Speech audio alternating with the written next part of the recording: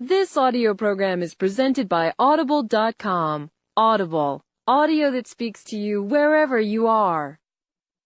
Midnight Awakening by Lara Adrian. Narrated by Hilary Huber. Copyright 2007 by Lara Adrian, LLC. This unabridged audiobook is published by arrangement with Bantam Dell, a division of Random House Incorporated, and was produced in the year 2010 by Tantor Media Incorporated, which holds the copyright thereto. Chapter 1. She walked among them undetected, just another afternoon rush-hour commuter trudging through the fresh February snowfall on her way to the train station.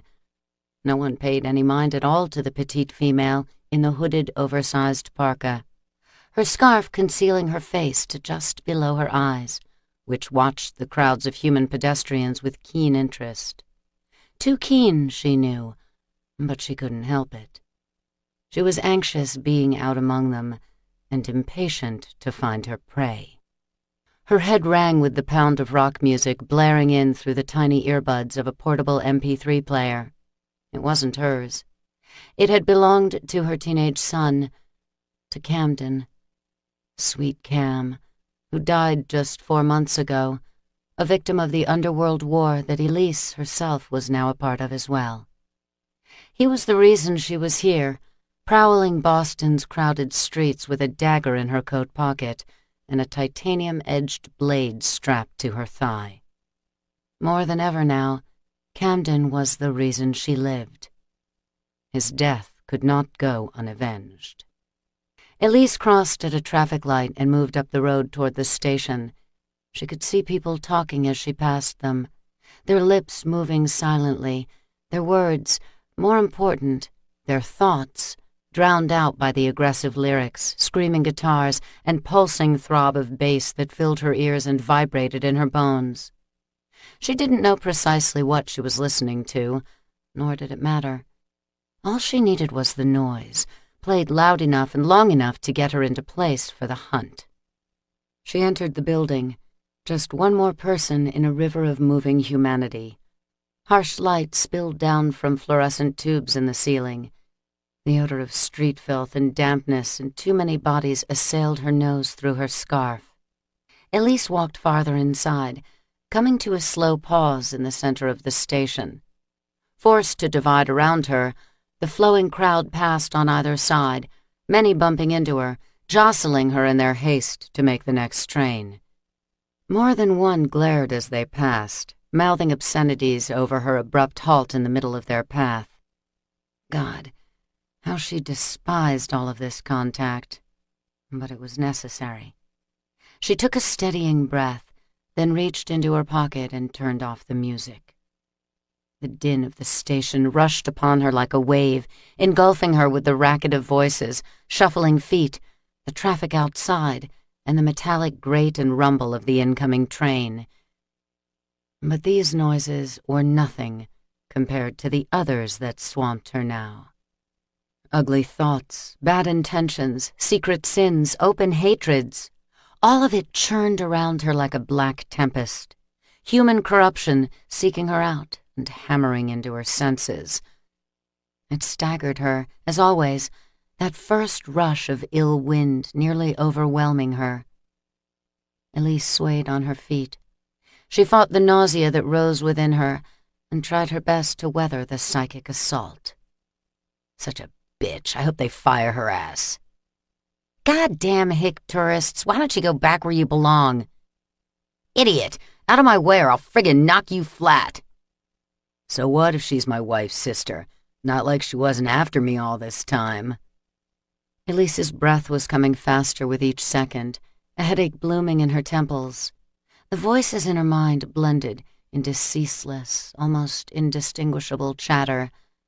But she held on, bracing herself as the train arrived and its doors opened to let a new sea of people pour out onto the platform. They spilled around her, more voices added to the cacophony that was shredding her from the inside.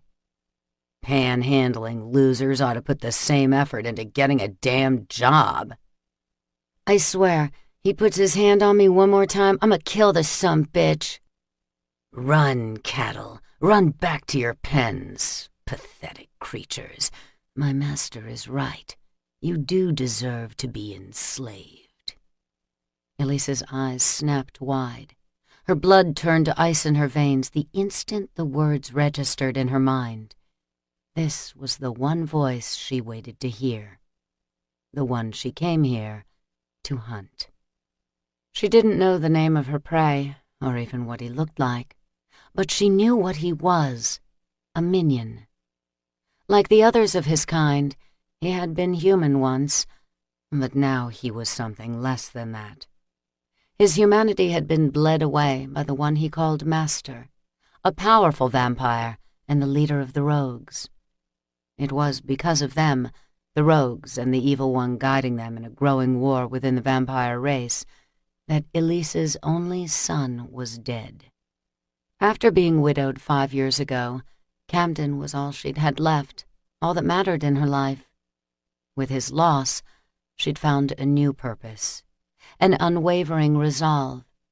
It was that resolve she leaned upon now, commanding her feet to move through the thick crowd, searching for the one she'd make pay for Camden's death this time.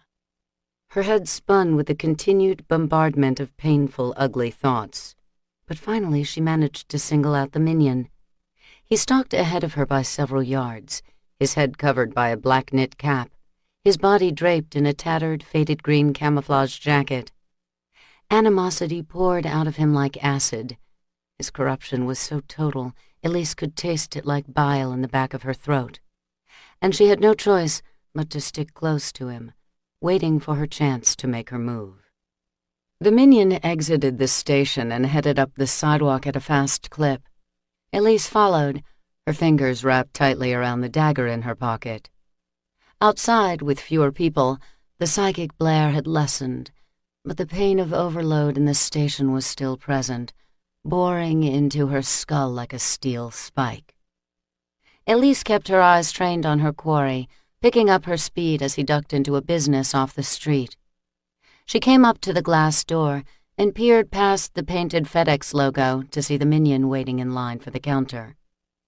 "Excuse me, miss," someone said from behind her, startling her with the sound of a true voice and not the buzz of words that were still filling her head. "You going inside or what, lady?" The man behind her pushed open the door as he said it, holding it for her expectantly.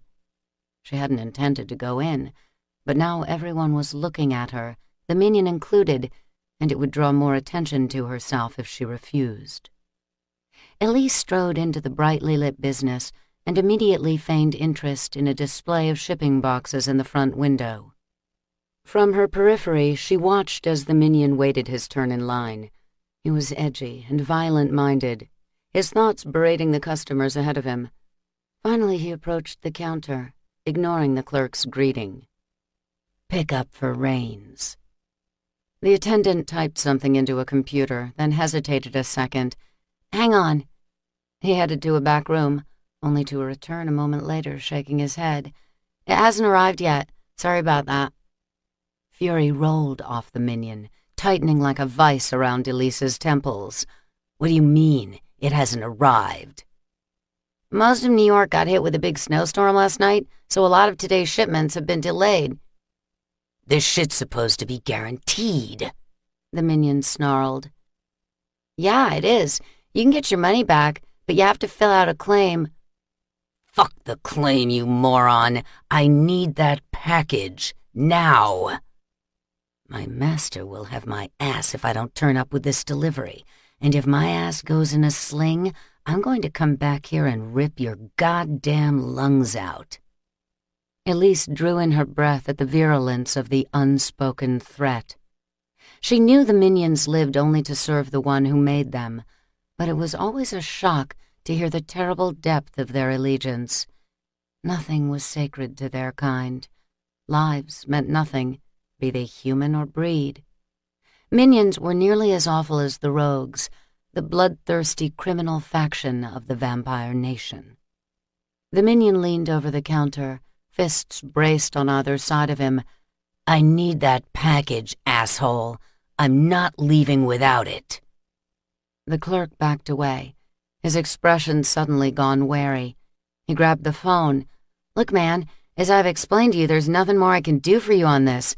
You're gonna have to come back tomorrow. Right now, you need to leave before I call the police." "Useless piece of shit," the minion growled inwardly. "I'll come back tomorrow, all right. Just you wait till I come back for you." "Is there a problem here, Joey?"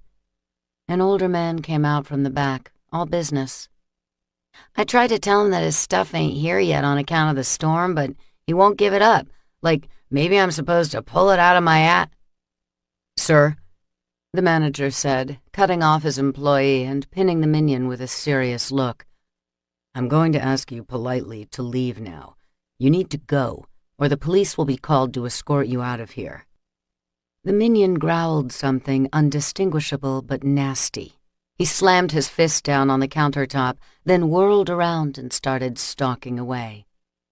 As he neared the door where Elise stood, he swept over a floor display, sending rolls of tape and bubble packs scattering to the floor. Although Elise stepped back, the minion was coming too hard toward her. He glared down at her with vacant, inhuman eyes. "Get out of my way, cow!" She'd barely moved before he barreled past her and out the door, pushing so hard the glass panes rattled like they were going to shatter. "Asshole," one of the patrons still in line muttered once the minion had gone. Elise felt the wave of relief wash over the other customers at his departure. Part of her was relieved, too, glad that no one met with harm. She wanted to wait for a while in the momentary calm in the store, but it was an indulgence she couldn't afford. The minion was storming across the street now, and dusk was coming fast. She only had half an hour at best before darkness fell and the rogues came out to feed. If what she did was dangerous in the daytime, at night it was nothing short of suicide. She could slay a minion with stealth and steel, already had, in fact, more than once. But like any other human, female or not, she stood no chance against the blood-addicted strength of the rogues. Girding herself for what she had to do, Elise slipped out the door and followed the minion up the street. He was angry and walking brusquely, slamming into other pedestrians and snarling curses at them as he passed. A barrage of mental pain filled her head as more voices joined the din already clanging in her mind, but Elise kept pace with her target.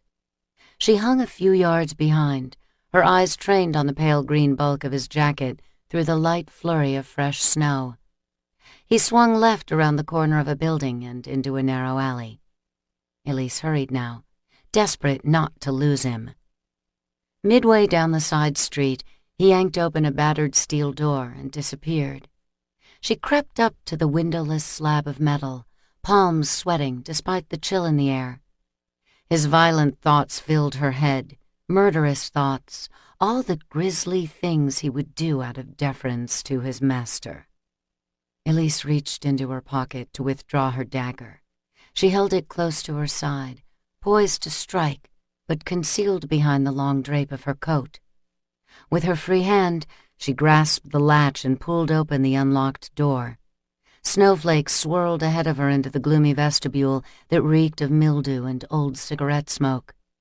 The minion stood near a bank of mail slots, one shoulder leaning against the wall as he flipped open a cell phone like the ones they all carried. The minion's direct line to their vampire master. "Shut the fucking door, bitch," he snapped, soulless eyes glinting. His brows dropped into a scowl as Elise moved toward him with swift, deadly purpose. "What the hell is the—" She drove the dagger hard into his chest, knowing that the element of surprise was one of her best advantages. His anger hit her like a physical blow, pushing her backward. His corruption seeped into her mind like acid, burning her senses. Elise struggled through the psychic pain, coming back to strike him again with the blade, ignoring the sudden wet heat of blood spilling onto her hand.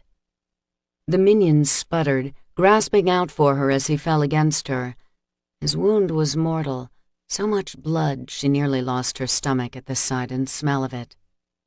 Elise twisted out of the minion's heavy lean and leaped out of the way as he fell to the floor.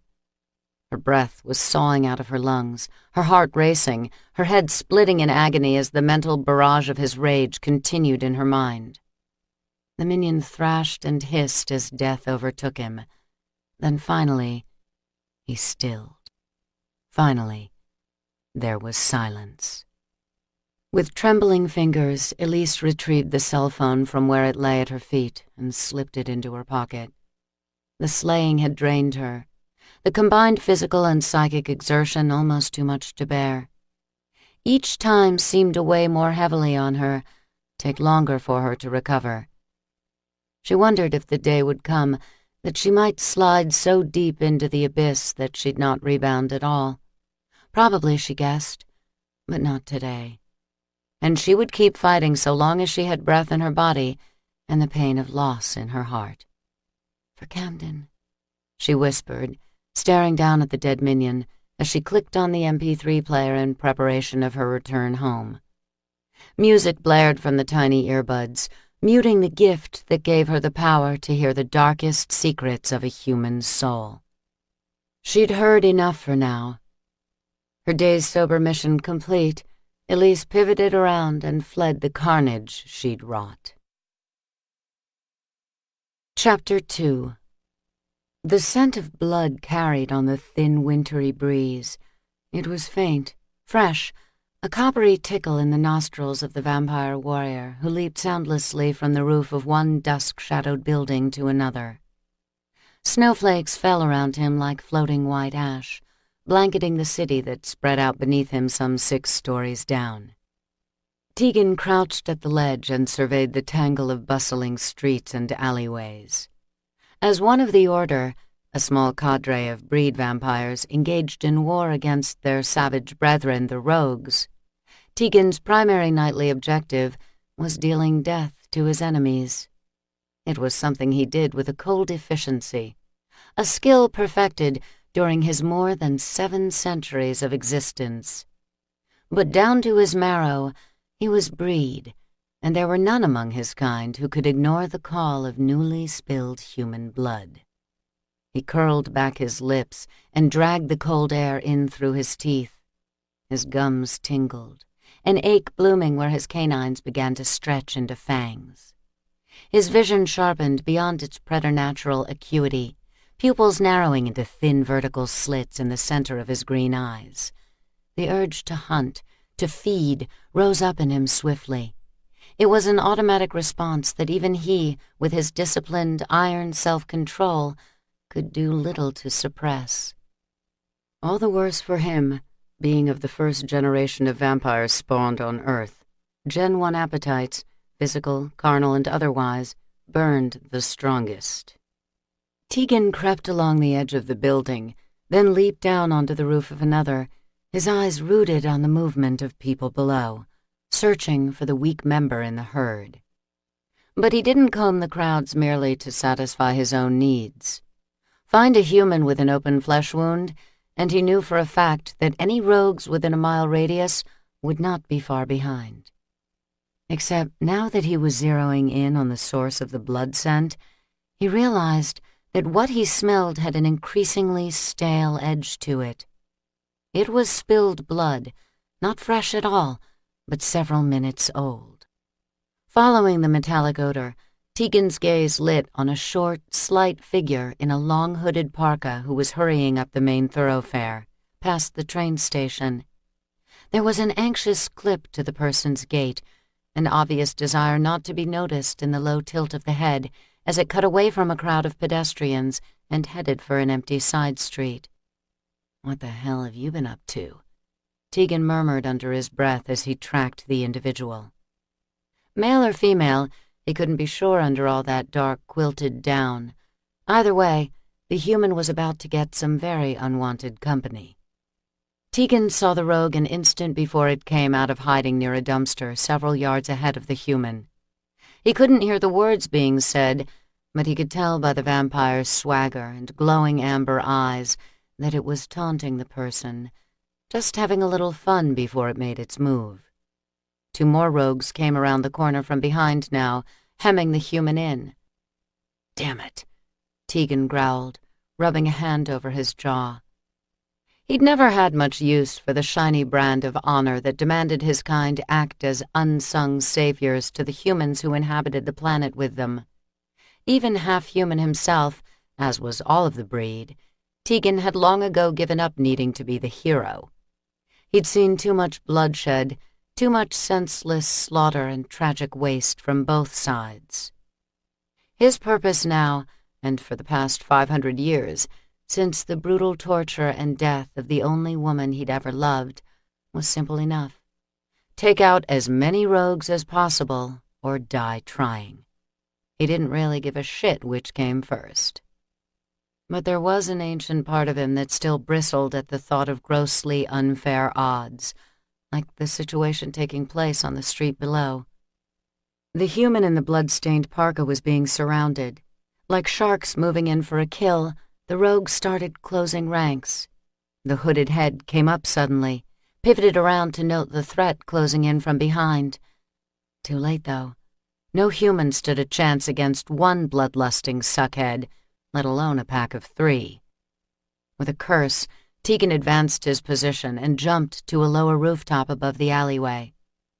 Just as the rogue in front of the human lunged into action, Tegan heard a sharp intake of breath, a female gasp of terror as the rogue grabbed for its prey.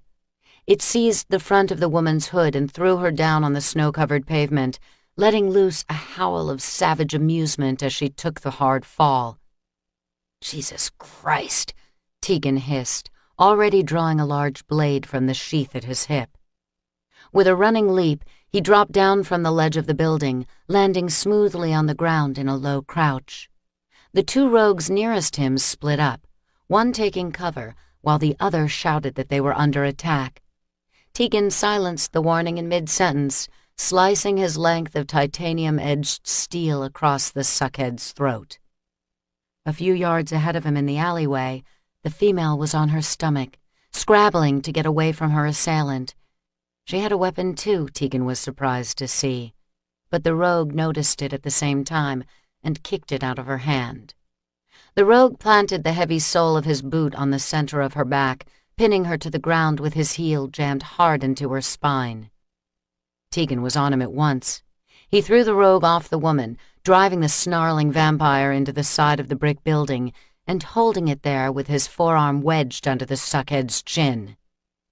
"Get out of here," he shouted to the human as she started to drag herself up off the ground. "Run!" She flung a frightened look over her shoulder, the first glimpse Tegan got of her face. His gaze locked onto a pair of huge, pale lavender eyes.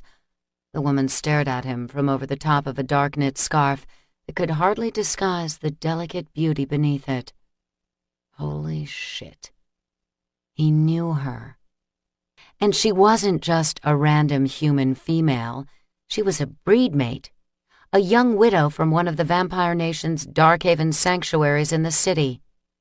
Tegan didn't know her well. He hadn't seen her for several months, not since the night he'd taken her home from the Order's compound after she'd learned her only son had gone rogue. It was the last he had seen of her, but it hadn't been the last time he'd thought about her. Elise. What the hell was she doing here?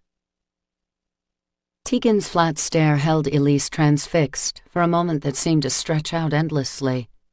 She saw a flash of recognition in the warrior's unblinking gaze, felt the cold blast of his fury emanating toward her across the distance that separated them. "Tegan," she whispered, astonished to see that it was him coming to her rescue. She'd first met the terrifying warrior around the time that her son had gone missing. Tegan had been the one to take her home from the Order's compound after she'd learned Camden had fallen in with the rogues. He'd shown her kindness in that late-night ride back to her Darkhaven home, and although she hadn't seen the warrior in 4 months since, she hadn't forgotten his unexpected compassion. But none of that was present in him now. Battle rage had fully transformed his face to that of his true nature, a breed vampire with gleaming fangs and fierce eyes that were no longer their usual gem green, but swamped with bright, glowing amber that burned like twin flames in his skull. "Run!" he shouted, the deep, otherworldly growl of his voice cutting through the blare of music still pouring into her head from the earbuds she wore. "Get out of here, now!" That brief inattention cost him. The rogue he had pinned to the bricks in front of him twisted its big head, jaws wide, huge fangs dripping saliva. It bit down hard on Tegan's forearm, ripping into the warrior's muscled flesh. Without a sound of pain or agony, only chillingly swift efficiency, Tegan brought his other hand up and buried a blade in the rogue's neck. The diseased vampire dropped, lifeless, its corpse sizzling from the titanium that poisoned its corrupt bloodstream. Tegan whirled around, his breath sawing out from between his lips, clouding in the chill air. "God damn it, woman! Go!" he roared, just as the remaining rogue vaulted into a further attack on him. Elise jolted into movement. She sped out of the alleyway and onto another street, running as fast as her legs would carry her. The small apartment she rented wasn't far, just a few long blocks from the train station, but it seemed like miles. She was exhausted from her own ordeal that day, shaking from the violence she'd just witnessed in the alley. She was worried for Tegan, too, even though she was certain he didn't need her concern. He was a member of the Order, probably the most lethal of them all, if his reputation was anything to go by. He was a killing machine, according to all who knew his name. Seeing him here in action for herself, Elise didn't doubt it for a second. And now that she'd been discovered alone in the city, she could only hope that the warrior would take no interest in what she was doing. She couldn't allow herself to be pushed back into the Dark Havens, not even by a male as fearsome as Tegan. Elise ran the last block to her apartment and raced up the concrete steps. The main door used to be keyed access, but someone broke the lock 5 weeks ago, and the building super hadn't gotten around to fixing it yet.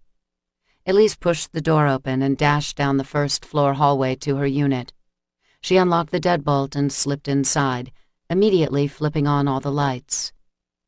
The stereo and television went on next, tuned to nothing in particular, but both playing loudly. Elise pulled off the MP3 player and set it down on the chipped yellow kitchen counter, along with the dead minion's cell phone. She ditched her ruined parka on the floor next to her treadmill, her stomach turning as the bare bulb hanging from the combination dining-living room ceiling washed over the dark red stains from the minion's blood. It was on her hands, too. Her fingers were sticky with gore. And her head was still pounding, the usual vicious migraine that came in the wake of any prolonged period of using her skill. It wasn't as bad right now as it would be soon. She still had time to clean up and try to get herself to bed before the worst of it hit her. Elise dragged herself into the bathroom and turned on the shower. Her fingers were trembling as she unfastened the leather knife sheath from her thigh and placed it on the sink. The sheath was empty. She'd lost the titanium blade in the snow when the rogue kicked it out of her grasp. She had others to replace it. A lot of the money she'd left the Dark Havens with had gone into weapons and training equipment, things she had never wanted to know anything about, but now considered necessities. Lord, how drastically her life had changed in just 4 months. She could never go back to what she was. In her heart, she knew there could be no going back now. The person she had been all the time she'd lived under the protection of the breed was gone now, dead, like her beloved mate and her son. The pain of those losses had been a furnace that devoured her old life, reduced it to cinder. She was what was left, the phoenix that rose out of the ash. Elise glanced up into the fogging mirror and met her own haunted gaze in the glass. Blood smeared her cheek and chin, grime smudged her brow, all of it like war paint. There was a feral glint in the weary eyes staring back at her. God, she was tired, so tired. But so long as she could stand, she could fight. So long as her heart still ached for vengeance, she would use the psychic gift that had for so long been her greatest weakness. She would endure any hardship, face any risk. She would sell her everlasting soul if she must, whatever it took to have justice. Chapter 3. Tegan wiped his bloodied blade on the dead rogue's jacket and idly observed the swift disintegration of the last body in the alley. The post-mortem cleanup was courtesy of Tegan's titanium weapons, a metal that acted as poisonous acid to the diseased cellular makeup of breed vampires gone rogue. The 3 bodies dissolved in the snow, reducing flesh, bone, and clothing to nothing but dark spots of ash against the pristine white. Tegan blew out a curse, his senses still quivering with the heat of combat. Battle-sharpened eyes lit on the knife Elise had lost in her struggle with the rogue who'd attacked her. Tegan walked over and retrieved the weapon. "Christ," he muttered, picking the blade up from the snow. It wasn't some dainty dagger a lady might carry for protection, but a serious-looking bit of hardware. 7 inches long, serrated near the upward jut of the tip, and, unless he missed his guess, the metal was not your basic carbide steel, but rogue-eating titanium. Which only begged the question again. What the hell was the Darkhaven female doing out on the streets alone, covered in blood, and toting warrior-grade weapons on her person? Tegan lifted his head and sniffed at the air, searching for her scent. It didn't take long to find it. His senses were always sharp, predatorially acute. Combat lit them up like laser beams. He pulled the heather and roses scent of the breedmate into his lungs and let it guide him deeper into the city. The scent trailed off at a shithole apartment building in one of the seedier sections of the low-rent area of town. Not at all the kind of place he'd expect to find a genteel Darkhaven-raised female like Elise. But without a doubt, she was inside the graffiti-tagged brick and concrete eyesore. He was certain of that. He stalked up the steps and scowled at the feeble door with its broken lock. Inside the vestibule, his boots scuffed on ratty, stained carpeting that reeked of urine, filth, and decades of neglect. A battered wooden staircase rose to the left of him, but Elise's scent was coming from the door at the end of the first-floor hall. Tegan moved past another apartment door on his right, the thump of music vibrating the floor and walls. He could hear a television, too, a deafening barrage of background noise that seemed to swell as he neared Elise's place. He rapped on the door and waited. No response. He knocked again, dropping his knuckles hard on the scarred metal. Nothing. Not that she could hear anything inside the place with all the racket going on in there. Maybe he shouldn't be there, shouldn't get involved in whatever it was that brought the female to this place in her life. Tegan knew she'd had a rough time since the disappearance and later death of her son. The Order had learned that Camden was killed by Elise's brother-in-law, Sterling Chase, when the kid showed up at the Darkhaven in full-on bloodlust. From the account Tegan heard, Camden had been about to attack Elise when Chase gunned him down with several titanium rounds right in front of her. God only knew what witnessing her son's death might have done to the female. Not his concern, though. Yeah, not his fucking problem at all. So why was he standing in this rank tenement house with his dick in his hand, waiting for her to come around and let him in? Tegan eyed the array of locks on the apartment door. At least these were in working order, and she'd had the good sense to set them once she got inside. But for a breed vampire of Tegan's power and lineage, tripping the locks with his mind took all of 2 seconds. He slipped inside the apartment and closed the door behind him. The decibel level in the small studio was enough to make his head shatter. He glanced around the place with narrowed eyes, taking in the odd decor. The only furniture was a futon and a bookcase, which housed a quality stereo system and a small flat-panel television, both on and blaring. Next to the futon, in a space that might have held a table and chairs, was a treadmill and a resistance training machine. Elise's blood-stained parka lay on the floor there, and on the sorry-looking yellow kitchen counter was a cell phone and an MP3 player. Elise's decorating style left a lot to be desired, but it was her choice of wall covering that Tegan found most peculiar. Crudely nailed to all four walls of the one-room living space were acoustic foam panels, soundproofing material. Yards of the stuff, covering every square inch of the walls, windows, and the back of the door, too. What the fuck? In the adjacent bathroom, there was a metal squeak as the shower abruptly cut off. Tegan turned to face the door as it opened a moment later. Elise was pulling a thick white terry cloth robe around herself as she glanced up and met his gaze. She gasped, startled, one slender hand coming up near her throat. "Tegan." Her voice was barely audible over the din of the music and TV. She made no move to turn them down, just came out of the bathroom and stood as far away from him as was possible in the cramped apartment. "What are you doing here?" "I could ask you the same thing." Tegan let his eyes drift around the meager living quarters, if only to quit looking at her in her state of near undress. "Shitty place you have here. Who's your decorator?" She didn't answer him. Her pale amethyst eyes stayed fixed on him as though she didn't quite trust him, nervous to find herself alone with him. And who could blame her?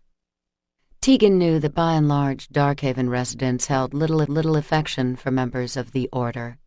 He'd been called a stone-cold killer by more than one of the sheltered class of civilians that Elise was a part of. Not that he cared. His personal reputation was simply stated fact.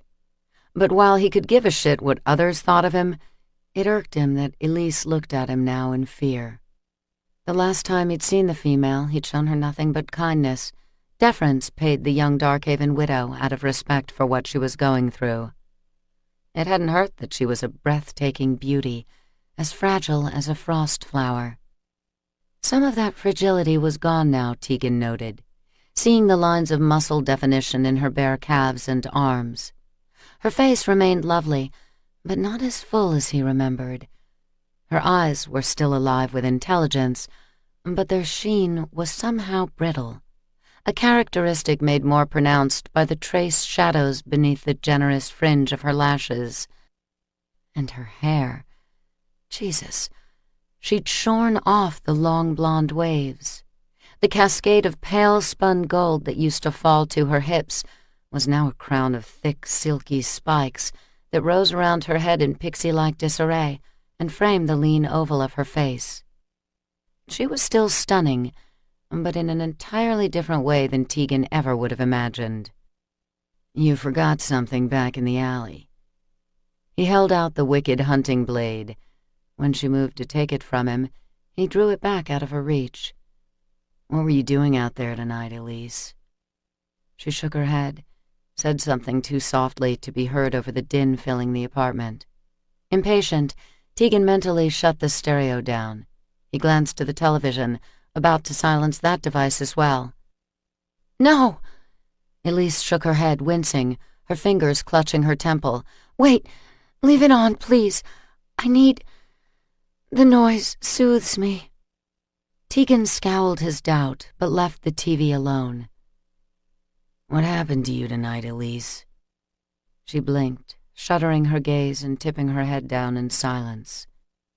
"Did someone hurt you out there? Were you attacked before the rogues discovered you in the alley?" Her answer was long in coming. "No, I wasn't attacked." "You want to explain all that blood on your coat over there? Or why you're living in a part of town where you feel the need to carry around this kind of hardware?" She held her head in her hands, her voice a rough whisper. "I don't want to explain anything. Please, Tegan, I wish you hadn't come here. Just... please. You have to leave now." He exhaled a sharp laugh. "I just saved your sweet little ass, female. I don't think it's too much to ask that you tell me why I had to." "It was a mistake. I didn't mean to be out past dark. I know the dangers." She looked up, gave a vague lift of her slim shoulder. "Things just took "A little longer than I anticipated." "Things," he repeated, not liking where this seemed to be heading. "We're not talking about shopping or coffee with friends, are we?" Tegan's gaze went back to the kitchen counter, to the familiar design of the cell phone that lay there. He scowled, suspicion coiling in his gut as he walked over and picked it up. He'd seen dozens of these things lately. The phone was one of those disposable jobs, the kind favored by humans in league with the rogues. He flipped it over and disabled the built-in GPS chip. Tegan knew if he took the cell phone into the compound lab, Gideon would find it contained just one number, super encrypted and impossible to break. This particular phone was spattered with human blood, the same shit that soaked the front of Elise's coat. "Where'd you get this, Elise?" "I think you know," she replied, her voice quiet but defiant. He turned to face her. "You took it off a minion? By yourself? Jesus Christ. How?" She shrugged, rubbing the side of her head as if it pained her. "I tracked him from the train station. I followed him, and when the chance was there, I killed him." It wasn't often that Tegan was taken by surprise, but hearing those words coming out of the petite female hit him like a brick to the back of his head. "You can't be serious." But she was. The level look she gave him left no doubt whatsoever. Behind her, the television screen flashed with a live breaking news bulletin. A reporter came on, delivering word that a stabbing victim had been discovered a few minutes before. The deceased was found just 2 blocks away from the train station. Yet another killing in what authorities are beginning to suspect is a string of related murders. As the report continued and Elise calmly stared at him from across the room, Tegan's blood ran cold with understanding. "You?" he asked, already knowing the answer, incredible as it seemed. When Elise didn't respond, Tegan stalked over to a footlocker on the floor near the futon. He yanked it open and swore as his eyes lit on a large assortment of blades, guns, and ammunition. A lot of it was still brand new, but others had been used and had the wear to show for it. "How long, Elise? When did you start this insanity?" She stared at him, her slender jaw held rigid. "My son is dead because of the rogues. Everything I loved is gone because of them," she said finally. "I couldn't sit around doing nothing. I won't sit back and do nothing." Tegan heard the resolve in her voice, but that didn't make him any less pissed off about what was going on here. "How many?" Tonight wasn't the first, obviously. "How many times have you done this, Elise?" She said nothing for a very long time. Then she slowly walked over to the bookcase and knelt down to pull out a lidded crate from the bottom shelf. Her gaze on Tegan, she lifted the lid and calmly set it aside. In the bin were more minion cell phones. At least a dozen of the damn things. Tegan dropped his ass onto the futon and raked his fingers through his hair. "Holy hell, woman. Have you lost your goddamn mind?" Elise rubbed her palm over her forehead, trying to ease some of the throbbing that was battering her from within. The migraine was coming on fast, bearing down hard. She closed her eyes, hoping to stave the worst of it off. Bad enough she'd been discovered tonight. She didn't need the humiliation of a psychic meltdown that would leave her unable to function, let alone deal with the breed warrior in her living room. "Do you have any idea what you're doing?" Tegan's voice, though level and without a hint of anything beyond basic disbelief, boomed into Elise's head like cannon fire. With the box of cell phones in hand, he started pacing off somewhere behind her in the small studio, the sound of his heavy boots on the worn, grubby, low-pile carpet grating in her ears. "What the hell are you trying to do, woman? Get yourself killed?" "You don't understand," she murmured through the drumming of pain behind her eyes. "You could not possibly understand." "Try me." The words were curt, sharp, a command issued from a powerful male who expected to be obeyed. Elise slowly got up from her kneel beside the shelving unit and moved to the other side of the room. Each step was a chore she worked hard to disguise, relief coming only when she was able to lean her spine into the wall for some much-needed support. She practically sagged into the acoustic padded plasterboard, wishing Tegan was gone so she could collapse in private. "This is my business," she said, knowing he probably heard her shortness of breath, which she was unable to fully conceal. "It's personal." "For Christ's sake, Elise, it's fucking suicide." She flinched at the warrior's profanity, unaccustomed to hearing rough language. Quentin had never uttered anything harsher than an occasional damn in her presence, and then only when he was in the worst of states over frustration with the agency or restrictive Darkhaven policies. He'd been a perfect gentleman in all ways, gentle even though she knew that as one of the breed, his strength was immeasurable. Tegan was a crude, deadly contrast to her departed mate, one she'd been raised to fear growing up as a ward of the Darkhavens from the time she was a young girl. To Quentin and the enforcement agency he'd been a part of, Tegan and the rest of the Order were considered dangerous vigilantes. To many in the Darkhavens, the Warriors were simply a cadre of savage, medieval-minded thugs who'd long outserved their purpose as defenders of the vampire nation. They were merciless, some would say lawless, and even though Tegan had saved her life tonight, Elise couldn't help feeling wary of him, as if there was a wild animal loose in her home. She watched him thrust his big hand into the box of minion communication devices, heard the clatter and slide of plastic and polished metal as he inspected the collection. "The GPS chips on these are already disabled." He leveled a narrow, dubious look at her. "You knew to shut them off?" She gave a faint nod. "I have a teenage son," she replied, then winced as the words left her lips. Lord, it was still so automatic to think of him alive, especially at times like this, when her body was weakened from psychic fatigue. "I had a teenage son," she corrected quietly. "Camden didn't like me being able to keep tabs on him, so he used to turn off his cell phone's GPS when he went out. I learned how to reactivate it, but he always found me out and shut it back off." Tegan made a noise in the back of his throat, something low and indistinct.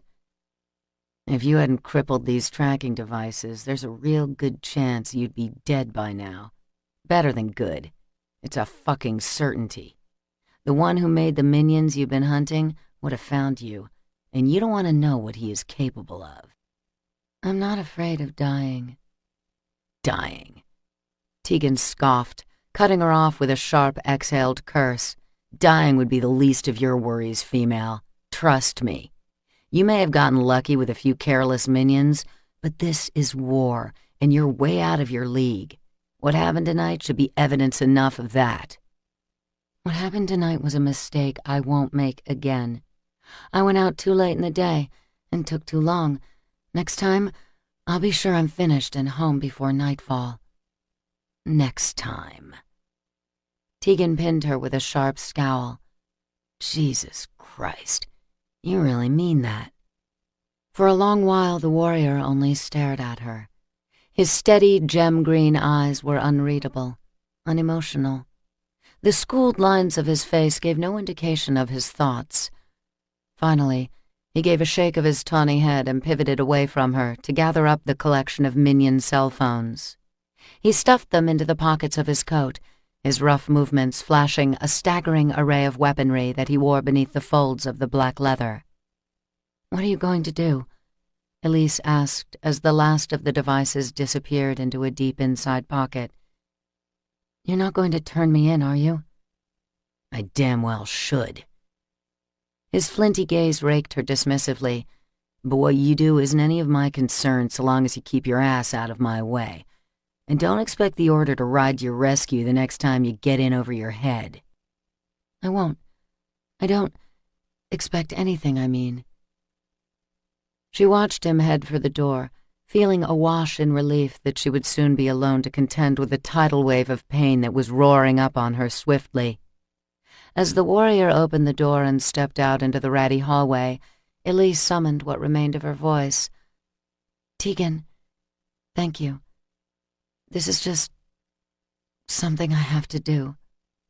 She fell silent, thinking of Camden and all the other Darkhaven youths who'd been lost to the poison of the rogues.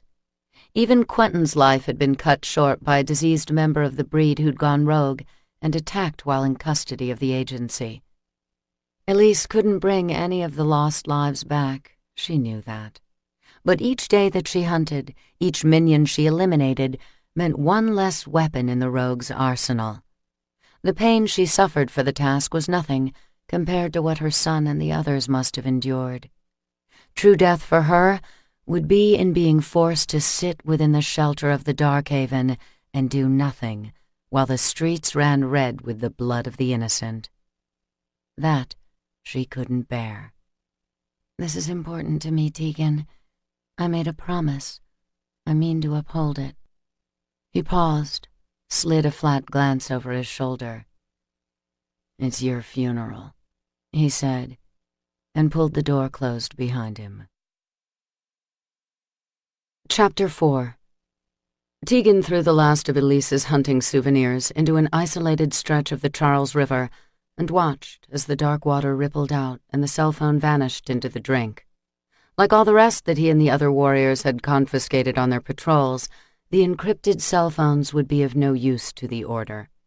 And he sure as hell wasn't about to leave them with Elise, GPS chips disabled or not. Christ, he could not believe what the woman had been up to. Even more incredible was the fact that she'd been carrying out her lunatic vendetta for what had to be weeks, maybe even months. Obviously, her brother by marriage had no idea, or the by-the-book ex-Darkhaven enforcement agent would have put a swift stop to it. Everyone in the Order knew that Sterling Chase had once had feelings for his brother's widow, probably still did. Not that it was any of Tegan's business, nor was Elise's apparent death wish. Shoving his hands into the pockets of his unbuttoned coat, Tegan stalked back to the street, his breath rolling between his lips in a cloud of misting steam. It was snowing again in Boston. A blustery curtain of fine white flakes fell onto a city already frozen from weeks of an unusually frigid winter. Tegan knew it had to be pushing single digits with the wind chill, but he didn't feel the cold. He could hardly remember the last time he'd felt discomfort of any kind. Longer still, the last time he'd felt pleasure. Hell, when was the last time he'd felt anything at all? He remembered pain. He remembered loss, the anger that had once consumed him, long, long ago. He remembered Sorcha and how much he'd loved her, how sweetly innocent she was, and how completely she had trusted him to keep her safe and protected. God, how he'd failed her. He would never forget what had been done to her, how savagely she'd been abused. To survive the blow of her death, he had learned to detach from his grief, from his raw fury. But he could never forget, would never forgive. More than 500 years of slaying rogues, and he wasn't even close to calling things square. He'd seen some of that same grief and fury in Elise's eyes tonight.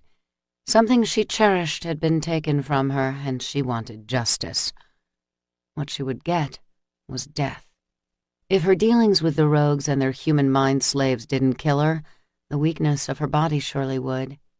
She had tried to hide her fatigue from him, but Tegan hadn't missed it. The weariness he saw in her went deeper than mere physical need, although he could tell from a glance at her gaunt frame that she'd been neglecting herself since she'd left the Darkhaven, maybe longer than that.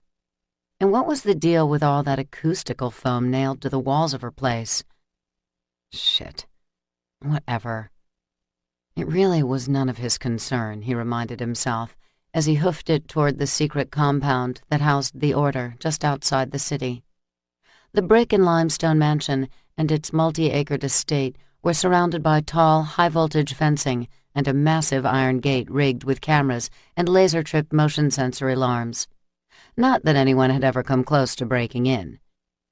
Very few of the entire breed population knew the precise location, and those who did were well aware the property was held by the Order and were wise enough to stay away unless expressly invited.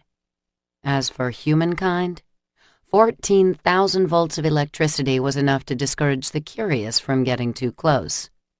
Those of the stupider variety woke up parboiled from a taste of the juice or nursing a killer hangover from a thorough mind scrub delivered by the warriors, neither one of those options being particularly pleasant. But they were effective. Tegan keyed his access code into the concealed security panel near the gate, then slipped inside as the heavy iron parted to let him in. Once admitted, he veered off the long paved drive and let the wooded grounds envelop him. Up ahead, some few hundred feet, he could see the faint glow of the mansion's lights through the thick cover of snow-dusted pines.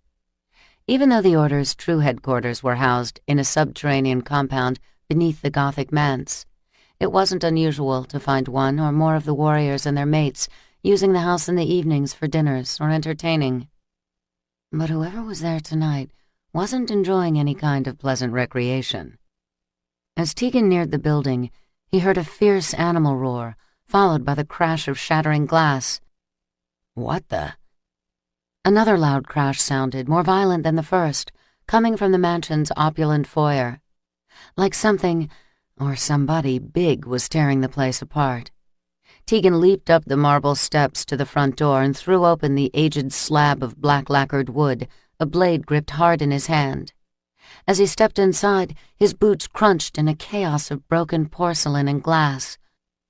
Jesus, he muttered, taking in the source of the destruction. One of the warriors stood at an antique sideboard in the center of the tiled entryway. His scarred, olive-dark hands braced on the carved edges of the pieces as if that was all that kept him upright. He was soaking wet and naked from the waist up, wearing only loose-fitting gray cotton sweats that looked like they'd been yanked on just seconds before.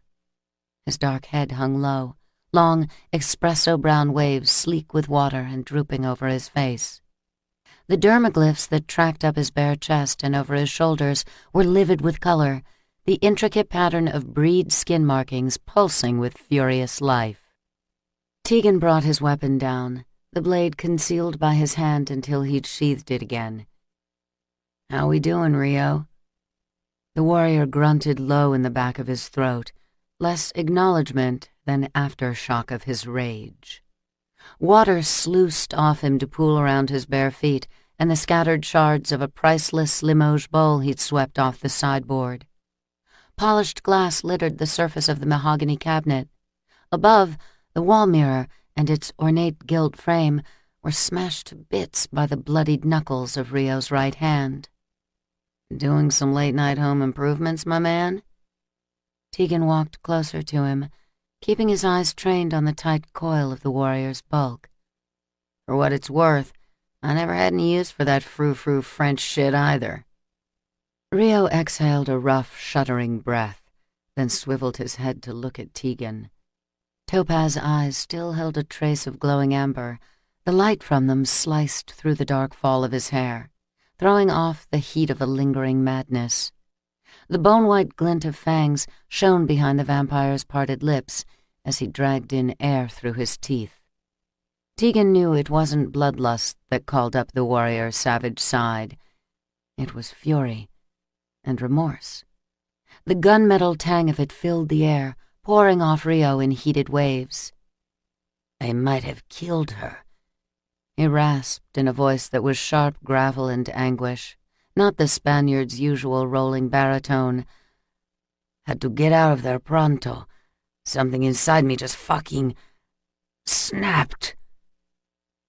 He sucked in air around a feral-sounding snarl. "Shit, Tegan. I needed to hurt somebody." Someone else might have known a current of alarm at those words, but Tegan absorbed them with calm observation narrowing his eyes on the burn-scarred, shrapnel-ruined left side of Rio's face that wasn't quite concealed by the wet spikes of his hair. There wasn't much left of the handsome, sophisticated male who'd once been the most laid-back member of the order, always quick with a joke or an easy smile. The explosion he'd survived last summer had taken most of his looks. The revelation that his own breedmate, Ava, had betrayed him into the deadly ambush had taken away everything else. Madre de Dios, Rio whispered roughly. No one should be near me. I'm losing my goddamn mind. What if I... Cristo, what if I did something to her? Tegan, what if I hurt her? Alarm tripped Tegan's senses.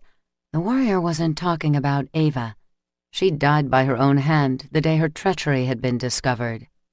The only other female who had any regular contact with Rio now was Tess, Dante's breedmate. Since her arrival at the compound a few months ago, Tess had been working with Rio, using her healing touch to mend what she could of his broken body, and trying to help him rehabilitate from both the physical and the mental wreckage left in the wake of his ordeal. Oh, fuck. If the warrior had harmed her, accidentally or not, there would be some serious hell to pay. Dante loved his woman with an intensity that had surprised everyone at the compound.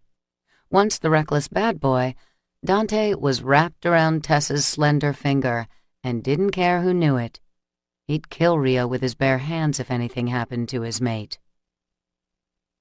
Tegan hissed a curse. What did you do, Rio? Where's Tess now? Rio gave a miserable shake of his head and gestured vaguely toward the back wing of the sprawling mansion. Tegan was about to take off in that direction when urgent footsteps sounded on the long corridor that led from the general area of the estate's indoor pool. The soft smack of a light, barefoot gait drew nearer, followed by a female's voice raised in concern. "Rio? Rio, where are you?" Tess rounded the corner in a squeaking skid, wearing black workout pants over a wet baby blue tank swimsuit.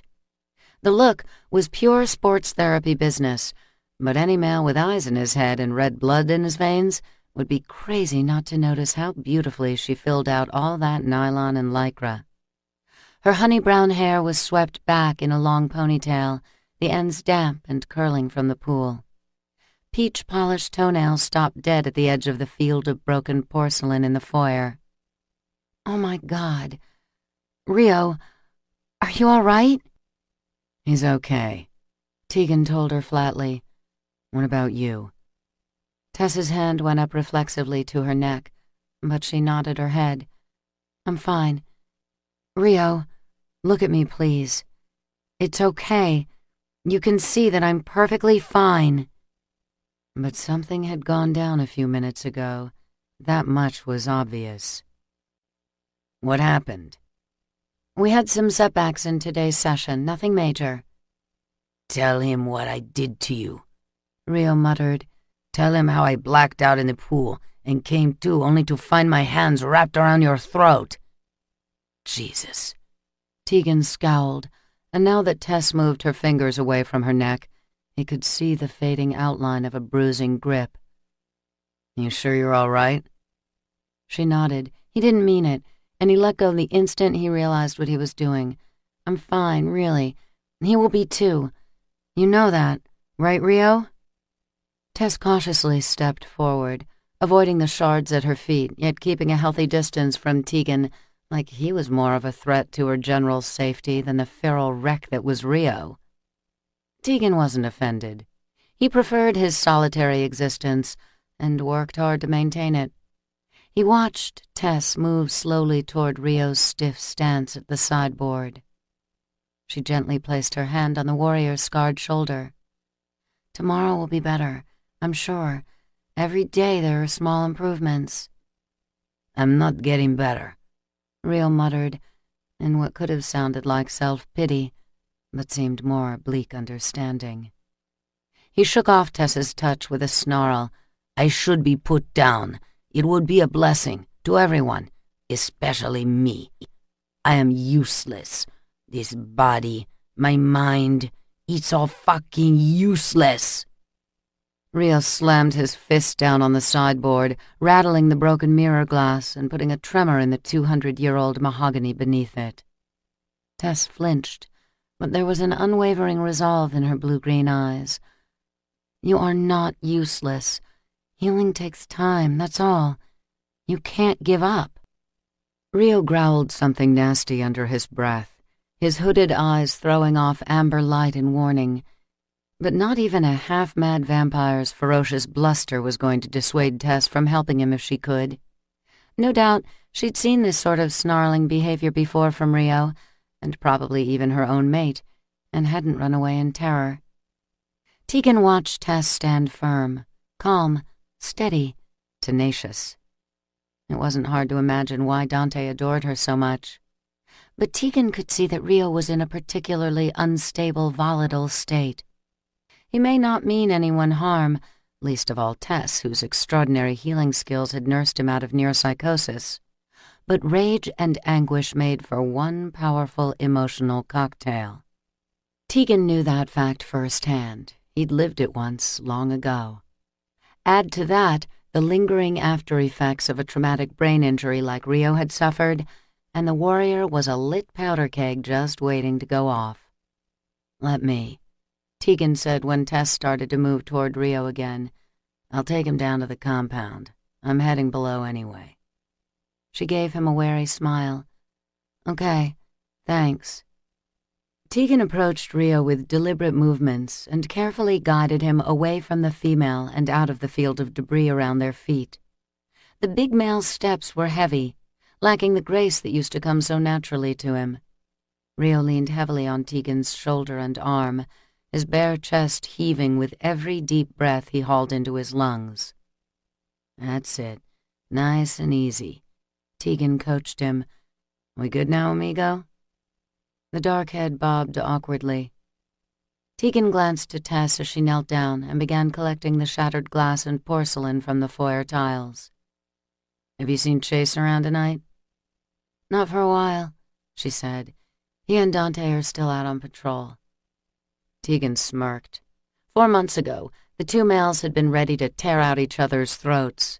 They'd been tossed together by Lucan as unwilling partners when Darkhaven agent Sterling Chase showed up at the compound with info about a dangerous club drug called Crimson, and to solicit help from the Order in getting the shit off the streets.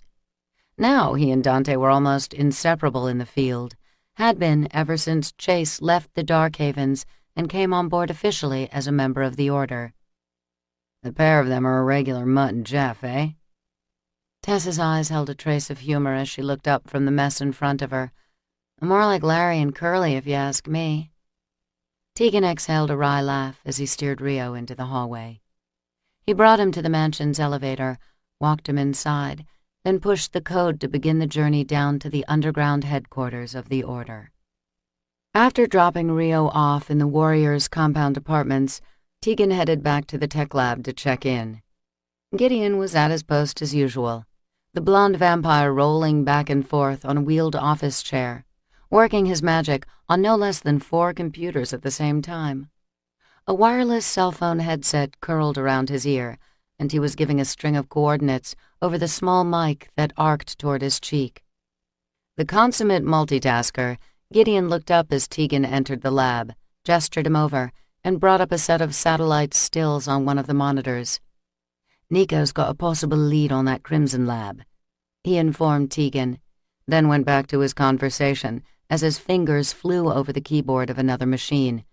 "Right, I'm running a check right now." Tegan stared at the images Gideon had called up on the screen.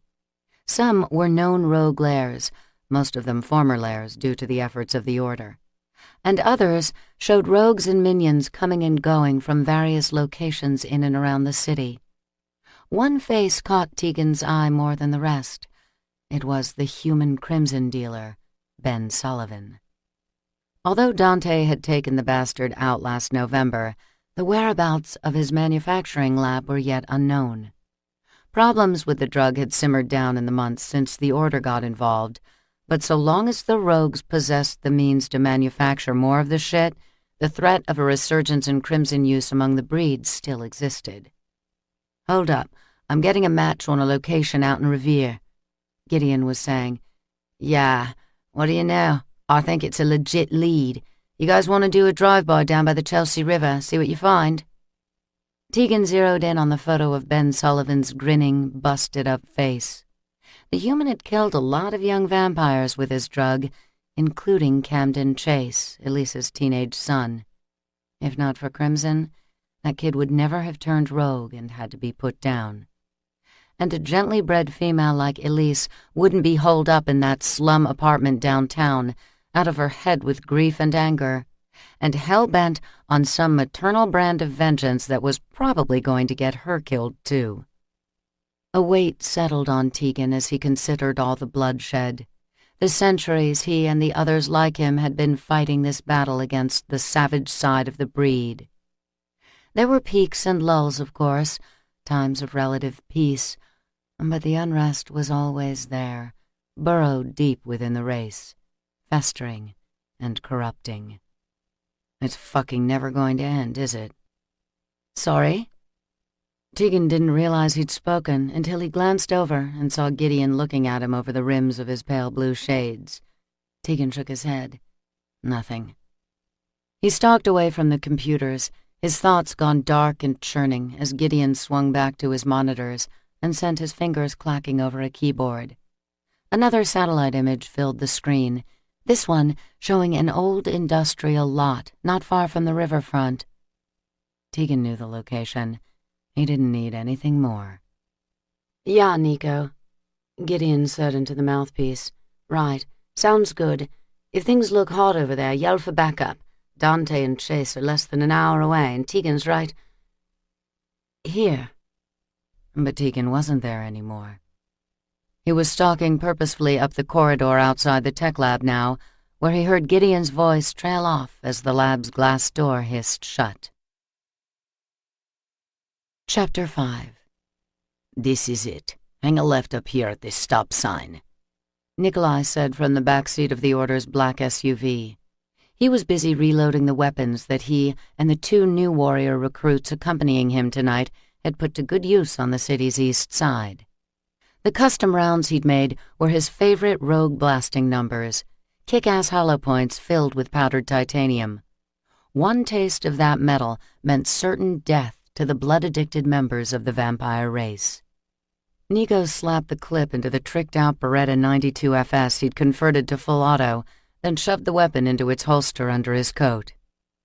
"Park behind that piece of shit pickup truck," he told the warrior doing the driving. This part of Revere was tight with houses and run-down businesses, thick clusters of humanity clinging to the outskirts of Boston and a briny stretch of the Chelsea River.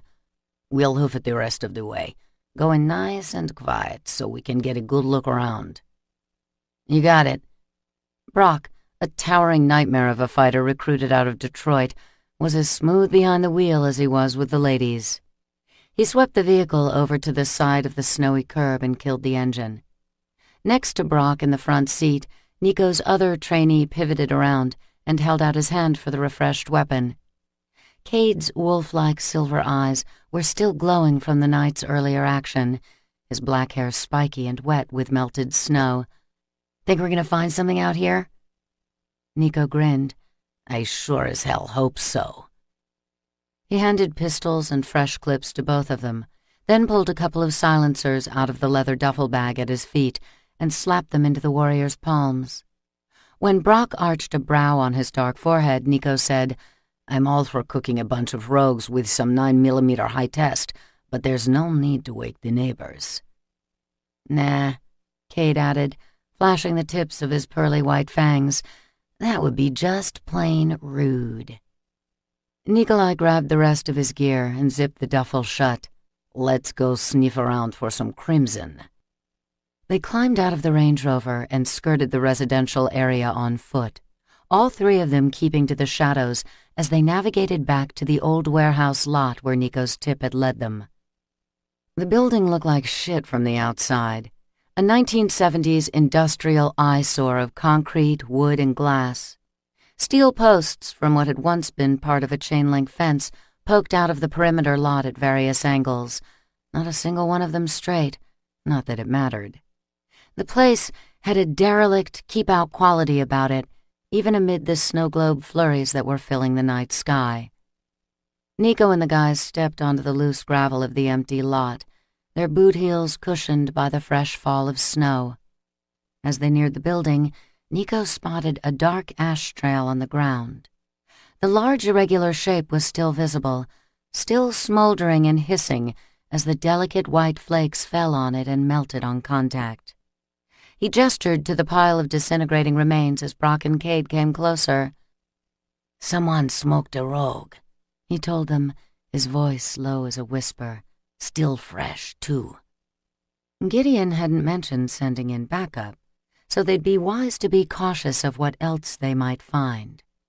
Rogues were basically savages, and it wasn't unheard of that they took one another out over turf or petty disagreements. It was all good as far as the order was concerned, saved the warriors time and effort when the bloodlusting bastards lost their cool and offed their own. Another suckhead had taken a lethal hit of titanium near the entrance of the building. A large padlock lay in the cellular goo, and Brock motioned toward the battered steel door. It was slightly ajar, just a thin wedge of darkness behind it. Cade shot Nico a look of question, waiting for the signal to act. Nikolai shook his head, uncertain. Something wasn't right here. He heard a faint rumble from somewhere deep inside the place, a rumble he felt as a slight vibration in the soles of his feet.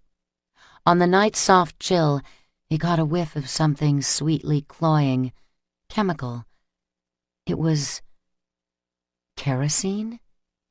The rumble got deeper, stronger, like gathering thunder. "What the fuck is that?" Cade hissed. Nico smelled the tang of hot metal. "Oh, shit." He glanced at the other two warriors. "Go! Move it! Go, go, go!" They all sprang into a dead run, hauling ass across the lot as the rumble became a roar.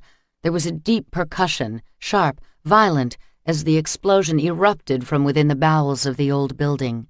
Glass blew out from the top-floor windows, shooting flames and thick black smoke in its wake. And as the three of them watched in awe, the front door of the place banged open, tearing clean off its hinges. Not by the force of the blast, but by the will of a single individual. Rolling orange fire silhouetted him from behind, backlighting the warrior's broad shoulders and casual long-legged stride. As he strolled away from the inferno, the ends of his loose black coat winged out behind him like a cape befitting the Prince of Darkness himself. "Holy hell," Brock murmured. "Tegan." Nico shook his head, chuckling at the blatant awe in the newbies' faces.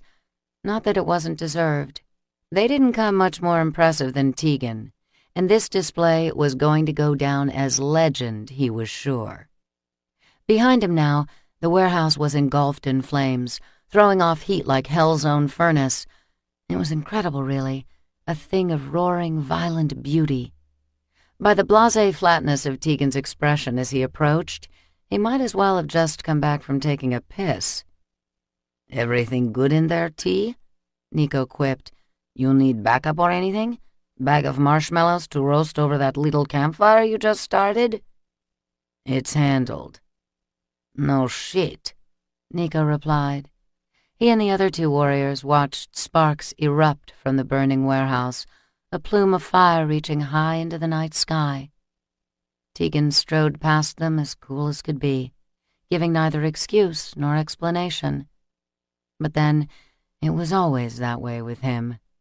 He was the ghost you never saw coming, death breathing down your neck before you even realized you were in the crosshairs.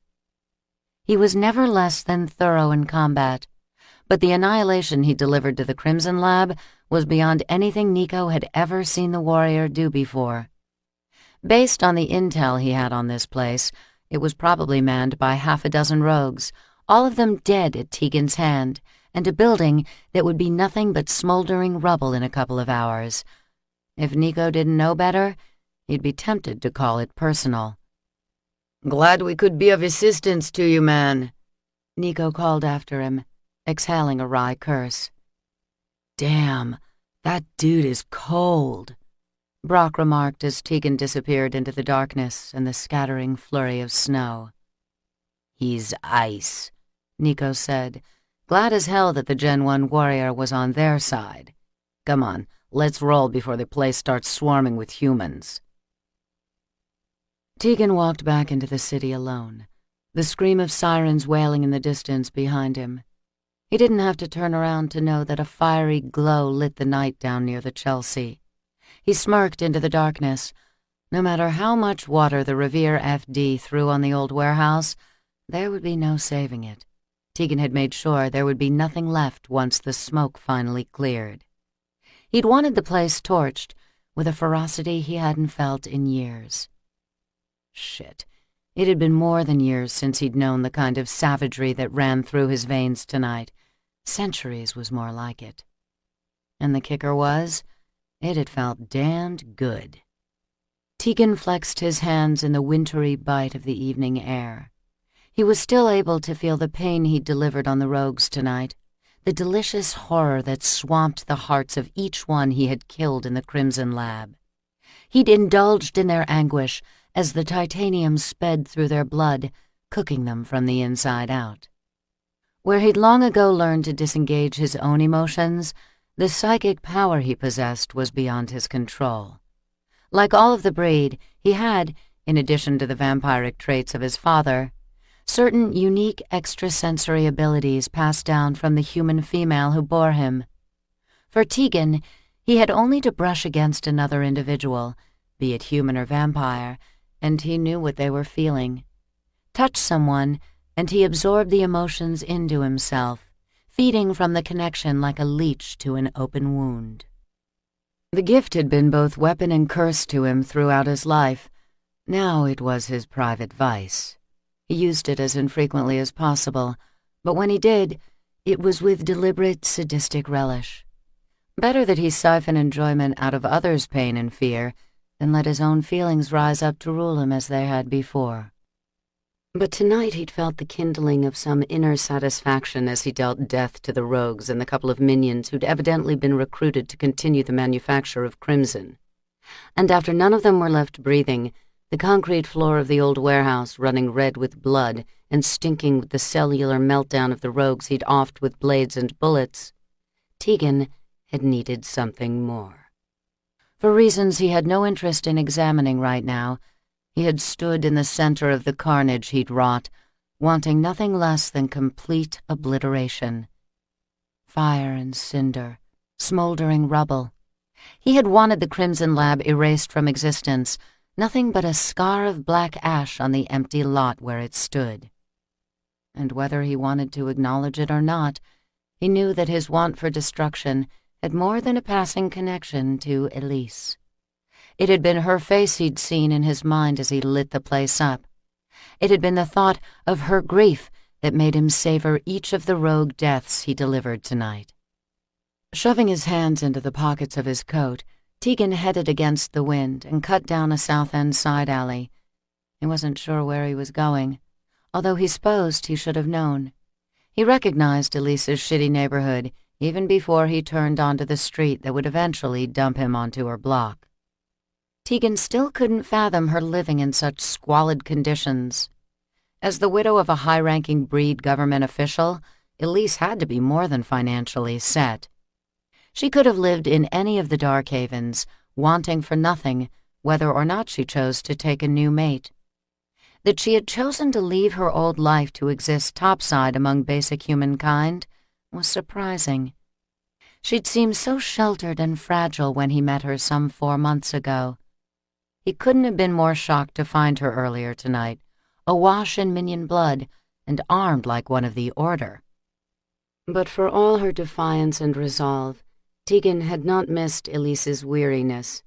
She'd appeared bone-tired and exhausted in a way that seemed to go deeper than just plain fatigue. He supposed that was why he found himself outside her apartment again now. He wasn't about to go to the front door. It was late. She was probably asleep, and so long as it was dark outside, his priority one was the order. When he rightly should have kept on walking, Tegan instead slipped between Elise's building and the one next to it, heading around to the back. The interior of her first-floor unit appeared dark as pitch from outside, but the acoustic foam covering the windows would have blocked out nearly any light. Even with the soundproofing in place, Tegan could hear the heavy bass of her stereo and the competing chatter of the TV. He ran a hand through his snow-dampened hair, then pivoted around and paced 3 long strides into the strip of backyard behind the place. Forget about her, and just walk away. Yeah, that was damn well what he should do, all right. Put the heartbroken, beautiful female with the apparent death wish out of his head and walk the fuck away. Except... He crept closer to the building, scowling at the blocked glass of the windows. He didn't hear anything other than music and television noise, but that was the thing that pricked his warrior's senses onto alert. That, and the faint tickle of a blood scent coming from within the apartment. Elise's blood. His nose registered a subtle heather and roses sweetness that could only be the breed made inside. She was bleeding. Perhaps not a lot by the trace scent of it, but it was impossible to tell much with brick and glass and 3-inch thick foam in the way. Tegan opened the sash lock on the window with his mind, the second time he'd perpetrated a B&E on her place in one night, and lifted the heavy pane from outside. There was no screen, and it took all of a second to push away the acoustic panel and peer inside. There were no lights on, but his vision was even sharper in the dark. Elise was there, on the futon, curled up in a tight fetal ball, and still wearing the white terry robe from her shower several hours ago.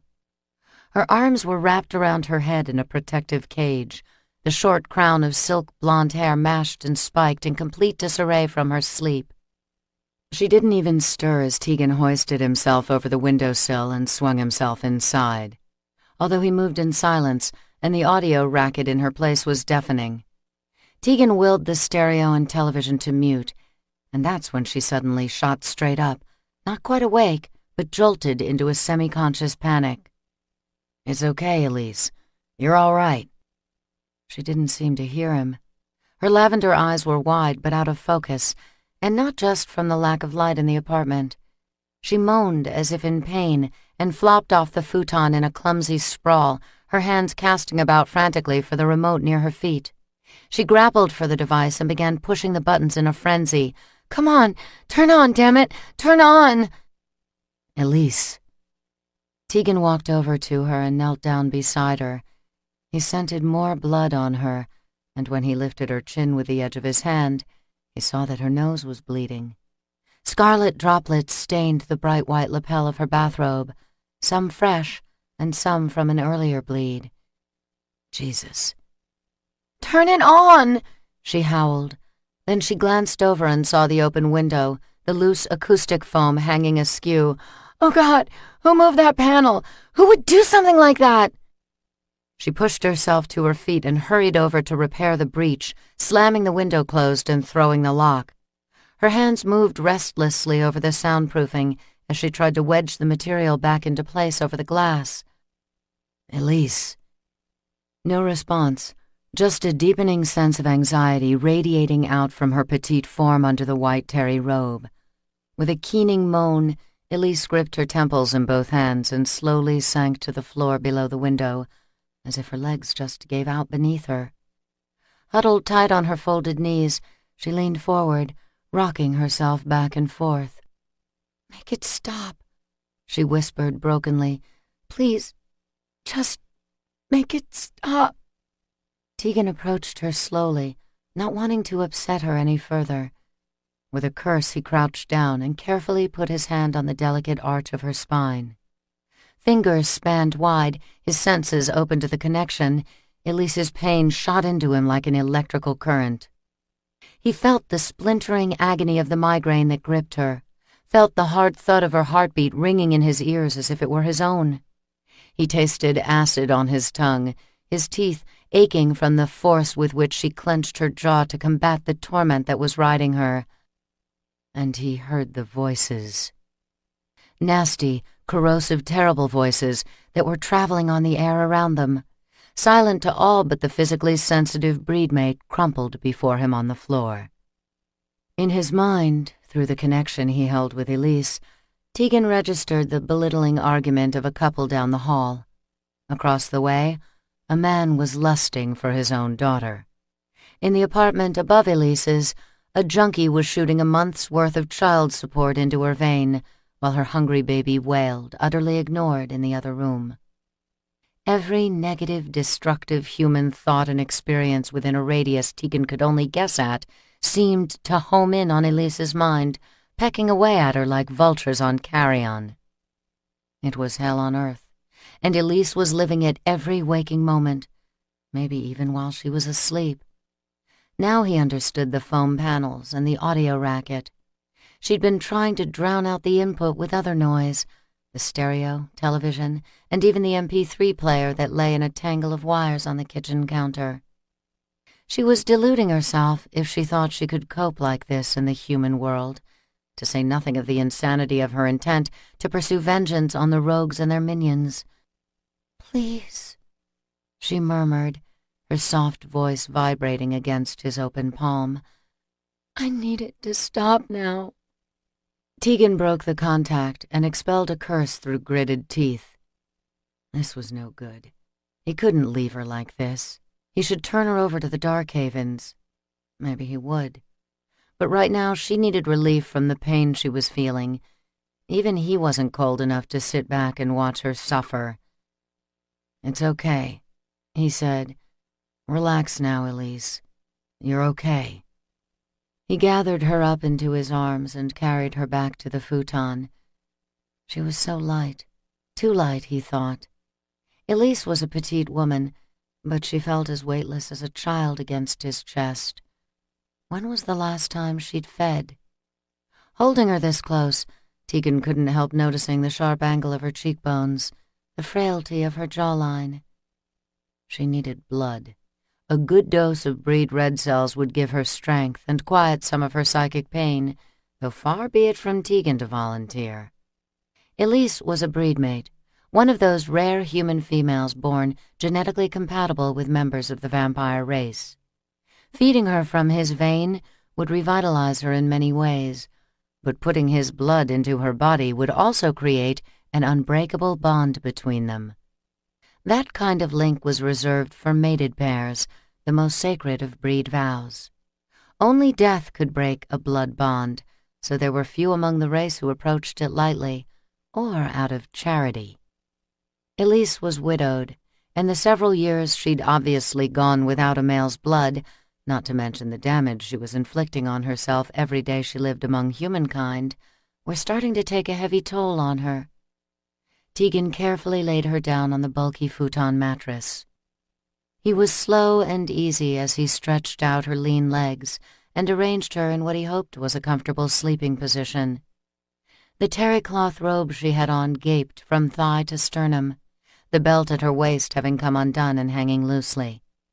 He had to work to pull the ends of the sash out from under her, all the while trying his damnedest not to notice the wedge of creamy white skin that was exposed to him in the process.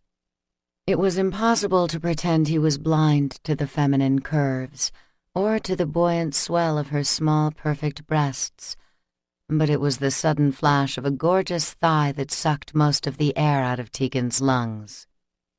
There, on the inner side of her right leg, was the tiny teardrop and crescent moon birthmark that all breedmates bore somewhere on their bodies. Elise's rested at the most tempting part of her thigh, just beneath the downy triangle of her sex. Oh, fuck.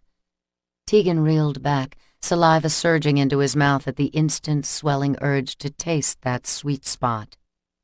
Off limits, man, he told himself harshly, and way the hell out of your league. His movements were quick now, his breath sawing past the tips of his emerging fangs as he tugged the ends of her robe around the nakedness of her body. Her nose had begun to bleed again from her migraine. The trickle of bright scarlet smudged the soft white skin of her cheek. He dabbed away the blood with the hem of his black t-shirt, trying to ignore the sweet fragrance that called to everything in him that was breed. Her fluttering pulse was like a drumbeat in his ears, the rapid little ticking of her carotid drawing his eyes to the graceful line of her neck. Damn, he thought, mentally wrenching his gaze away. His own appetite sharpened just to be near her. He hungered now, fiercely, even though it hadn't been that long since his last hunt. Not that the street-weary, foul humans he took his nourishment from could compare to the tender beauty spread out before him now. Elise winced behind her closed eyelids, moaning softly, still in pain. She was so vulnerable right now, so defenseless against the psychic anguish. And at the moment, he was all she had. Tegan reached out to her and smoothed his fingers over her cool, damp forehead. He gently pressed his palm over her closed eyes. "Sleep," he told her, putting her in a light trance. When her breathing slowed to something close to normal and the tension eased out of her body, Tegan sat back and watched her slide into a calm, restful slumber. Chapter 6. Elise woke up slowly, feeling as though her consciousness had been transported somewhere far away and tranquil, only to be returned to her body like a feather carried gently on the breeze. Maybe it was a dream, a long, sweet dream, a peace she hadn't known for months. She stretched a little on the futon, her bare legs rasping against the terry cloth of her bathrobe and the soft crush of a blanket that covered her from chin to toe. She snuggled deeper into the pleasant warmth, sighing, and the sound of her own breath startled her. No noise. No blaring music or chattering television, even though she couldn't sleep, could hardly function without them. Her eyes snapped open, and she waited for the psychic assault to hit her, but there was only silence. Dear Lord. Seconds passed, then a full minute or more, and there was only blessed, wondrous silence. "Sleep well?" The deep male voice carried from across the studio apartment somewhere. She smelled toast browning and the buttery scent of eggs sizzling in a frying pan. Tegan was standing in her meager kitchen, apparently cooking breakfast, which only made the surrealism of the morning that much more complete. What happened? Her voice was a soft croak in her throat. She cleared it and tried again. "What are you doing here?" Oh, God. He didn't have to answer, because she remembered as soon as the words left her lips. She recalled the migraine that had laid her low, and the unexpected return of Tegan some hours after he'd found her following her run-in with the rogues. He'd come back and broken into her apartment for some reason, had muted the cushioning noise that she needed so badly. Elise remembered waking in agony, in a flood of humiliation. She remembered collapsing in a blind hysteria near the window, trying to fix the soundproofing, which was all neatly back in place now, she noticed. And she also remembered the sensation of being soothed into a calming state of numbness. By Tegan? Holding her robe in place, Elise moved aside the blanket and carefully eased herself into a sitting position on the futon. She still didn't trust her surroundings, certain the blast of mental anguish was going to hit her at any moment. "What did you do to me last night?" "You needed help, so I helped you." He made it sound like an accusation as he leaned back against the counter near the stove, watching her with a look of cool detachment. He was dressed in night battle clothes, a black knit t-shirt and black fatigues. His leather gun holster and belt of terrible-looking blades lay on the counter across from him. Elise met the sharp, measuring gaze that was fixed on her from across the room. "You knocked me out somehow?" "Just a mild trance so you could sleep." She clutched the lapels of her bathrobe in her fist, suddenly very aware of the fact that she didn't have anything on beneath the loose drape of terry cloth. And last night, this warrior had put her in a forced doze, leaving her totally at his mercy? A tremor of alarm ran through her at the thought. Tegan must have read the look in her eyes, because he scoffed a bit, low under his breath. "So, You Darkhaven folks see the Order not only as cold-blooded killers, but rapists as well? Or is that distinction reserved primarily for me alone?" "You've never hurt me," Elise said, feeling bad that she'd let her ingrained biases doubt him. "If you wanted to do anything harmful to me, I think you would have by now." He smirked. "Such a ringing declaration of faith. I suppose I should be flattered." "And I really should be thanking you, Tegan. You helped me twice last night, and I never thanked you for your kindness a few months ago either, when you gave me a ride home from the Order's compound."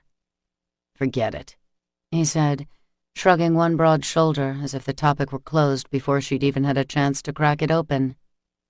That November evening was never far from Elise's mind. After viewing Camden on video surveillance captured by the Order, Elise had dissolved in one of the compound's many corridors. Bereft, in shock and denial, it had been Tegan who'd found her. Incredibly, it had been Tegan who took her out of the compound and drove her to her Darkhaven home in the waning hours before dawn. She had embarrassed herself with tears that wouldn't end, but he'd let her spill them all. He'd let her weep, and even more astonishingly, he'd let her crumble against him, holding her through her grief in silence. With his strong arms wrapped around her, he held her together when she felt like she was being torn into pieces by her anguish. He couldn't have known he'd been her rock that night. Maybe it had meant nothing to him, but she would never forget his unexpected tenderness. When she'd finally found the strength to remove herself from the car, Tegan had merely watched her go, then drove away from the curb and out of her life. Until last night in that alleyway when he'd saved her from the rogues. "The trance I put you in last night is still active," Tegan said, evidently deciding to change the subject. "That's why your talent is muted now. The block will hold as long as I'm here to keep it in place." He crossed his arms over his chest, drawing her eye down to the elaborate pattern of dermaglyphs that tracked up his forearms and disappeared under the short sleeves of his shirt. Where glyphs served as emotional barometers on members of the breed, Tegan's were only a shade darker than his golden skin tone at the moment, giving away nothing of the warrior's mood. Elise had seen his impressive breed skin markings once before, when she'd first spoken with him at the Order's compound a few months ago. She didn't want to stare, but it was hard not to marvel at the swirling arcs and elegant interlocking geometric designs that distinguished Tegan as one of the oldest of the race. He was of the breed's first generation. If the depth of his powers didn't out him as such, the prevalence and complexity of his glyphs certainly did. But the fact that he was Gen 1 also made him most vulnerable to things like sunlight, which, at the current hour of morning, was a very real concern. "It's past 9 a.m., she said, in case he hadn't noticed. "You stayed here all night." Tegan merely turned away to spoon up a plate full of scrambled eggs. He turned off the electric burner, then popped the toaster and added the slice of bread to the plate. "Come over here and eat while it's warm." Elise didn't realize how hungry she was until she reached the counter and took her first bite of food. There was nothing she could do to hold back her little moan of pleasure as she chewed. "Oh, this is wonderful." "That's because you're starving." Tegan went to the mini refrigerator and came back with a protein shake in a plastic bottle. Aside from the eggs, yogurt, and a couple of apples, there wasn't much more to be found in there.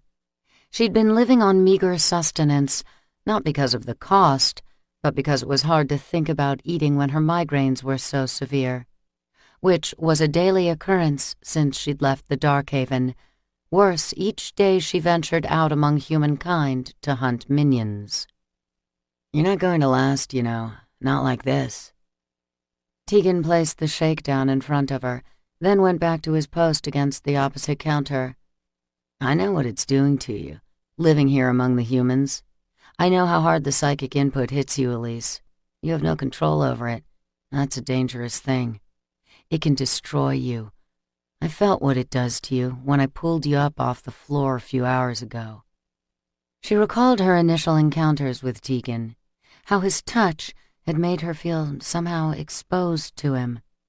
The first time she experienced the warrior's touch had been when he and Dante had shown up at the Darkhaven looking for her brother-in-law. The warriors had confronted Sterling in front of the residence, and when Elise ran out at the commotion, it was Tegan who grabbed her and held her away from the fray. Now, after last night, he understood the flaw that had kept her prisoner in the Darkhavens all her life. Judging from the dispassionate look he trained on her, she wondered if he intended to see her put back in that cage again. Your body is weakening from the strain you're putting it through, Elise. You're not equipped to handle what you're doing. She shook the plastic bottle he'd given her, then cracked the seal. I'm coping well enough. Yeah, I see that. He shot a meaningful glance at all of the soundproofing she'd tacked onto the walls in an effort to dampen her ability. Looked to me like you were coping real well last night. You didn't have to help me. I know, he said, no expression in his tone or in his face. Why did you? How come you came back here? He lifted one thick shoulder in a shrug. I thought you might like to know that the Order took out the Crimson Lab. The lab, the manufacturing supplies, the individuals running the facility, all of it is ash now. Oh, thank God. Relief washed over her like a balm. Elise closed her eyes, feeling hot tears welled up behind her lids. At least the insidious drug that stole Camden couldn't harm any other woman's son now. It took her a moment to compose herself enough to look at Tegan again, and when she did, she found that gem-green gaze fixed hard on her. She wiped at the tears that streaked her cheeks, embarrassed that the warrior should see her break down. I'm sorry. I don't mean to be so emotional. There's just this hole in my heart ever since Quentin died. Then, when I lost my son... She trailed off, unable to describe how empty she felt. I just ache. It will pass. His voice was crisp and flat, like a slap to the face. How can you say that? Because it's true. Grief is a useless emotion. The sooner you figure that out, the better off you'll be. Elise gaped at him, appalled. What about love? What about it? Haven't you ever lost someone you loved? Or do males like you, who live for killing and destruction, even know what it is to love? He didn't so much as blink at her angry outburst, just held her in a steady, unflappable stare that made her want to launch across the counter and strike him. Finish your breakfast, he told her with aggravating civility. You should rest while you can. As soon as the sun sets, I'm out of here, and you'll be back to your own defenses, such as they are. He walked over to the long black trench coat that was draped neatly over the treadmill and coolly fished out his cell phone. As he began to dial, Elise had the sudden absurd urge to pick up the plate in front of her and hurl it at him, just to get some kind of reaction out of the stony warrior. But while she listened to him call into the Order's compound, that deep voice of his so matter-of-fact and unreadable, Elise realized that she didn't so much dislike him as she envied him. How did he manage to keep himself so cold and disengaged? His psychic gift was not so different from her own. Last night, he had experienced her torment through his touch, but it hadn't laid him low like it did to her. How was it he could withstand the pain? Perhaps it was his Gen 1 strength that made him so impenetrable, so totally aloof. But perhaps it was training. If it was something he'd learned, then it could be taught. Show me how you do it, Elise said as he ended his call and flipped the phone shut. Show you what? You say I need to learn some control over my mind's powers, so show me what I need to do. Teach me. I want to be like you. No, you don't. She walked around the edge of the counter to where he stood. Tegan, show me. I can be an asset to you and to the Order. I want to help. I need to help. Do you understand? Forget it. He started to stalk away from her. Why? Because I'm female? In a move so fast it stole her breath, Tegan wheeled around on her and pinned her with his fierce predator's eyes. "Because you're motivated by pain, and that's a fatal weakness right out of the gate. You're too raw. You're too swamped in your own self-pity to be of use to anyone." Fire flashed in his gaze, then banked as quickly as it had risen. Elise swallowed hard as she registered his cutting words. The assessment stung, but it was true. She blinked slowly, then gave an admitting nod of her head. "The best place for you is the Dark Havens, Elise. Out here, like you are, you're a liability. To yourself especially. I'm not saying it to be cruel." "No, of course you aren't," she agreed softly, "because even cruelty would imply some kind of feeling, wouldn't it?" She didn't say another word, didn't so much as look at him as she retrieved her plate from the counter and walked it to the sink. "What do you mean it's gone?" The leader of the rogues sat forward in his leather chair, planting his elbows on the surface of a large mahogany desk and steepling his fingers as the voice of a nervous minion cracked over the speakerphone.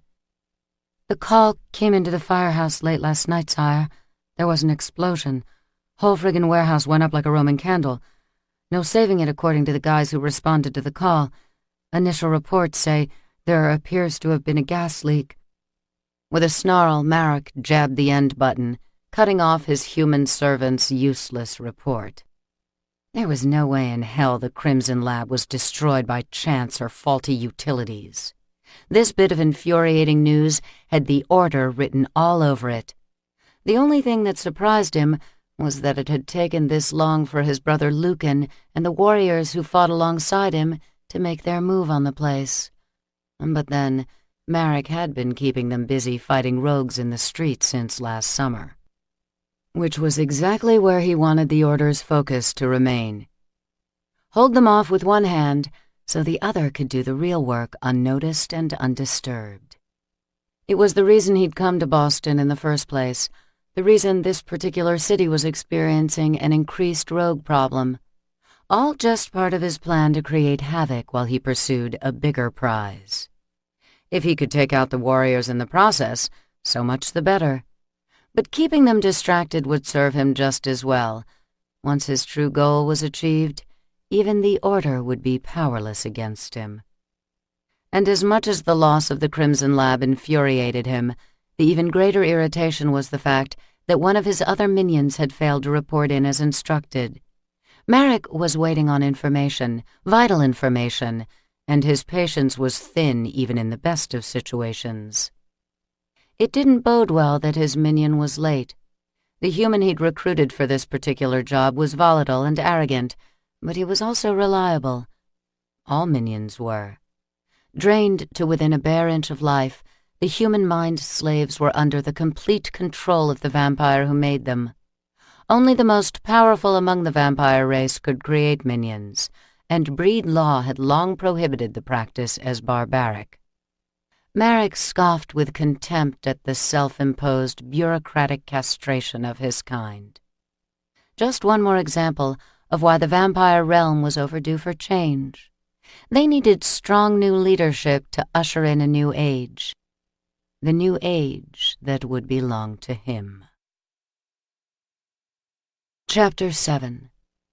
He had pissed her off, probably hurt her, and even though an apology perched at the tip of his tongue most of the day, Tegan held it back. He had nothing to be sorry about, after all. He didn't owe the female anything, least of all explanations or excuses for why he came off like the callous bastard everyone knew him to be. And he wasn't about to give so much as a second's consideration to her request that he help her bring her psychic gift to heal. She'd surprised him with the suggestion.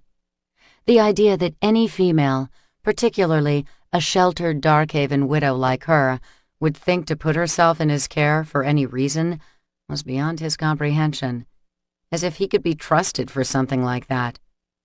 Yeah, not fucking likely. Elise made it easy for him to avoid the issue. In the hours since he'd shut her down, she hadn't uttered another word to him.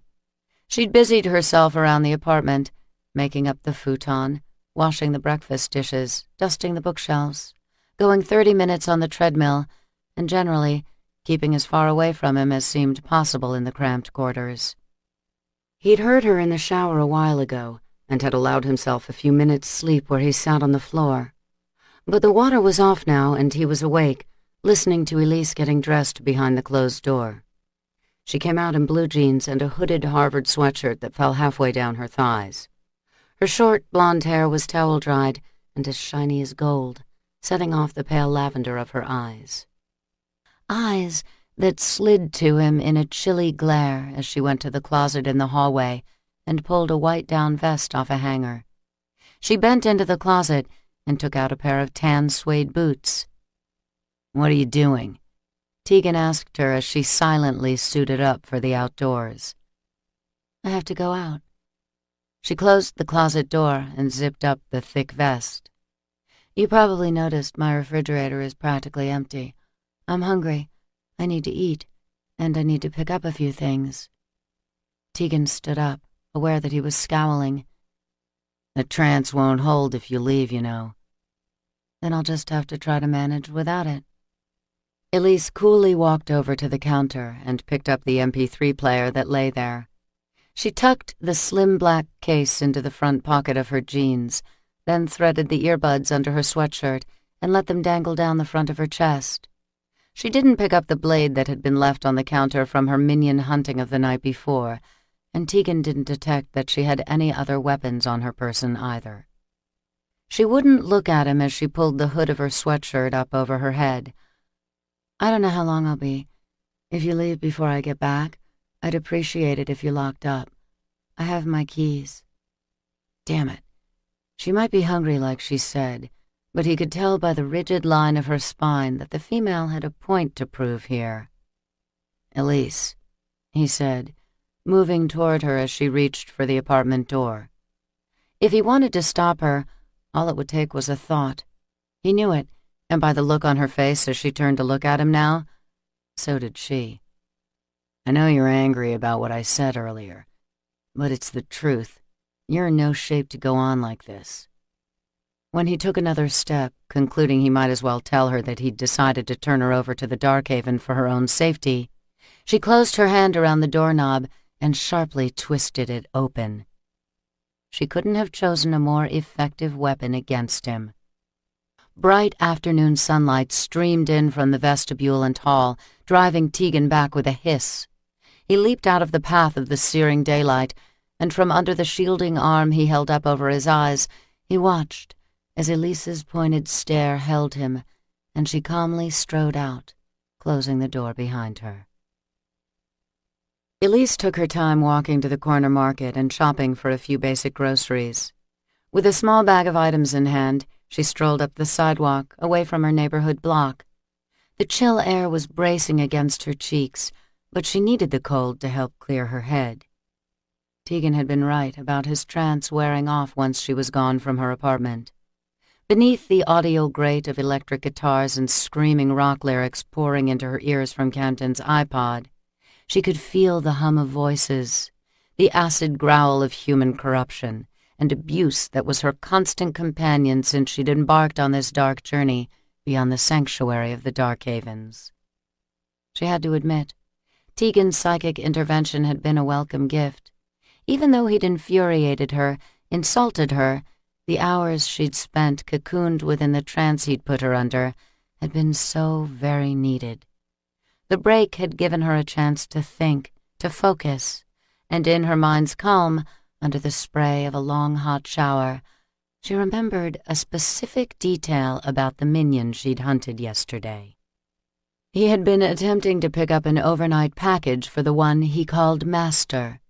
The minion, Rains, she thought he'd said his name was, had been quite outraged to learn that the delivery had not arrived as expected. What could be so important to him? More to the point, what could be so important to the vampire who'd made the minion? Elise intended to find out. She'd been itching to leave her apartment since the moment she recalled the intriguing detail, but a rather immense, rather arrogant breed warrior stood in her way. As Tegan didn't think she had anything to contribute in the fight against the rogues, Elise saw no reason to bother him with her information until she was certain what it might mean. It took several minutes to reach the FedEx store near the train station. Elise loitered outside for a while, formulating a loose plan and waiting for the handful of customers inside to complete their transactions and leave. As the last one came toward the exit, Elise tugged her earbuds free and walked up to the counter. The clerk on duty was the same kid who had been working yesterday. He nodded a vague greeting at her as she approached, but thankfully, he didn't seem to recognize her. "Can I help you?" Elise took a deep, calming breath, fighting hard to work through the cacophony that was building in her mind now that her crutch of blaring music was gone. She wouldn't have long before she was overwhelmed. "I need to pick up a package, please. It was due here yesterday but got delayed because of the storm." "Name?" Rains," she replied and attempted a smile. The young man glanced up at her as he typed something on the computer. "Yeah, it's in. Can I see some ID?" "Excuse me?" "Driver's license, credit card. Gotta have signature and ID for the pickup." "I don't have any of those things. Not with me, I mean." The clerk shook his head.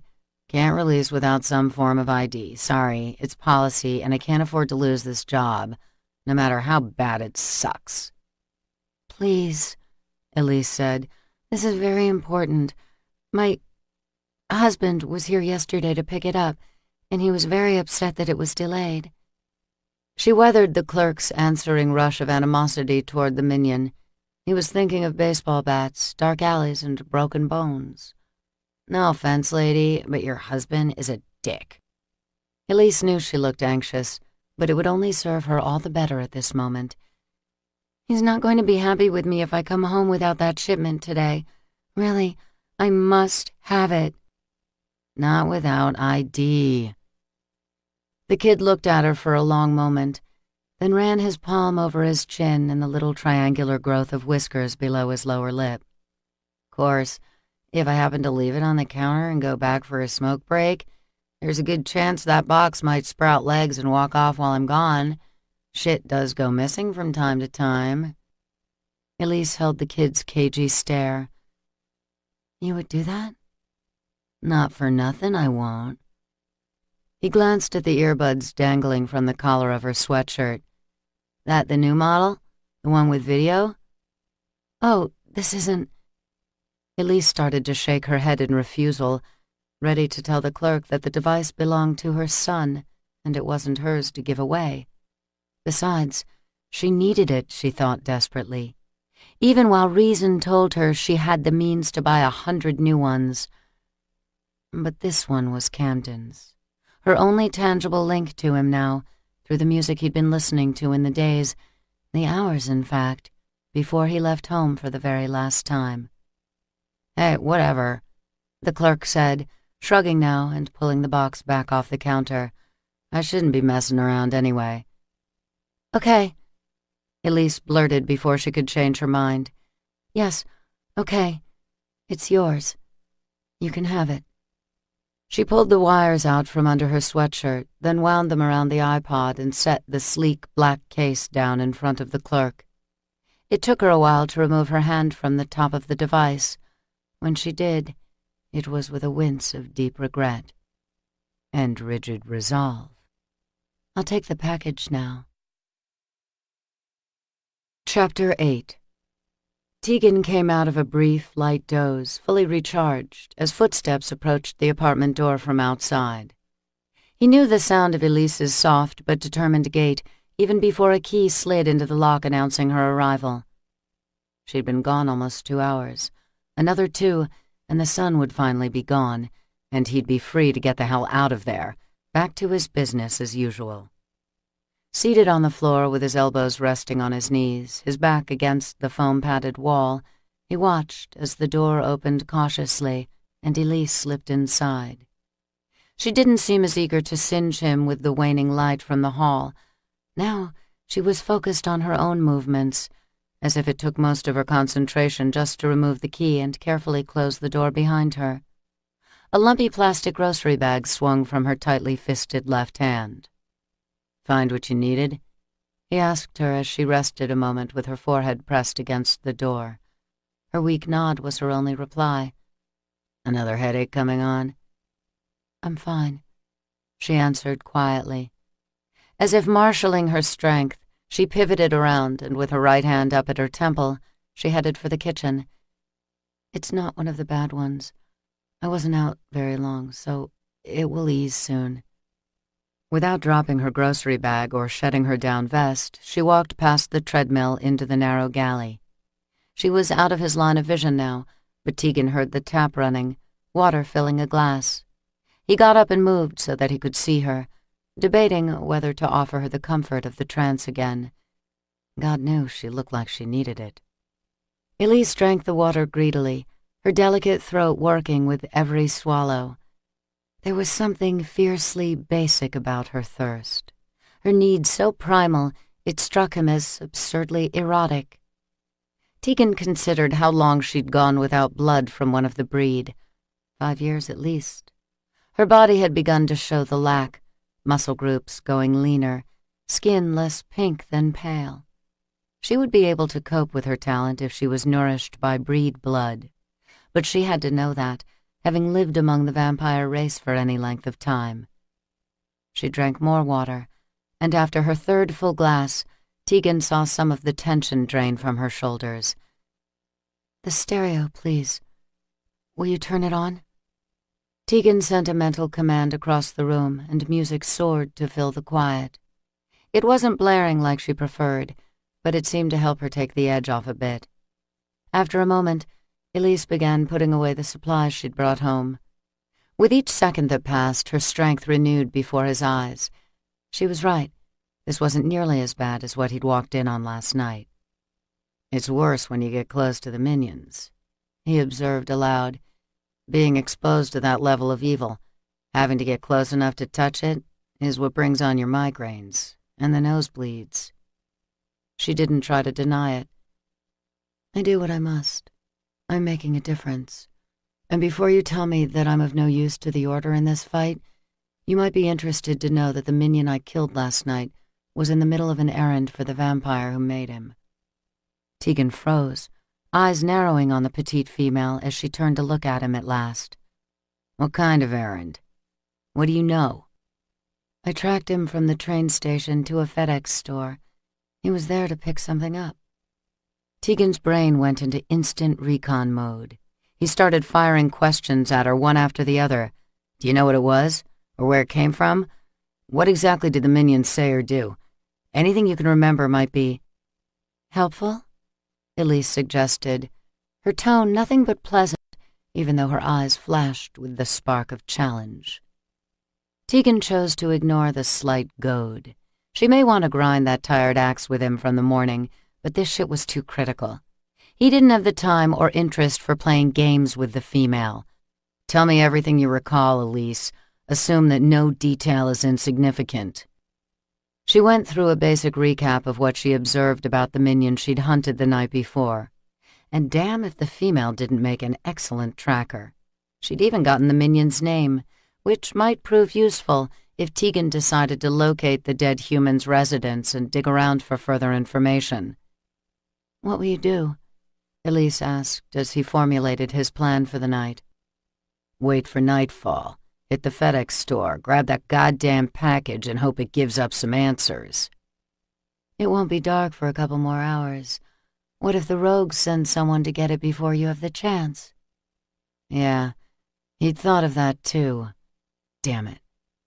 Elise cocked her head at him, like she was measuring him somehow. "They might already have it, and because you are breed, you're stuck here waiting for the sun to set." Tegan didn't appreciate the reminder, but she was right. Fuck it. He needed to act now, because the odds were good there wouldn't be a later. "What street is the delivery place on?" he asked her, flipping open his cell phone and dialing 411. Elise gave him the location, and Tegan recited it to the computerized prompts on the other end of the line. As the call connected to the FedEx store, he prepared to hit whoever answered with a little mental persuasion, level the playing field while he had the chance.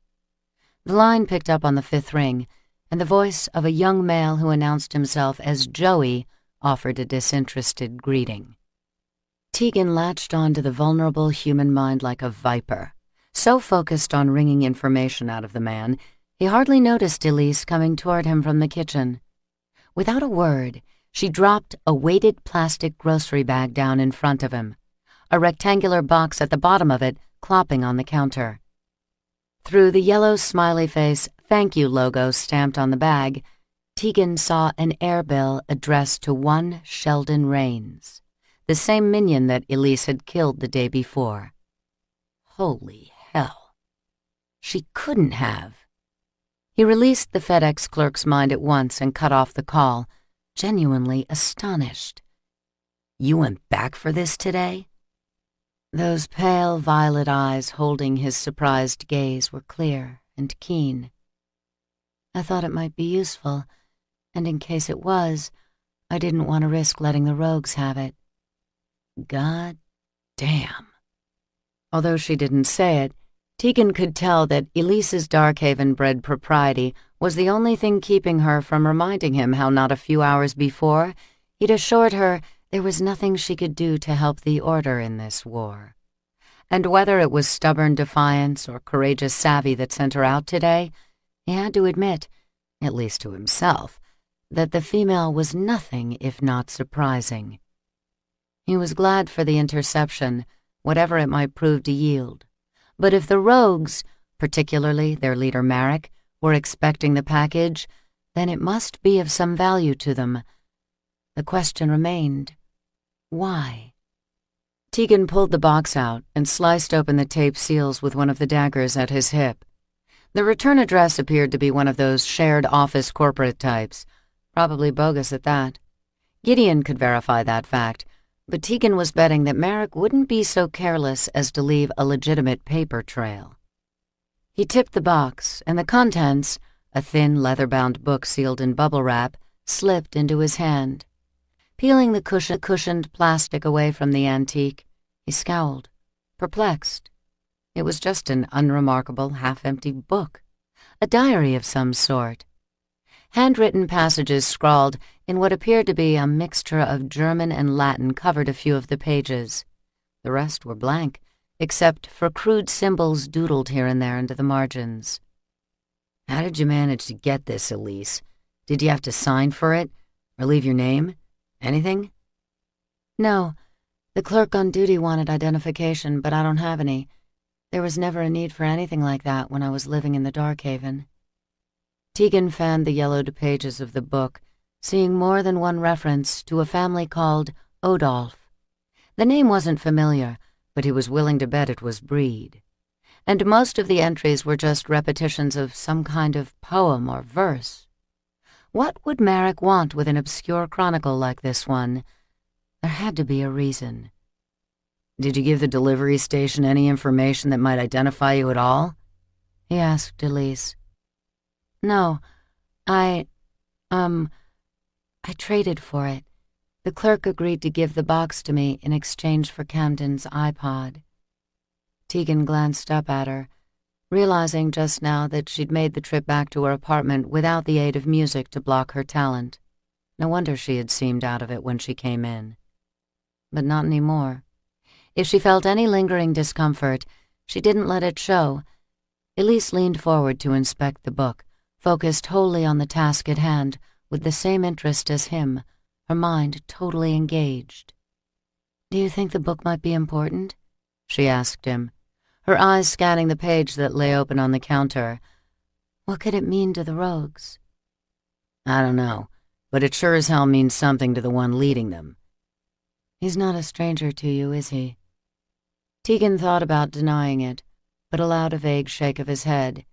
"No, he isn't a stranger. I know him. His name is Marek. He's Lucan's elder brother." "A warrior?" "At one time he was. Lucan and I both rode into many battles with Marek at our side. We trusted him with our lives, and would have given our own for him." "And now?" "Now Marek has proven himself to be a traitor and a murderer. He's our enemy. Not only the Orders, but all of the breeds as well. They just don't know it yet. With any luck, We'll take him out before he has a chance to make whatever move it is he's been planning."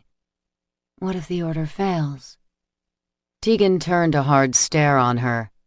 "Pray we don't."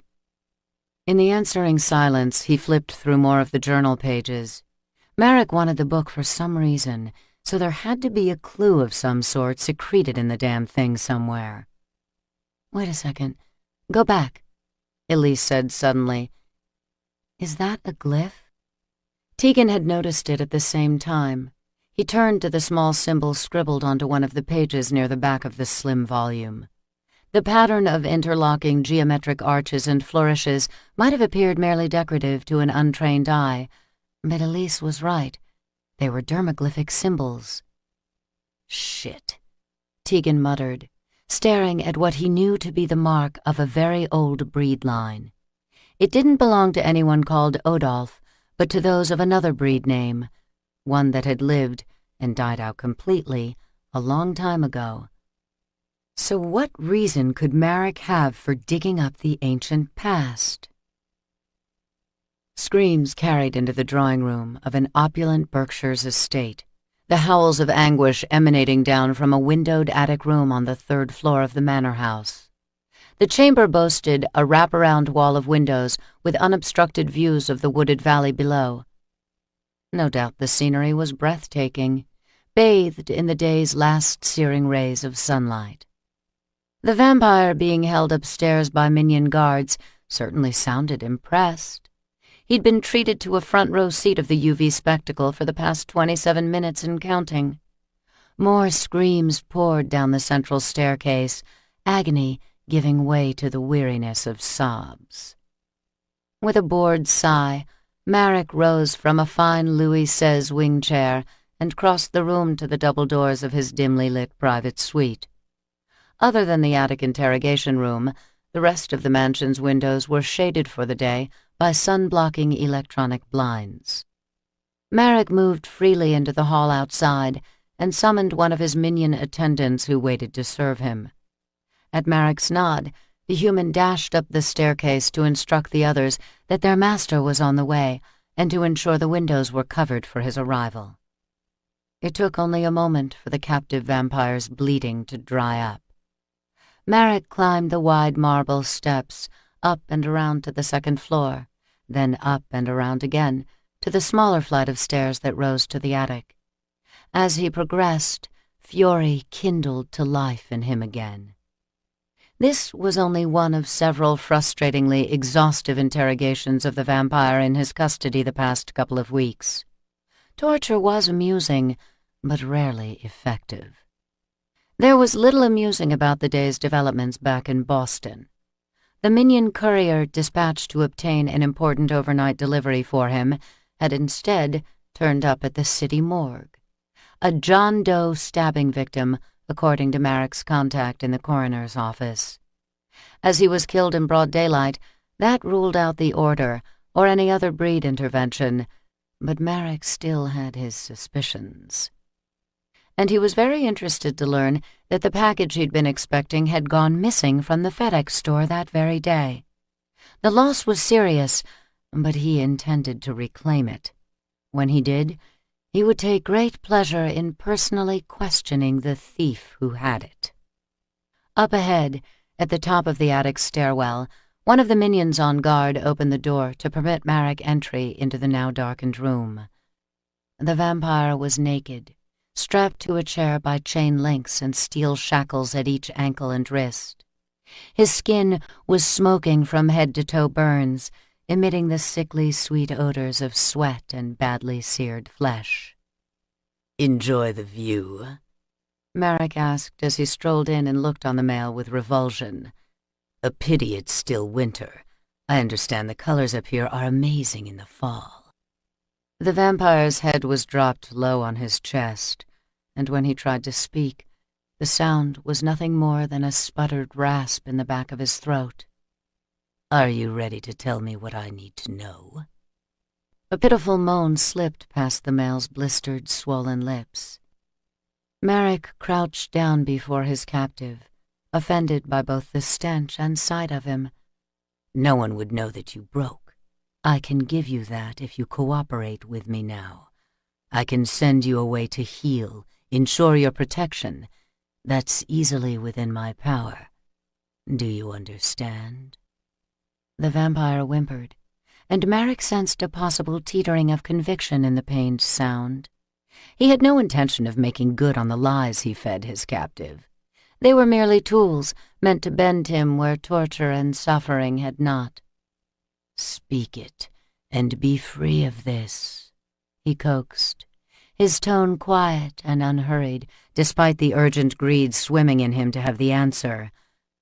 "Tell me where he is." There was an audible click of the prisoner's throat as he attempted to swallow, a vague tremor in his head as he struggled to lift it from its slump on his ravaged chest. Merrick waited, eager with hope and uncaring that the minions standing around him could probably feel that hope vibrating off him. "Tell me now. You don't need to carry this burden any longer." A hiss began to leak from between the vampire's lips, a drawn-out, rattling exhalation. A shudder overtook him, but he gathered himself and tried again, expelling the start of his confession at last. Merrick felt his eyes widen in anticipation, his own breath ceasing as he waited for the words that would begin his destiny. One eye peeled open just a crack behind the vampire's seared lids. The iris was bright amber from the prolonged suffering, the pupil a thin slit of black that found Merrick's own gaze and burned into him with hatred. The captive drew in a breath, then spat it out on a low growl. "Fuck you!" With an utter calm that belied the storm of rage that swept instantly to life inside him, Merrick rose and began a deliberate stroll toward the attic stairs. "Open the blinds," he instructed the minion guards. "Leave this worthless offal to the sun. If he doesn't perish by the time it sets, let him bake up here with the dawn." Merrick quit the room, not so much as flinching when the first terrorized screams cranked up again in his wake. Chapter 9. As the last few minutes of day passed into dusk, Tegan gathered up the book and his weapons, then reached for his dark coat. Elise had spent the past hour or more, since the moment she'd handed the FedEx package over to him, watching him pore intensely over every page of the text while she worked up the nerve to ask him again about helping her become more involved in the war against the rogues. Now, as he shrugged into the black leather trench coat, she sensed it was her final chance. "Tegan, I hope the book proves useful." "It will." Striking green eyes flicked to her, but she could see that his mind was churning on the new information in his hands. He blinked, and it was as if he had dismissed her entirely now, was itching to get away from her. "You have the Order's gratitude for this." "What about yours?" "Mine?" When he paused, scowling, Elise said, "It's not so much to ask, is it? You're the only one who can help me deal with this flaw of mine. Teach me how to mute it, how not to feel. I can be an asset to you and to the Order. I want to help." His answering look scathed her with its sharp edge. "I work alone, and you don't know what you're asking for. Besides, we've already covered this ground." "I can learn. I want to learn. Please, Tegan, I need to learn." "And you think I'm the one to help you?" "I think you're my only hope." He scoffed at that, shaking his head. When he moved away from her, Elise marched toward him, undaunted, as if she could physically keep him from leaving.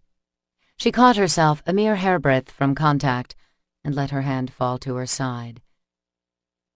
"Don't you think I'd go to someone else? Anyone else, if I could?" He was silent for a moment, considering, she hoped. But then he exhaled a curse and reached for the door. "I gave you my answer." "And I gave you that journal. That's worth something, isn't it?" He barked out a cutting laugh and whirled back on her.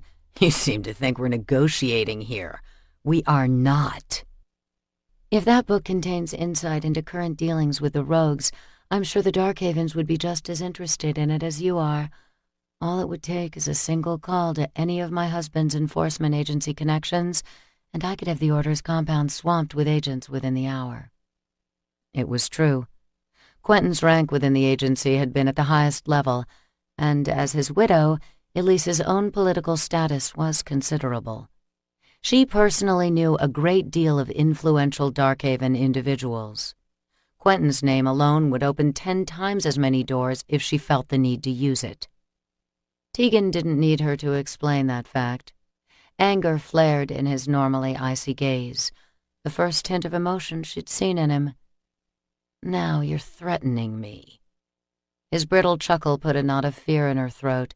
"Female, I give you fair warning. You are playing with fire."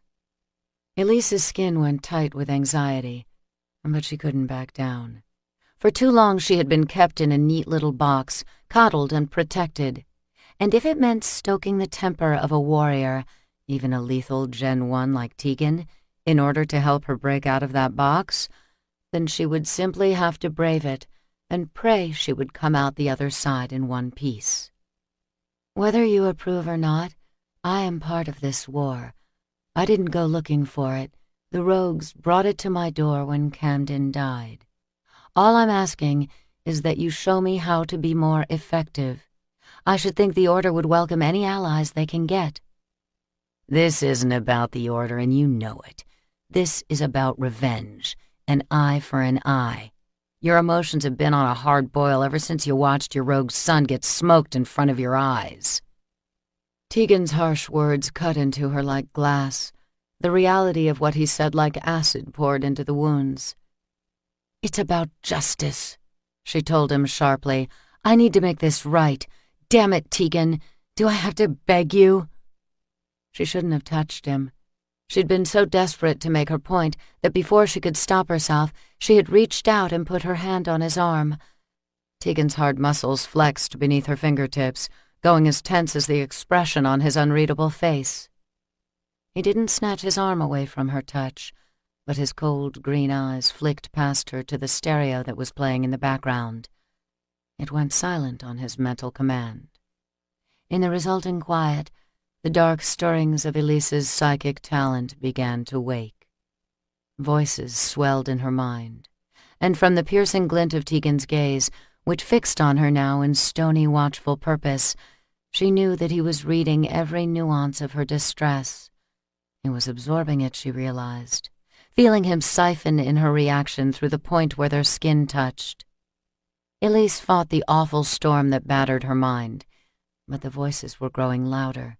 She nearly staggered from the obscenity and corruption that filled her head. Tegan merely watched her as he might study an insect under glass. Damn him. But he was enjoying this, driving home his point with each passing second of emotional assault that she tried to endure. As their eyes locked, Elise began to understand that he was somehow controlling the painful barrage that was beating at her skull. He was amplifying the input in much the same way that he was able to mute the music in television. "My God," she gasped, "you are so cruel." He didn't even try to deny it. Expressionless, maddeningly stoic, he broke contact with her and stood in silent contemplation as she backed away from him, more wounded than she cared to let him see. "Lesson number 1, he murmured coldly. "Don't count on me for anything. I will only let you down." He was a prick and a bastard, but it would have been less than honest of him to let Elise think any differently. Leaving her looking at him across the small apartment, her gaze stung and despising, Tegan headed out into the hallway to make his escape. Maybe he should feel guilty for treating her so roughly, but he frankly didn't need the hassle. And she was far better off looking for someone else for whatever she needed. He hoped to hell she would. With the book held against him under his coat, Tegan's pace was brisk as he walked out into the dark night. Curiosity made him cut along a side street, then up onto the one that would take him past the FedEx store. Elise's description of the minion and all that had transpired there had been informative, but part of him wondered if he'd find out anything more if he went by and questioned the clerk himself. Not 100 feet from the place, he realized he wasn't the only one interested in checking things out, and he'd gotten there too late. Tegan smelled fresh spilled blood, a lot of it. The store was dark inside, but Tegan could see the motionless body of a clerk lying behind the counter. The rogues had already been there. On a closed-circuit monitor in the corner, a single frame from a video feed was frozen on screen. It was a blurry but recognizable shot of Elise, caught in mid-motion, the package in her hands. Damn it. And right about now, the rogues who'd been there were no doubt scouring the area looking for her. Tegan turned around and hauled ass back to her apartment building, using all the preternatural speed at his disposal. He banged on her door, cursing the blare of music likely drowning him out. Elise, open the door! He was just about to throw the locks and barge inside when he heard her on the other side. She opened the door only a crack, glaring at him. Before she could tell him to fuck off like he deserved, he pushed her back inside with the bulk of his body and slammed the door shut.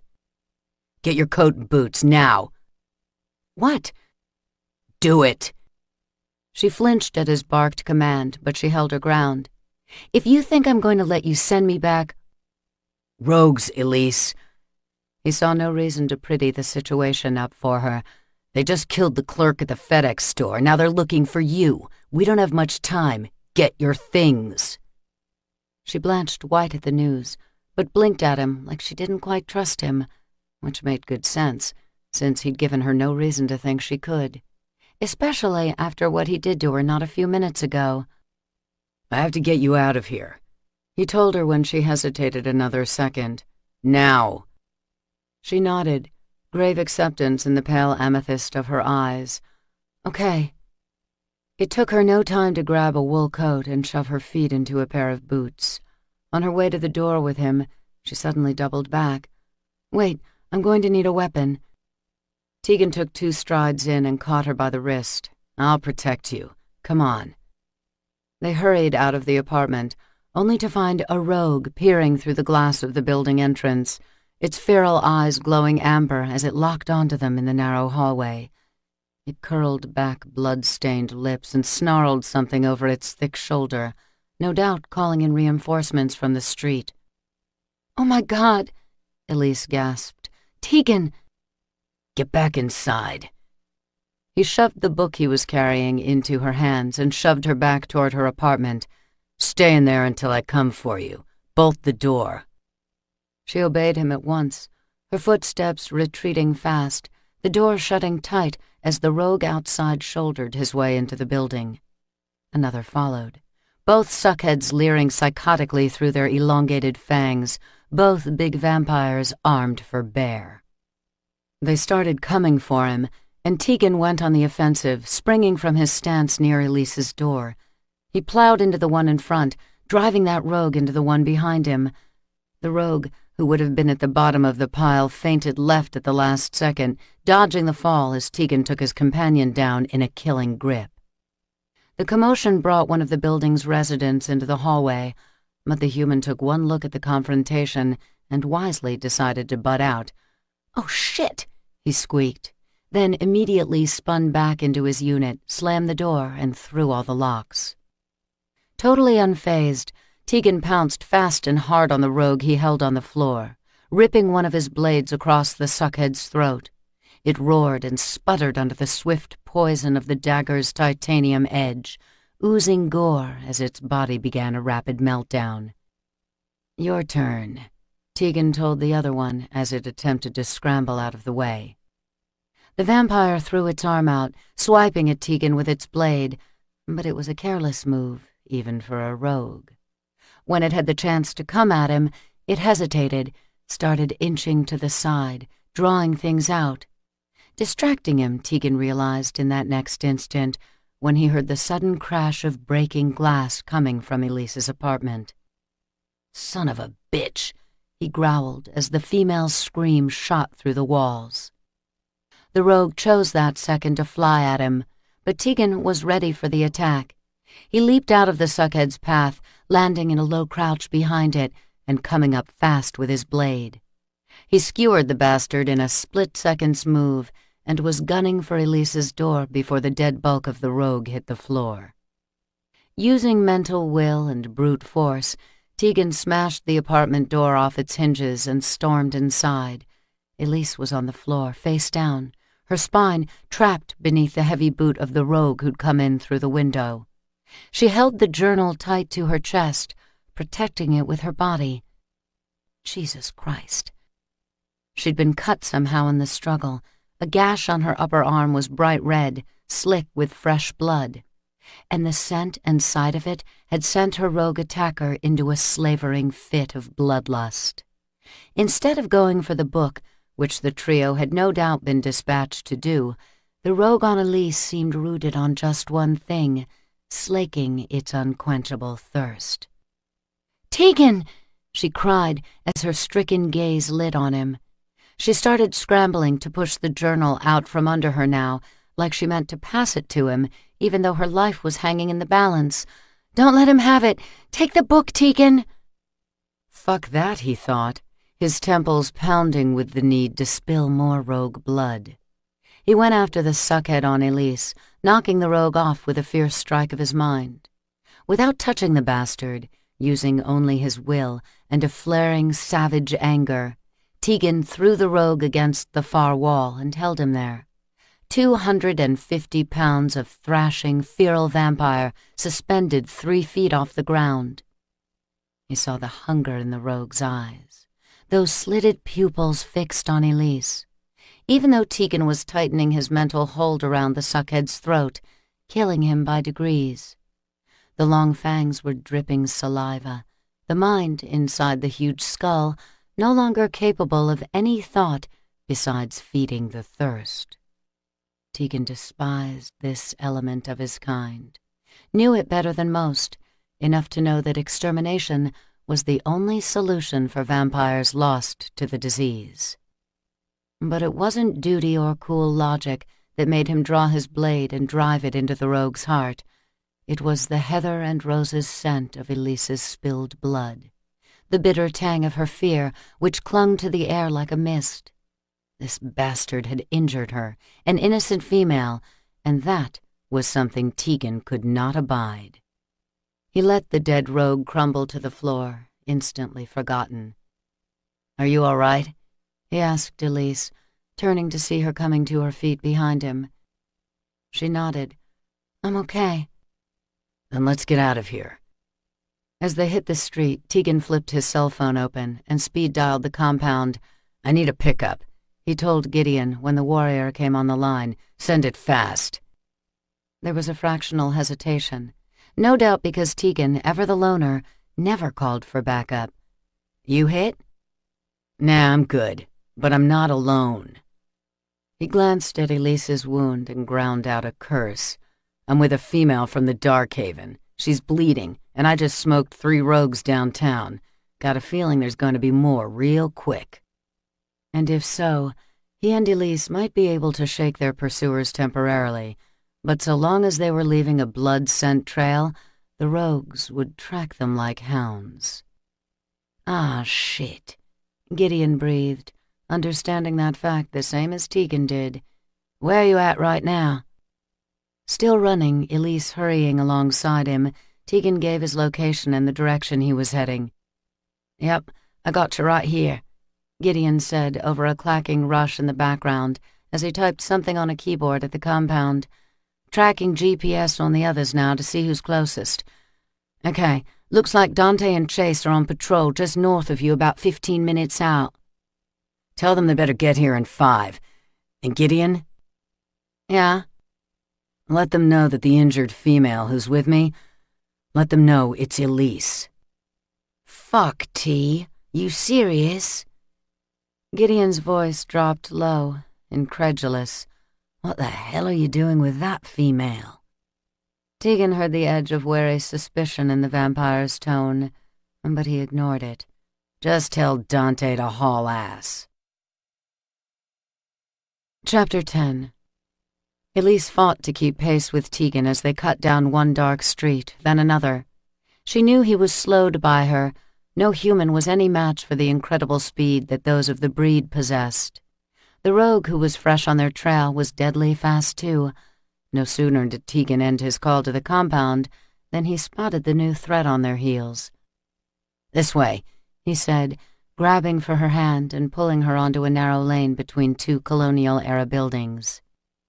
Behind them, Elise heard heavy bootfalls, then sudden, empty silence, followed a second later by a hard metallic clank. She threw a glance over her shoulder and saw that another rogue was onto them now. The large vampire had gone airborne, leaping up and landing on a metal fire escape that clung to the side of the old brick structure. It leaped again, then swung up onto the roof to track them from above. "Tegan, up there! I know." His voice was grim, his hand clamped firmly around hers as they neared the end of the lane. That grip was solid as iron, an unspoken promise that he was not about to let go of her. Elise drew from his strength, forcing her legs to work harder, ignoring her screaming lungs and the burn in her arm where the rogue who attacked her had laced her open. As they cleared the lane and spilled out onto the adjacent street, a dark SUV came roaring up from the traffic light and pulled a hard skidding stop in front of them at the slushy curb. The back door flew open. "Get in!" Tegan let go only to push her into the vehicle, and Elise scrambled onto the leather bench seat, her heart pounding in her chest. In a move so fast it hardly registered to her, he pivoted around, drew a dagger, and let it fly down the alleyway. From somewhere in the darkness came a shout of pain, then the low, anguished howl of a rogue meeting its demise at the end of Tegan's titanium blade. Tegan dived into the SUV next to Elise and slammed the back door shut. "Make us gone, Dante. There's more on the way, coming at us from above."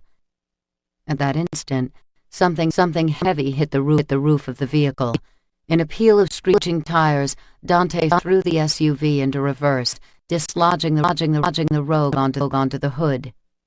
A fast, zigzagging maneuver threw it off the car completely, and as the feral vampire came up from its roll on the street, the leather-clad warrior in the passenger seat leaned out his open window and filled the rogue with a merciless hail of bullets. The warrior, squeezing the trigger, shouted a coarse battle cry as a seemingly endless blast of gunfire ripped like thunder into the night. When it finally ceased, Dante exhaled a wry oath. "Just a tad excessive there, buddy, but I think this suckhead got your point." There was no answering humor from the grim one seated next to Dante, only the cold metallic clack and grate of a weapon being reloaded. "You okay?" Tegan asked from beside Elise, drawing her attention away from the violence. She nodded, breathing too hard to speak, fear still making her heart race within her breast. She was too aware of Tegan's body next to her, the heat of him in odd comfort. His muscled thigh pressed alongside hers, his arm slung casually over the back of the bench seat behind her.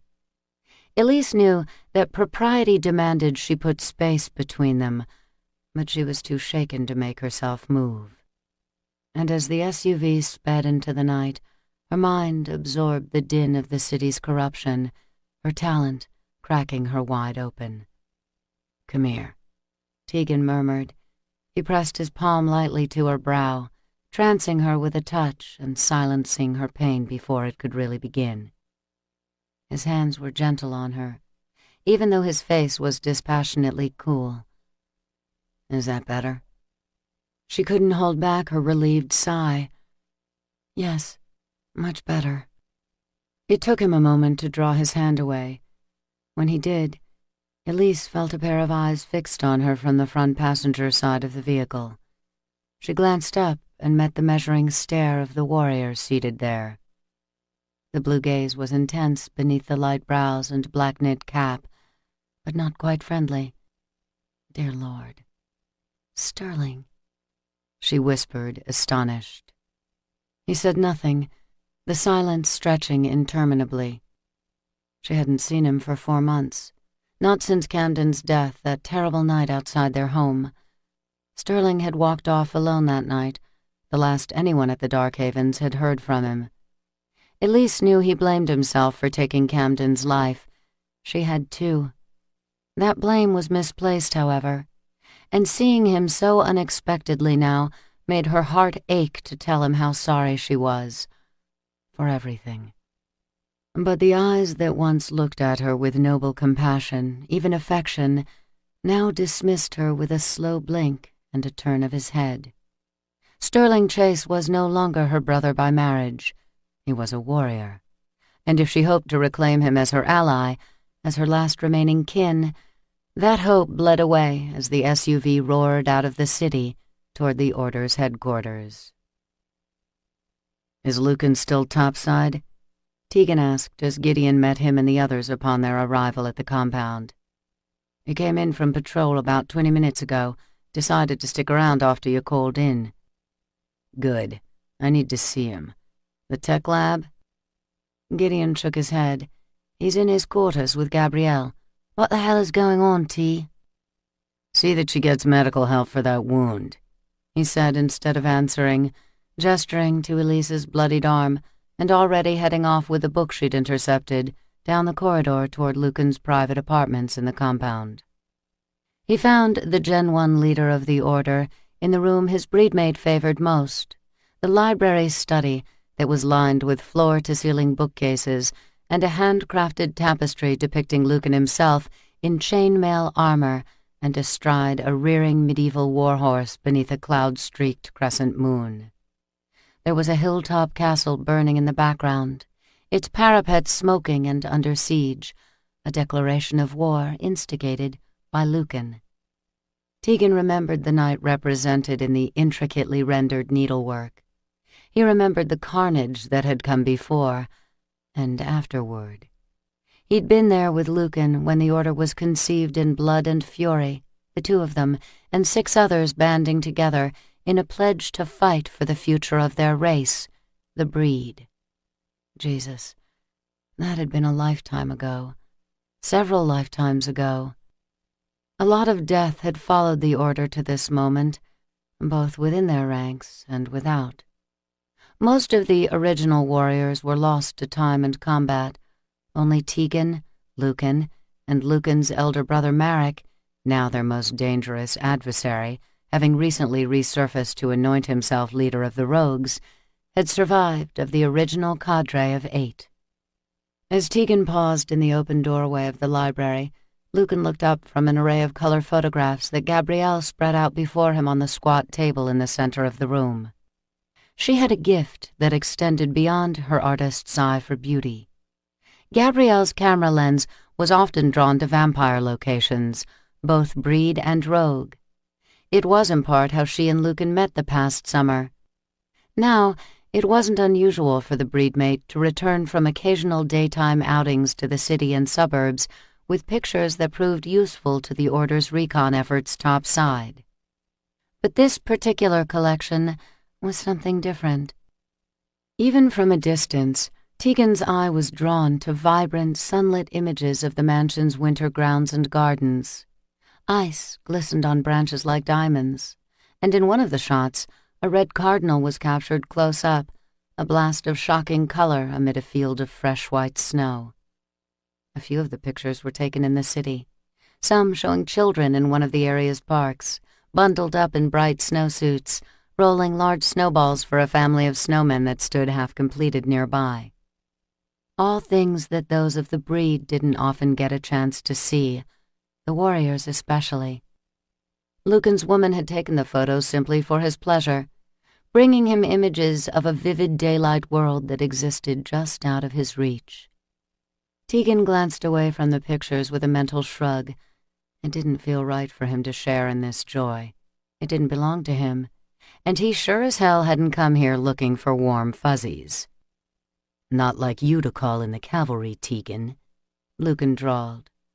There had been a smile lingering in the formidable warrior's gray eyes as he met Tegan's gaze from across the room, but he sobered instantly. "We have new trouble coming our way?" It could be. The Gen 1 leader of the Order nodded gravely, understanding from a single exchanged look that the night was about to head south. Way south, Tegan thought. He held the curious journal under his arm, but ancient protocol made him hesitant to discuss potentially disturbing Order business in front of a female. It did not escape his notice that instead of getting up from the room or requesting privacy from Gabrielle, Lucan reached out to take her hand in his. The slight nod he gave her as she sat back down beside him was one of respect and solidarity. The statement was clear. They were a unit, and while Lucan would walk through fire to protect her, the venerable warrior kept no secrets from her. No doubt the female would have it no other way. It had been like that between the couple from the day she arrived at the compound as Lucan's mate. The same could be said of Gideon and Savannah, who were paired more than 30 years and an equally solid match. Dante and Tess were two halves of one whole as well, though they had only been together a few short months. Breedmates had their freedoms, even those bonded to members of the Order. But there wasn't a male among the entire vampire nation who would stand by and condone what Elise had been doing the past few months she'd been living topside. What she intended to keep on doing, even if it killed her. "Tell me what this is about," Lucan said, indicating for Tegan to come into the library chamber. "Gideon said you phoned in that you were with an injured Darkhaven female." Tegan arched a brow in acknowledgement. Elise Chase, no longer of the Darkhavens as it turns out. "She left?" "After the death of her son. She's been living in the city by herself." "Jesus. What happened to her tonight?" Tegan smirked, still disbelieving the woman's tenacity. "She attracted some unwanted attention from the rogues. They came gunning for her at her apartment." He left out the fact that one of the bastards got to her before he could stop it. The thought still burned in him, self-directed anger seething beneath his cool veneer. Gabrielle frowned. What would they want with Elise? This. Tegan held the book out and Lucan took it, scowling as he touched the faded tooling on the aged cover, then flipped through some of the yellowed pages. It was waiting for overnight pickup by a minion. Somebody was in a big rush to have it. Lucan's look was grave. No question as to who the somebody was. "And the Darkhaven woman?" "She intercepted it." "Christ. What about Marek's human mule?" "The minion is dead." Tegan stated simply. Marek must have gotten wind of that fact and unleashed his hounds to retrieve the book. It would have been easy enough to track down Elise from the store's closed-circuit feed. "What is it? Some kind of diary?" Gabrielle asked, peering past Lucan at the fanning pages. "Appears to be," Tegan said. "Apparently it belonged to a family named Odolph. You ever hear of them, Lucan?" The vampire shook his dark head as he ran through the journal again. Before Tegan could direct him to the disturbing symbol at the back of the text, Lucan flipped to the page himself. As soon as his eye lit upon the hand-drawn dermaglyphic marking, he muttered a curse. "Holy hell. Is this what I think it is?" Tegan gave a grim nod. "No doubt you recognize the pattern." "Dragos," Lucan said, a dark weight hanging on that one word. "Who is Dragos?" Gabrielle asked, peering past Lucan at the glyph scrawled onto the page. "Dragos is a very old breed name," Lucan explained. "He was one of the original members of the Order, a first-generation vampire. Like Tegan and me, Dragos was sired by one of the ancient creatures who began the vampire race as we know it. Dragos fought alongside us when the Order declared war on our alien fathers." Gabrielle nodded, showing no surprise or confusion. Evidently Lucan had already filled her in on the otherworldly origins of the breed, as well as the bloody war that arose within the breed during the 14th century of the human era. It was a tumultuous time, rife with treachery and violence, most of it carried out by the long-lived, savage creatures from a distant planet who prowled the night and fed without discretion. sometimes wiping out entire villages of humankind. The ancients were ravenous and brutal, supremely powerful. Without the order to intervene, they'd been a bloodthirsty pestilence that made even the worst rogue look like a misbehaving frat boy. Gabrielle's gaze went from Lucan to Tegan. "What happened to Dragos?" "Killed in battle a few years into the war with the ancients," Tegan supplied. "Can you be sure of that?" she asked. "Until last summer, everyone believed that Merrick was dead too." Lucan gave a firm nod. "Dragos is dead, love. I saw his body with my own eyes. None of the breed can resurrect when their head is taken." Tegan recalled that night as well. It was a moment that marked many losses, starting with Dragos's breedmate, who took her own life upon hearing the news of his death. Cassia had been a good, caring woman, as close as a sister to Sorsha. It wasn't long after Cassia's death that Tegan lost Sorsha as well. Dark times that he preferred not to think on, even now. He'd learned to suppress the pain, but he still had so many memories. Tegan sharply cleared his throat. "Which brings us back to the name Odolph. Who is it, and what can it mean to Merrick?" "Maybe Gideon can turn something up in the IID," Lucan suggested, handing the book back to Tegan as he got to his feet. "The database isn't a complete record, but it's all we've got." "You two run your search," Gabrielle interjected when they reached the corridor outside. "I'm going to check in on Elise. It sounds like she's been through a lot tonight. Maybe she could use some company and something to eat." Lucan's eyes darkened as he held his woman's gaze. He whispered something low in her ear, then pressed a kiss to her lips. There was a faint pink tint to her cheeks as she broke the embrace. Tegan glanced away from the exchange and started the trek toward Gideon's lab. Lucan was behind him in no time, Gabrielle heading in the opposite direction to look for Elise. It was impossible not to notice the calm that enveloped the warrior whenever he was around his breedmate. Not long ago, Lucan had been a powder keg, just looking for an open flame. He'd pretended an iron control, but Tegan knew him longer than any of the others at the compound, and he knew that Lucan had been only a few steps away from total disaster. Bloodlust was the fatal flaw of all the breed, a tipping point that could push even the most stable vampire over the edge into a permanent addiction. All of the breed needed to consume blood to survive, but some took it too far. Some turned rogue, and it had stunned Tegan to discover that Lucan was teetering on the very knife edge of that abyss. He'd been nearly lost. Until Gabrielle. She grounded him somehow, gave Lucan what he needed through their blood bond, yet trusted him not to fall. She'd saved the warrior, and it was clear that she continued to do so every moment they shared together. "You're well mated," Tegan said as Lucan caught up to him and strode along at his side in the corridor. He'd meant it in praise, but it came out sounding harsh, almost an accusation. Lucan didn't seem surprised by the rough tone, but he didn't rise to the bait like he might have at one time either. "I think about you and Sorsha sometimes, when I look at Gabrielle, and imagine what my life would be like without her. It's sure as hell not a place I like to visit often. How you ever got through it." "It passes," Tegan murmured, a bit too tightly even to his own ears. "And the only ghost I'm interested in talking about right now is Dragos." Lucan dropped the subject as the two of them entered the tech lab. Gideon was at his usual post behind the long console, keying something into one of the many computers. "What have you got?" he asked the moment they strode in, his eyes and fingers never leaving his task. Tegan put the air bill and journal down on the table. "Need you to check the origin of this package, but first, run a search of the IID records for the name Odolph." "You got it."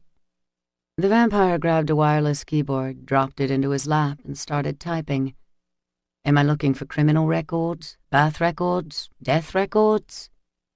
"Any of the above," Tegan said, watching the monitor screen fill with a scrolling list of data. It kept running and running, turning up zilch. Then one record stuck at the top of the screen while the program scrolled for more results. "You got one?" "Deceased," Gideon replied. "A one Reinhard Odolf of the Munich Darkhaven went rogue in May 1946, deceased the following year by solar suicide." Another entry, this one for Alfred Odolf, lost to bloodlust in 1981. Hans Odolf, bloodlust, 1993. A couple of missing persons on record. Here's one more for you. Petrov Odolf, Berlin Darkhaven. Lucan moved in to get a better look at the computer. "Also deceased?" "Actually, no. Not yet, anyway. Petrov Odolf, institutionalized for rehabilitation. According to the record, this boy's been rogue for the past few years and a ward of the enforcement agency in Germany." "Is he coherent?" Tegan demanded. "Can he be questioned? More importantly, can his answers be trusted to be valid?" Gideon shook his head. The record's not complete about his current condition, other than he's breathing and under the supervision of the institution in Berlin. Berlin, eh? Lucan turned a questioning look on Tegan. "Think you can call in any favors over there?" Tegan turned away from the monitor and pulled out his cell phone. "Guess it's as good a time as any to find out." Chapter 11. Elise looked down at the healed wound on her left arm, then over at Tess, whose gifted hands had erased all traces of the bleeding cut and mended the torn flesh with just a touch. "This is incredible. How long have you had this talent?" "Pretty much all my life, I suppose." Tess pushed a curling lock of honey-blonde hair behind her ear and gave a small shrug. "For a long time I didn't use it. I just wished it would go away, you know, so I could be normal." Elise nodded, understanding completely. "You're lucky, though, Tess. Your ability is one of strength. It works for the good." Shadows seemed to crowd the breedmate's aqua eyes. "Now it does, yes, thanks mostly to Dante, that is. Before I met him, I had no idea why I was so different from other women. I treated my talent like a curse. Now I wish it went deeper. There is so much more I wish I could do, like with Rio, for instance." Elise knew the warrior Tess referred to. She'd seen him in one of the other infirmary rooms when she was led down here by Gideon. As they passed his open door, Rio had looked up from where he lay on a hospital bed, one side of his face distorted by old burns, the muscles of his bare chest and torso riddled with shrapnel scars and healed gouges that indicated some very severe injuries. His topaz-colored eyes had been dull beneath the fall of his overlong dark brown hair. Elise hadn't wanted to stare, but the anguish she saw in his face was arresting, even more so than the ravaged condition of his person. "I can't take away old wounds and scars," Tess said, "but some of the worst ones a person bears are on the inside. Rio is a good man, but he's damaged in ways he may never recover from, and there is no breedmate talent that can erase those kinds of hurts." "Maybe love?" Elise suggested hopefully. Tess shook her head as she ran her hands under the countertop and scrubbed up. "Love betrayed him once. That's what left him the way he is now. I don't think he'll let anyone get that close again. All he's living for is to get back out in the field with the other warriors. Dante and I are trying to convince him to take things slowly, but when you try to slow Rio down, he only pushes harder." In some small way, Elise could relate to the warrior's determined need to take action, even if only in the name of revenge. She was driven by a similar need, and, like Rio, hearing others advise her to step back didn't make the need burn any less. From outside the infirmary room came the soft gait of female footsteps, accompanied by the quick rhythmic click of a four-footed companion. Savannah and a perky brown terrier appeared in the doorway. Gideon's pretty breedmate offered Elise a warm smile. "All set here?" "We've just wrapped up," Tess said, drying her hands with a paper towel and bending down to scratch the chin of the little dog, who quite obviously adored her. The mutt jumped all over her, showering Tess with wet kisses. Savannah came in and carefully ran her fingers over Elise's healed arm. Good as new. Amazing, isn't she? You're all amazing, Elise answered, meaning it totally. She'd met Savannah and Gabrielle a short while before, when both women had come down to check on her soon after her arrival at the compound. Savannah, with her gorgeous mocha complexion and velvet brown eyes, had instantly made Elise feel at home with her gentle, caring demeanor. Gabrielle was sweet as well, a ginger-haired beauty who seemed wise beyond her years. And then there was pretty, quiet Tess, who'd taken care of Elise as compassionately as she might her own kin. Elise felt humbled before them all. Having been raised in the Dark Havens, where the warriors of the Order were considered at best to be an antiquated, dangerous faction within the vampire race, at worst a deadly gang exercising vigilante justice, it was surprising to meet the intelligent, kind women who'd taken members of the Order as their mates. She couldn't see any one of these women binding herself to anything less than a male of honor and integrity. They were too smart for that, too confident in themselves. Surprisingly, they seemed so pleasant and warm, not unlike the Darkhaven females Elise considered her friends. Since you're finished here, why don't both of you come with me? Savannah said, breaking into Elise's thoughts. Gabrielle and I just made some sandwiches and a fruit salad. You must be hungry, Elise. I am, or at least I should be, she admitted quietly. It had been several hours since she'd eaten, and her body felt depleted, in need of nourishment, but the idea of food held little appeal. Everything tasted bland, and even the things she used to enjoy when Quentin was alive. How long has it been for you, Elise?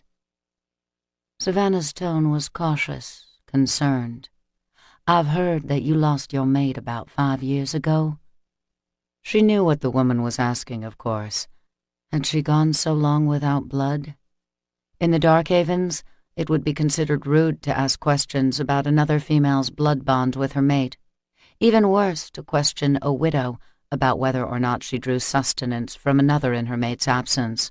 But here, among these women, there seemed no reason to hide the truth. Quentin was killed by a rogue in the line of duty 5 years and 2 months ago. I haven't turned to anyone else for my needs. Not any of them. Nor will I. 5 years without breed blood in you is a long time, Savannah acknowledged. Thankfully, she didn't bring up the other implication in Elise's confession, that she hadn't taken another lover in all that time either.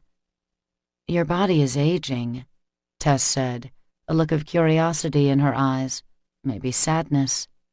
If you don't take another male as your mate, eventually I will die, Elise answered. Yes, I know. Without breed blood to sustain me in a state of perfect health, I need to work my muscles and keep fit, just like any other human.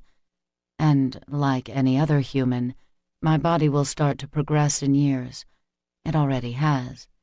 In time, like any other human, I will succumb to old age.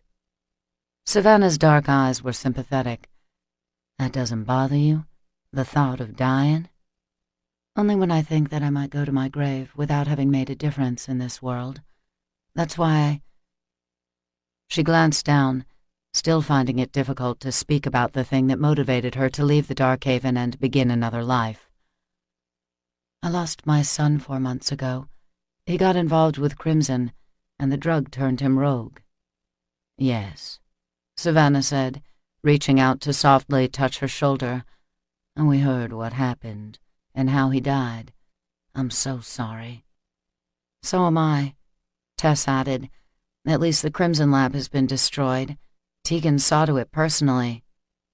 Elise's head shot up in surprise. What do you mean, personally? He raised the place, Tess said.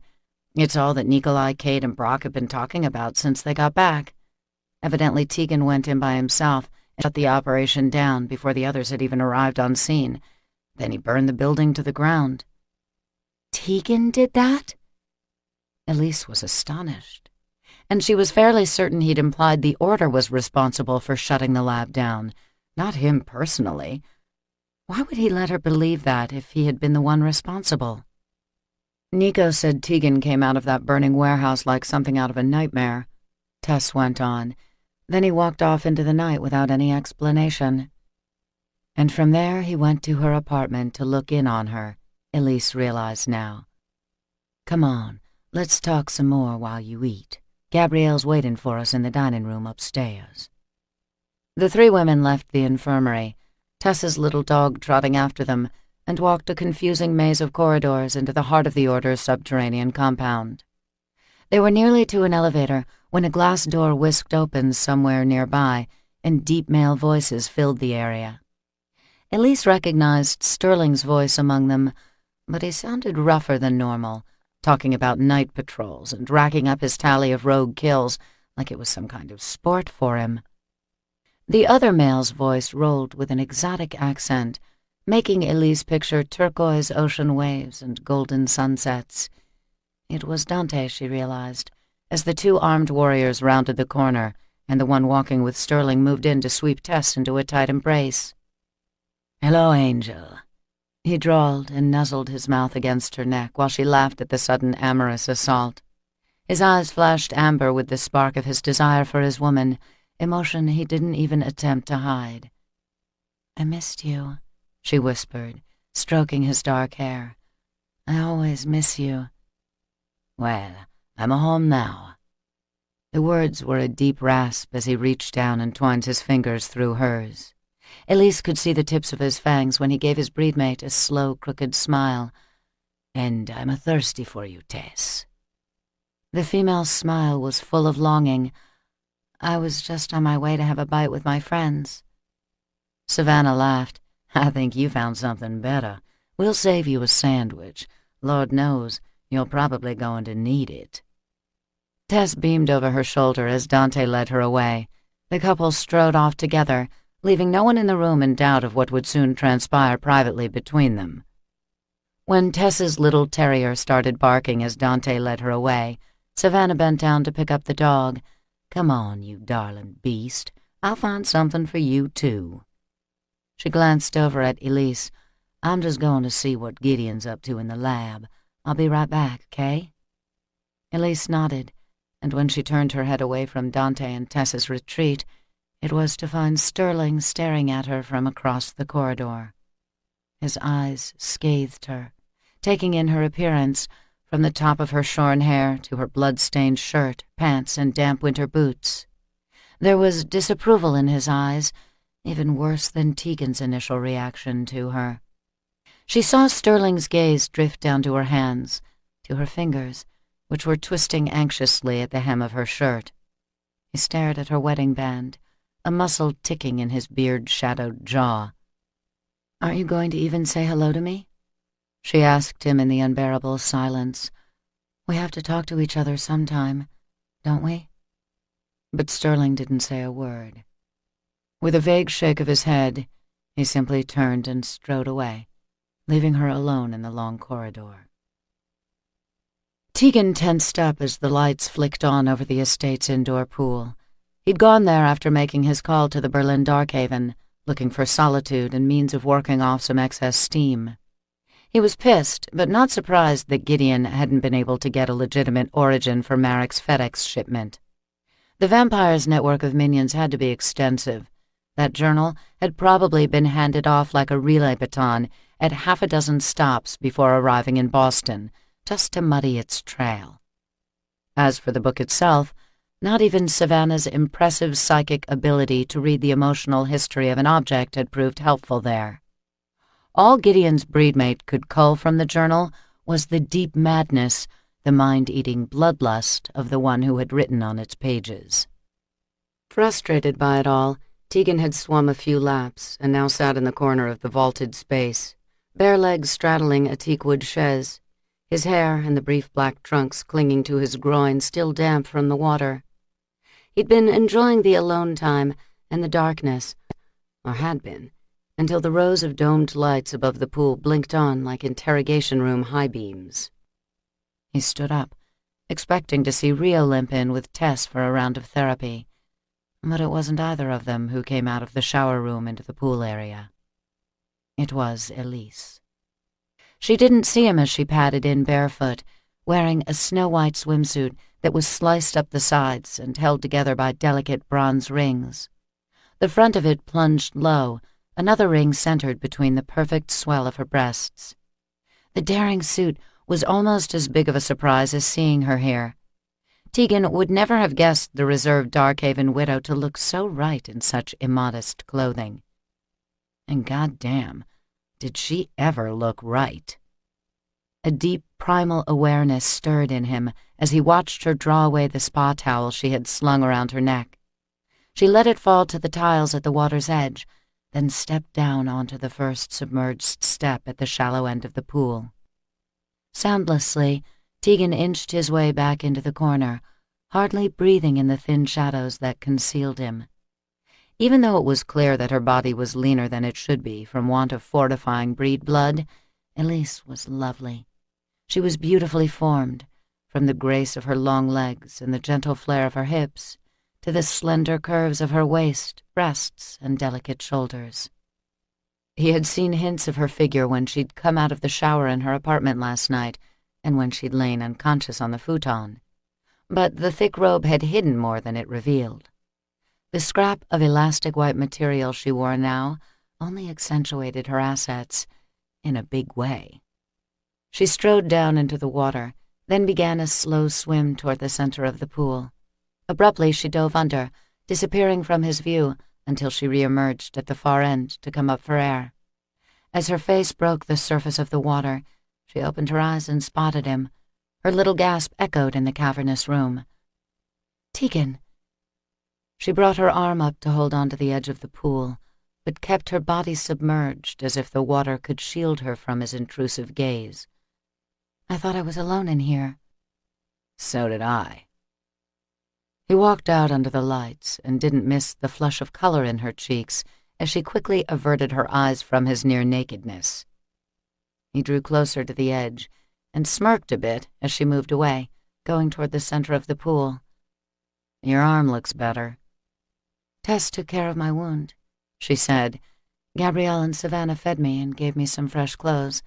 Savannah said it would be all right if I came up here for a swim." Tegan shrugged, watching her tread water, lithe arms and legs moving sinuously beneath the surface. "Do what you want. You don't need to explain anything to me." She held his gaze across the pool. "And why do you make me feel like I do?" "Do I?" Instead of answering, she pivoted and started swimming at an easy pace, putting more distance between them. "Were you able to find out anything about the journal?" "Looking to change the subject, are you?" He watched her retreat toward the deep end, and for some absurd reason, it took every ounce of impulse control for him to not dive in and follow her. "We might have a lead on something in Berlin. I'm heading there tomorrow night." "Berlin?" She reached for the lip of the pool and turned a frown on him. "What's in Berlin?" "Someone we might be able to persuade into giving us information. Unfortunately, our best lead right now is a rogue. He's been cooling his jets in a holding tank for the past few years."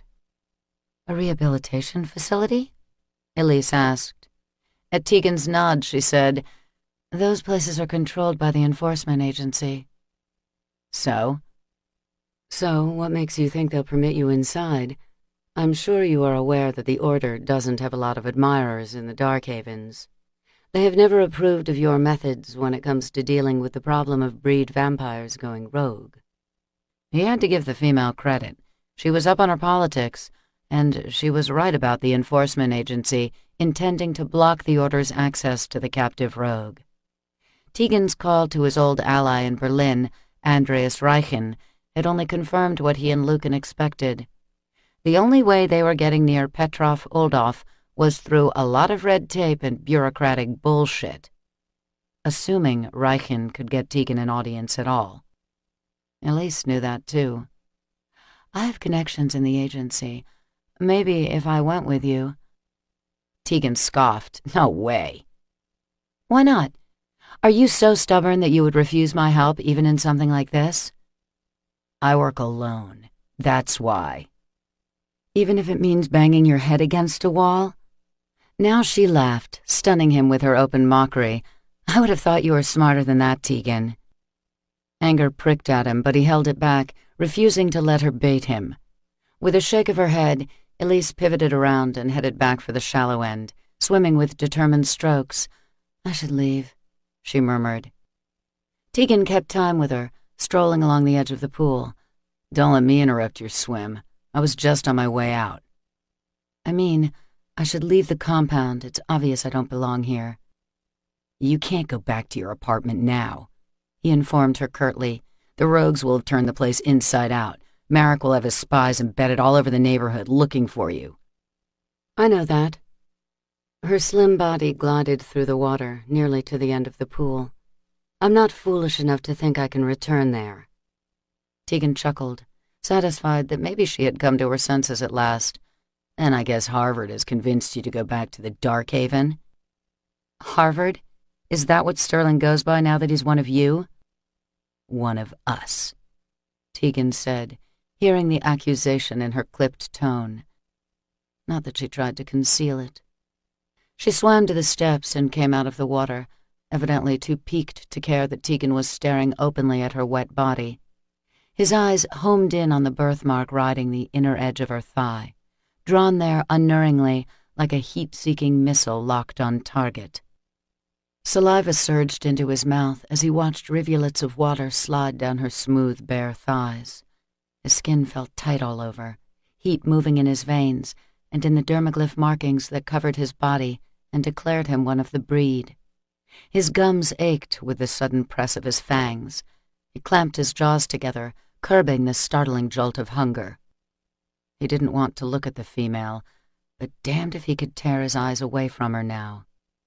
"Sterling hasn't convinced me of anything," she said as she grabbed her towel and covered herself with it. "He won't even speak to me, if you want to know the truth. I think he must hate me after what happened last fall." Tegan studied her smart lavender eyes. "Is that really what you think? That he hates you?" "Sterling was my mate's brother. By marriage, he is my brother. It would be completely improper." Tegan scoffed. "Men have gone to war with their own brothers for want of the same woman. Desire could give a damn about propriety." Elise held the towel closed between her breasts and paced from him. "I don't like where this conversation is heading." "Do you have feelings for him?" "Of course not." She looked at Tegan, clearly, rightfully appalled. "And what right have you to ask me that?" None at all, but suddenly it was important to him that he know. He stood there, deliberately blocking her path if she even thought to duck away from him. "He desires you. He would take you into his bed if you'd let him. Hell, maybe he wouldn't even need your permission." "Now you're just being rude." "I'm only stating the truth. Don't tell me you weren't aware that Chase burns for you. Anyone with eyes in his head can see that." "But only you would be coarse enough to speak it." That pale purple gaze flashed with outrage, and for a second he wondered if he was about to get slapped. He rather hoped he would. He wanted her angry, wanted her hating him, especially now, when the scent of her warm, wet skin was drilling into his senses, every curve of her petite body branding itself into his mind's eye. He was close enough to take her in his hands, too close, because at this intimate range he could see the flutter of her pulse drumming frantically at her throat, and he was all too aware that there would be no one to stop him if he pulled her into his arms and took a forbidden taste of her. "You hang your callousness on the excuse of truth," she said, a fierceness creeping into her voice. "So maybe you can tell me why you found it necessary to lie to me about what happened with the Crimson Lab." Tegan narrowed a hard look on her, the question raising some kind of alarm within him. "I didn't lie to you about anything." She didn't flinch under his glare, only held his gaze steadier, challenging him. "It was you who destroyed the lab, not the Order. You, personally, Tegan. No one else. I heard all about it." A low hiss leaked out of him. He drew back, knowing he was the one retreating now, but unable to stop his hedging backward momentum. Elise moved with him, her wet, nearly naked body too close, too goddamn tempting. Why would you do something like that, Tegan? I can't believe that you had any kind of personal stake in seeing the lab raised. So tell me, why? Did you do it for me? He said nothing, incapable of speech and edging dangerously close to an emotion he did not want to feel. She stared up at him fiercely. The silence was heavy, immovable. Where's your truth now, warrior? Tegan forced a scoff, hearing the humorless laugh scrape in his throat. I've warned you once, female. You're toying with fire. I won't be gentleman enough to warn you again. Elise closed her eyes as Tegan snarled a curse and stalked away from her. She didn't dare move, hardly drew a breath in the moments Tegan's swift footsteps carried him to the pool's exit. She heard him leave. Only then did she allow herself to sag in relief. What on earth was she thinking?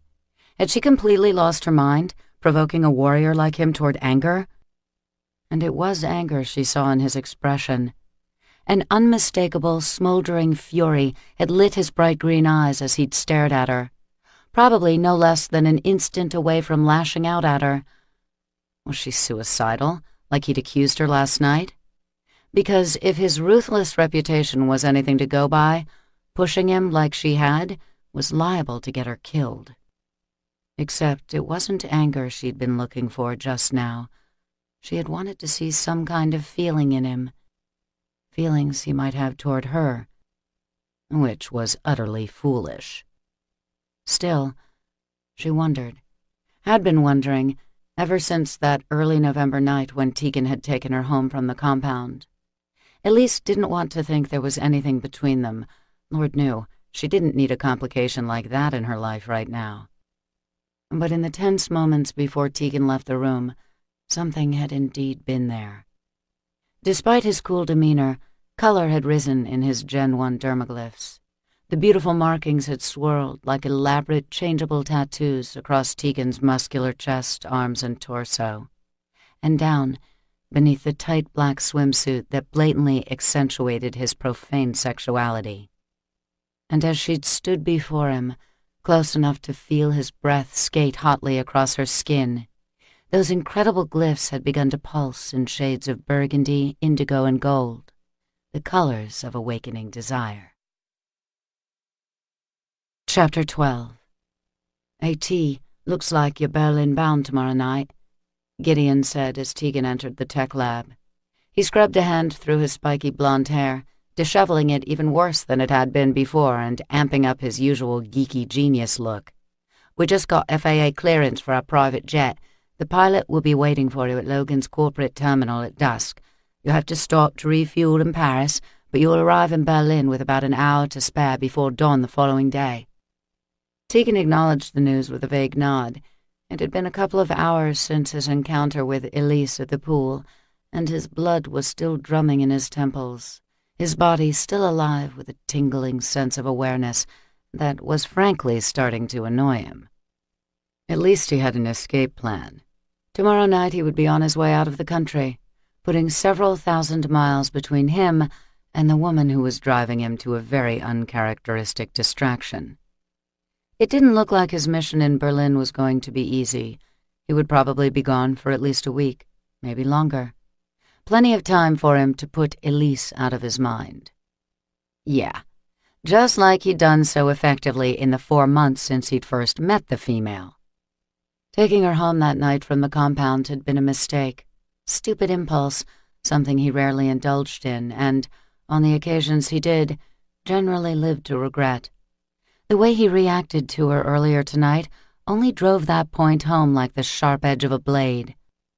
He hungered for her, and he couldn't delude himself with the hope that she hadn't seen ample evidence of that fact. He hadn't been able to curb the transformation of his glyphs in her presence, let alone suppress his unwilling arousal just from being near her. Jesus Christ, he needed to be gone, and gone soon. Across the lab, Dante and Chase were going over tactics with Nico and the new recruits. A couple of heads lifted as Tegan strolled inside and dropped into a chair next to Gideon at the bank of computers and compound surveillance monitors. "You all right?" Gideon asked, glancing at him from under an arched brow. You throwing off heat like a radiator. Never better.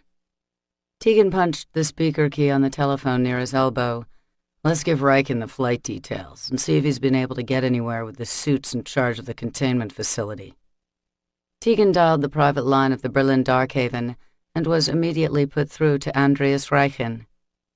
Everything is in order, he told the German vampire, not bothering with the pleasant "hi, how are yous" in his impatience to get the mission underway. Expected arrival at Tegel Airport is 2 days from now, just before sunrise. Think you can get me to your place before I go crispy? Riken chuckled. Of course. I will have a car waiting to retrieve you. His deep accented voice rolled through the speaker. It has been too long, Tegan. I have not forgotten my debt to you for your assistance with our little problem over here a while ago. Tegan remembered that time. The Berlin Darkhaven's little problem had entailed a string of rogue attacks on its residents, several ending in grisly killings. Tegan had gone in as a one-man commando unit, tracking the rogue cell into the thick forests of Grunwald, then wiping out the bloodlusting predators who'd been terrorizing the region. That had been, almost 200 years ago. We'll be square if you can get me inside that enforcement agency facility, he told Riken. Ah, that is resolved, my friend. The head of the security phoned only moments before you called. The director of the agency here in Berlin gave specific license for access to the facility. There is no issue with permitting your emissary into the facility to question Petrov Oldov. My emissary? As the words left his mouth and suspicion started to simmer in his blood, Tegan heard the soft whisk of the tech lab's glass doors as they slid open to let someone inside. He knew who that someone was, even before he saw Chase's jaw go tight across the room. Tegan pivoted around in his wheeled chair and found Elise standing there, looking guilty as sin. What the hell have you done? It wasn't my doing, Riken said over the speaker. I assumed it was something you initiated. The German leader of the Berlin Darkhaven was still talking, but Tegan wasn't hearing a word. Elise walked forward, her steps a bit halting. One of the other breedmates had given her a change of clothes. The purple knit tunic and dark blue jeans were an improvement over the havoc of the revealing swimsuit, but it still didn't totally conceal her petite, feminine lines. Which only pissed Tegan off more. Whatever you think you're doing, forget it. I told you, I work alone. Not this time. The arrangements are already in place with the agency and the containment facility. They are expecting me. This must be a fucking joke. I'm completely serious. I'm going with you. Tegan dismissed her with a brief look and went back to his call with Riken. There will be no Darkhaven emissary accompanying me. Just me alone, Andreas, and we're still getting in to see that rogue, even if we have to break into... Tegan, I think you misunderstood. Elise's voice was unwavering behind him and dangerously bold. I wasn't asking for your permission.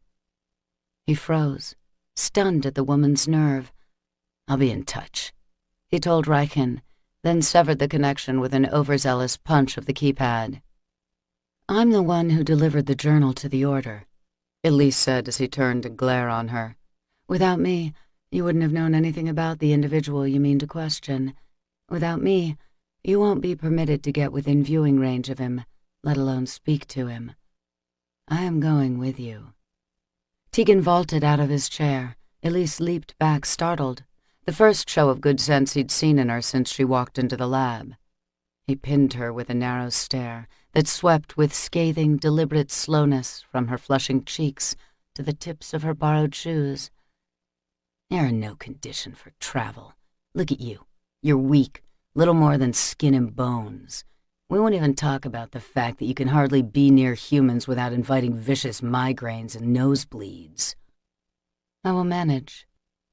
He scoffed. How? She frowned, dropping her gaze as Tegan's voice boomed around them. What are you going to do between now and then? Solicit the vein of a vampire to bolster your strength? because that's what it would take.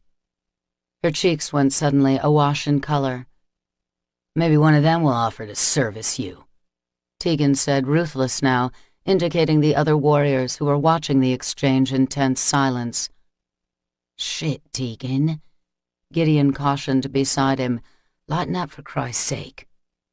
Tegan tuned out everything but the Darkhaven female's shocked expression. That's what it would take, Elise. Breed blood coursing through your body. Nothing less. Without it, your talent will continue to rule you as it does now. You'll only be a liability. He saw the outrage spark in her eyes, but it was her humiliation that struck him like a blow to the gut. It was considered crass in the extreme to speak publicly of the blood bonds between a female and her mate. Even worse, to speak of it in mixed company. To suggest that an unbonded breedmate take a male for sustenance alone was beyond profane. I am a widow, she said quietly. I am in mourning. 5 years, Tegan reminded her, his voice sounding tight even to his own ears. Where will you be in another 5 or 10? You're letting yourself die on your feet and you know it. Don't ask me to help you get there faster. She stared up at him mutely, her delicate throat working as she swallowed what was likely a sob. Maybe a curse that he go straight to hell, which was probably where he was heading even before this ugly display.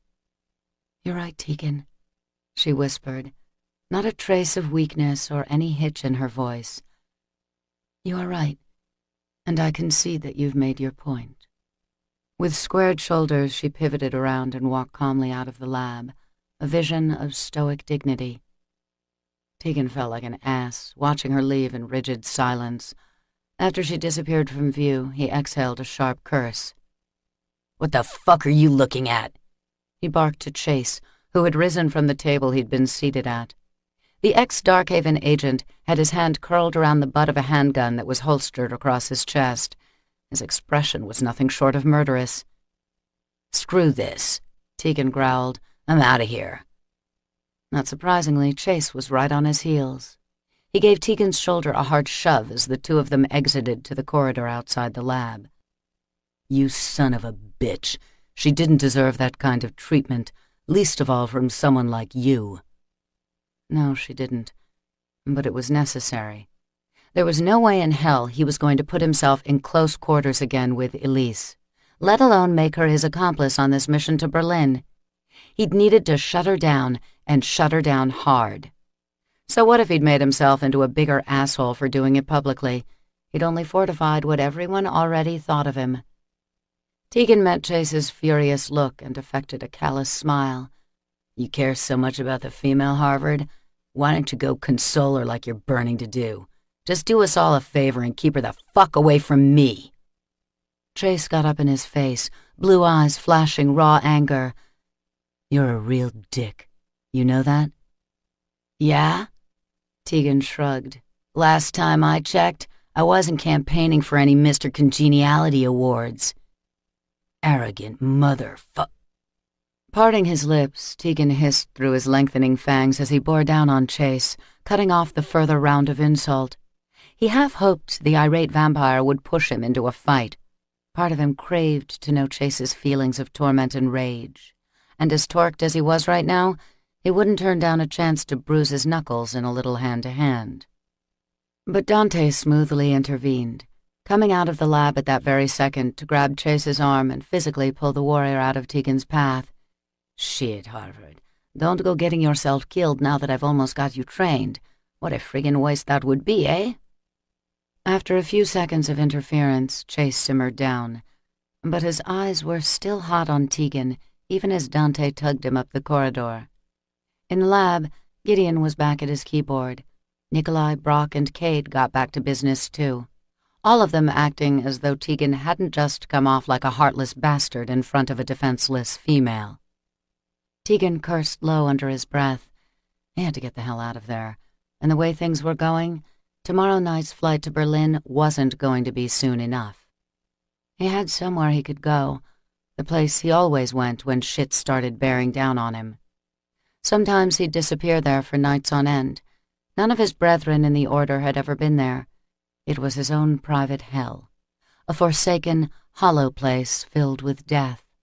Right about now, it sounded like a fucking holiday. Elise stood in the center of a large, mostly vacant chamber in the compound, feeling as if she'd had the wind knocked out of her. She was still shaking from her confrontation with Tegan, but whether it was from humiliation or anger, she wasn't sure. What he'd done to her in front of his brethren was inexcusable, incredibly cold. He had to know that what he suggested was blasphemous and profanely insulting, not just to her, but to the warriors who'd been in the room to hear it. Only the lowest females living among the breed would engage in a blood bond without a solemn commitment and a deeply shared love. The blood bond was the most sacred communion between a breedmate and the male she chose as her own. The ultimate intimacy, it was very often a sexual act, and one never entered into lightly. To use a vampire's blood only to further one's longevity and strength was simply not done, not by anyone Elise knew. But she couldn't deny that Tegan's observations of her had been the truth.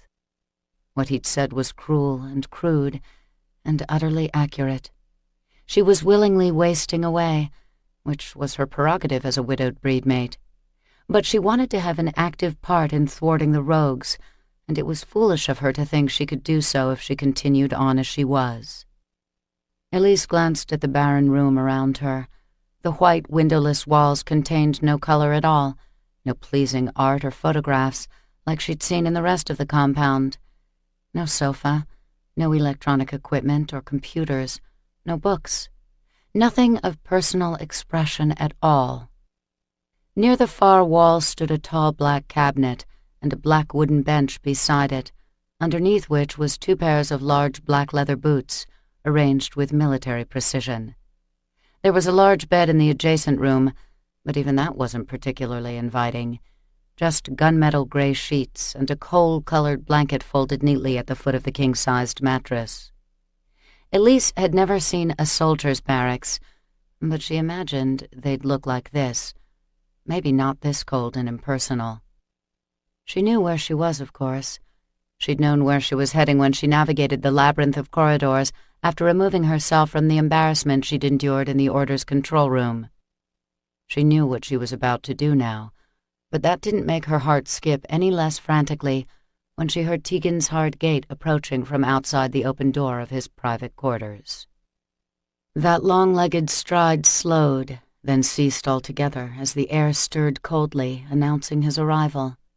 His immense body filled the doorframe, muscular arms crossed over his chest, his powerful, denim-clad thighs spread in a battle stance. He didn't speak at first, but there was no need for words when his emerald green eyes narrowed on her, as sharp as gemstones and as cold as a glacier. "Tegan, if you're looking for an apology, you can forget it." Elise held that menacing gaze as she forced herself to approach him. "I'm not here for that," she told him, surprised there was no tremor in her voice for the way her pulse was skittering in her veins. "I came here to tell you that you were right back there. I do need the strength of a blood bond, but I'm not looking for a mate. I need an uncomplicated arrangement with someone who isn't going to care what I do or when I walk away. So I choose you." Chapter 13.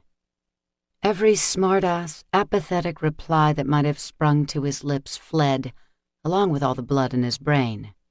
Tegan stood there in the doorway of his private apartments, struck stupid with shock at what he just heard. He sure as hell never saw this coming.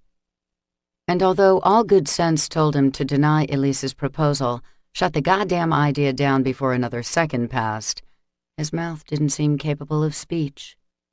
An erotic mental image burned instantly into his mind. Elise's lips pressed against his skin, her sweet pink tongue lapping at him, her mouth drawing deeply from his vein. He wanted that, he realized in a flash of disbelief. Wanted it so bad he shuddered with the force of it. "Jesus Christ," he muttered, finding his voice at last. "You're insane, and I'm leaving. I only came to grab a few of my things and I'm out of here." When he stalked forward, meaning to dismiss her and her ludicrous suggestion without another word, Elise moved into his way. He glared down at her, but she didn't so much as flinch under the deadly look that would have withered warriors and rogues alike. "What are you running from, Tegan?" Soft lavender eyes fixed on him in defiant challenge. "I'm sure it can't be me scaring you off." He scoffed at the idea, refusing to let her see how close to the mark she might be. "Do you know what you're asking for? If you take my blood, a part of you will be linked to me for as long as I'm alive. It's an unbreakable connection." "I know very well what the blood bond entails. All of it." Her sudden flush seemed to indicate that she was also aware of the sexual nature of the act. Vampire blood had a highly aphrodisiac quality. In females without the breedmate mark, the effect was often a rush of fierce desire. In females like Elise, who were capable of bearing breed offspring, the drinking of breed blood nearly always sent them into a heated sexual hunger that demanded to be slaked. "I'm not what you're used to," he told her sternly, the only warning he could think of now. "Don't think that I'll be gentle with you. I wouldn't show you any mercy." Her little smile was mocking. "I'd hardly expect that you would." With that, she turned and strode away from him, her spine impeccably erect as she went into his bedroom to await him. Tegan raked his fingers through his hair, knowing he had about 2 seconds to get a grip on himself and walk away from this certain disaster. Any longer for him to think about it, and he didn't know if he'd have the will to refuse her. In the adjacent room, he heard the soft clop of Elise's shoes hitting the rug as she took them off. If he thought he could scare her out of going through with this, apparently all he'd done was fortify her resolve. She'd thrown a gauntlet here, and he had never been the kind of male to back down from a challenge. Even now, when every survival instinct he possessed was clamoring for him to turn tail and run from a situation that had catastrophe written all over it. Long moments ticked by, and still she waited. Tegan growled a dark oath. Then, with hardly a conscious thought to command it, he brought the door to his apartments closed with the will of his mind and headed for the bedroom after her. Some of Elise's resolve wavered as Tegan came in behind her to his bedroom. There was a savage intensity in his slow, steady stride and in the unblinking gaze trained on her. Suddenly, she felt as if she were standing before a predator while it measured its options, preparing to close in for the kill. "How do you want—" She let the words trail off, uncertain how to proceed now that she actually had him here. "Where shall I—" "The bed," came his flat reply. He began pulling off his black knit shirt, baring his glyph-marked torso. Their normal henna hue was deepening now, no longer the neutral shade indicating a placid mood, but blushing darker, the patterns beginning to saturate. Elise sat down on the very edge of the mattress and turned her head to avert her eyes from him. She heard the crush of fabric as Tegan set the shirt aside and came nearer to the bed. "You're overdressed," he said, his warm breath tickling the side of her bare neck. His presence so close to her was almost as startling as his words. Elise turned an anxious glance on him. "You mean for me to disrobe? I don't see why I should—" "You will," he said, leaving no room for argument. "If I were a cultured Darkhaven male and not the crude warrior that I am, I doubt you'd expect me to receive you fully clothed." It was true. Respect for the act of blood bonding between vampire and breedmate demanded that both parties come to each other without concealment, coercion, or reservation. Naked in body, commitment, and intent. Tegan reached down to unfasten the zipper on his low-slung blue jeans. As they sagged on his trim pelvis, Elise's eyes fell unwillingly to the ridges of taut muscle that defined him, and to the trailing pattern of dermaglyphs that quite obviously continued all the way down to his naked, swelling groin. He wore nothing beneath, she realized in a state of instant panic. please," she gasped. "Tegan, please, will you leave them on?" He didn't reply, but he slowly pulled the denim back together and dragged the zipper up. She couldn't help noticing that the button at the top stayed undone, bearing a small V of his smooth, tawny skin. "That's the only request you get tonight," he said in a deep rasp. "You still have time to reconsider, but not much. Now disrobe, or ask me nicely to let you leave." He was testing her. She knew he was deliberately pushing her now, probably so sure that he could make her change her mind with a few menacing words. Really, she should be afraid. Not just of being alone with a warrior like Tegan, but also of the intimate, sacred act she was about to defile by drinking from a male she had no intention of taking as her mate. Truly, she degraded them both by asking Tegan to service her like this. And if he was disgusted by the thought, or by her, she could hardly blame him. "What's it going to be, Elise?"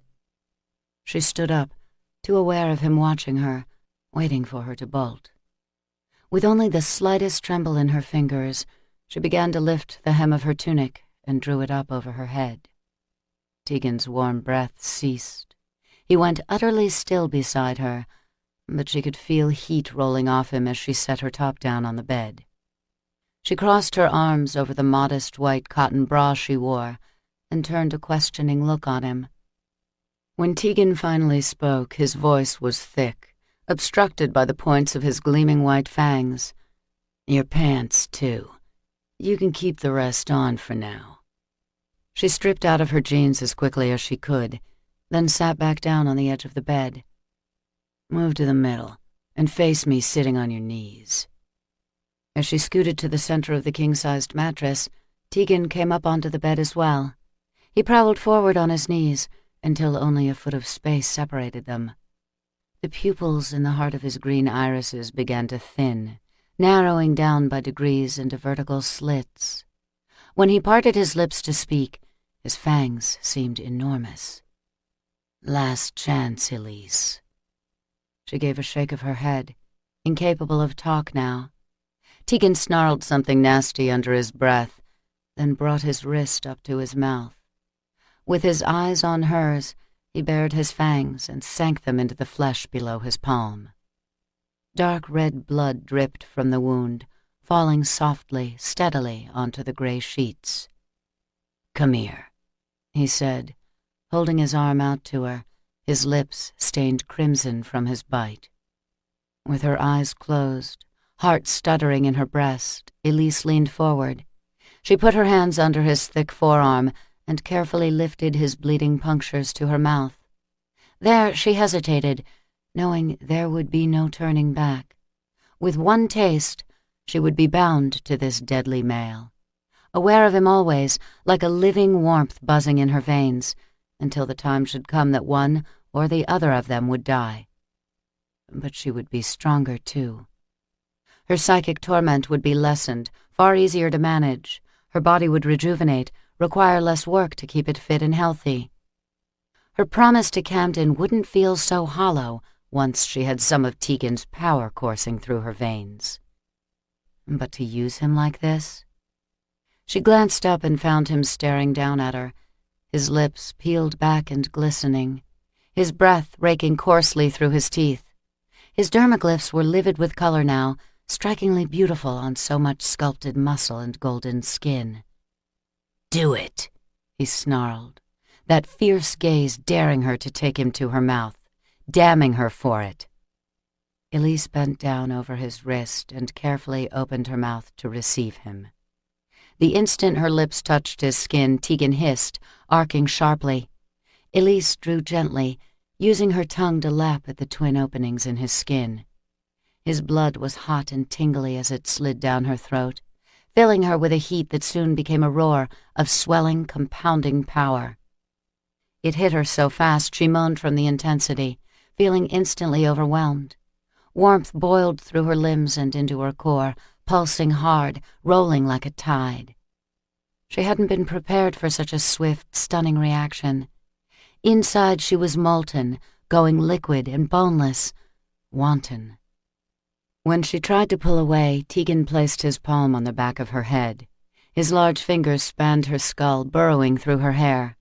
There was no denying his strength, yet the pressure he held her with was light, but it was also unyielding.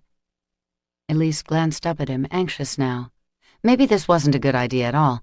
Maybe she'd been wrong. Tegan's eyes glittered, pupils swamped by fiery amber. "You shouldn't have started if you weren't prepared to finish." His face was starkly serious, unforgiving. "Take more. You know you need it." Her breath sawed out of her at his invitation. God help her, but she did need more. Already she could feel Tegan's blood mixing with her own, pounding in her temples. She licked her lips, savoring the wild, powerful taste of him on her tongue. Tegan's jaw went visibly rigid. "Christ!" he ground out tightly. His fingers were a searing presence across her nape and up along the back of her head. He could have pushed her down so easily, but he only held her there, tender beneath all that coiled breed power. "Take more of me, Elise." Panting now, every nerve ending firing off inside her like a hail of sensory explosions, she lowered her head and latched onto him once more. Tegan sucked in a sharp breath as Elise fastened her mouth to his wrist and took another long pull from his opened veins. She moaned as she swallowed more and more of him. Her hunger was rising. Greed for more made her pull harder, deeper, even as she quenched herself on him. Her tongue was a moist, hot demand against his skin, but it was the light scrape of her teeth that made Tegan's sex surge even harder than it already was. He knew he wasn't alone in his arousal. He could feel her body's response. He absorbed her thoughts and emotions through his fingertips, which were buried in the silky layers of her short blonde hair, resting against the warmth of her nape. He indulged in a brief few strokes of her soft skin, then drew his hand away when the sensations became too intense.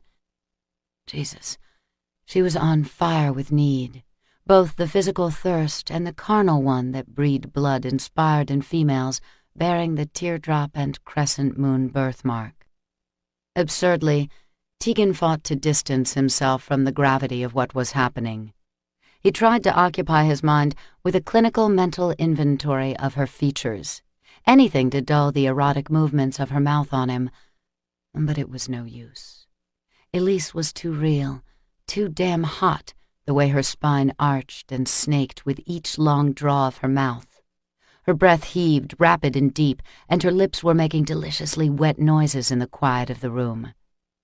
Her eyelids flicked open, as if to beg permission, and Tegan was struck by the lovely amethyst color of her irises, now that hunger and desire had darkened them. Her cheeks were pinkening already from his blood in her system. Her lips stained a glossy, beautiful red where they held fast to his wrist. "Finish it," he told her, his tongue thick, his own mouth dry as bone. "Take your fill." With a throaty groan, Elise pushed him down onto his back and followed him there, never breaking contact as she crawled alongside him on the bed, his arm raised to accommodate her continued feeding. Even though he was hard as granite in his jeans, Tegan wanted to remain detached from the entire catastrophe playing out before him. He needed to tune out the incredibly desirable woman who was now writhing against him in nothing but a modest cotton bra and panties, throwing off erotic heat like a furnace. And her emotion was swamping him. Her need was so raw, so honest. Christ, he had forgotten what that felt like. He didn't want to think about how long it had been since he'd lain with a woman. Didn't want to acknowledge how empty, how willfully chaste, physically and emotionally, his life had been for the past 5 centuries. He didn't want to think about Sorsha. He couldn't think about her. Not when Elise was driving him to the edge with every moan and sigh and cat-like slide of her body next to him. To his surprise, he wanted very much to touch her. Not to flex his psychic talent a little more, but to just touch her. Reaching over with his free hand, Tegan traced his fingers along the smooth line of her shoulder and upper arm. A spray of gooseflesh rose along the trail he'd made on her skin. Beneath the thin white cotton of her bra, her nipples tightened into hard pearls. He brushed his thumb over one pebbled bud, his breath catching in the back of his throat as she arched into him uninhibited, the blood fever from her feeding making her know no shame. He could take her, Tegan knew. She probably expected it, since it was rare that the act of blood drinking with a breedmate would end without sex to relieve a female of her need. But he told her no mercy, and a cruel part of him wanted to make good on that promise, especially since he was the one being used in this scenario. Elise's legs flexed and scissored as he continued his tactile exploration of her body. He traced his fingers along the dip of her flat stomach, then up the graceful flare of her hip. She was liquid in her movements, undulating and arching as her suckling at his wrist became more urgent. With a low, breathy moan, she opened her legs for him and moved his hand down where she wanted him. She clamped her thighs together, holding him to her and grinding when he hesitated to touch her on his own. It was too much to resist, even for him. He brushed his fingers along the moist cleft shielded by her panties, and she jerked as if he touched her with an open flame. He stroked her again, with more purpose, feeling her need ratchet tighter with every slide of his fingers. "Tegan," she gasped, turning her head aside to look at him with dazed, brilliant eyes. "Tegan, please, do something." She put her hand down on his, but he was already in motion. He slid his fingers beneath the scrap of damp cotton between her legs. Flossy curls were drenched and slick, the petals of her sex giving way easily as he glided his thumb along the delicate valley between them.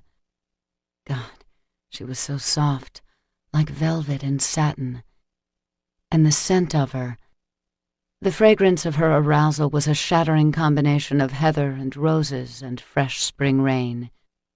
"Please," she whispered, forcing him into an urgent rhythm when he might have taken his time to savor her.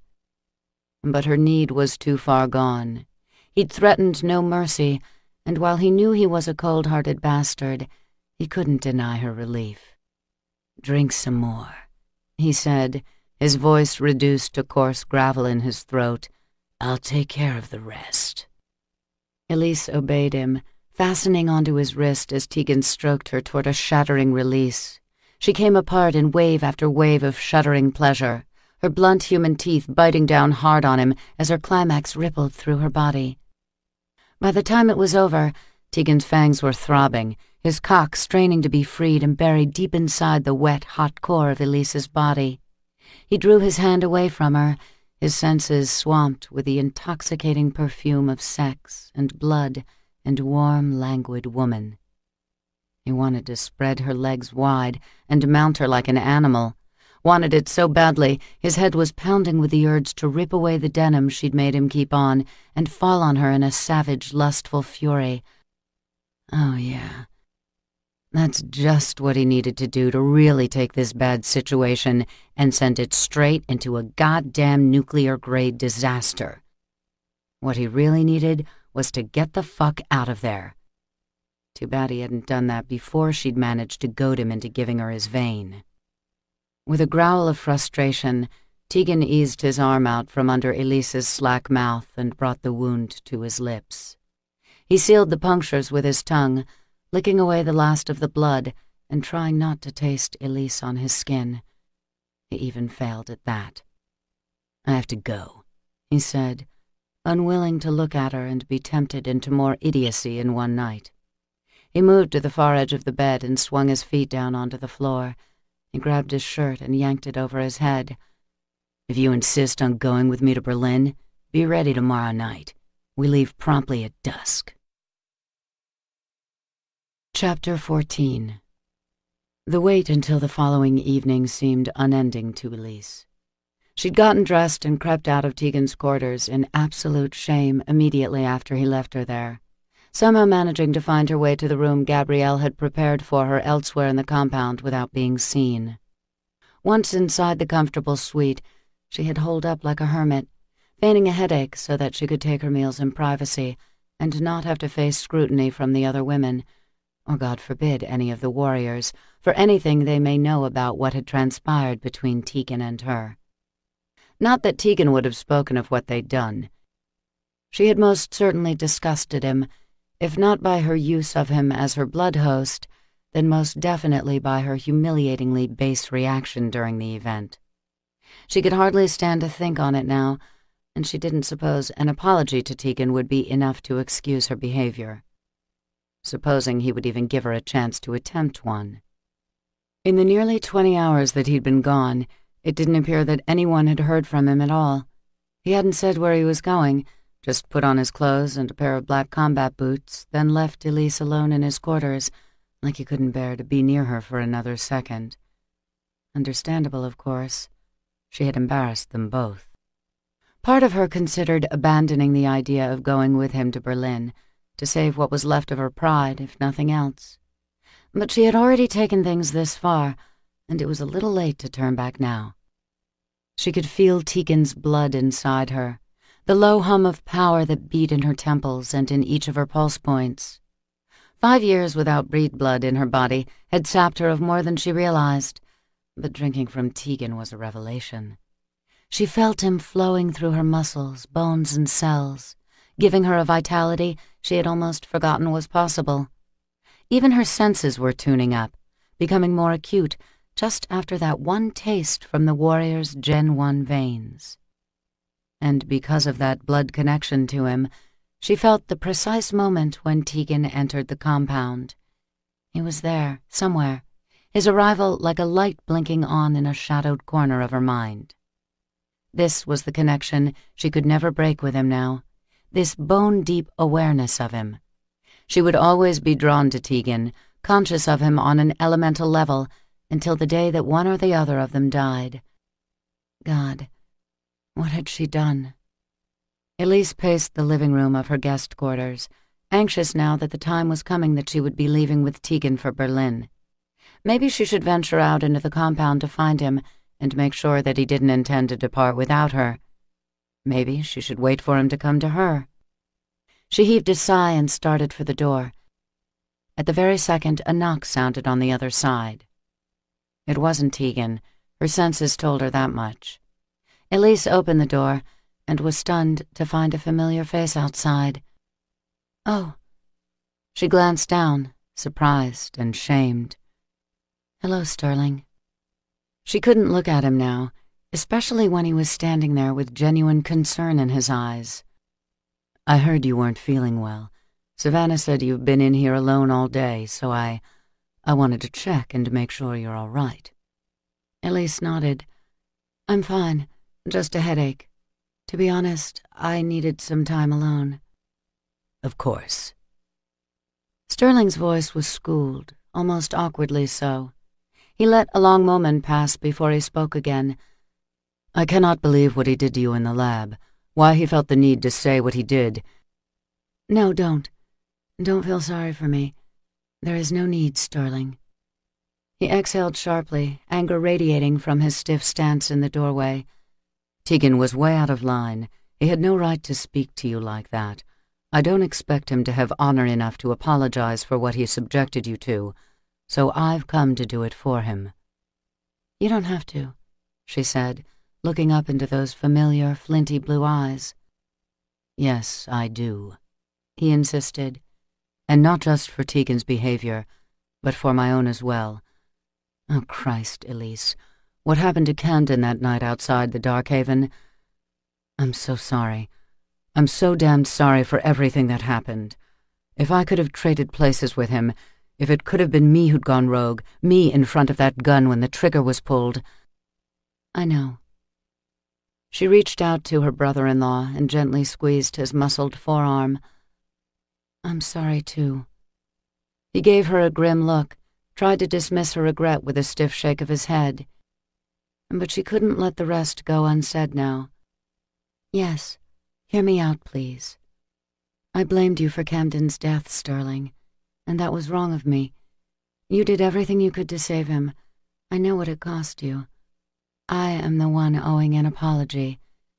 You felt responsible for him, for me, and I let you shoulder that burden when I shouldn't have. It wasn't fair to you." Something tender moved across his features. "You were never a burden." "Not yours, certainly," she said, as gentle as she could. "It was wrong of me that I never pointed that fact out to you. I should have made sure you understood how I felt." He went rigid at the words, his jaw going tight. "Sterling, I never meant to hurt you, or to make you think we might in any way, at any time—" "You were never anything but proper, Elise." His clipped, careful tone was brittle to her ears. "But I still hurt you." He slowly shook his head. "All of my decisions have been my own. You've done nothing to regret." "Don't be so certain of that," she murmured, thinking on all her past mistakes, not the least of which would probably prove to be the blasphemy of a blood bond she'd instigated with Tegan. She felt the warrior's presence getting stronger within her, and knew that wherever he was in the compound now, he was coming closer. She could feel him in the warmth skating along her limbs and in the prickle of the fine hairs at the back of her neck. "I appreciate your concern, Sterling, truly, but everything is fine. I'm fine." His light brown brows were knit together in a scowl. "You don't look fine. You look flushed. You have goosebumps on your arms." "It's nothing." He stared at her face, which was probably pink with color from both the recent nourishment of Tegan's blood and the sudden flood of embarrassment that Sterling would soon guess the cause of her discomfort for himself. That dawning came over him instantly. It was evident in the fall of his expression, then the glowering rage that filled his eyes with indigo fire. "What did he do to you?" "Nothing," she said, awash in humiliation, but through no fault of Tegan's. "You drank from him." It was an accusation that Elise could not deny. "It's nothing. Don't worry about me." "Did he belittle you into thinking you had to do this? Did he seduce you into drinking from him?" Sterling hissed an oath, his fangs emerging in his rage. "I'll fucking kill him. If he forced you, I swear to you, that bastard will pay." "Tegan didn't force me to do anything. I went to him. It was my choice. I asked him to let me use him. It was my doing, Sterling, not any of his." "You went to him?" He looked at her as if she'd slapped him. "You drank from him by choice? Jesus, Elise. Why?" "Because I made a promise to Camden that I'd do whatever I could to make sure no one else was hurt by the rogues or those who serve them. I made a vow, but I can't live up to it if my body isn't strong. Tegan was right. I needed breed blood, and he gave it to me." Sterling raked his hand through his hair, then over his face. When he reached out to take hold of her shoulders, his eyes were wild with pain, his fingers gripping her hard. "You didn't have to demean yourself with a stranger, Elise. God damn it, you could have come to me. You should have come to me." She jumped at the harsh spike in his voice and at the ferocity of his handsome face. When she tried to slip out of his strong grasp, he only held tighter. "I would have taken care of you. I would have treated you right. Don't you know that?" "Sterling, please, let go of me. You're hurting me." "I'd do as the lady asks, Harvard." The cool command issued from just a few feet away in the corridor. Tegan stood there, garbed in a graphite-colored sweater and black pants. His arms were crossed, one thick shoulder leaning against the white marble wall. Everything about his stance said he couldn't be bothered with the little conflict playing out between Elise and her deceased mate's brother. But Tegan's eyes told a different story. His stare was locked on Sterling, unblinking, threatening in its steady hold on the other male. Elise brought her hands up to touch the one still gripping her like a vice. "Sterling, please." He looked at her, stricken, and let go at once. "I'm sorry. Now I'm the one who's overstepped my bounds. This won't happen again, I promise you." "Damn right it won't," Tegan said, his tone oddly protective even though he hadn't moved from his position across the corridor. As Sterling backed off, clearly distressed by his uncharacteristic display, Tegan finally glanced away from him to look at Elise. The plane is ready. Are you coming or not?" Elise swallowed and gave a wobbly nod of her head. "I am." Awkwardly, she inched away from Sterling. She felt his eyes on her as she slipped out into the hallway. The weight of her brother-in-law's sullen stare remained with her as she fell in beside Tegan and walked the length of the corridor at his side. Chase stood in the hallway long after Elise and Tegan disappeared from view. He couldn't pretend he was surprised that Elise rejected him. That hurt had been a long time coming, and one he knew he'd brought upon himself. She had never been his, no matter how he had wished things to be different. She had belonged to his brother. In her heart, she probably still did, even though she'd finally traded her mourning widow's whites for street clothes. And now, a part of her belonged irrevocably to Tegan. That was the truth that stunned him most. Tegan, the deadliest of the order, the coldest, the one with the least regard for life, his own or anyone else's. Yet in her need, Elise had turned to him. Had Tegan bedded her in the process? Chase refused to consider that likelihood, although it would be virtually unheard of for a breed vampire to put a female to his vein and not be overcome with a sexual impulse to take her body in return. Tegan wasn't one to brag about his conquests. In all the months Chase had been among the Order, he'd never once heard a single boast of any kind from the warrior. But the many nights Tegan spent unaccounted for outside the compound left little doubt that the warrior had his own private itches to scratch. A sheltered female like Elise was probably no more than a moment's amusement to an icy individual like Tegan. "God damn it," Chase muttered, pounding the corridor wall with his fist. It was a futile exercise that only brought him more pain. But right now, he welcomed the hurt. He wanted to bleed. So much the better if he could take out a few rogues in the process. He stalked up the hallway and found Dante hanging outside the tech lab with Nico, Brock, and Cade. All of them were armed like Chase, suited up for the night's patrol topside. Dante gave him a cautious nod of greeting as he approached, his whiskey-colored eyes narrowing thoughtfully. "They're gone," he said, as if Chase ought to be relieved to hear it. "You okay, Harvard?" "Do I look like I need a fucking group hug?" he snapped. "I'll be a hell of a lot better once my feet are on pavement and my hands stained with rogue blood. Anyone game to smoke some suckheads tonight, or would you all rather stand around here thinking about it?" He didn't wait for an answer, just headed off for the compound's elevator with dark, deadly purpose, the other warriors falling in behind him. Chapter 15. Elise dozed most of the 9 hours in flight to Berlin. Tegan, however, remained awake. He'd never particularly enjoyed the modern modes of transportation, and while he could appreciate the efficiency of jet travel, propelling himself more than 30,000 feet above ground at 500 miles an hour while trapped inside several tons of metal ranked about dead last on his list of favorite things to do. He was relieved to feel the private jet begin its gradual descent once they reached Berlin's Tegel Airport. A few minutes later, the sleek aircraft's wheels touched down on terra firma. "We're here," he told Elise when the soft bump of the landing roused her awake. She stretched demurely, hiding a yawn behind her hand. "Was I asleep all this time?" Tegan shrugged.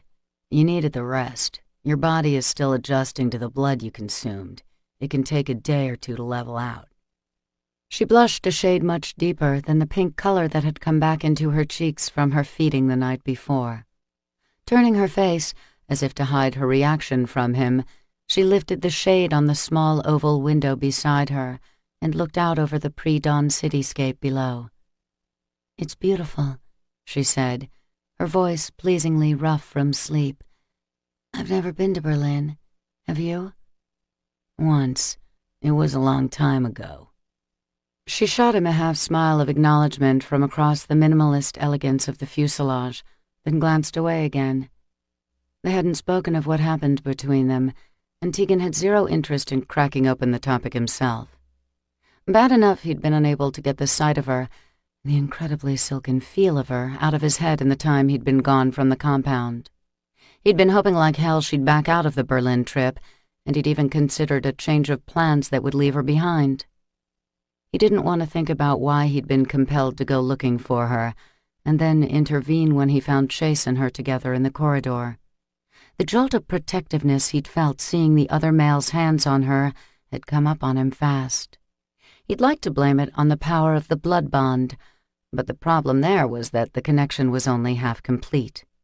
He hadn't taken any of Elise's blood, so he shouldn't be feeling possessive of her at all. For several long centuries, he'd been perfecting his general state of apathy like armor that had long since meshed into his own skin, so unless he willed it, he shouldn't feel a goddamn thing. But he did. Just looking at Elise triggered off a storm of unwanted feelings, not the least of which being a lust that tightened every inch of his skin and made his cock stir to aching life. He could hardly reconcile his want of the woman. Seeing her come undone while she suckled at his wrist had only amplified the desire that was already there. Now he craved her with a need that was bound to prove disastrous. Because if he ever had her naked beneath him, there would be no stopping him from taking her tender breed-mate vein at the same time. She caught him staring as she suddenly turned away from the window. A long black Rolls-Royce just pulled up next to us on the tarmac. That'll be Reichen. Who? Andreas Reichen. Tegan stood up as the aircraft eased to a stop. He oversees the largest of the area dark havens here. We'll be staying with him at his estate outside the city. The door to the plane's cockpit opened, and the two uniformed pilots came out to give Tegan a nod of greeting as they prepared to disembark. They were both human, both top class, and available 24/7 by private retainment of the Order. So far as the pilots knew, they worked for a very private, very wealthy corporation that demanded anonymity and absolute loyalty in exchange for a healthy paycheck. For most humans, that was enough. For the few who proved less trustworthy, they were rewarded with a thorough mind scrub and a swift kick to the curb. "Enjoy your stay in Berlin, Mr. Smith," said the captain as he opened the door of the jet onto the waiting flight of stairs that had been placed beside the aircraft. He gave Elise a courteous smile as she stepped past him to exit the plane. "Miss Smith," he said politely, "a pleasure to serve you. Have a pleasant day." On the tarmac below, a suited driver got out of the black Rolls limousine and opened the door for his passenger in the back of the vehicle. Andreas Reichen climbed out as Tegan and Elise came off the last stair and walked toward the car. He looked more the wealthy executive than the libertine Tegan knew him to be, his gray shirt and black trousers sporting barely a wrinkle beneath the fall of his tailored overcoat. Only his dark hair gave his hedonist side away. He wore it long and loose, the thick chestnut waves lifting in the wintry breeze that came in off the pavement. "Welcome, friends," he said, his accented baritone voice just as rich and cultured as Tegan remembered it. The vampire hadn't changed much at all in the many decades since Tegan had last seen him, not only in his movie star looks, which were an unapologetic source of pride for him, but also in his blatant appreciation for feminine beauty. "Andreas Reichen," he purred, offering Elise his hand. "I'm Elise Chase," she replied. "It's nice to meet you." When she reached out to accept his greeting, Reichen smoothly captured her fingers and brought them to his lips for a chaste kiss, bowing his dark head over her hand. "Enchanted, and I am honored to welcome you to my domain." Elise gave him a shy smile. "Thank you, Herr Reichen." The German frowned as if wounded by her formality. "You must call me Andres, please." "Very well, if you will call me Elise." "With honor, Elise." It took him a moment before he finally broke away to acknowledge Tegan. "Very good to see you again, my friend, and so much the better that it is under more pleasant circumstances than before." "That remains to be seen," Tegan said, not particularly caring that his grim attitude might put a damper on the pleasantries. Is everything still a go for the containment facility visit?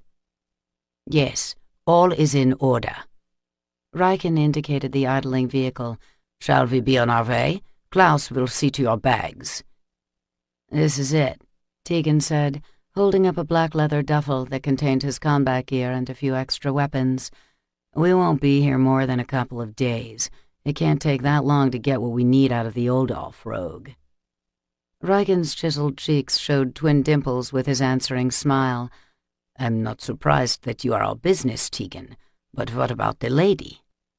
Elise shook her head. This trip came up so abruptly, I didn't have much chance to prepare. No matter, Riken said. I will take care of it. I have accounts at several designer houses on the Kudam. I'll call from the car and have them bring some selections to the estate today for both of you. He flipped out his cell phone and began talking even before they were all seated in the limousine. Tegan understood a bit of German from the old times, when all of the breed existed primarily in Europe, enough to know that Riken was ordering up pricey gowns and shoes in a range of what he guessed to be Elise's petite sizes. When he dialed another store and requested a men's tailor to come out for a custom fitting within the hour, Tegan shot him a threatening look. What the hell's going on, Riken? A reception, of course. I'll be hosting it at the estate this evening. It's not often the Berlin Darkhavens get to receive such esteemed company. There are people within the enforcement agency in particular who insisted they be allowed to greet you properly. I'll bet, Tegan scoffed. I have no interest in being paraded around like a tuxedoed monkey in front of a bunch of Darkhaven bureaucrats. So, no offense to you, Riken, but the rest of your stuffed chirp pals can kiss my... The German pointedly cleared his throat as if to remind Tegan that a lady was present and to mind his tongue. Frigging Darkhaven sophisticated in his flawless manners. A rusty old part of Tegan acknowledged that Elise probably didn't need to hear him go off on the society that had raised her. It wasn't that long ago that she was very much a part of that world, still would be, if not for the deaths of her mate and her only son. Riken smiled, arching a dark brow as Tegan bit back the rest of his ripe thoughts. But there was some spark of satisfaction gleaming in Riken's dark eyes that had little to do with his silver spoon upbringing. It was humor, wry amusement. Actually, Tegan, the reception has been arranged in honor of your lovely companion. Perhaps you were not aware that Quentin Chase was one of the most respected figures in the enforcement agency, in the States and abroad. Riken gallantly inclined his head in Elise's direction. It is a great honor for us to receive the late Director Chase's widow for however long she chooses to stay with us. Tegan scowled in the dimly lit vehicle, stealing a glance at Elise. She seemed less surprised than resigned at the announcement, like she was used to the sort of attention Riken described, like she lived that kind of rarefied society fuss all the time. Shit. She hadn't been kidding when she said she could bring the entire enforcement agency down on the order with a single phone call. He knew her mate had been well connected, but he'd had no idea how high up the Darkhaven food chain Elise was herself. Your hospitality overwhelms me, Herr Riken. Andreas, she corrected demurely. Thank you for welcoming us so graciously. Tegan stared hard at her now, seeing how easily she fell into the role of diplomat with Riken. She hadn't been so gratingly proper with him last night at the compound. No, with him she'd been wanton and demanding, perfectly willing to use him to get what she needed. And why the hell not? He knew how the Darkhavens viewed the Order. With the exception of a few current-generation males who'd been impressed by the Warriors' destruction of the Boston-area rogue lair the summer before, most of the vampire society regarded the Order on a par with feral pit bulls. Those within the enforcement agency, the group whose policies of capture and rehabilitation operated in direct opposition to the Order's bag-and-tag methods of dealing with deadly rogues, were the most vocal in their contempt. Little wonder that Elise, as the breedmate of one of their highest-ranking officials, would think of Tegan as nothing more than a means to an end. That he'd let her drink from him burned Tegan like a lick of midday sunlight on his skin.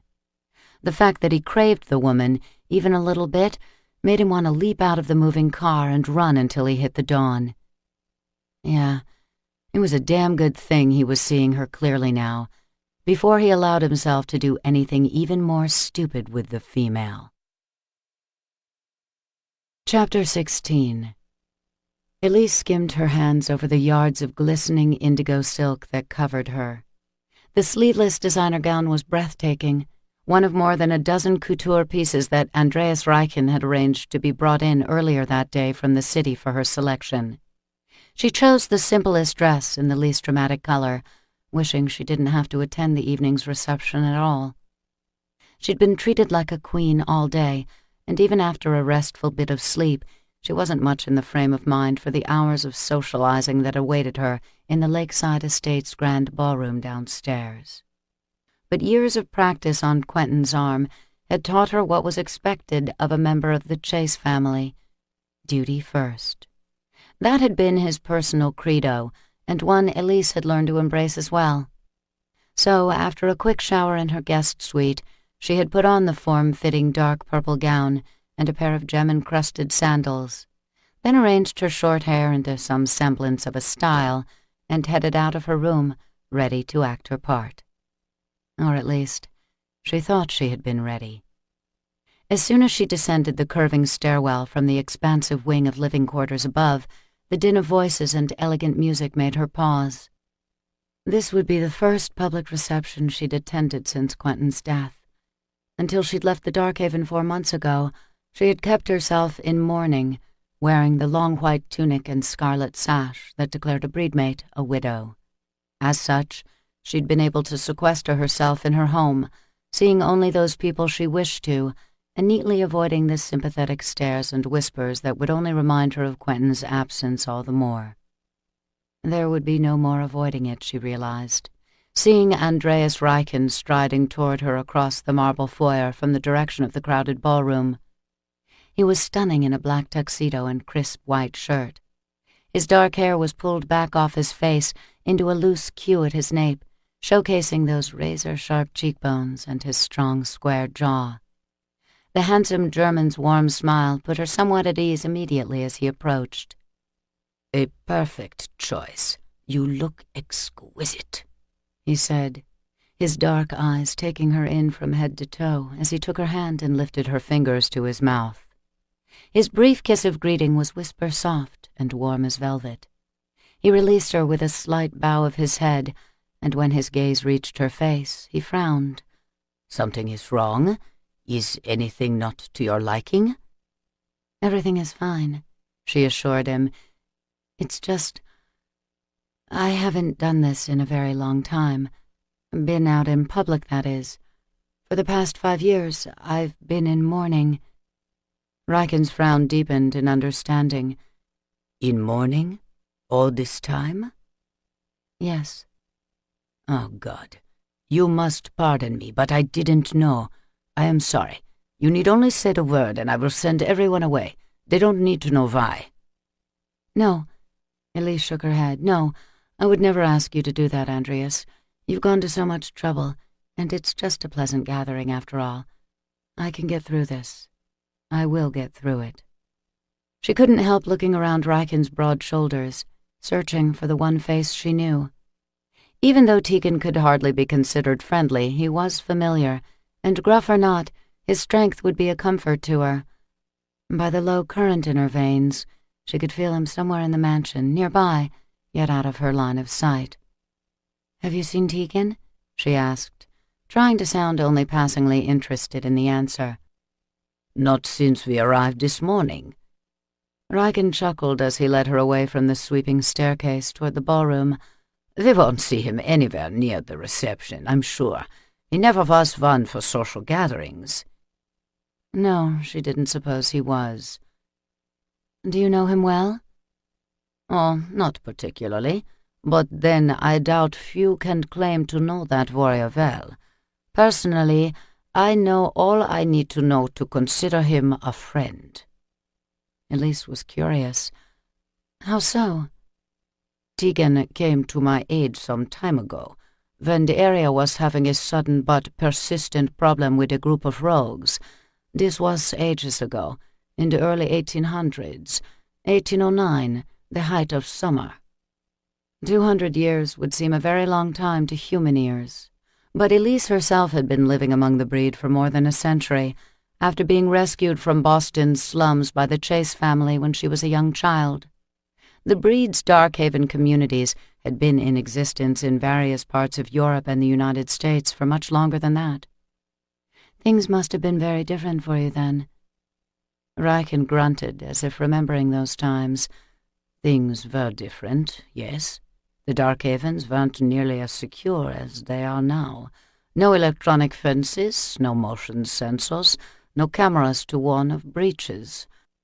Normally, our problems with rogues were isolated incidents, 1 or 2 weak-willed vampires succumbing to bloodlust and wreaking a bit of havoc on the human population before they were captured and contained. But this was different. These rogues had begun attacking humans and breed alike. They had banded together in their hunting, doing it for sport, it seemed. They managed to infiltrate one of our Darkhavens. Before the first night had ended, they'd violated and killed a number of women and slaughtered several breed males as well. Elise winced, imagining the terror that must have cut through the hearts of the area's residents at such an episode of violence. How did Tegan help you? He'd evidently been roaming the countryside when he entered the Grunwald and came across an injured Darkhaven male from my community. When Tegan heard what was going on, he showed up on my doorstep with an offer to assist us. We would have paid him anything, of course, but he would accept no fee in exchange. I don't know how he did it, but he hunted down every one of those rogues and killed them all. How many were there? Riken's expression was nothing short of awe. 16 of the diseased savages. My God! Elise gasped, beyond astonished. So many! The Berlin Darkhaven you see today might have been wiped out of existence if not for Tegan all those years ago. He tracked and killed all 16 rogues single-handedly, then simply went on his way. I didn't hear from him again until many years later, after he'd settled in Boston with the few remaining members of the Order. Elise had no words for what she'd just been told. Part of her was stunned by Riken's account of Tegan's heroics, but another part of her was suddenly awash in a deep chill of dread that made her shudder. She knew Tegan was a skilled warrior, an extremely lethal individual, but she truly had no idea what violence he was capable of doing. And to think she had forced herself on him the other night, goaded him into the profanity of a blood bond she'd initiated with him. How she must have insulted him, and yet by some miracle, he hadn't lashed out at her, even though he had every right to despise her for using him. Good Lord. If all the hideous things she'd been raised to believe about the Order's members were even remotely true, she probably wouldn't be standing here. As it was, her legs felt a bit weak beneath her. The buzzing in her temples was increasing, distracting her like a swarm of gnats circling in her ears. Andreas, I think I could really use a drink now. Of course. Riken offered her his arm, and she gladly took it. Come, I'll present you to the gathering and make sure you have whatever you like. Tegan waited until they were gone before he descended from the upper-floor landing of the mansion. He took the stairs, even though he could have just as easily vaulted over the side of the carved mahogany railing to the marble foyer 3 floors below. After a day of being cooped up in the mansion awaiting nightfall, he'd been on his way out to hunt for blood and rogues when the sound of Elise's voice stopped him in his tracks upstairs. He peered over just in time to see Riken sweep in on her, full of his usual dark charm, as he kissed Elise's hand for the 2nd time since meeting her. He'd called her exquisite, and by God, she was.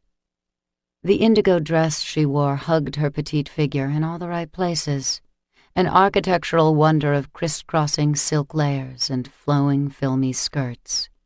Her bare shoulders and short blonde hair accentuated the graceful line of her throat, which drew Tegan's eye like a beacon. Her pulse ticked frantically below her ear, a beat that echoed in his own veins, even now that she was gone from view. Damn, he needed to feed. The sooner the better. Garbed in combat gear, Tegan headed straight for the mansion's front vestibule, eager to get the fuck out of the place. He strode past the wide-open double doors of the grand ballroom, ignoring the soaring whine of the string quartet and the chaotic buzz of the many conversations underway inside the reception. He tried to ignore the sight of Elise on Riken's arm as the suave German brought her before the crowd of their peers. She looked so elegant and refined amid the glitter of the gathering, fitting in perfectly with the Darkhaven's elite. This was her world. There could be no mistaking that fact now that he saw her enveloped within it. She belonged here, and his place was out on the streets, staining his hands with the blood of his enemies. Yeah, he thought, feeling a surge of anger run through him. He belonged anywhere but here. As she strolled farther into the ballroom on Riken's arm, Elise scanned the crowd of 50 or more, recognizing several faces from events she'd attended with Quentin in the past. Everyone was staring at her, had been since the instant she entered the room. Conversations paused, heads turned. The string quartet played on near the other side of the room, falling into a soft whisper of music as Andreas Riken presented her to the gathering. He introduced her to one person after another, a dizzying line of names and faces that eventually began to blur together in her mind. She accepted the offers of condolence for Quentin's passing and listened with not a little pride as many of the area's enforcement agency representatives recounted their dealings with her respected mate.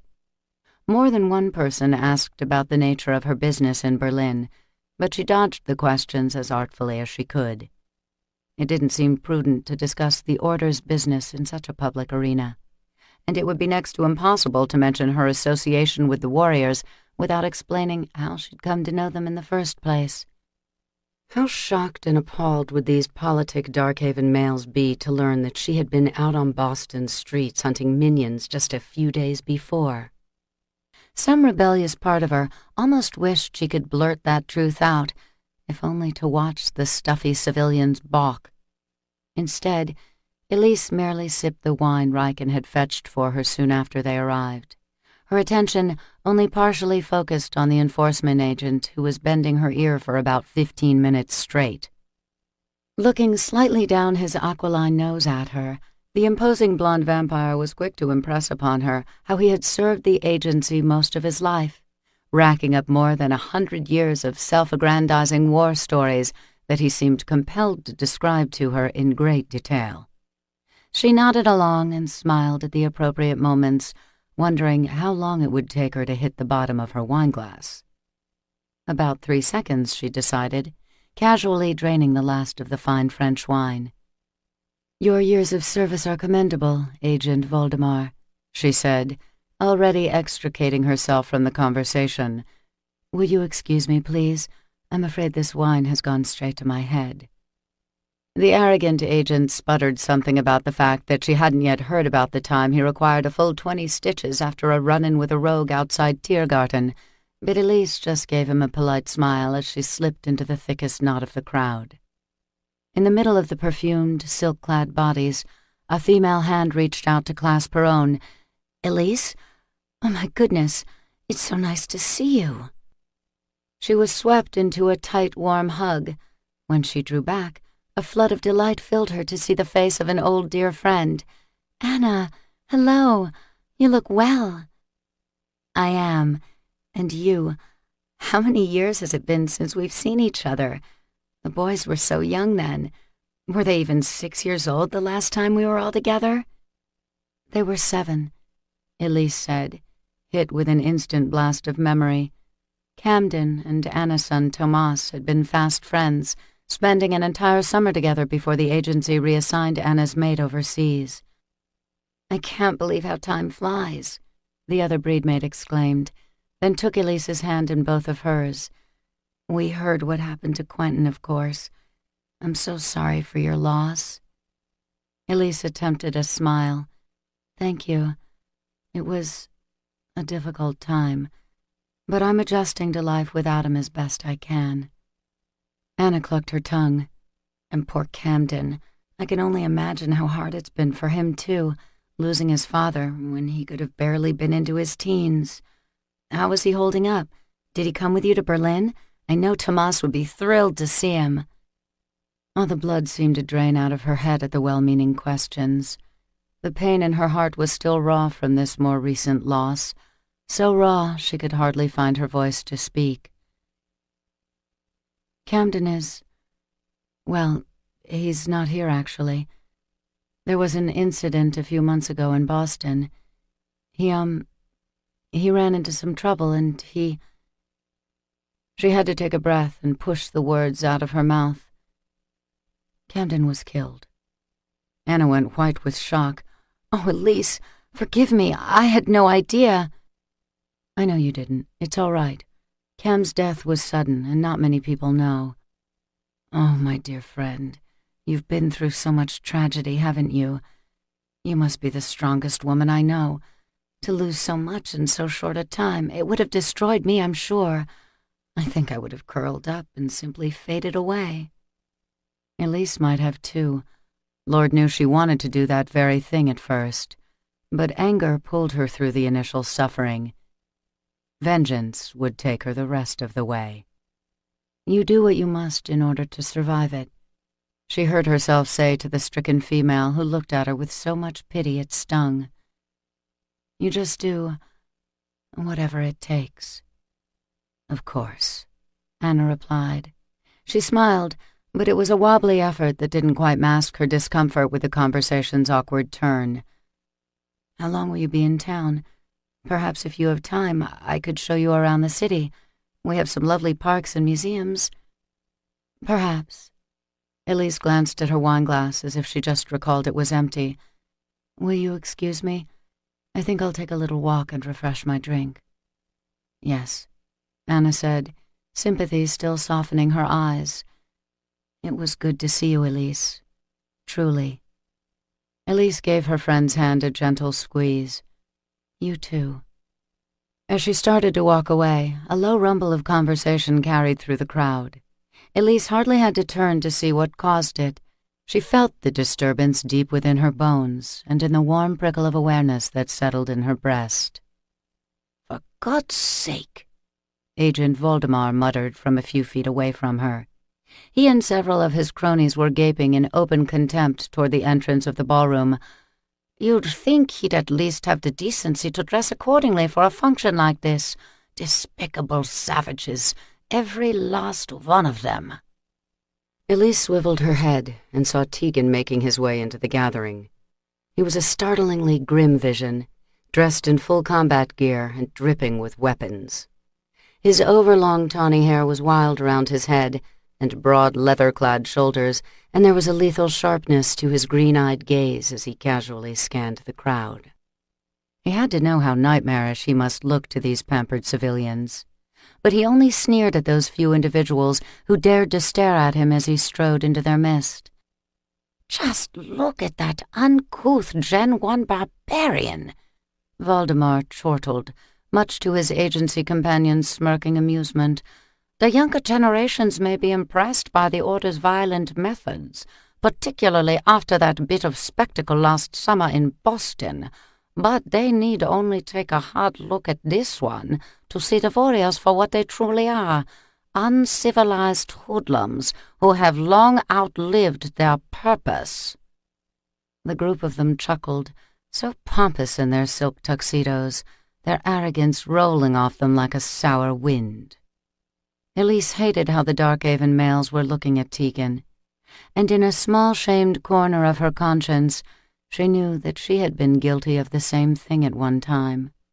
She'd been raised in an agency family nearly from infancy, taught to believe that the Order was exactly what this man claimed them to be. And when it came to Tegan himself, Elise had to acknowledge that she'd been judging him most unfairly of all. "Tell me, Agent Voldemar," Elise said, putting herself squarely in front of the breed male and staring up into his surprised expression. "Have you lived in the Berlin Darkhaven for long?" He puffed out his chest with pride. 132 years, my dear lady. As I mentioned, most of them spent in service with the agency. Why do you ask?" "Because it occurs to me that while you and your friends stand around at fancy parties, patting yourselves on the back and condemning the order as obsolete, the warriors are on the streets, risking their lives each and every night to protect a nation that hasn't bothered so much as to thank them for their trouble in the past few hundred years." Voldemar blanched, but then his feathery blonde brows lowered dangerously.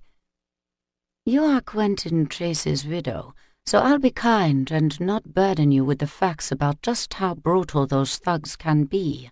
But I assure you, madam, they are soulless killers, each and every one of them, especially that one," he said, his voice low and conspiratorial. "He would slit your throat in your sleep if he felt like it. You mark my words."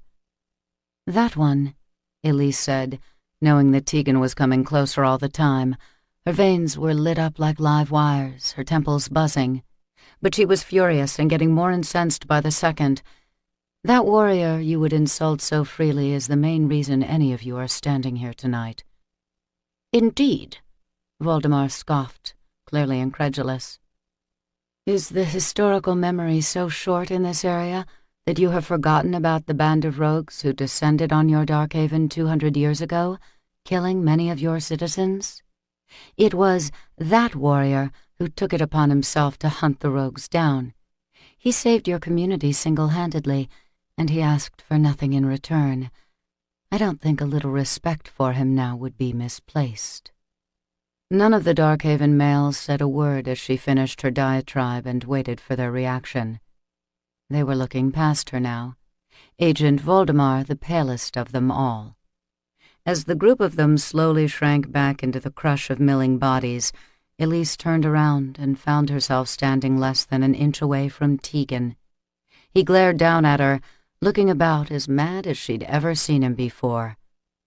"What the hell do you think you're doing?" Chapter 17. Tegan had known it was a mistake to walk into the reception. He'd been half a mile away from the mansion on foot when the urge suddenly struck him to go back and make his presence known to all of the Darkhaven idiots who thought they were better than him. Or maybe he just wanted to make his presence known to the woman who had been turning his head inside out since the moment he first met her. Some masochistic part of him wanted to stake a claim here, even though he fully expected her to be appalled by his presence, much like everyone else who saw him strolling into their pleasant little party dressed for war. What he never expected was to hear Elise rising to his defense, as if he needed to be protected from a bunch of blowhards in tuxedos and bow ties. He couldn't remember the last time he felt the sting of humiliation, but he felt it now, left standing alone with Elise as the rest of the crowd shrank back. "Excuse me," she said, ignoring his demand that she explain herself. Without waiting for him to speak, she simply walked away. Tegan stood there, following her with his eyes as she deposited her empty wineglass on a server's tray and headed for the wall of glass doors that looked out over the estate's lakefront back lawn and gardens. When she slipped outside alone, Tegan snarled a curse and went after her. She was halfway to the water by the time he reached her, the frozen grass crunching under the slender heels of her shoes. Tegan grabbed her arm and pulled her to a stop. "You want to explain to me what that was about back there?" She shrugged. "I didn't like what I was hearing. Those self-righteous stuffed shirts, as you call them, were wrong, and they needed to hear it." Tegan exhaled sharply, his breath misting in the chill air. "Look, I don't need anyone coming to my defense, especially not with a bunch of assholes like that. I fight my own battles. Next time, spare me the concern." Her eyes narrowed in the dark as she stared up at him. "No, you can't accept even the smallest kindness from anyone, can you, Tegan?" "Last time I checked, I was doing just fine on my own." She laughed at him, threw her pretty head back and really laughed right in his face. "You're unbelievable.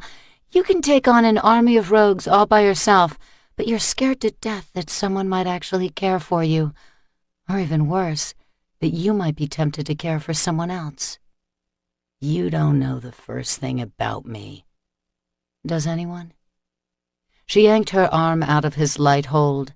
Her face seemed stark in the moonlight, her soft features drawn tight. Go away, Tegan. I'm tired, and I really want to be left alone right now. He watched her lift her long indigo skirt above her pale ankles as she began another trek farther out toward the dark lake glistening at the end of the lavish grounds. She paused in the shadows of an old stone boathouse at the shoreline, her arms wrapped around herself. Tegan considered doing as she asked, just turning around and letting her have her space. But now he was pissed off, and he wasn't about to let Elise deliver him a verbal slap in the face and simply walk away. He was fully prepared to lace into her for presuming to know anything of what he'd been through, or for thinking she could possibly know how he felt. But as he came up behind her, he saw that she was trembling, not just shuddering from the cold, but really shaking. Jesus Christ, was she crying? Elise. She shook her head and pivoted to move farther up the lawn, out of his reach. I said go away! Tegan went right after her, moving faster than her human eyes would be able to track him. He stopped in front of her, blocking her path. Pale, tear-filled eyes lifted and widened before she pivoted to get around him. She didn't make it even a single step. He reached out, holding her still, his fingers wrapped over her trembling bare shoulders. Her grief sliced through him the instant his hands made contact. He hadn't helped the situation any, but most of what she was feeling was something bleaker than the anger he stoked in her. Tegan felt her emotions seep in through his fingertips, registering the cold ache of loss. It was fresh again, like a wound ripped open before it had fully healed. What happened in there? Nothing, she lied, her voice thick with sorrow. It will pass, right? The very words he'd said to her at her apartment when he'd callously dismissed her bereavement. She threw them back at him now, her flashing lavender eyes daring him to say something kind, or to so much as think he might offer her comfort. He wanted to offer that to her. The realization hit him hard, squarely in the center of his chest. He didn't want to see her in pain. He wanted... God, he didn't even know what to want when it came to this woman. I know what you're going through, he admitted quietly. I understand loss, Elise. I've been there too. Ah, hell. What was he doing? Some ancient part of him roused in a defensive panic as soon as the words left his tongue. He hadn't aired out his bleak history in ages. He knew he was exposing the soft belly of a long-sleeping beast, but it was too late to call the admission back. Elise's expression muted from distress to tender surprise, a sympathy he wasn't sure he was ready to accept. Who did you lose, Tegan? He cast his gaze out over the moonlit water and the twinkle of lights shining across the way, thinking back on a night he'd relived 1,000 times in his mind. More than 500 years of imagined alternate scenarios, endless things that he could have, would have, should have done differently, but the outcome never changed. Her name was Sorsha. She was my breedmate a very long time ago, when the Order was new. She was abducted by rogues one night when I was out on patrol. Oh, Tegan, Elise whispered. Did they hurt her? She's dead, he replied. Simple, stated fact. He didn't think she'd want to know the horrific details of how her captors had sent her back to him, abused and violated, a broken shell of who she had been. God knew he didn't want to talk about the guilt and rage that had torn at him when Sorsha had come back alive, but only barely, drained of her blood and her humanity. To his horror, she'd come back to him a minion. Tegan had lost his mind, certainly lost his self-control in those dark days following his breedmate's abduction and return. He'd fallen into the grip of bloodlust and had come deadly close to going rogue. All for nothing. Death, when it finally came for Sorsha, had been a mercy. I can't bring her back, and I can't take away what happened. "No," Elise said softly. "Would that we could. But how long does it take before we stop blaming ourselves for everything we wish we'd done differently?" He looked back at her now, unused to this feeling of affinity.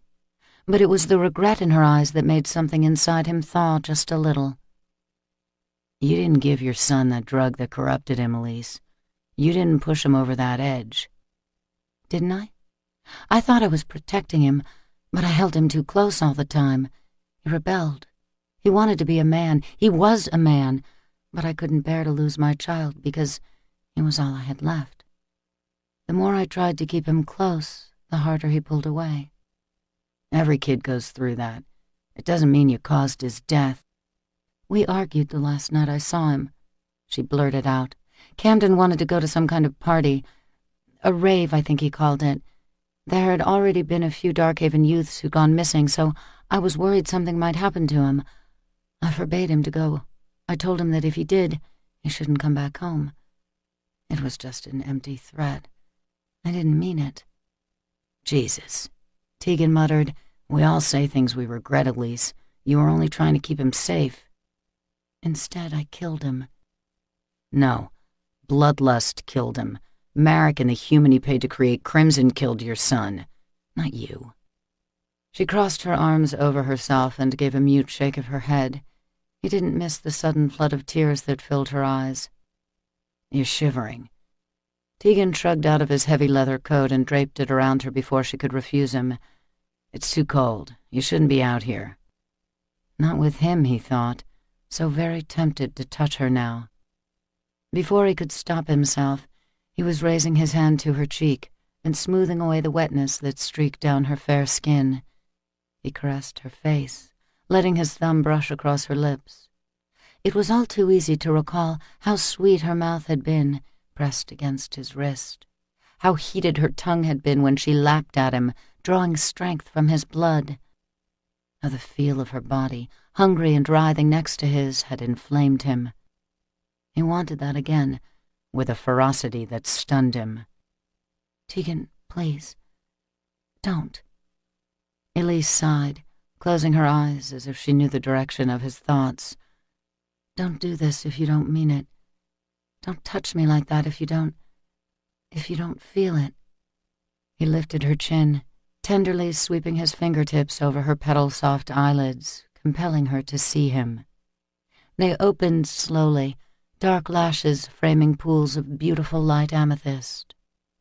"Look at me, Elise. Tell me what you think I'm feeling," he murmured, then bent his head to hers and pressed his mouth to her parted lips. The warmth of her kiss was like a flame, kindling the cold space in his chest.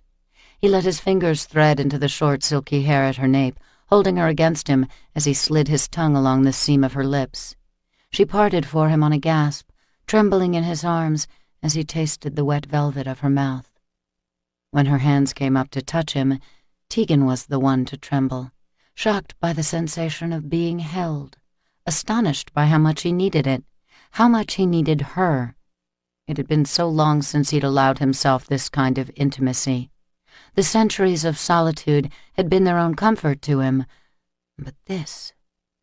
The craving for this woman seared him with its intensity. His gums throbbed with the emergence of his fangs. Even behind his closed eyelids, he could tell his irises were throwing off amber light, evidence of his desire for Elise. His skin was tight, his dermaglyphs prickling with the sudden rush of blood that would deepen their color to vivid shades of indigo, burgundy, and gold. He knew she had to feel the hard ridge of his cock, which was wedged between their bodies, pushing against her abdomen. Elise had to be aware of all his body's responses to her. She had to know what it meant, yet she didn't shove him away. Her fingers curled deeper into his shoulders, holding him with an intensity he could hardly fathom. He was the one to pull back, breaking contact on a low, muttered curse. When he glanced up at the mansion, he saw several faces near the glass, Elise's Darkhaven peers staring out at them in open disdain. Elise saw them too. She followed his gaze up the frozen lawn and gardens, but when she turned back to Tegan, there wasn't so much as a trace of shame in her expression, only soft regard and the lingering heat of desire in her eyes. "Let them stare," she said, stroking his jaw before their disapproving audience. "I don't care what they think." "You should. That's your world up there on the other side of that glass." She sure as hell couldn't stay out here with him any longer, not when their kiss was still setting fire to his blood. "You should go back inside." She glanced back up toward the golden light spilling out of the ballroom and slowly shook her head. "I can't go back in there. I look at them, and all I see is a beautiful cage. It makes me want to run before the trap closes on me again." Tegan was surprised at the frank admission. "You weren't happy in the Dark Haven?" "It's all I've known. Quentin was all I'd known. His family took me in as a baby and raised me as one of their own soon after I arrived at the Dark Haven. I owe them everything for the life they afforded me." Tegan grunted. "That sounds like gratitude to me. Nothing wrong with it. But what I asked was if you were happy there." She turned a thoughtful look on him. "I was mostly, yes, especially after Camden came along." "You said you felt caged." She nodded lightly. "I was never very strong physically. My gift made it difficult for me to leave the Dark Havens for any length of time, and Quentin thought it unwise for me to go anywhere by myself. He only meant to protect me, I'm sure, but at times it was stifling. Then there were all the agency obligations and the impossible expectations that came with being a member of the Chase family. It was a fine line that had to be walked at all times, allegiance to the agency no matter what. Know your place and keep it. Never dare to speak out of turn. I can't tell you how often I wanted to scream, just to prove to myself that I could. Most days, I still want to." "So, what's stopping you?" She threw him a frown over her shoulder. "What?" "Go ahead. Scream right now if you want to. I won't stop you." Elise laughed. She glanced up at the mansion behind them. "That would really make their tongues wag, wouldn't it? Can you imagine the tales they'd tell tomorrow about how you terrorized a defenseless civilian female? Your reputation would never recover." He shrugged. "All the more reason to do it if you ask me." Elise exhaled a long sigh, her breath steaming the chill air. When she turned back to look at him once more, there was a pleading light glimmering in her wide lavender eyes. "I can't go back in there tonight. Will you stay with me out here, Tegan? Just for a little while?" Marek's vision burned red with fury as he scanned the flight plan one of his minions had procured from the Boston airport a few hours before. A private jet had scheduled a last-minute evening trip to Berlin last night, carrying 2 passengers, one of which was certain to be a member of the Order. Tegan, no doubt, based on the visual description provided by Marek's mole. But the female accompanying him was a mystery. Tegan was the consummate loner, and try as he might, Marek couldn't imagine what would compel the stoic, deadly warrior to tolerate a woman's presence for more than a few necessary minutes. He hadn't always been like that, however. Marek recalled well the warrior's utter devotion to the female he'd taken as his mate. Jesus, could it be some 500 years ago? She was pretty, Marek remembered, with dark gypsy looks and a sweet, trusting smile. Tegan had been devoted to her. It had nearly destroyed him to lose her so savagely. Pity it didn't take him all the way. The fact that Tegan was in Berlin now was troubling news. Couple that with the journal Marek lost, a journal that had taken him a long time to find, and he was looking at a fucking disaster in the making. The Order had the journal now. Marek had no doubt. How long would it take them to put all the pieces in place? He would have to work fast if he meant to stay ahead of them. Unfortunately for him, it was daytime, and unless he wanted to risk a lethal suntan at 30,000 feet too close to the sun, he'd have to wait until dark before he could get overseas and take control of the situation personally. Until then, he would have to call out a few minion eyes and ears in his place. Chapter 18. Tegan opened the door of the stone and timber boathouse that hugged the shoreline of the lake and led Elise inside. She couldn't see well in the dark, but Tegan's hand was firm around hers, his steps sure, where she walked gingerly over the wide plank floor in her high heels.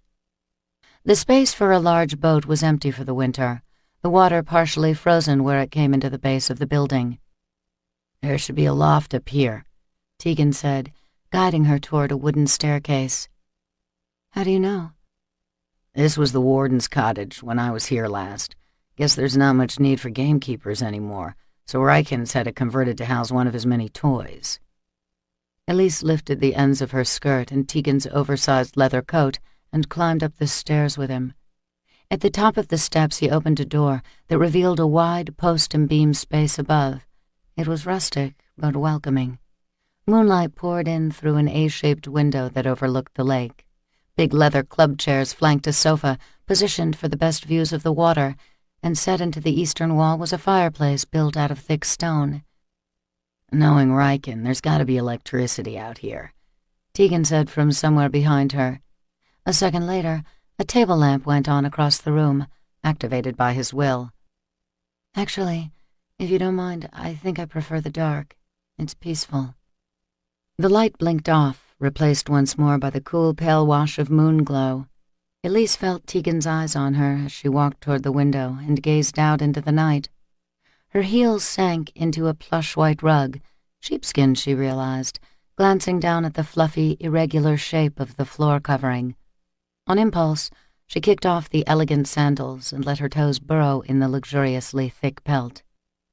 Some of her anxiety faded at once. She gave herself over to the tranquil movement of the water outside and the quiet darkness of the loft. The stress of the reception was ebbing away, but her pulse still thrummed from Tegan's kiss. She hadn't expected him to be so tender with her, or to open up like he had and share any part of his past. She hadn't expected his desire. He wanted her, and she wanted him too. The space around them practically throbbed with that awareness, the air thick with all that was unspoken between them. "This is a bad idea," Tegan murmured as he came up beside her, his low, growling voice setting off a vibration deep in her bones. "You shouldn't be alone with me right now." Elise turned to look at him, and was struck to see the dim glow of amber in his eyes. It hadn't faded since their kiss outside, nor had the heat of his body. She could feel it radiating toward her, permeating the leather of the coat that draped her. Tegan bared his teeth and fangs in a pained-looking smile. "In case you're not sure, that's your cue to make a quick retreat." She didn't move. She had absolutely no wish to leave right now, even though she knew Tegan wouldn't be the type to allow second chances. Holding his intense gaze, she watched as he came toward her and drew the coat from her shoulders. He set it down on the chair behind her. As he straightened, he skimmed his fingers over the bare curve of her arm. His touch was searing hot, and yet she trembled from it. Desire coiled within her. She wanted him to touch her, needed it so badly it wrung a soft moan from her throat.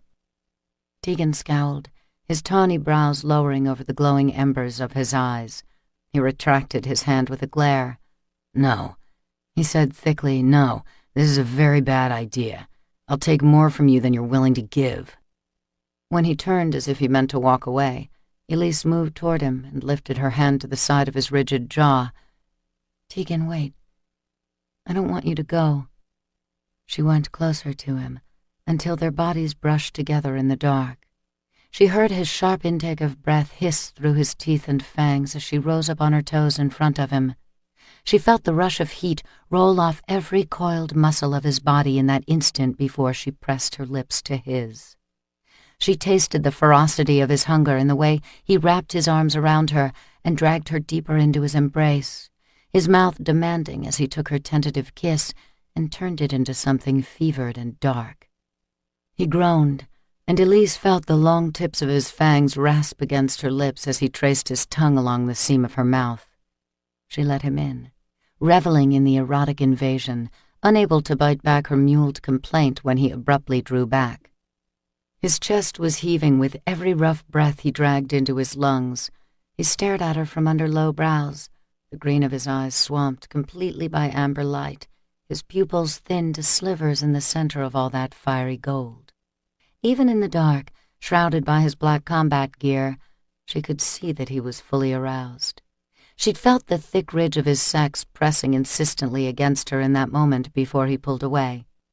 She knew that if she peeled off his weapons and fitted black knit shirt, she'd see his Gen 1 dermaglyphs churning with livid color. He'd never looked more predatory than he did in that moment. A massive, powerful breed male who could have her beneath him in an instant. Faster than that, if he willed it. Perhaps she should fear him now more than ever. But it wasn't fear that was making her knees feel boneless under her. It wasn't fear sending her heart into a frantic drum in her breast. Nor was it fear that made her fingers tremble as she slowly reached behind her to find the zipper of her confining bodice and begin to tug it down. Before the tiny teeth had parted more than an inch, Tegan's large hand closed around hers, stilling her. He held her there, her arm gently trapped behind her as he brought his free hand up between their bodies. His fingers moved over the detail of her gown's low neckline, skimming the edge of dark silk that framed the top of her breasts. There was a delicious possessiveness in his touch, in the way he restrained her while his other hand roamed freely over her body. When he kissed her now, it was blatantly carnal, a deep claiming of her mouth that mimicked the hard thrust of his hips where they pressed against her. The hand at the back of her pulled her forward as his eyes snapped open on her stunned gaze, those twin amber coals commanding her to understand how close she was to the ledge of a very steep fall. If she tumbled down with him now, there would be no coming back. He would take her body, and he would take her blood. There was no mistaking that feral promise in his eyes. As if to drive home his point, Tegan smoothed the flat of his hand higher, up the slope of her throat. He bared her neck and bent down over her, dragging his tongue along the path of her carotid. His fangs were a subtle but unmistakable abrasion as his mouth moved to a tender spot just below her ear. A tremor of uncertainty rippled through her at the thought of where this was heading, more swiftly than she'd been prepared for. She really shouldn't be here. Shouldn't be doing this. Tegan's chuckle sounded cruel, darkly satisfied. He released her at once, practically pushing her out of his reach. "Go on," he said, his voice so deep she hardly recognized it. "Get out of here before we do something we'll both regret." She brought her hand up to the side of her neck, where she could still feel the lingering heat of his mouth. Her pulse was hammering now, so loud it was audible to her own ears. When she drew her fingers away from her neck, she saw that the tips bore trace stains of blood. Dear God, had he been so close to biting her? Tegan's hungry gaze tracked her every movement, and he looked savage enough to pounce if she hesitated so much as a second longer. "What are you waiting for? I said get the fuck out of here!" he bellowed, the animal snarl jolting her into action. Elise grabbed her sandals from the floor beside her and ran out of the boathouse as fast as her feet would carry her. Tegan dropped into the nearest chair as soon as he heard the boathouse door bang shut on Elise's heels. He was physically shaking from need of her. All of his breed senses torqued off the charts with the depth of his hunger for the female. Jesus Christ. He'd been just a fraction of a second away from sinking his fangs into her. That unintentional graze of her skin, which brought only the faintest taste of her blood to his tongue, had practically laid him out. He shuddered from the heather and roses sweetness that still lingered in his mouth. His fangs throbbed, along with another part of his anatomy, both equally ravenous, both damning him for letting Elise get away. The only thing that had snapped him back to his wits was her sudden flood of anxiety. Through the connection of touch, he felt the jolt of fear override her desire, and not a moment too soon. She'd been too pliant, too accepting, even when he was deliberately pushing, wanting her to understand just where he wanted to take things. Where he still wanted to take things with her. Yeah, straight to hell, with him leading the way. He gripped the leather arms of the club chair, digging his fingers into the supple hide to keep from vaulting to his feet and going out after her, which was the very thing he ached to do. The part of him that was more savage than human railed at being forced to heal. He was a predator at heart, and he never felt it more than he did in that moment, with his vampire eyes reflecting back at him from the glass of the boathouse window, his fangs stretched long and sharp as razors. Every dark instinct in him was tuned on one thing: Elise. Barely a taste of her, and he was on fire with the need for more. How lost would he be if he ever got the chance to fill his mouth with that lush nectar running through her tender veins? Ah, fuck. He was in seriously bad shape. And he needed to feed. Not for sustenance so much as distraction, because if he didn't slake at least one of the hungers sticking its talons into him, he was going to have the luscious Elise flat on her back beneath him before the night was through. Elise didn't stop running until she had circled the mansion and found the front entrance. She knew she should go inside. It was late and she was cold. Her bare feet were wet and freezing, her body trembling from the wintry night air. She knew how close she'd come to disaster with Tegan. She should be grateful that he gave her the opportunity to escape what could only prove to be a heartbreaking mistake in the end. And yet, she stood on the wide marble steps that led up to safety, and her hand refused to reach for the door. The fear she'd felt moments ago in the boathouse had muted into something else, something that still unsettled her in many ways, but the sharp edge of it was gone. She'd felt anxious, apprehensive in those passionate few minutes with Tegan, all too aware of his hunger for her, and stunned to realize how his hunger inflamed her. Now, having fled him like a coward, she felt empty. Elise backed away from the elegant manor house. This wasn't what she wanted. As soon as her soles hit the cold grass, she lifted her damp skirt and dashed back around the corner of the mansion. She cut across the long yard and gardens, breathless as she reached the dark brick and timber building near the water. She threw open the door and ran up the stairs to the loft, ready to let Tegan take whatever he wanted from her. But the boathouse was empty. He was already gone. Tegan hoofed it back into the city, moving with the preternatural speed that made the breed all but invisible to human eyes. He was glad for the long run from Ryken's lakeshore Darkhaven. He was glad for the chill snap in the air that helped clear his head after the near catastrophe with Elise. But he was glad most of all for the thick clot of humanity that was prowling the darkened streets of Lichtenberg in Berlin's depressed eastern district. Row upon row of 20-story concrete high-rise eyesores towered over this former East Berlin sector, which only added to the general malaise of the place. There were few tourists here at this hour of night, only grim-faced locals hurrying from late-shift jobs or the grimy brewhouses that catered to the working-class poor. Folks who weren't leaving the GDR in this lifetime, wall or no wall. Tegan scanned his surroundings with a hunter's eye. He was hardwired to look for rogues, but he could tell at a glance there were no suckheads in the vicinity. While Boston had been practically overrun with the bloodlusting bastards, courtesy of Marek's recent reappearance, Berlin and most other major cities had been reporting only minimal rogue activity for years. And damn if that didn't suck ass. Because right now, Tegan would have welcomed a good hard fight with his enemies, several if he had his choice about it. He had to force his aggression to heal as he stalked down one of the desolate streets that would lead him deeper into the district. He watched for his night's prey, ignoring a pair of human women who gave him the once-over as they stumbled out of a bar and into his path.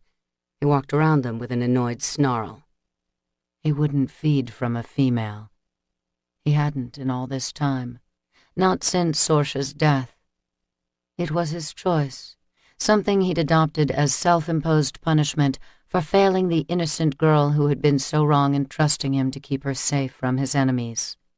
But somewhere along the way, Tegan's aversion to drinking from females, let alone binding himself to another breedmate, had become an act of desperation. It had become an act of plain survival. His hungers ran too deep. and he knew from experience how easy it was to lose control. He'd tasted bloodlust once before, and he could never allow himself to get close to it again. That he'd been so tempted by Elise tonight had rattled him hard. He'd never wanted to take a female, to his mouth or to his bed, in a long span of time that had somehow become centuries. He'd been alone by his own will, bonded to nothing but his mission to wipe out the rogues. But now? Fuck! He ground out savagely from between clamped teeth and fangs. Now he was about 2 seconds away from hauling ass back to the Dark Haven, where Elise was probably cowering in terror from what he might have done to her, to them both, if he'd given in to the impulse to drink from her. Instead, he plowed forward, his sights locking onto a trio of skinheads in black leather and chains. The white laces on their jack boots practically glowed in the scant light shed by the intermittent street lamps overhead. They hooted at an elderly woman in a headscarf who was coming toward them up the sidewalk. Her dark eyes dropped to avoid facing the threat, and when she started to cross the street to get out of their way, the gang of neo-Nazis loped after her, taunting her with ugly racial slurs. They shoved her into the alcove of a nearby building, and one of them made a grab for her purse. The woman screamed and held on, and suddenly she was being dragged into the adjacent alley where the situation was sure to escalate. Tegan moved in quickly, feeling battle rage transform him. The first skinhead didn't know what hit him until he was thrown several yards into the street. Wisely, he got up, took one look at Tegan, and started running in the opposite direction. His companions took a bit more convincing. While one pulled the old woman farther into the alley by her purse strap, the other one drew a switchblade and made a jab at Tegan. He missed. But then it's damn hard to hit a target that's standing in front of you 1 second, then suddenly behind you the next, wrenching your arm out of its socket. The skinhead howled in agony, dropping the blade as he crumbled to his knees on the pavement. Tegan's breath rolled out of his mouth in cloudy plumes, and his hands itched to finish the asshole, but the one who really needed killing was the one pounding his fists into a defenseless old woman a few yards away. "Get the fuck out of my sight!" He snarled down at the whimpering human, peeling his lips back from his fangs to make sure the kid got a good eyeful of the hell he'd be dealing with if he decided to stick around. "Oh, shit!" the human gasped, reading Tegan loud and clear. He scrambled to his feet and took off running, his dislocated arm dangling uselessly at his side. Tegan wheeled around and stalked into the alleyway, where the last of the skinheads had finally wrestled the purse away from the old lady. He dug through the leather bag, dumping out the scant contents. He tore out the lining and let it fall to the ground.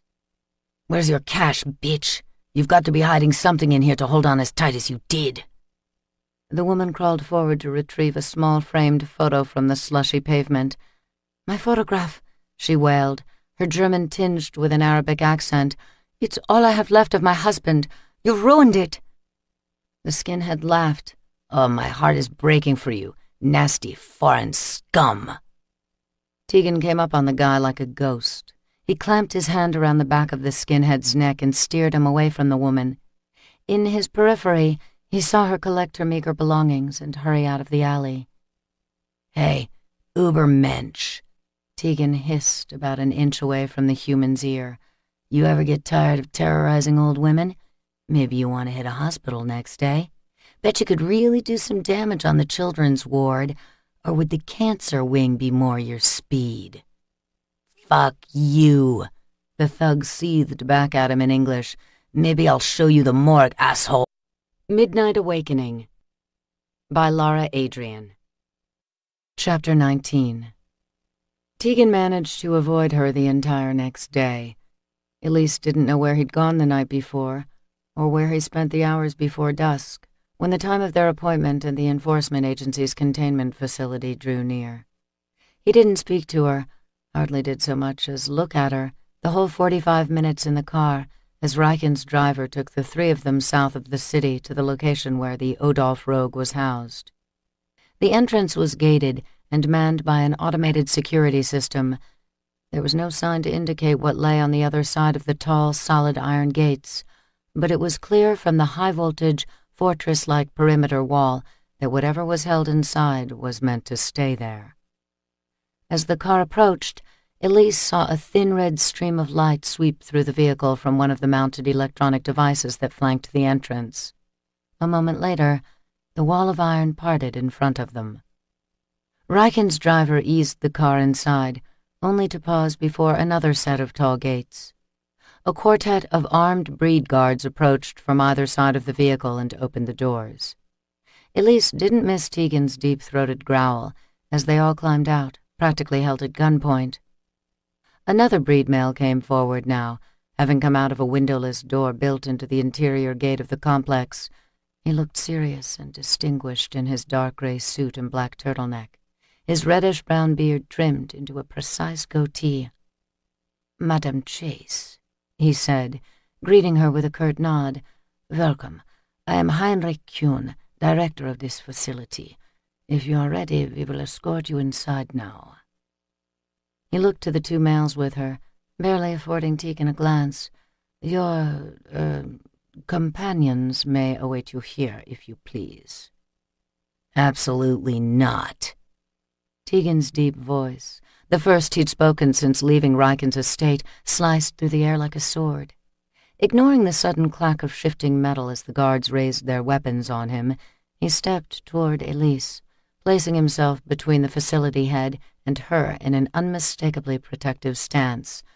"She's not going in there alone." "It will be perfectly safe," the director said, pointedly addressing Elise rather than Tegan, as if the warrior did not warrant a direct explanation. "The patient will be restrained, of course, and he has also been sedated for his feeding, which should be finished any moment now. There will be no danger from him, I can assure—" "I don't care if you have that suckhead bricked up behind 10 feet of solid stone," Tegan snarled, his green eyes flashing. "She doesn't go inside that rogue holding tank without me."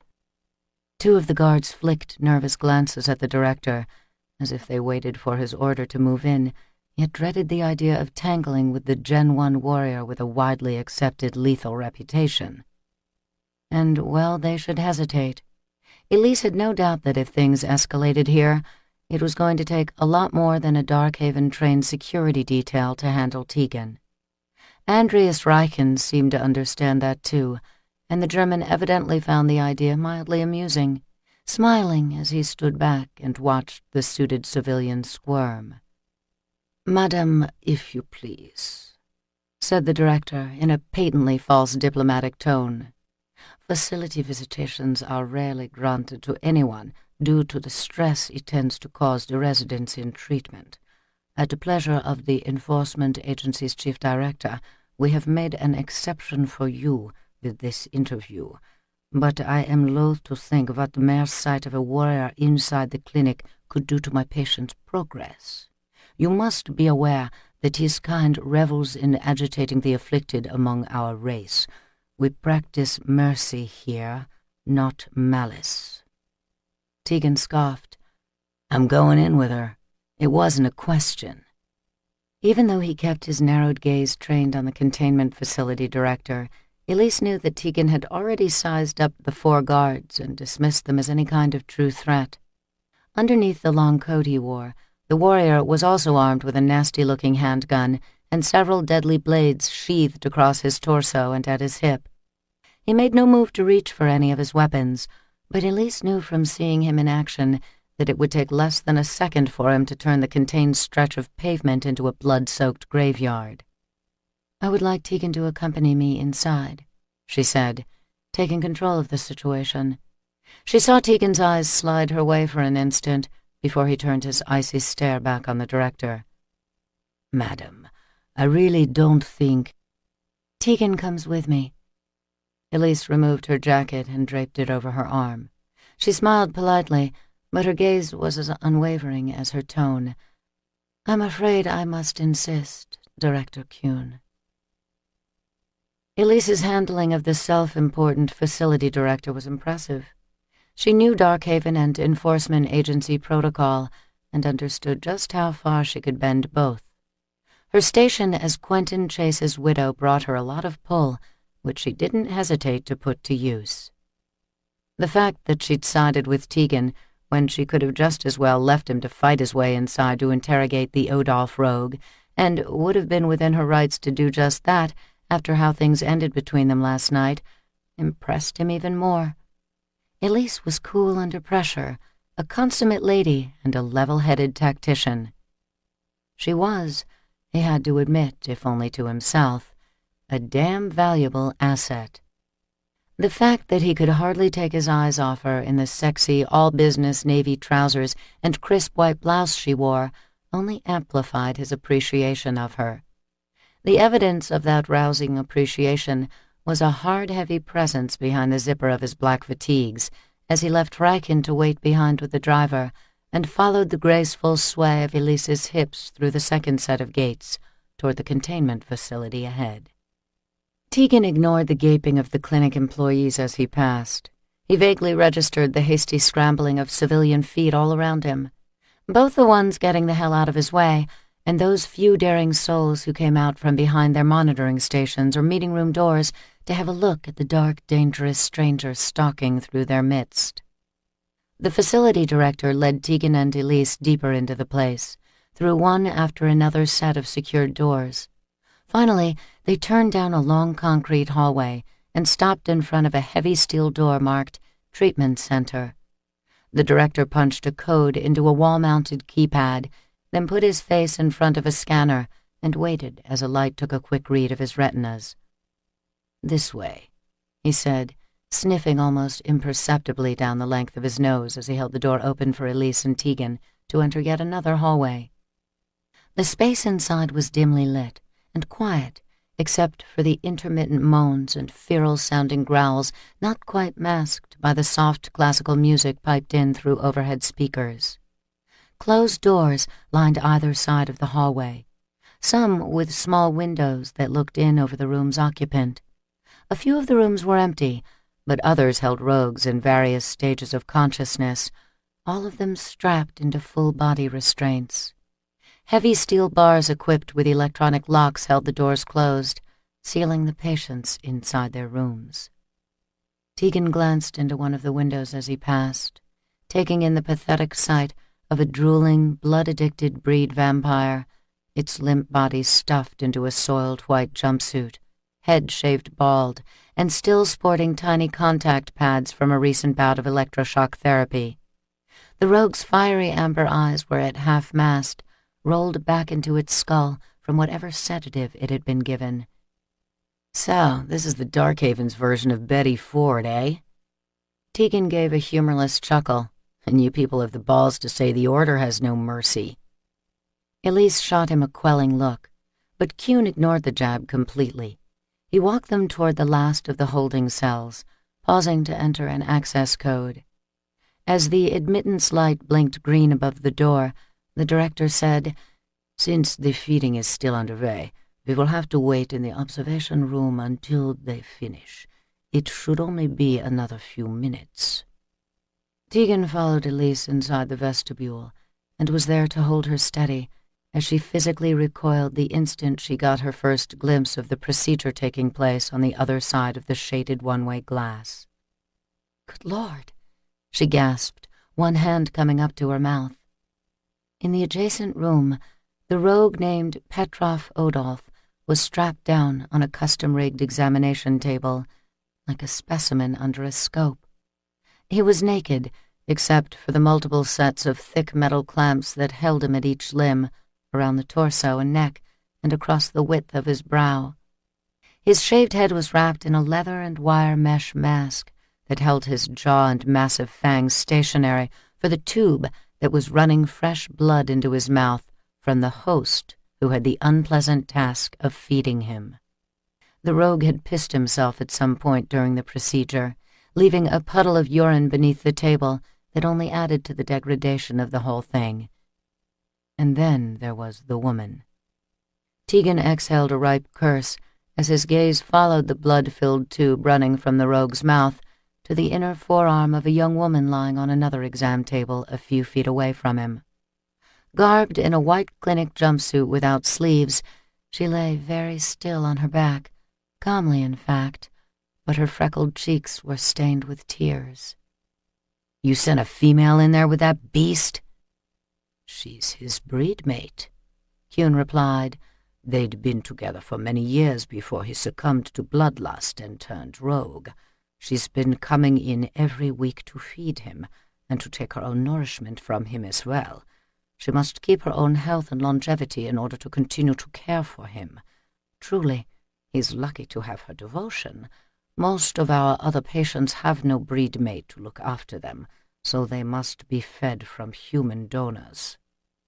Elise inched closer to the glass now, obviously as transfixed by what she was seeing as she was repulsed. "How do you find those other donors, Dr. Kuhn?" He shrugged when she glanced back at him over her shoulder. "We never have to look far. University students willing to join medical studies for a little money, prostitutes, the homeless, drug addicts if we're desperate." "Well, shit," Tegan drawled, full of sarcasm. "This is a real class operation you got here." "No harm done to anyone, generally speaking," Kuhn said with an annoyed smile. "The procedures are very closely monitored, and none of our recruited hosts maintain a single memory afterward. We simply return them to their lives with a little cash in their pocket that they wouldn't have had otherwise. A little time spent here is the best thing to happen to some of the unfortunates we collect as donors." Tegan was ready to spit a cutting remark at the pompous Darkhaven male, but it had been less than 24 hours since he himself had been hunting for blood on Berlin's darkened streets. He'd killed, even though he could justify it with the knowledge that there was one less human criminal around to violate a defenseless woman. But that didn't make him a saint by any stretch. At heart, all of the breed were self-serving, ruthless predators. Some just attempted to hide the fact behind sterile white walls and a fleet of clinical equipment. "There now," the facility director announced when a small beep sounded on the console near the viewing window. "The feeding procedure is complete. As soon as the patient is alone and resting, we can go in." They waited as Odolph was disconnected from his feeding tube. The vampire fought the removal, his insatiable blood addiction making him snap and growl behind the wire mesh face mask as the attendants cut off his supply. He struggled against his body restraints, but the effort was sluggish and ineffective, no doubt from the sedatives Kuhn had mentioned earlier. The rogue's dermaglyphs were still seething from deep purples to red to black, the colors of ferocious hunger traveling along the pattern of markings that ran up his bare chest and over his shoulders. His huge fangs flashed bone-white with his sudden roar of protest. His pupils were fixed into vertical slits, the irises throwing off a blast of amber light every time he tried to raise his big head up off the table. Even though he was drugged, the taste of blood had inflamed him to the point of madness, as it did all rogues. Tegan ought to know. He'd lived a similar thirsting, angry as hell himself. He hadn't progressed as far rogue as this male, thankfully, but he'd come damn close. Seeing this blood-addicted male up close was a strong reminder of what those dark months Tegan had fought to shake off his own weakness had been like. As Petrov Odolph rattled his bonds in futility, his breedmate got up off the table beside him and cautiously approached where he lay. She kept her hands at her sides, even though it was clear from the anguish in her eyes that she longed to touch her mate. She said something too quiet to be heard over the cell's audio monitors. Then she turned away and walked toward the door of the observation room, wiping tears from her freckled cheeks. Kuhn opened the door for her, and she seemed startled to see that she'd had an audience. Her face flamed red, and her downcast gaze said it was in shame. "Pardon me," she murmured, trying to make a beeline for the outside hallway. "Are you all right?" Elise asked gently. The breedmate gave a wobbly nod, a sob hitched in her throat, broken and raw. "Will you excuse me, please?" "This way," Director Kuhn said as the rogue's female slipped out of their company and headed down the corridor. "I can permit you no more than 10 minutes with him, Madame Chase, and I must reiterate that I think it best if the warrior—" Actually, Elise said, her voice full of confident authority, I would like Tegan to conduct the interview without me. What? Without you? Kuhn's brows crashed together furiously. That was not the term of our arrangement at all. It is now. I'm not about to let that poor woman leave here in such a state of distress, she said, then glanced at Tegan. Tegan will speak with Petrov Oldov. I trust him in this, Director Kuhn, and you can too. She didn't wait to hear the facility head sputter his disagreement, just strode out of the observation room and went after Odolph's distraught breedmate like a guided missile in a designer's suit and stilettos. Tegan was tempted to smile, but instead he turned a flat gaze on Kuhn. After you, he said, daring the director to try to keep him out of that containment cell. Chapter 20. Elise found the breedmate just a short way down the corridor. The woman was seated on a cushioned bench, her face pressed into her hands. She was weeping quietly, but her contained sobs shook her entire body. I'm very sorry, Elise murmured, unsure if she should intrude on such a private moment, yet too moved by what she had seen to simply let the breedmate suffer alone. She fished a small package of tissues out of her bag and held them out as she walked closer to the female. Would you like these? Red-rimmed, light-brown eyes lifted to meet Elise's gaze. Yes, thank you. I always think I'll be strong for him, but it's so hard.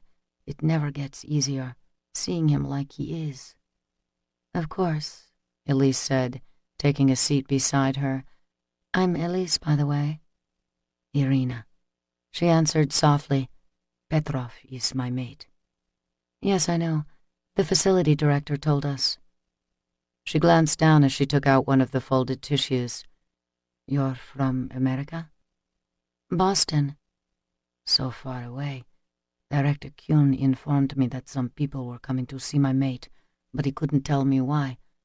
What is it that you want with Petrov? We just need to ask him some questions, Irina. That's all. There was a worried glint in the female's sidelong look. That male you're with, he's not Darkhaven breed. No. Tegan is one of the Order. He's a warrior. A warrior? Irina went visibly rigid, her brow creasing. But Petrov has hurt no one. He's a good man. He has done nothing wrong. It's all right, Elise assured her, placing her hand over the anxious woman's trembling fingers. Tegan is not here to harm him, I promise you. Only to talk to him. About what? We need some information about your mate's family line. We need to talk to him, to see if he recognizes a particular dermaglyphic symbol. Irina sighed and gave a small shake of her head. He hardly recognizes me anymore. I don't think he will be much help to you. Elise smiled, sympathetic. We have to try. It's very important. You give me your word that no harm will come to him? Yes, I give you my word, Irina. The breedmate stared at Elise for a long moment, those warm brown eyes searching, divining the truth. Yes, she said at last. I believe you. I trust what you are telling me. Elise squeezed the woman's hand. How long have you and Petrov been blood bonded? It will be 57 years this summer. There was pride in the statement, and love, but sadness crept into her voice as she went on. He has been in this place for the last 3 of those years. I'm very sorry, Elise said. I thought he would be stronger than the weakness that plagued his father and his brothers. I thought my love might be enough, you know. But he was haunted by demons I never understood. 3 years ago, in the weeks before I lost him to his disease, he was a different man. How so? Elise asked the question carefully, not wanting to pry into what had been such a painful time for the woman. He changed in so many ways after his older brother went rogue and died. I think maybe Petrov knew the day was coming that he would fall too. It was as if a terrible burden had been heaped upon him. He withdrew from everything, from me as well, and became secretive, writing for hours in his study, only to burn his papers to a cinder. I managed to retrieve a page, but it was filled with nonsense, just a lot of crazed ramblings that he couldn't or wouldn't explain to me. She shrugged, her head hung low. Petrov started going on feeding binges late at night while I slept. He went quite mad in time. He attacked me one night in a fit of bloodlust, and I realized it was time for us to part. It must have been so difficult for you, Irina. Yes, she whispered. Bloodlust is a terribly seductive thing. I know Petrov will never come home. They rarely do come home from this place. But still, I hope. The breedmate waved her hand as a fresh round of tears welled in her eyes. Listen to me going on like this. I need to change out of this awful feeding garment and get myself home. Thank you for talking to me. And thank you for these, she said, pulling out another tissue and dabbing her moist eyes. You're very welcome. Elise stood with Irina and gave her a brief hug as the other woman gathered herself to leave. Once she was gone, Elise walked back up the corridor to Petrov Odolph's containment cell. Tegan was just coming out, and he didn't look pleased. Director Kuhn was right behind him, sputtering something about ensuring the patient's comfort and perfectly acceptable doses. What's going on? Tegan raked a hand over his scalp. Odolph is so medicated he's practically catatonic. We won't get anything out of him in this condition. Additional sedatives are always required for a feeding procedure, for the safety of the patient and his blood host, Kuhn declared, indignant. And the other half a dozen drugs you've pumped into him? Tegan challenged. Just our normal protocol for making certain our patients are comfortable at all times. You weren't able to talk to him at all? Elise asked, ignoring Kuhn's bluster to focus on Tegan. A minute after I got in there, he was barely conscious. We've got shit so far. Then we'll come back tomorrow. Elise turned to the facility head. I'm sure Director Kuhn can see to it that he's more lucid when we return. Won't you, Director? To reduce a patient's medication is an enormous risk. We won't be responsible for any harm that comes to either of you, if that is your request. Elise glanced to Tegan, who gave her a nod of agreement. That's fine. Expect us tomorrow evening at this time, and have Petrov Odolph awake and clear-headed when we arrive. Kuhn's mouth went tight, but he inclined his head in compliance. As you wish, madam. Although Tegan was quiet, she felt his eyes on her the entire time as they left the treatment center and were escorted back out to where Ryken's car and driver waited. Whatever had passed between them last night in the boathouse, and the heavy awareness that had remained in the hours since, was still present now. Just being near him, her body thrummed with a disquieting heat. She knew part of it was the link she shared with him through his blood, but there was another part of her that responded to him as well. It was that latter part, the elemental feminine stirring that troubled her the most, because after the way he'd left her last night, it seemed that she was alone in her desire. Tegan was stoic and silent with her, stepping aside as Ryken's driver opened the back door of the Rolls-Royce to her as they approached the car. She glanced into the vehicle as she began to climb inside, and was surprised to find it empty. Where is Andreas? The driver gave a polite little bow of his bald head.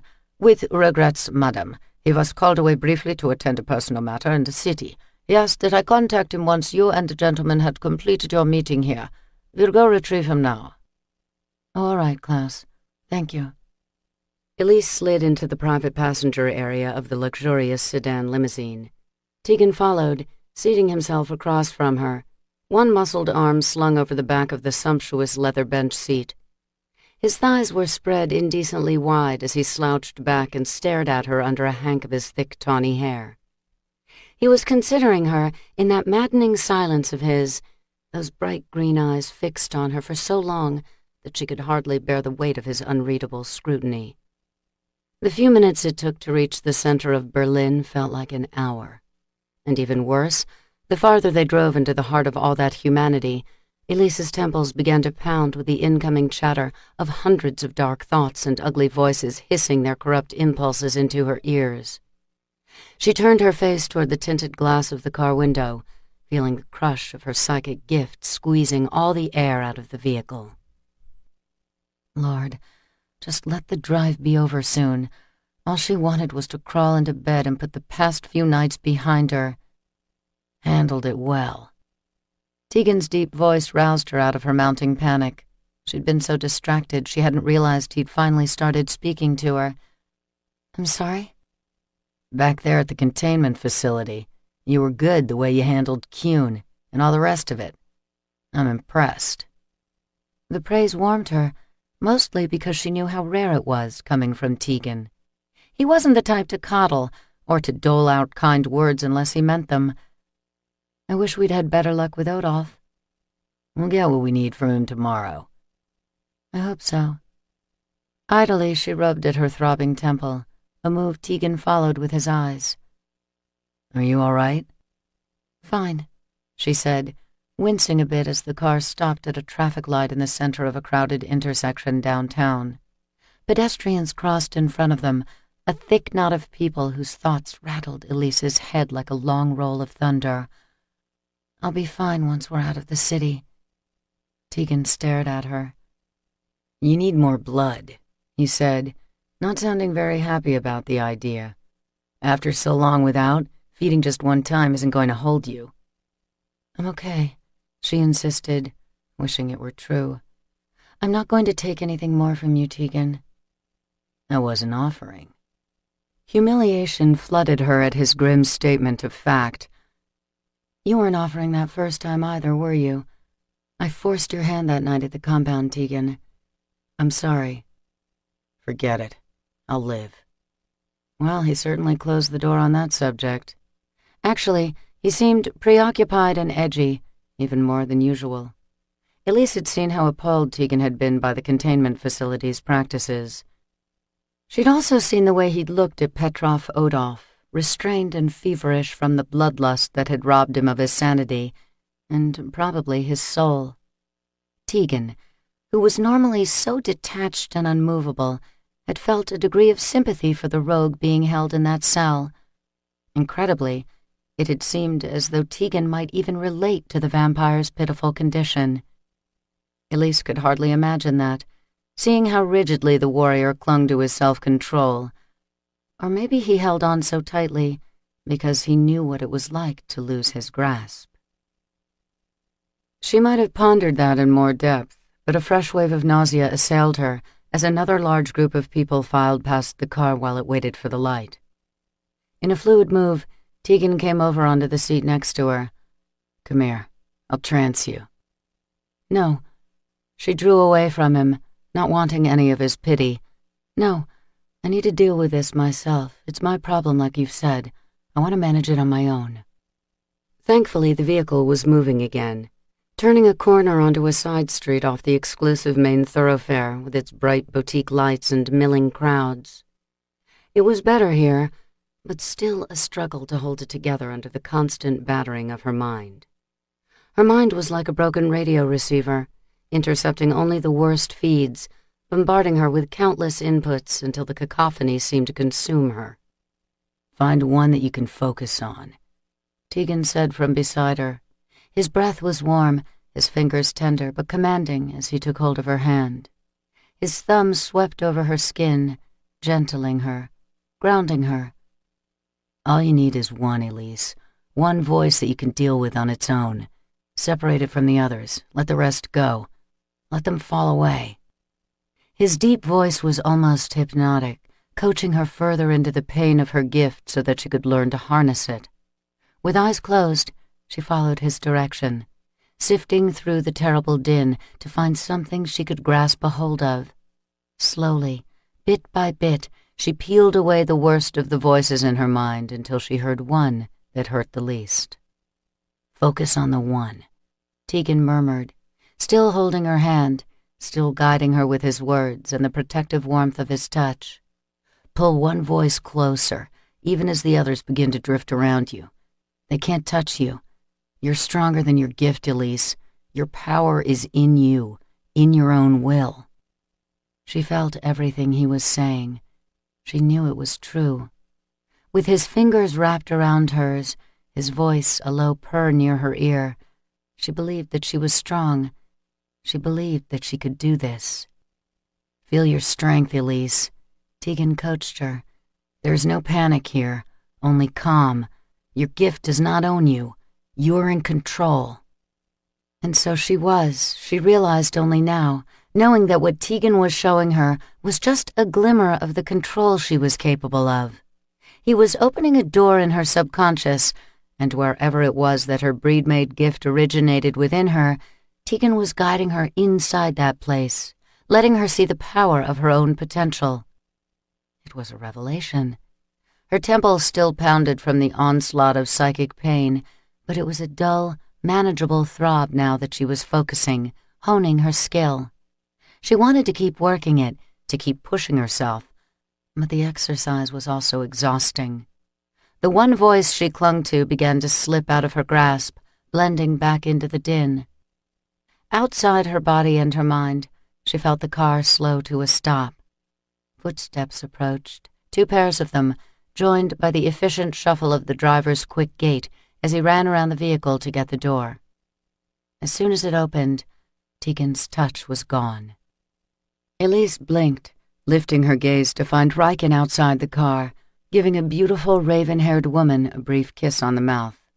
She was wrapped in a silvery fur coat, and from what Elise could tell, little else beneath it. On the side of her graceful throat was a pink bloom of color, only a fading rosebud mark to indicate the place where Riken had no doubt fed from her just a short while ago. "A pleasure as always, my darling Helene," he said as the 2 of them parted. "You spoil me so well." Evidently the Darkhaven male's personal business was of a very personal nature. The woman's glossy mouth curved into a cat-like smile at his charm. She didn't wait at the car for him to leave, but pivoted on staggeringly tall silver stiletto heels and sauntered back into a red, unmarked door of the building where Riken's car sat idling. "My thanks for the curb service," the German said as he crawled into the limousine and took a seat opposite Tegan and Elise.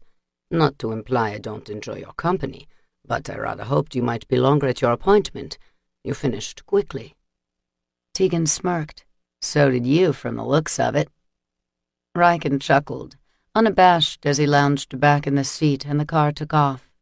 He smelled like expensive perfume, blood, and sex. Not that he cared, Elise thought as she considered him. His broad, sated grin said he couldn't be in a happier, more familiar state.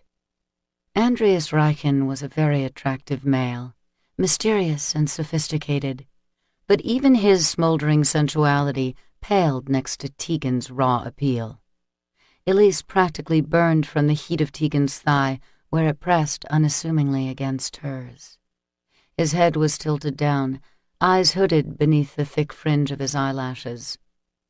He kept his arms crossed over his chest now, and she missed the warm feel of his touch.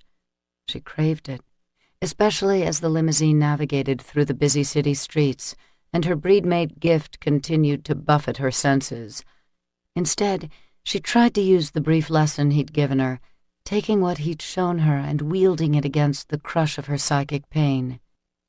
More than anything, she wanted to grab Tegan's hand again and feel his calming strength. But he only put a measure of distance between them. He moved away from her on the seat, a subtle shift of his thigh that left a gap of space in its place. When they arrived a short while later at the lakeshore Darkhaven, Tegan leaped out of the car almost as soon as Klaus slowed to a stop on the front driveway. "I have to report into the compound," he said, keeping his gaze averted. He stalked off before either Elise or Riken could get out of the car. "Oh, business, that one," Riken remarked with a shake of his head. "May I get you something to eat in the house, Elise? You must be hungry." She was famished, actually, having last eaten around noon. "That would be lovely. Thank you." Elise let Riken help her out of the vehicle and took his proffered arm as they walked up to the main entrance of the estate. But all the while, her thoughts were fixed on Tegan and on quelling the strong, evidently one-sided desire he stirred in her. Chapter 21. Tegan closed his cell phone after reporting into the compound and leaned back on the ridiculously frou-frou velvet settee in his private room of the Darkhaven. He was pissed off that the night had resulted in a stalemate with Petrov Odolf, and more rattled than he cared to admit by the bloodlust reality check he'd gotten at the facility. Seeing Odolf and the other rogues was a damn good reminder of the fire he'd walked through after Sorsha's death. He'd managed to beat his bloodlust all those years ago, but the fight had been brutal, and the hunger was always with him, even when he was trying his hardest to deny it. Being near Elise only magnified his craving. Damn, but that female put his blood on a slow-rising boil. That moment alone with her in Riken's car, touching her, walking through her psychic distress, had been a colossal mistake. It only made him realize how deeply he wanted to help her, that he didn't want to see her in pain. That despite centuries of religiously honed apathy, he was starting to care. He was genuinely beginning to have feelings for her, a bold and complicated Darkhaven beauty who could have her choice of any male, breed or otherwise.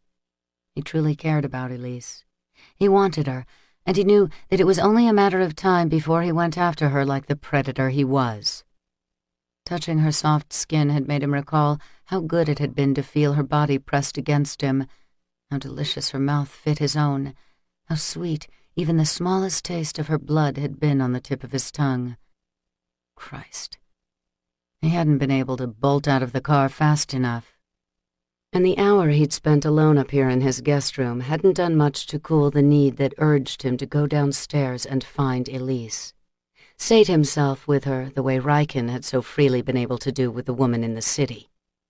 The fire Elise had stoked in him from nearly the moment he set eyes on her was banked, but still burning. Maybe he could douse it, Tegan thought, stalking into the bathroom to turn on the shower. God knew he wanted to get the feel of the containment facility off his skin as well. Seeing those incarcerated, mostly catatonic rogues had pulled him back to an ugly time in his own life, one he had no desire to relive, even in passing memory. That part of him was buried deep, where it belonged. He stripped off his shirt and weapons and dropped the lot of it on a chair beside the settee. His fingers were working the zipper of his black fatigues when a knock sounded on the closed door to the hall. He ignored it, wondering if it might be Riken looking to drag him into a few hours of sin back in the city. Part of him was tempted by the thought. Anything to slake the coiling hunger he had for Elise. The knock came again, and this time Tegan threw the door open without a thought. As the panel swung wide, he was surprised, and not a little furious, to see the subject of his frustration standing there. Just what he didn't need right now. Gorgeous as ever, still wearing the proper navy pantsuit she had on at the clinic, the sight of Elise was a major dose of gasoline tossed on his fire. "What the hell are you doing up here?" His voice was harsh, more rough than he intended. Elise didn't so much as flinch. "I thought we might talk." "What happened to Riken finding you some dinner downstairs?" "He did. That was almost an hour ago. I waited for a while to see if you might come out of your room, but when you didn't, I decided to come to you." He stared at her for a minute, then mentally cut the shower off and turned to grab his shirt and weapons holster. "I was just on my way out." "Oh." She didn't look like she was buying it. What could be so urgent all of a sudden? "Just a little thing called duty, sweetheart. I'm not used to spending my nights sitting on my ass when I could be outside killing something." He said it to deliberately shock her, and he probably took a bit too much satisfaction at the disturbed frown that creased her forehead. "I need to get out of this place for a while. I should be in the city, on the streets where I'm useful, not wasting my fucking time sitting around here." He expected her to give him space and be glad he was leaving. His cold attitude had scared away countless breed males, even among the order, so he didn't expect this female to linger for long. For a second, he really thought she was going to retreat like he'd intended her to do. But then she strode right over the threshold and into his room. "You're not going anywhere tonight," she said, soft but resolute. There was apprehension in her expression, but damn if she didn't close the door behind her and keep coming toward him. Tonight we need to talk. I need to know where things stand. Where we stand, Tegan." He glared. "You think it's wise to shut yourself in here with me? It won't take long for Riken and the rest of this house to figure out where you are and think the worst. You may be discreet when needed, but the others who live here—" "I don't care what anyone else thinks. I just need to know what you think." He scoffed, a grating sound that held more mockery than he'd intended. "I think you're out of your fucking head." She glanced down, gave a little nod. "I'm confused. I'll give you that. I don't know what to make of you, Tegan. Not from day one. I don't know how to play this game that we seem to be playing together." "I don't play games," he said, deadly serious. "I don't have the interest or the time." "Bullshit!" He arched a brow at her unexpected blurt of profanity. He was ready to push again, seething with the compulsion to shove her away hard before she got any closer to the truth of what he was feeling, but the glint of anger in her eyes gave him pause. She crossed her arms over her breasts and took a couple of paces nearer to him, making it clear that if he pushed now, she was sure as hell going to push back. "What do you call it when you're tender with me one moment, and cold as ice the next? You kiss me, only to push me away a minute later." She drew a breath, letting it out on a frustrated-sounding sigh.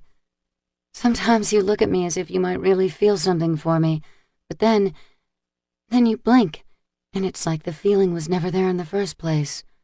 What is that, if not your twisted idea of fun?" Since she wasn't about to stand down, he pivoted away from her on a snarl and went for the duffel bag that held more of his gear and weapons, ignoring her attempt to goad him. He reached in and blindly grabbed for a cache of combat supplies. He pulled out a sheathed blade, then a clip of titanium rounds for his 9mm. Anything to keep his hands moving and his focus trained on something other than the maddening awareness of the woman who was slowly walking up behind him. Incredibly, his fingers were shaking as he put his gear down on the settee's velvet cushions. His vision was going sharp, his field of sight taking on a hard edge as his pupils narrowed, and a flood of amber fire bathed everything in a hunter's light. His gums ached with the emergence of his fangs, his mouth watering with the hunger he'd barely been able to stave off before Elise arrived in his room. Now that she was here, provoking him with her mere presence, he didn't know how long he could hold the beast at bay. It had been snapping at its leash since the moment he first laid eyes on her. Behind him, he heard the thick Persian rug crush with the subtle movement of her feet. He closed his eyes, his senses flooded with awareness of her, with the keen, aching want of her. "You say you don't play games, but you're a master at it, Tegan. In fact, I think you've been playing at them for so long you can't remember how to be real anymore." He was hardly aware of his own movements as he whirled back on her with a furious roar. Distance closed in fractional seconds, a blink of time between the moment he'd been turned away from Elise and the next, when he was bearing down on her like a train in motion, pushing her with both the force of his will and his body until they both slammed up against the closed door. He pinned her there, between the hard, unyielding length of him and the thick plank of oak at her back. "Is this real enough for you, sweetheart?" He hissed the words at her, his lips curled back from his fangs. Desire had him livid, fully transformed into the savage side of his nature. With a growl, he bent his head and took her mouth in a hot, demanding kiss. She cried out, startled, her hands coming up to brace defensively against his shoulders. He only kissed her harder, thrusting his tongue past her teeth as she gasped to take a breath. Christ, she was sweet, so warm and lush against his mouth, so soft against the scorching rigidity of his body. He didn't want to feel this arousal, wanted like hell to reject this consuming need, but he was burning up with it, and there would be no denying it now. No stopping the pound of his blood as everything breed in him, everything elementally male, awakened to the delicious taste of Elise. When he broke their kiss, she was panting. He was too. His whole body heaved with the force of his hunger, his every pulse point pounding with a beat he felt echoing in Elise as well. "Last night in the boathouse, I felt your fear," he whispered fiercely, holding her wide gaze, pressing the front of his body deeper into hers. His cock was rigid, growing harder just at the feel of her. "I let you go instead of taking what I wanted. I'm not going to be forgiving this time, so fear me if you will, Elise, but don't expect me to fucking care." "I went back last night." A breathless little sound curled up from her throat, but when she spoke, her voice was steady. "I wasn't afraid of you, Tegan. I went back for you." The words sank into his brain slowly, stilling him as he registered what he was hearing. "Last night, after you told me to leave you, I'd gotten as far as the main house and I realized that I didn't want to leave. I wanted to be with you." She stared up at him without the slightest tremor of uncertainty now. Where his hands held her arms, he felt only pliant acceptance, knowing surrender. Through the connection of his touch, he read her desire, felt it radiating out to him, seeping into him. "I wanted to be naked with you, Tegan. I wanted you inside me, so I went back. But you were already gone." Holy hell. He knew he should probably say something, but he had no voice. Only a dumb shit muteness like he'd never known before. His weight settled back on his heels, and the urge to shove her away from him in defense, remove her from his reach, was nearly overwhelming. But he found he couldn't let go of her. He couldn't stop looking into the clear lavender pools of her eyes, the unwavering honesty, the guileless need that he saw in their depths floored him. "I want to be with you now, Tegan. So if you want me, even a little bit." He pulled her close and silenced her doubt with another kiss. She put her arms around him and held him to her, parting her lips and taking his tongue as he swept inside her mouth the way he intended to be inside her body. He guided her around, away from the door and toward the waiting bed, their lips never parting, hands roaming, clutching, trembling.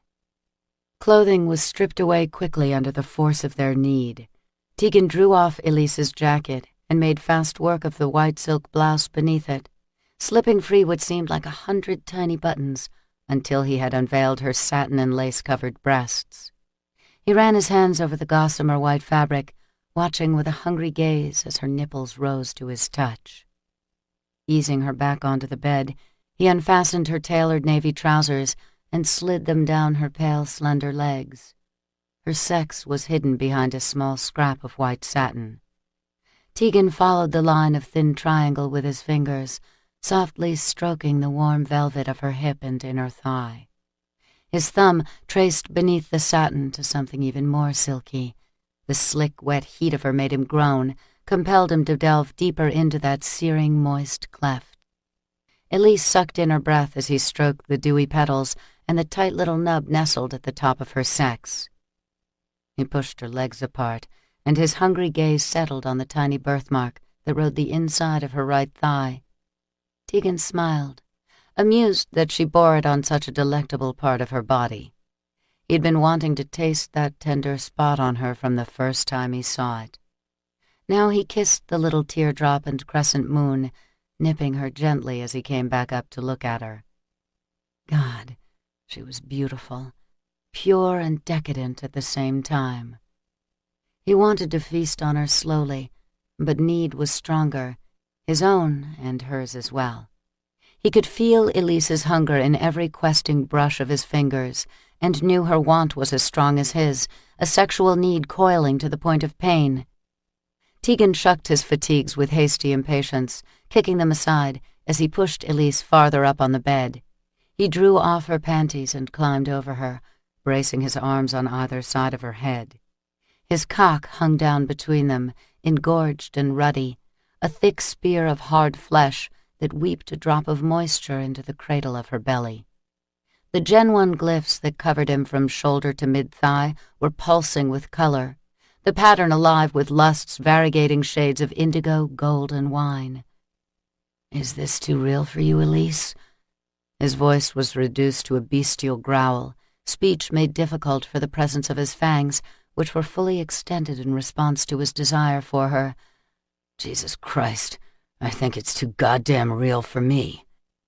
If she had given the slightest indication that she was unsure about what they were about to do, he might have found the strength to back off. He would have forced himself to heal, even though he was nearly out of his head with the need to possess her. Despite all his hard-ass threats, he knew, looking down into her gentle gaze, that he would have shown her mercy. Some panicked part of him hoped to hell she would want out. But Elise didn't tremble at the feral beast poised over her. She reached up and put her hand around the back of his neck. Firmly, she guided him down to her eyes wide open and fixed on his, and pressed his mouth to hers. Tegan crushed her beneath him as he claimed her lips in a heated kiss. God help him, but she met his every thrust and parry, driving him wild when he felt the ungentle prod of her tongue slipping inside his mouth, tracing the length of his fangs.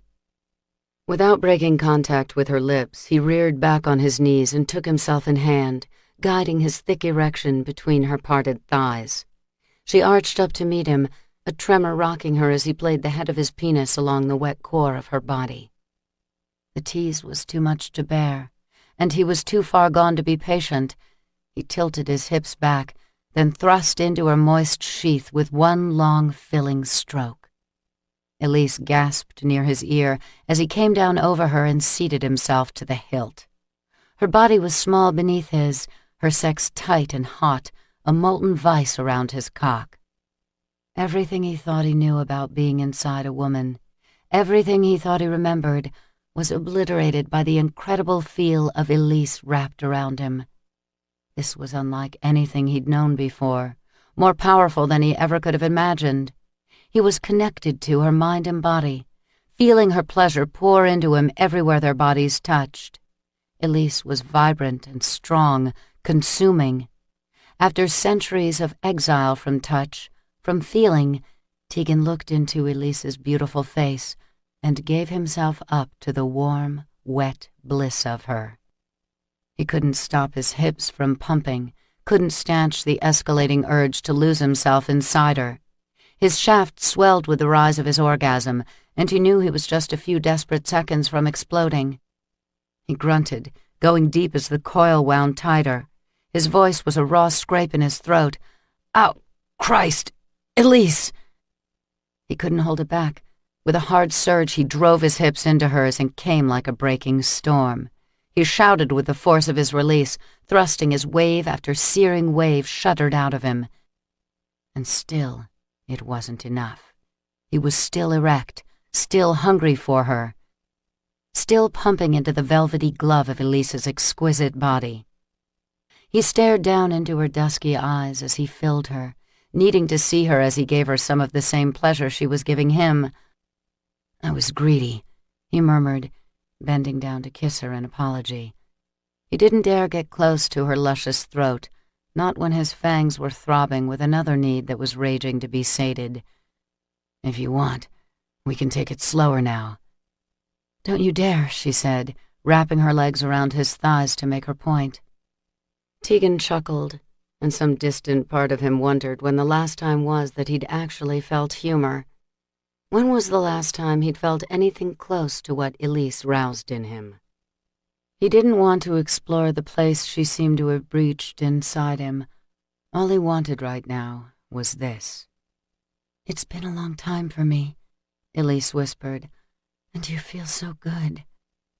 Her words trailed off on a moan as Tegan pushed as deep as she could take him. He withdrew and thrust again, feeling the walls of her channel grip and contract around him. "My God," he rasped, hissing with the pleasure of it. Already another orgasm was ratcheting up within him. Elise's climax was swiftly building too. She took him deeper with every furious pound of their meeting flesh, clutching at his shoulders and panting as her body's need took over. Tegan could feel her pleasure in each stroke of his fingers on her flesh, each silken caress of her core. Her emotions seeped into him from every point of contact, swamping him with a surfeit of sensation. He absorbed everything she gave him, all his focus on bringing her toward a shattering release. He kissed her passionately with tongue and teeth and fang. Elise met him every inch of the way, and when he felt the sharp nip of her blunt human teeth sink into the flesh of his lower lip, he bucked wildly, groaning as her tongue lapped at the small wound she'd made. She sucked a little harder, and he was totally lost, fevered with the desire to have her at his vein. Before he could think better of it, Tegan reared back and punctured his wrist with his fangs. Blood dripped in steady rivulets onto her bare breasts and throat as he offered the gift to her and gently pressed his arm to her mouth. "Take it," he said. "I want to feed you." With her eyes locked on his, she sealed her lips around his flesh. She drank him down, pulse after pulse, her tongue creating a mesmerizing erotic suction. And all the while, Tegan thrust into her, taking carnal delight in every gasp and shudder of her body as she spiraled closer to release. Her fingernails scored his skin where she gripped his arm, holding him fast against her mouth, pulling hard at his vein as her orgasm seized her. She broke apart on a violent tremor, crying out as Tegan drove in a relentless rhythm, chasing his own fierce climax now, too. He plunged deep, felt the rush of hot seed jetting up his shaft, erupting from him in a gushing wave as Elise's sex milked him like a hot, wet fist. "Oh, fuck," he gasped, rolling away from her, spent, but not sated. Not even close. The scent of blood and sex was ripe in the room, a potent fragrance that only reminded him of the savage side of his nature. The part that had once ruled him had almost destroyed him. Beside him on the bed, Elise crept closer, her naked breasts pressed against his shoulder as she leaned over him. Her fingers were tender as she stroked the side of his face and smoothed his sweat-dampened hair off his brow. "You didn't finish." He scoffed weakly, still weathering the aftershocks of his release. "You obviously weren't paying attention." "No, Tegan. I mean, you didn't finish." His arm came around him, hovering in front of his mouth. Alarm arrowed into his brain, overriding the hardcore impulse that made him want to fall on her like the beast he was and fill his mouth with the sweet heather and roses taste of her blood. He got up like he'd been spurred in the ass, vaulting to his feet next to the bed. He licked the wound at his wrist, sealing up the punctures with an efficient sweep of his tongue. "You won't drink from me?" "No," he said, forcing the word past his tongue. "I can't do that." "I thought maybe you wanted to." "You thought wrong," he snapped. His denied hunger made his voice take on an even sharper edge. He cast a glance at his discarded clothes and weapons, wondering how fast he could pull them on and get the hell out of the room. He had to go, before he gave in to the temptation Elise presented, sitting naked and beautiful in his bed, cradling in her lap the delicate wrist he had so callously refused. Tegan's breath sawed out of him as it passed over his fangs. "Shit," he said, his voice rough gravel, harsh and otherworldly. "This is going too damn far. I need to... Oh, fuck." He raked a shaky hand over his face. "I need to get out of here." "Don't bother." Elise crawled off the bed. "It's your room. I'll go." She hastily gathered up her clothes, yanking on her blouse and pulling the navy jacket over the top of it, buttoning it with sure, steady fingers. She grabbed her pants and stepped into them, fastening them as she headed for the door. "This was a mistake. Another one where you're concerned. You win, Tegan. I'm finally giving up." She ran out, and he forced himself to let her go. Chapter 22.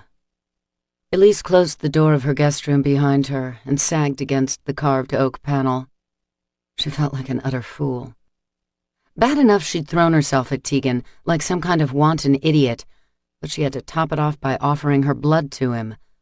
Blood that he rejected. Of course, it didn't surprise her that he had refused.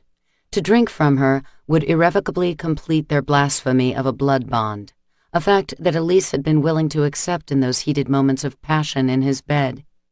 At least Tegan had the good sense, the level-headed self-control, to avoid that kind of disaster.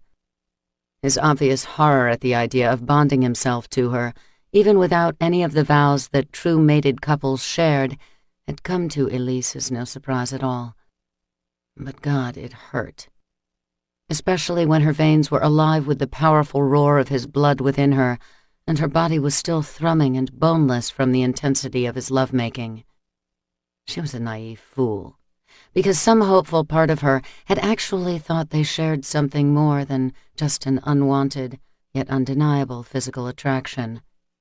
When Tegan touched her tonight, when he kissed her so hungrily, then scored his own wrist to let her drink from him, she really believed that she meant something more to him than mere conquest.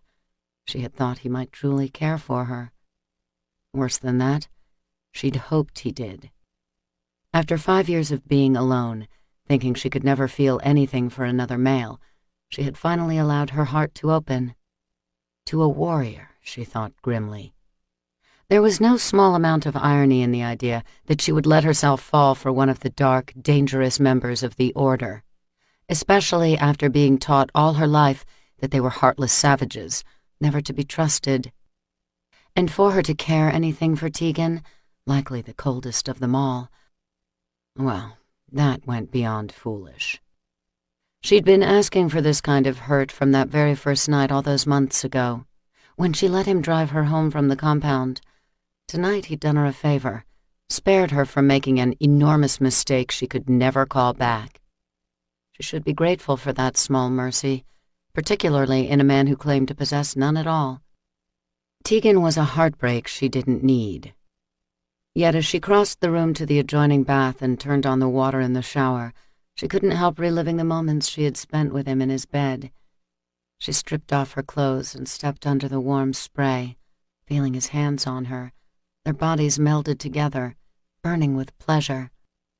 She ached for him, even now. Would be drawn to him always, the pull of his blood within her binding her to him with unseen chains. But as much as she wanted to blame her feelings for Tegan on the unfortunate fact that she'd drunk from him twice now, she knew that the problem went even deeper than that. Yes, God help her, it was far, far worse than that. She was falling in love with him. Perhaps she already had. Tegan spent a good long time under a punishing ice-cold shower, and still his body was inflamed with thoughts of Elise. His skin was tight all over, dermaglyphs pulsing under the chilly pummel of the water. He braced his fists on the marble-tiled wall in front of him, struggling against the urge that compelled him to stalk Elise into her guest room and finish what they'd started. Christ, did he ever want to finish it? His vision was still sharp from the dual hungers that both centered on one woman alone, his fangs throbbing, the long points not yet receded. He dropped his head with a deep, ragged sigh. The need for Elise was only getting worse, becoming a fever in his veins. How long before his control snapped its flimsy tether, and he sealed their sham of a blood bond? And if he allowed himself to have a taste of something as sweet as Elise, how could he be sure his thirst wouldn't rise up to rule him again? It was that much harder to resist, knowing that Elise would so willingly offer herself to him, even without the promises of love and devotion that any male would be privileged to give her. She had been ready to let him take so much for so little in return. It humbled him. It shamed him, because he had been so damn close to taking her pretty wrist in his teeth. With a roar, Tegan hauled his arm back and let his fist fly at the unyielding marble tile of the shower. The smooth, polished square shattered on impact, breaking apart and crumbling down around his bare feet. Pain splintered into his hand and wrist, but he soaked it all in with relish, watching as droplets of his blood swirled down the shower drain. No. Damn it, no. He was stronger than this animal need he felt for Elise. He could resist it. He had to. He'd only really known Elise for a handful of days, and she was somehow under his skin, had somehow managed to break down some of the protective walls it had taken him several lifetimes to construct. He could not permit things to escalate between them, and he wouldn't. even if he had to spend every spare moment out of her sight for the rest of their short stay in Berlin. Tegan lifted his head and cut the water off with a curt flick of his mind. He stepped out of the shower and wrapped one of the thick black towels around his hips. As he entered his suite, he saw the message light blinking on his cell phone. He dialed in, hoping like hell he was going to hear orders from the compound that he was needed in Boston and had to return there without delay. No such luck. Not that he should expect good fortune to provide him with any kind of assist. Fate had turned its back on him a long time ago. Gideon's message played on speaker, grim and concise. He'd gotten word that there was an inquiry made on the order's flight logs out of Logan Airport. There was no mistaking that Merrick was involved, probably soon to be in Berlin himself, or, at the very least, tapping local contacts or sending out feelers to determine how much the order knew and what they intended to do with the knowledge. Shit. Now more than ever, Tegan was certain they were onto something big with Petrov, Odolf, and the journal Elise had intercepted from Merrick's courier. He didn't need any more excuses than that to quickly towel off and get dressed for a few hours' patrol of the city. With weapons strapped to his hips, thigh, and ankle, he grabbed his coat and headed down the estate's main staircase. Riken was just strolling out of a mahogany-paneled study with a young Darkhaven couple as Tegan neared the foyer. The youthful male was blushing fiercely under a floppy lock of strawberry blonde hair, murmuring his thanks to Riken for some favor recently granted, while his pretty, red-headed breedmate was beaming, her hands placed lovingly atop a very prominent pregnant belly. "Congratulations to you both," Riken said in German.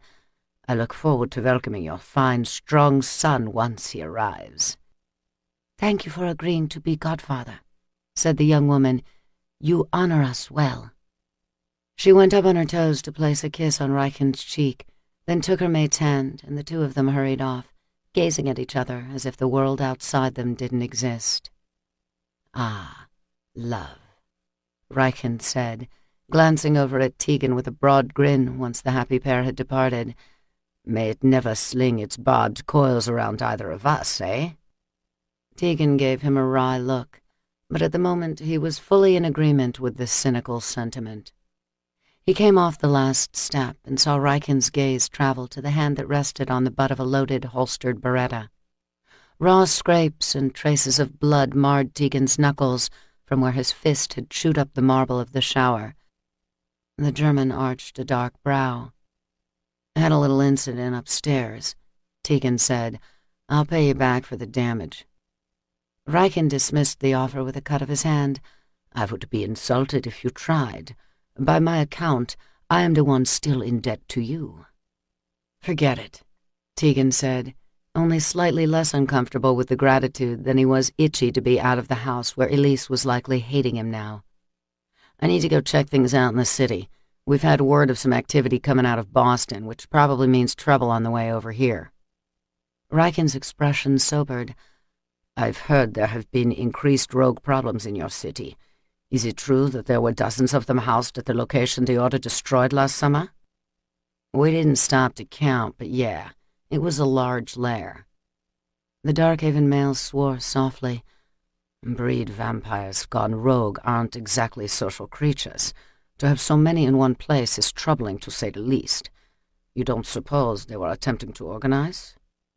"It's possible," Tegan said, knowing full well that was exactly what Merrick was orchestrating. That is, before the Order had rolled out a C4 welcome mat at the abandoned asylum where the bulk of Merrick's suckhead army had been headquartered. "Tegan." Riken cleared his throat. "If you, or the Order, need anything at all from me, you have only to ask. I hope you know that. I would require no explanations whatsoever, and I assure you the Order would have my complete cooperation and my trust." Tegan saw frank honesty in the Darkhaven male's eyes, and a keen intelligence that seemed to say that for all his reckless charm and bravado, Andreas Riken was not one to make frivolous gestures of alliance. If he offered his friendship, he offered his honor too. "Consider my resources your own," Riken added, lowering his voice to a confidential, deadly serious level. Men, money, arms, subterfuge, or intelligence, you name it. Whatever tools I have in my reach are available to you and the rest of the warriors. Tegan nodded his thanks.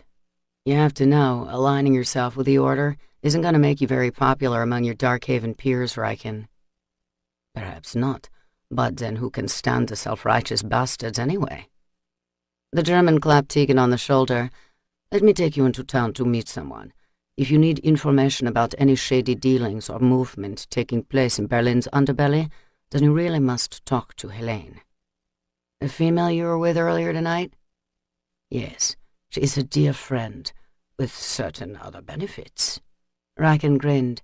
She's human, not breedmate, in case you wondered. Tegan had been wondering, in fact.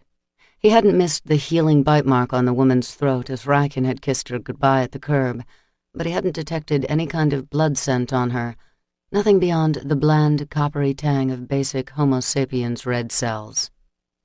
And it hadn't appeared that Riken had scrubbed the woman's mind after feeding from her either. She knows about you?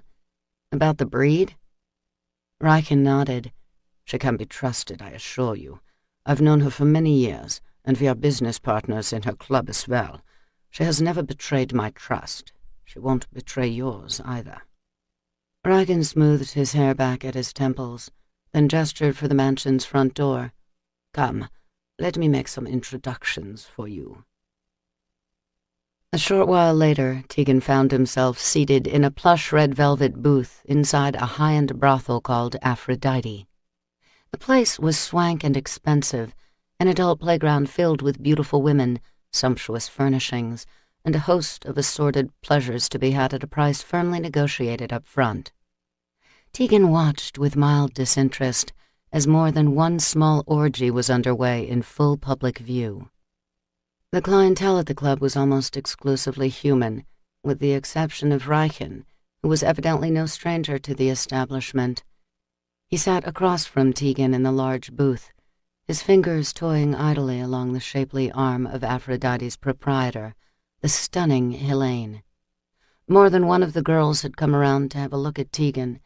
He'd been offered drinks, food, company, and quite a few temptations not found on the club's general menu. As the beautiful prostitute sashayed away from them on her teetering high heels, Helene shot him a slight frown.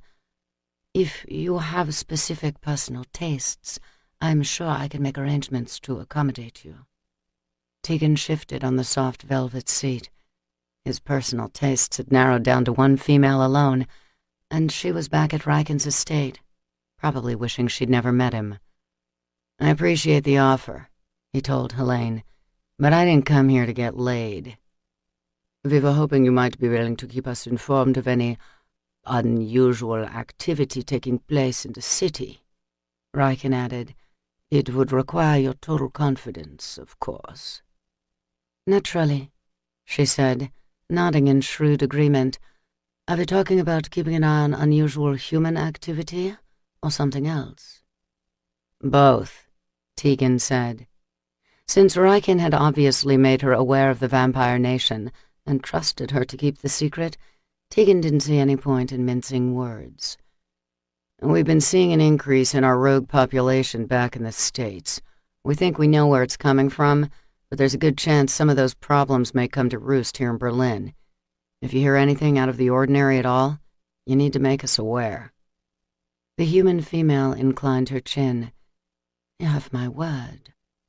She held out her hand to Tegan, and he took the opportunity to read the woman's emotions. His touch told him instantly that there was nothing dishonest in her intent.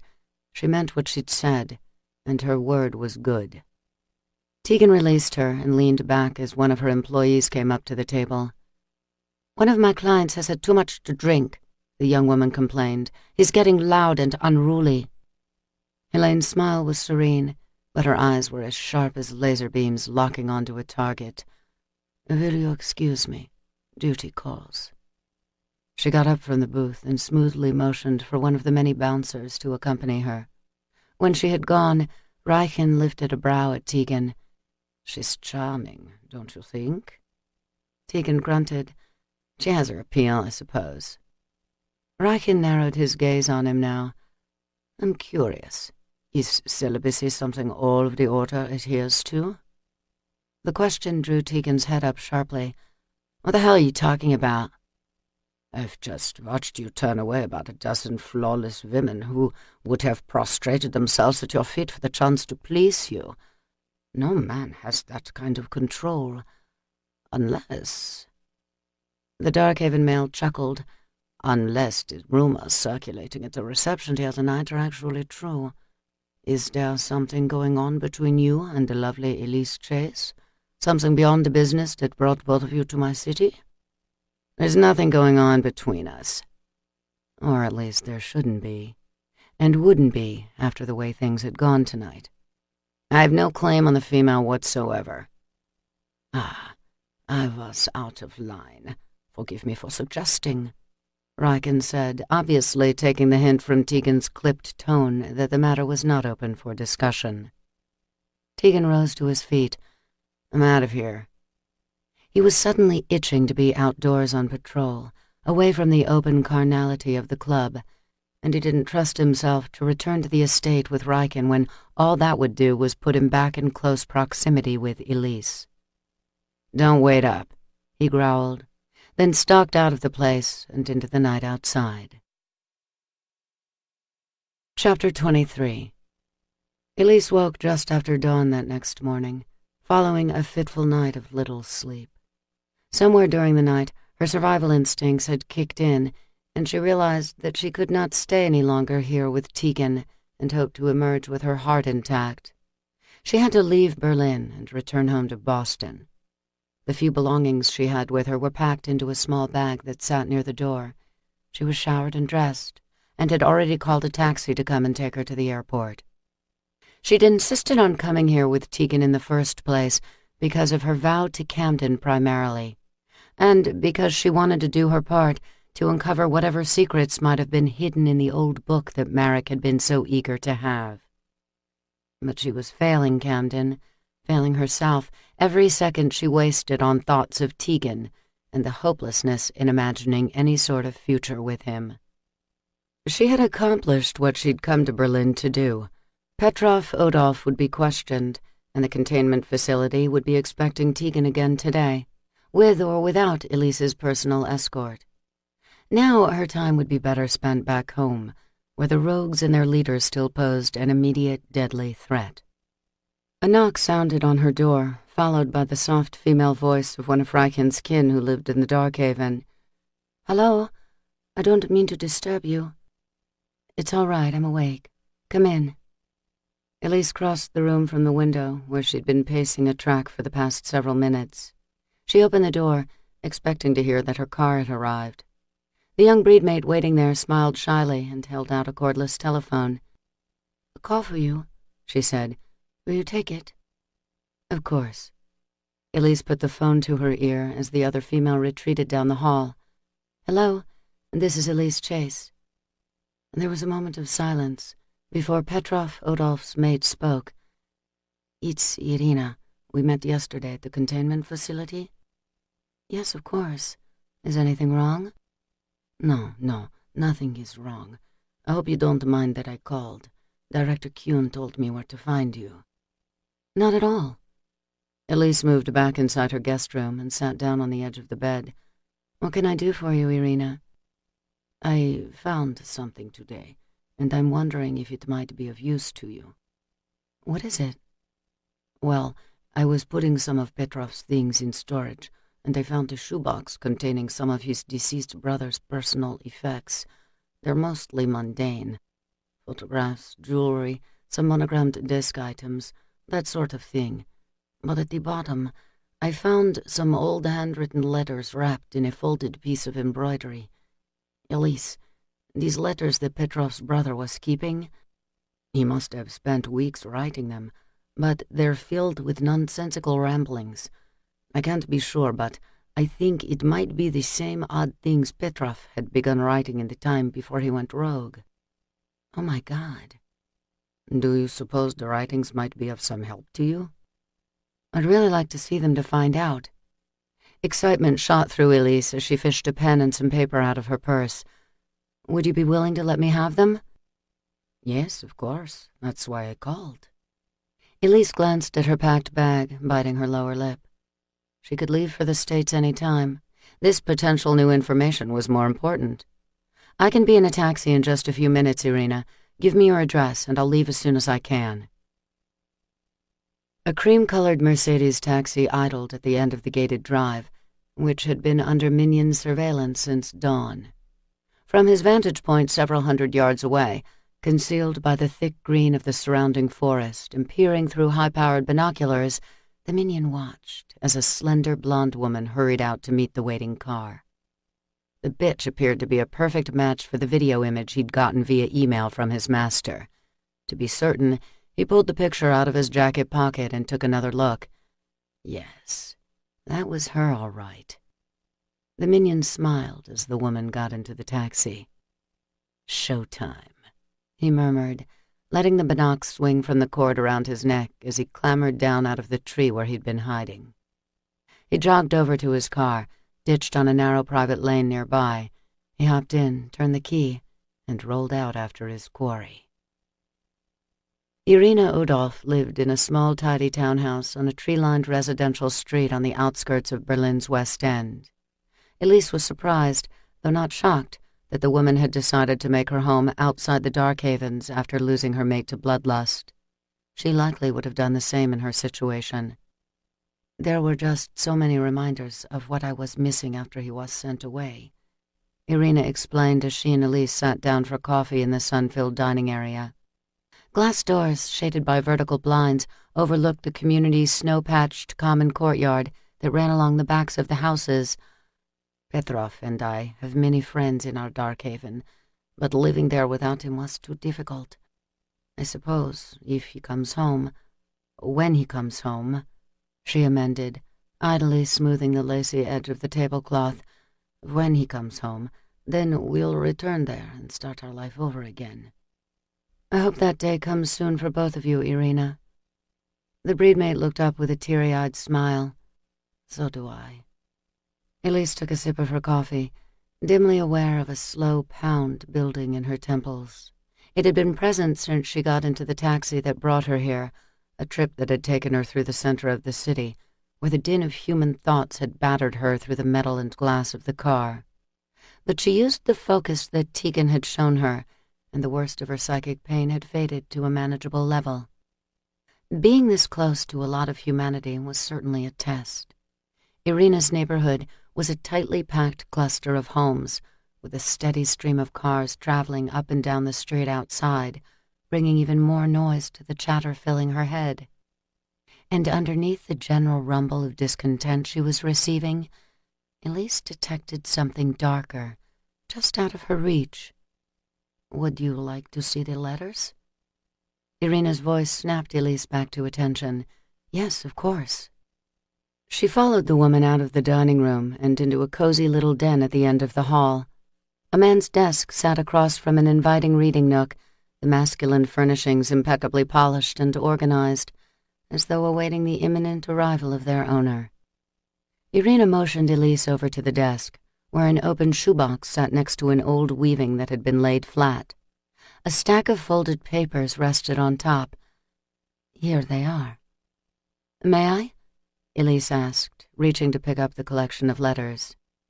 At Irina's nod, she unfolded the first one and glanced at the page. It was filled with a hasty, violently uneven scrawl. The words were barely legible, written in what appeared to be Latin, by a hand that seemed guided by madness.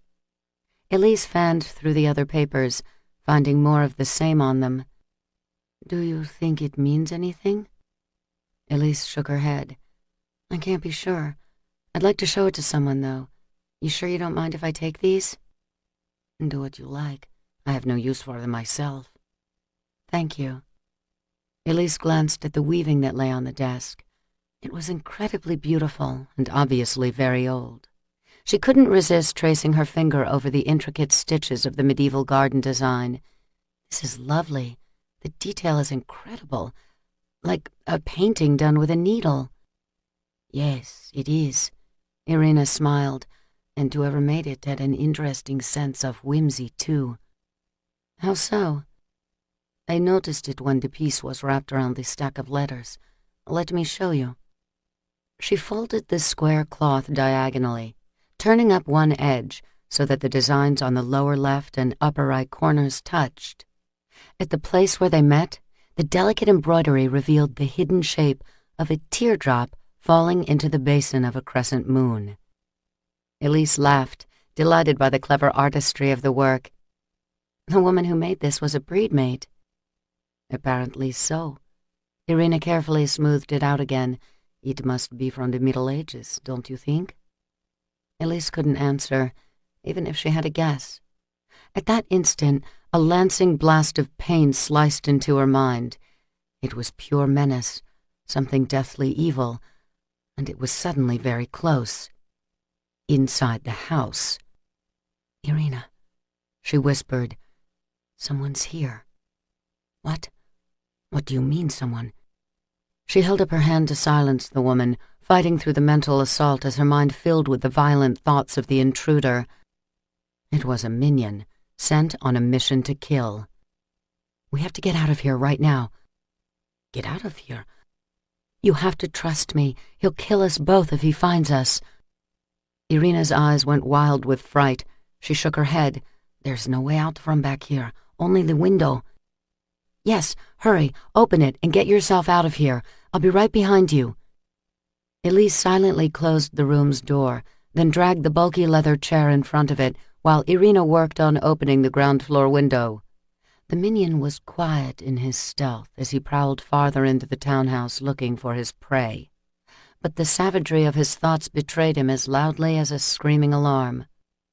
He'd been sent by his master to kill her, but he meant to drag things out, make her bleed, make her scream.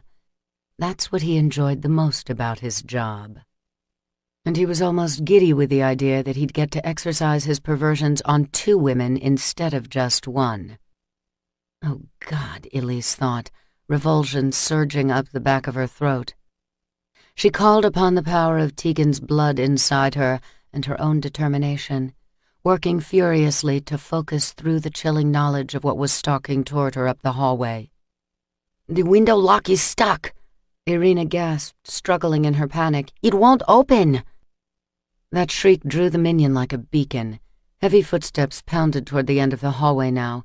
Elise grabbed a thick book from a shelf and ran to Irina's side, smashing the heavy binding against the window casement to loosen the sticky lock.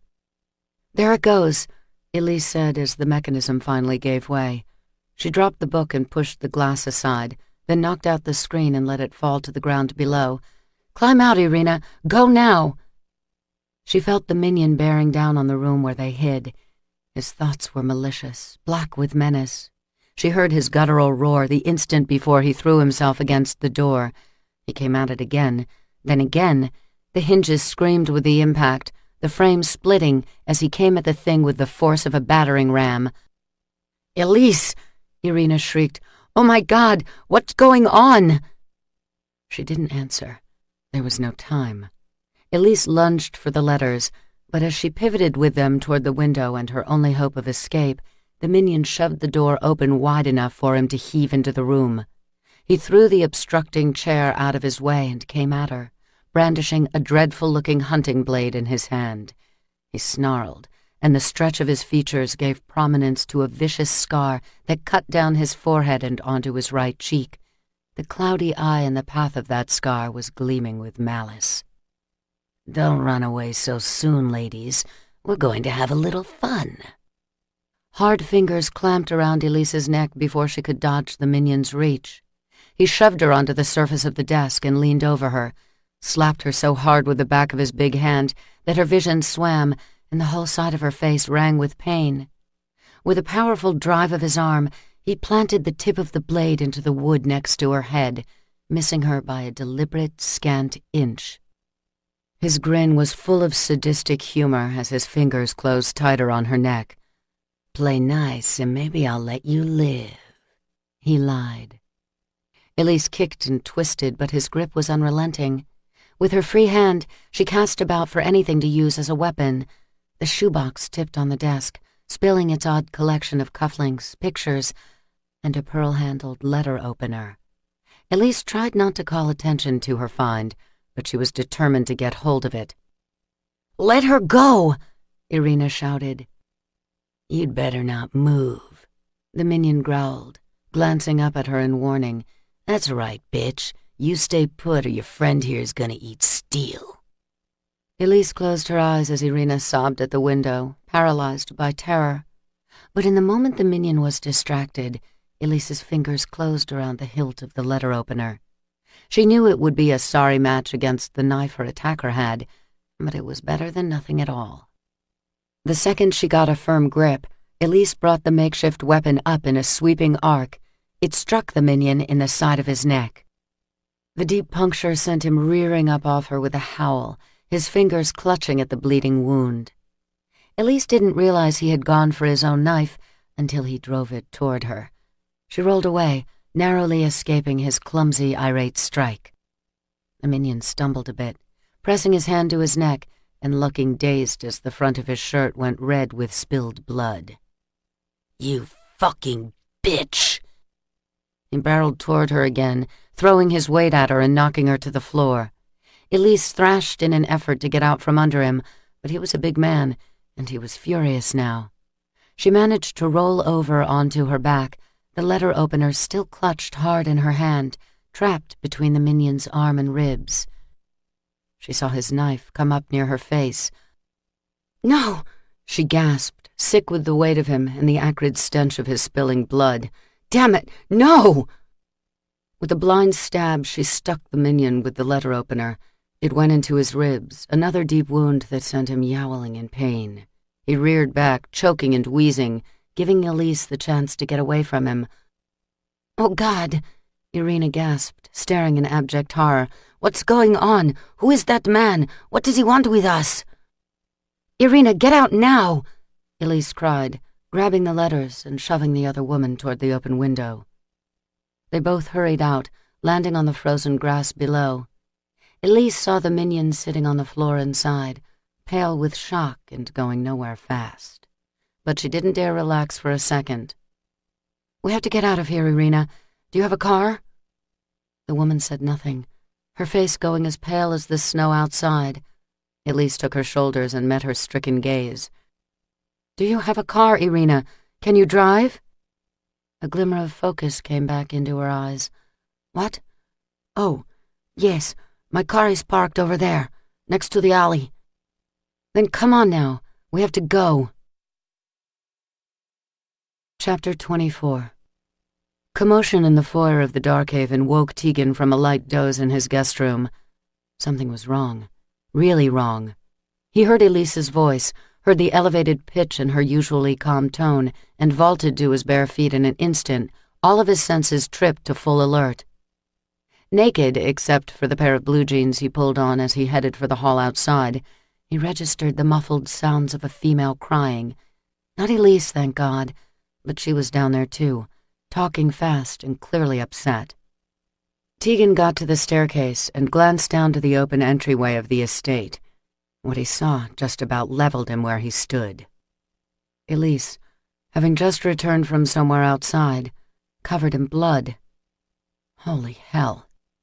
He rocked back on his heels, his stomach dropping like a stone to a vicinity somewhere around his knees. Elise was drenched in scarlet. The front of her clothes were stained deep red, as if someone had opened up her jugular. Except it wasn't her blood, he realized, as the metallic odor of it drifted up to fill his nostrils. It was someone else's blood. A human. The relief he felt in that moment was profound, until a desperate brand of anger set in. He put his fists on the railing and swung his legs over, dropping to the floor of the foyer on a tight-bitten curse. Elise hardly glanced at him as he stalked toward her, his body shaking with the depth of his fury. But all her focus was on stricken, incoherent Irina Odolph, who had collapsed onto an upholstered bench near the front door. Reichen came in from the kitchen carrying a glass of water. He handed it to Elise. "Thank you, Andreas." She turned and offered the drink to the sobbing breedmate. "Here you go, Irina. Drink a little of this if you can. It will make you feel better." Tegan couldn't see anything wrong with the other woman aside from shock. Elise, however, looked like she'd just come in from the front lines. A livid bruise ran along her jaw and up the side of her cheek. "What the hell happened? And what the fuck were you doing outside of this dark haven?" "Drink," Elise coaxed her charge, all but ignoring Tegan. "Andreas, do you have a quiet room where Irina can lie down for a while?" "Yes, of course," Riken replied. "There's a sitting room here on the first floor." "Thank you. That should be fine." Tegan watched Elise taking control with a gentle command that came so easily to her. He had to admire her strength in the midst of obvious crisis, but damn it, he was fuming. You want to explain why you're standing here bruised and bathed in blood?" "I went to see Irina this morning," Elise replied, still not troubling herself to meet his angry gaze. "A minion must have followed me." "Jesus Christ." "He broke into Irina's townhouse and attacked us. I took care of it." "You took care of it," Tegan said darkly. "What happened? Did you fight with this son of a bitch? Did you kill him?" "I don't know. We didn't wait around to find out." She took the glass of water away from Irina, who wasn't drinking much anyway, and set it down on the floor. "Are you able to stand up now?" she asked the woman, her voice caring and concerned. When the breedmate nodded, Elise took her under the arm and helped her to her feet. "We're going to walk you to another room where you can rest, all right?" "Allow me," Riken said, smoothly moving in and taking Irina's slack weight onto himself. He gingerly guided her out of the foyer, toward a pair of open double doors off the grand entrance. When Elise started to follow them, Tegan reached out and caught her by the hand. "Elise, wait." Given little choice, she paused. Then she blew out a slow sigh and turned to face him. "I really don't need your disapproval right now, Tegan. I'm exhausted, and I want to get out of these awful clothes, so if you plan on lecturing me, it's going to have to wait." He pulled her to him, and she fell silent as his arms went around her in a fierce embrace. He couldn't let go. He couldn't speak. His chest was constricted with an emotion he didn't want to acknowledge, but could hardly deny. It wrenched him, pressing like a vice around his heart. Oh, fuck. Elise might have been killed today. She'd managed to get away, sure, but she'd been in serious danger with that minion, and there was always the very good chance that things would end badly.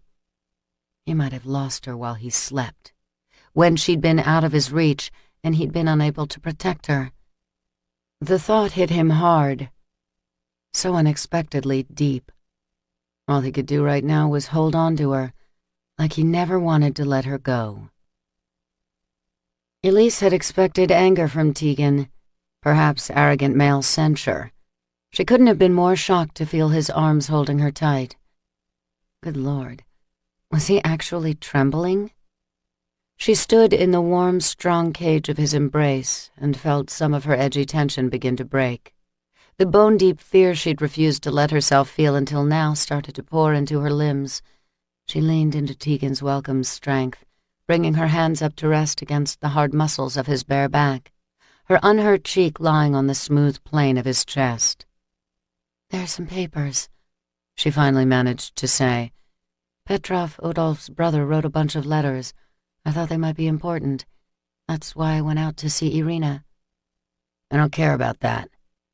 Tegan's voice was thick, vibrating against her ear. His fingertips pressed into her shoulders as he brought her away from him and stared down into her eyes. That gem-green gaze was penetrating, so intensely serious. Jesus Christ, I don't care about any of that right now. "It could mean something, Tegan. There are some strange verses." He shook his head, scowling now. "It can wait."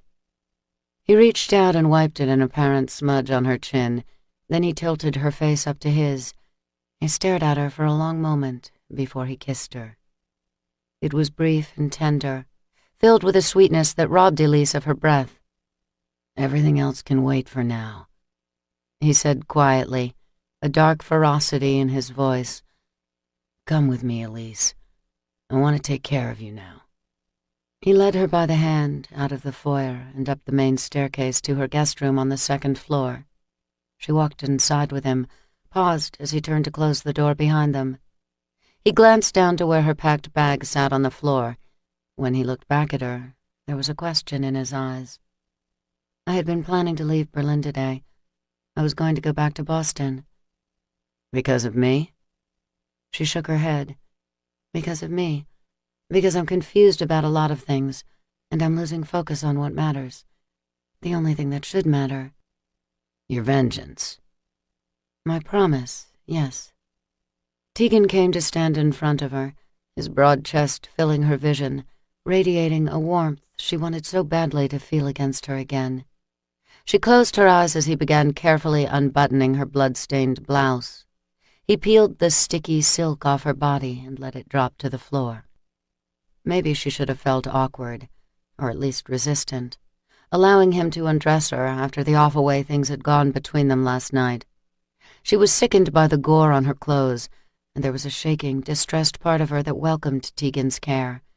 His touch was protective, not sexual, all steady strength now, capable and compassionate. Her ruined pants went next, along with her socks and shoes. And then she was standing before him in just her bra and panties. "The minion's blood soaked through to your skin," he said, frowning as he ran his hand over her marred shoulder and down along the line of her arm. In the adjoining bathroom, the shower turned on. "I'll wash it off you." She walked with him into the spacious bath suite, saying nothing as he gingerly removed the last of her clothing. "Come on," he said, guiding her around the wall of mottled glass bricks that separated the large shower area from the rest of the room. Warm steam rolled around them as they neared the spray. "You're getting all wet," Elise said when Tegan strolled in ahead of her without taking off his jeans. He merely shrugged. Water sluiced all over him, into his tawny hair and down the thick banded muscles of his shoulders and arms. Cascading rivulets ran over the beautiful lines of his dermaglyphs and onto the darkening denim that covered his long, powerful legs. She looked at him and felt as if she were seeing him with fresh eyes, seeing him for the first time. There was no mistaking what he was, a solitary, deadly male, trained to kill and nearly perfect in his apathy. But there was a stunning vulnerability about him as he stood in front of her now, soaking wet, his hand extended out to her in kindness. And if the warrior in him gave her pause before, this new vision of him was even more unnerving. It made her want to run into his arms and stay there forever if she could. "Step under the water with me, Elise. I'll do the rest." She felt her feet moving beneath her, her fingers coming to rest in the warm center of Tegan's palm. He brought her into the soft rain of the shower, smoothed her hair back from her face as they both became drenched together. Elise melted into the warm water and the even greater heat of Tegan's body brushing against hers. She let him soap her skin and shampoo her hair, glad for his comforting touch after the ugliness of her day. "Feel good?" he asked as he rinsed her off, the low vibration of his voice traveling through his fingertips and into her skin and bones. "It feels wonderful." Too much so, she thought. When she was with Tegan, especially like this, he made her forget about her pain. He made it all too easy to accept the void that had existed for so long in her heart. His tenderness could make her feel so full, pushing away all the darkness. Right now, as he caressed her and held her so safely in his arms, he made her feel loved. He made it far too tempting to imagine a future where she could be happy again, whole again, with him. "I'm failing in my promise to my son," she said, forcing herself to draw away from the comfort of Tegan's touch. "All I should be concerned about is making sure Camden's death wasn't in vain." Something flashed in his eyes, only to be shuttered an instant later by the fall of his spiked wet lashes. He reached behind her and shut off the water. "You can't spend your life living for the dead, Elise." Reaching above her, he grabbed a folded towel from the supplies stacked on a high shelf built into the marble of the shower. When he passed the towel to her, Elise met his gaze. The hauntedness reflecting there took her aback. There was a bleakness staring back at her, the pain of an old wound not yet healed. She'd never noticed it before, because he'd never allowed her to see it. You blame yourself for what happened to your mate, don't you? He stared at her for a long, quiet minute, and she was certain he would give her an aloof denial. But then he exhaled a hushed curse, ran his fingers through the wet hair at his scalp. I couldn't save her. She depended on me to keep her safe, but I failed her. Elise's heart stumbled a beat in her chest. You must have loved her very much. Sorsha was a sweet girl, the most innocent person I've ever known. She didn't deserve the death she was given.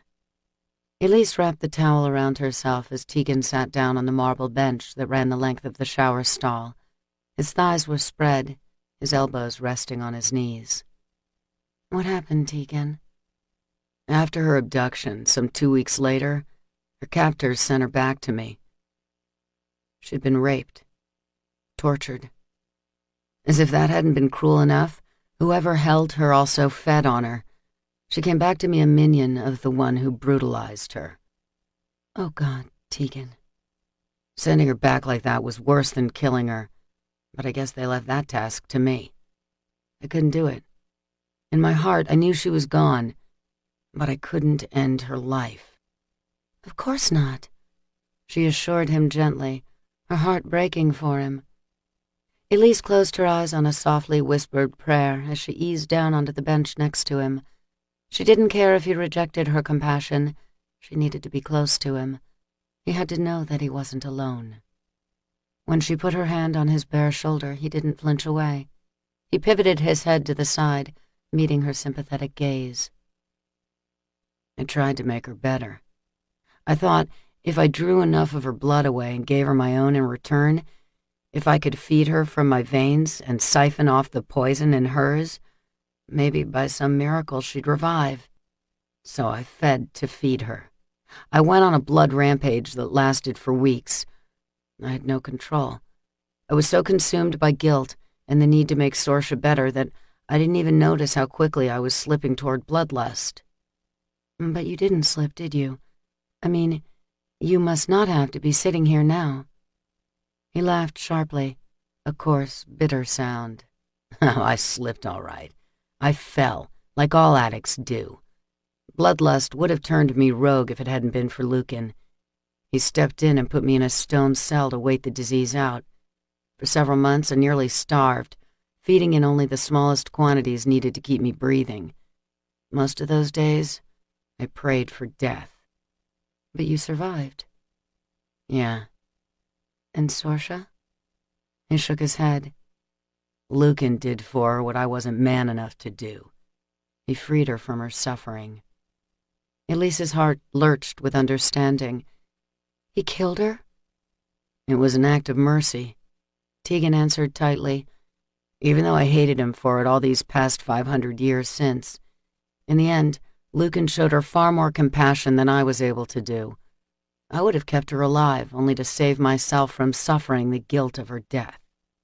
Elise smoothed her palm over Tegan's strong back, moved by his confession and by the love that had been taken from him so long ago. She had thought him cold and unfeeling, but it was only because he hid his emotions well. His wounds went deeper than she could ever have guessed. I'm sorry for everything you've been through, Tegan. I understand now. I understand so much now. Do you? The bleak, narrowed gaze that met her eyes was penetrating in its intensity. When I saw you downstairs, covered in blood... He broke off abruptly, as if unable to form the words.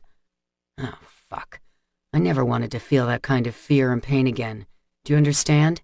I didn't want to let myself get that close to anyone again. Elise looked at him in silence, hearing his words, yet uncertain he could actually mean them.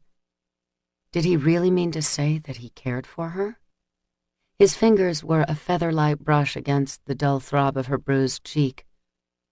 I do care, he said, a quiet reply in answer to the question he'd read with his touch. He brought her under the shelter of his arm, just holding her, his thumb idly stroking her arm. With you, I think it would be very easy to care too much, Elise. I'm not sure that's a risk I can afford to take. You can't? Or you won't? There's no difference. Just semantics. Elise leaned her head against his shoulder. She didn't want to hear this now. Didn't want to let him go. So where does that leave us now? Where do we go from here, Tegan? He didn't say anything one way or the other, just held her close and pressed a tender kiss to her brow. Chapter 25. The rest of that day passed in a blur of tactics and information gathering. At sundown, Reichen had sent a couple of his associates out to Irina Odolph's residence. The report had come back that the minion was gone, evidently on his own motor, even though Elise had certainly slowed the bastard down based on the amount of blood he'd left at the scene. Armed with her description of him, Reichen was already in town looking for possible leads. Tegan hoped like hell they'd located the minion's son of a bitch, because he was looking forward to finishing what Elise had started. As for her, as much as Tegan might have liked to have kept Elise in his arms, or better still, naked in his bed, he knew it was a path that would only lead him deeper into complicated territory. Instead, he had turned his attention to the journal they'd intercepted from Marek and the stash of letters Elise had recovered from Petrov Odolph's belongings. Both contained instances of the same peculiar phrases. Castle and croft shall come together under the crescent moon. To the borderlands east turn your eye. At the cross lies truth. It was a riddle of some sort, but what it meant, if it meant anything at all, remained to be seen. Petrov Odolph didn't seem to understand it either, despite the fact that his breedmate said he'd been scribbling those very words compulsively in the time leading up to his turning rogue, like his brother before him had as well. And like who it was that once owned the old journal with Dragos's dermaglyphic symbols scribbled onto its pages. Now Tegan stood across the containment cell from Petrov Odolph, eyeing the restrained rogue with precious little patience. He and Elise had been at the facility for the past hour, getting exactly nowhere in their continued round of questioning with Odolph. His medication had been reduced, so at least the rogue was conscious, but he was far from lucid. Strapped into a freestanding, vertical steel mesh body cage, his muscular arms bound down at his sides, feet shackled together, Petrov Odolph looked every bit the dangerous beast he was. His big head sagged down on his chest, glowing amber eyes shifting back and forth across the cell without focus. He snorted and grunted through his elongated fangs, then began another round of futile struggle against his restraints. "Tell us what it means," Tegan said, talking over the racket of clanging metal and mindless animal snuffling. "Why were you and your brother both writing these phrases?" Odolph didn't answer, just kept fighting his bonds. "Castle and croft shall come together under the crescent moon," Tegan recited. "To the borderlands east turn your eye. Is this a location? What does it mean to you, Odolph? What did it mean to your brother? Does the name Dragos mean anything to you?" The rogue shook and strained until his face looked like it was going to explode.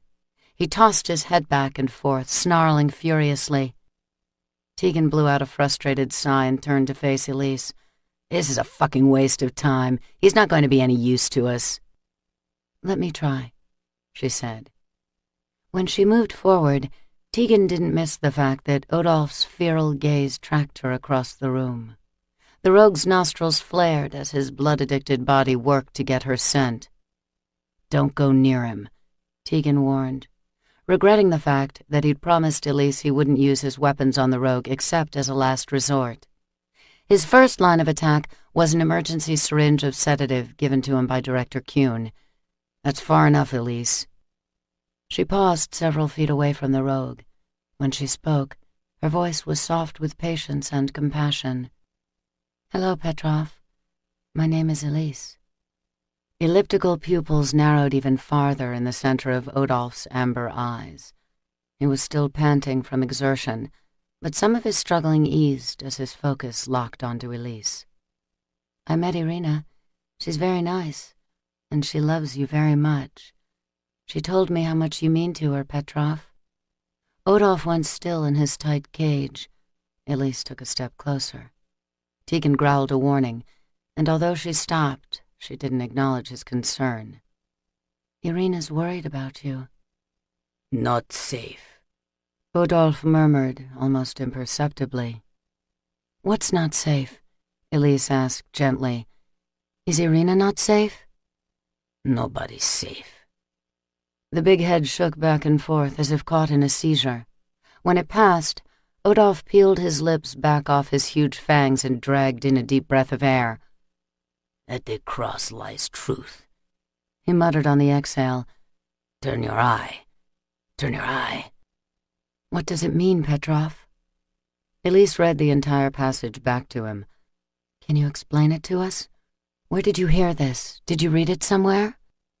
"Castle and cross shall come together," he repeated. "To the borderlands east, turn your eye." Elise moved forward another half-pace. "We're trying to understand, Petrov. Tell us what you know. It could be very important." He grunted, his head going back on his shoulders, tendons stretching tight in his neck. "Castle and croft shall come together under the crescent moon. To the borderlands east, turn your eye. At the cross lies truth." "Petrov, please," Elise said. "We need you to help us. Why isn't it safe? Why do you think nobody is safe?" But the rogue wasn't hearing her now. With his eyes squeezed shut, head tipped back, he whispered the nonsensical phrases over and over again, a rapid, breathless stream of insanity. Elise glanced back at Tegan. "Maybe you're right. Maybe this is a waste of time." He was about to agree when Odolph suddenly began to snicker. His mouth spread wide. He dropped his head down and started whispering in a voice so small Tegan could barely hear it. He caught bits and pieces of the riddle. Then Odolph blinked, and it was as if a crystal clarity settled in his mind. In a completely rational, coherent voice, he said, "That's where he's hiding." Tegan's blood ran cold. "What did you say? That's where who's hiding? Marek?" "Hiding away." Odolph chuckled, already slipping back into his madness. "Hiding. Hiding. At the cross lies truth." Once again, Tegan considered the glyph they'd found in the journal. The breed line it belonged to was long extinct. But then again, maybe Marek wasn't the only one to come back from what had been merely a presumed death. "Is this about Dragos? Is he alive?" Odolph shook his head, eyes falling serenely closed. He launched into another chorus of the riddle, murmuring it in a maddening sing-song voice. "God damn it!" Tegan growled, stalking right up next to the cage. "Is Dragos hiding somewhere? Are he and Marek allied in some way? Have they been plotting something together?" Odolph kept chanting, unresponsive now. Not even when Tegan grabbed hold of the metal box he was in and gave it a hard shake did Odolph show any indication of awareness. The rogue had mentally checked out. "Shit." Tegan raked a hand through his hair. In his coat pocket, his cell phone vibrated with an incoming call. He flipped it open and barked into the receiver. "Yeah? Any progress?" It was Riken. "Not much." Behind him in the cage, Petrov Odolph was snapping at the air, growling and cursing. No point in lingering any longer. Tegan gestured for Elise to follow him out of the rogue's holding cell and into the adjacent observation room. "We're just wrapping up," he told Riken. "Did you get anything on the minion?" "Yes, we have something. I'm at Aphrodite with Helene. She's seen the man in here before once or twice. Had some trouble with him, in fact." Riken cleared his throat, hesitating.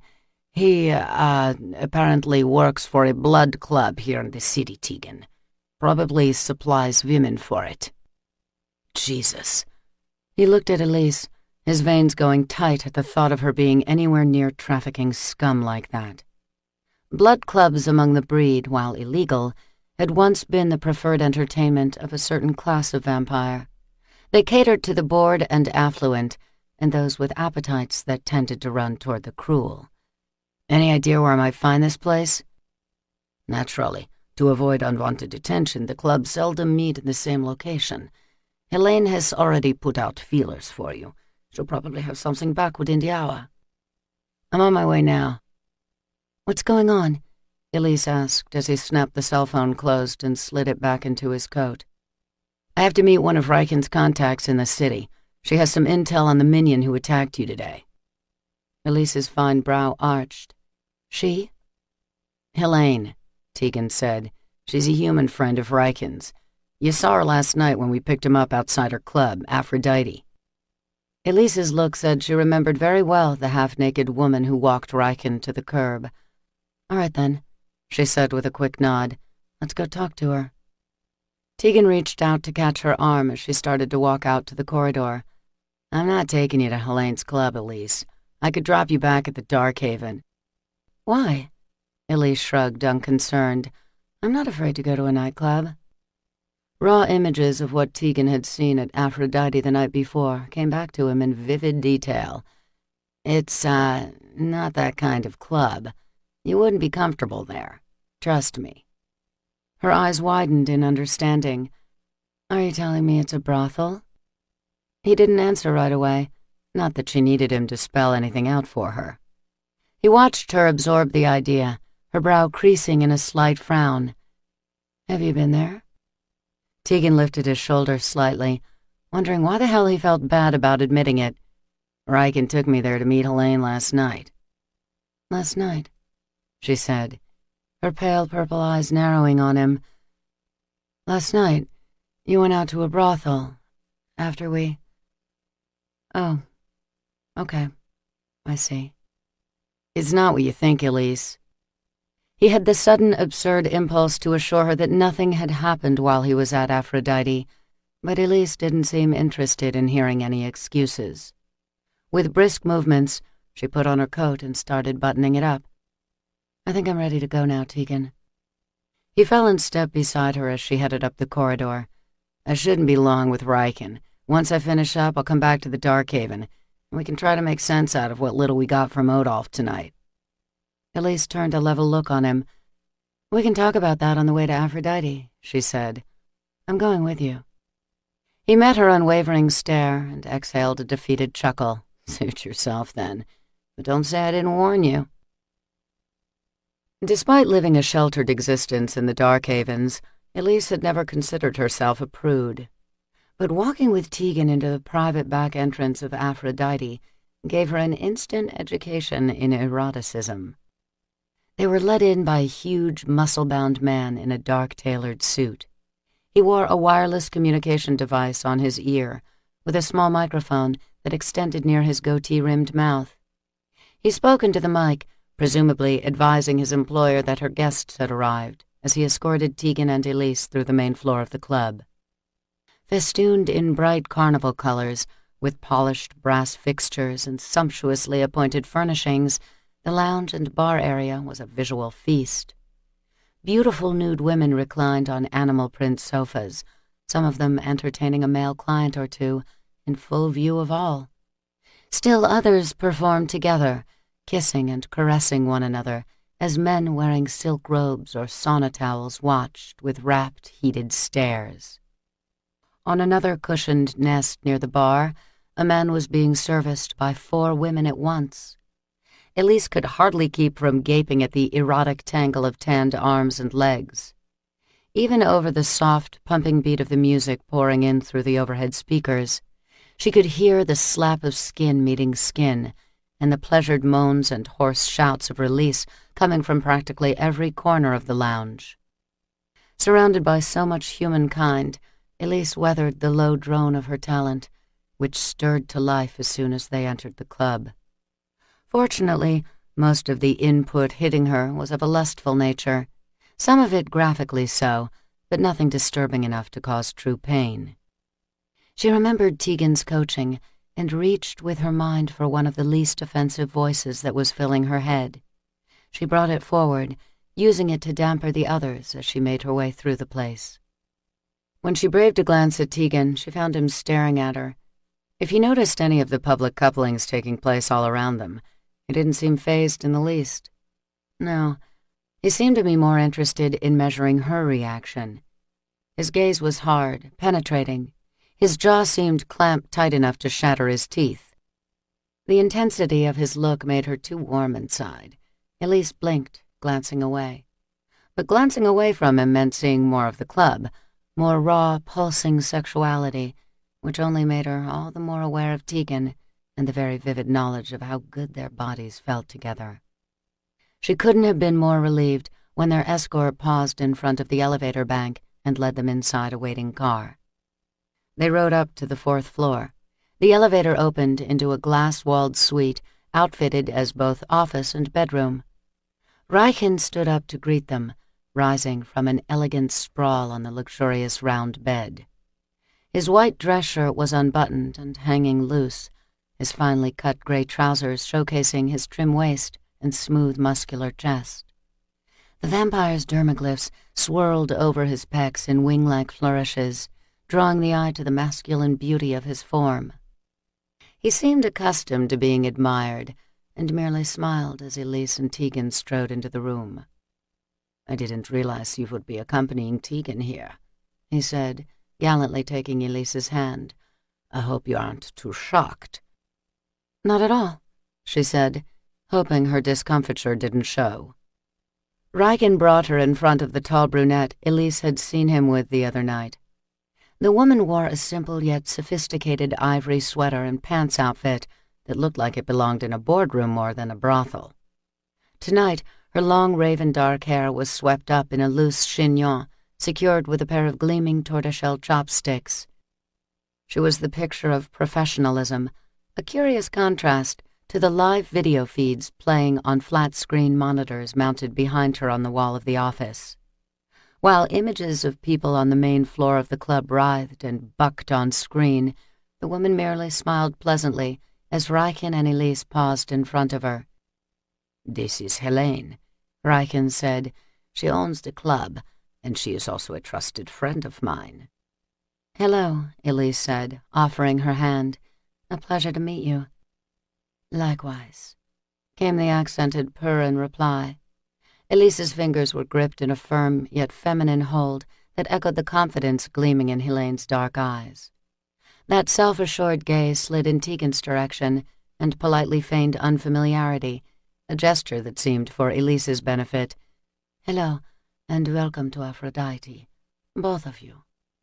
"Good to see you again, Helene," Tegan said, his tone cutting through all pretense. "Reichen tells me you have some intel."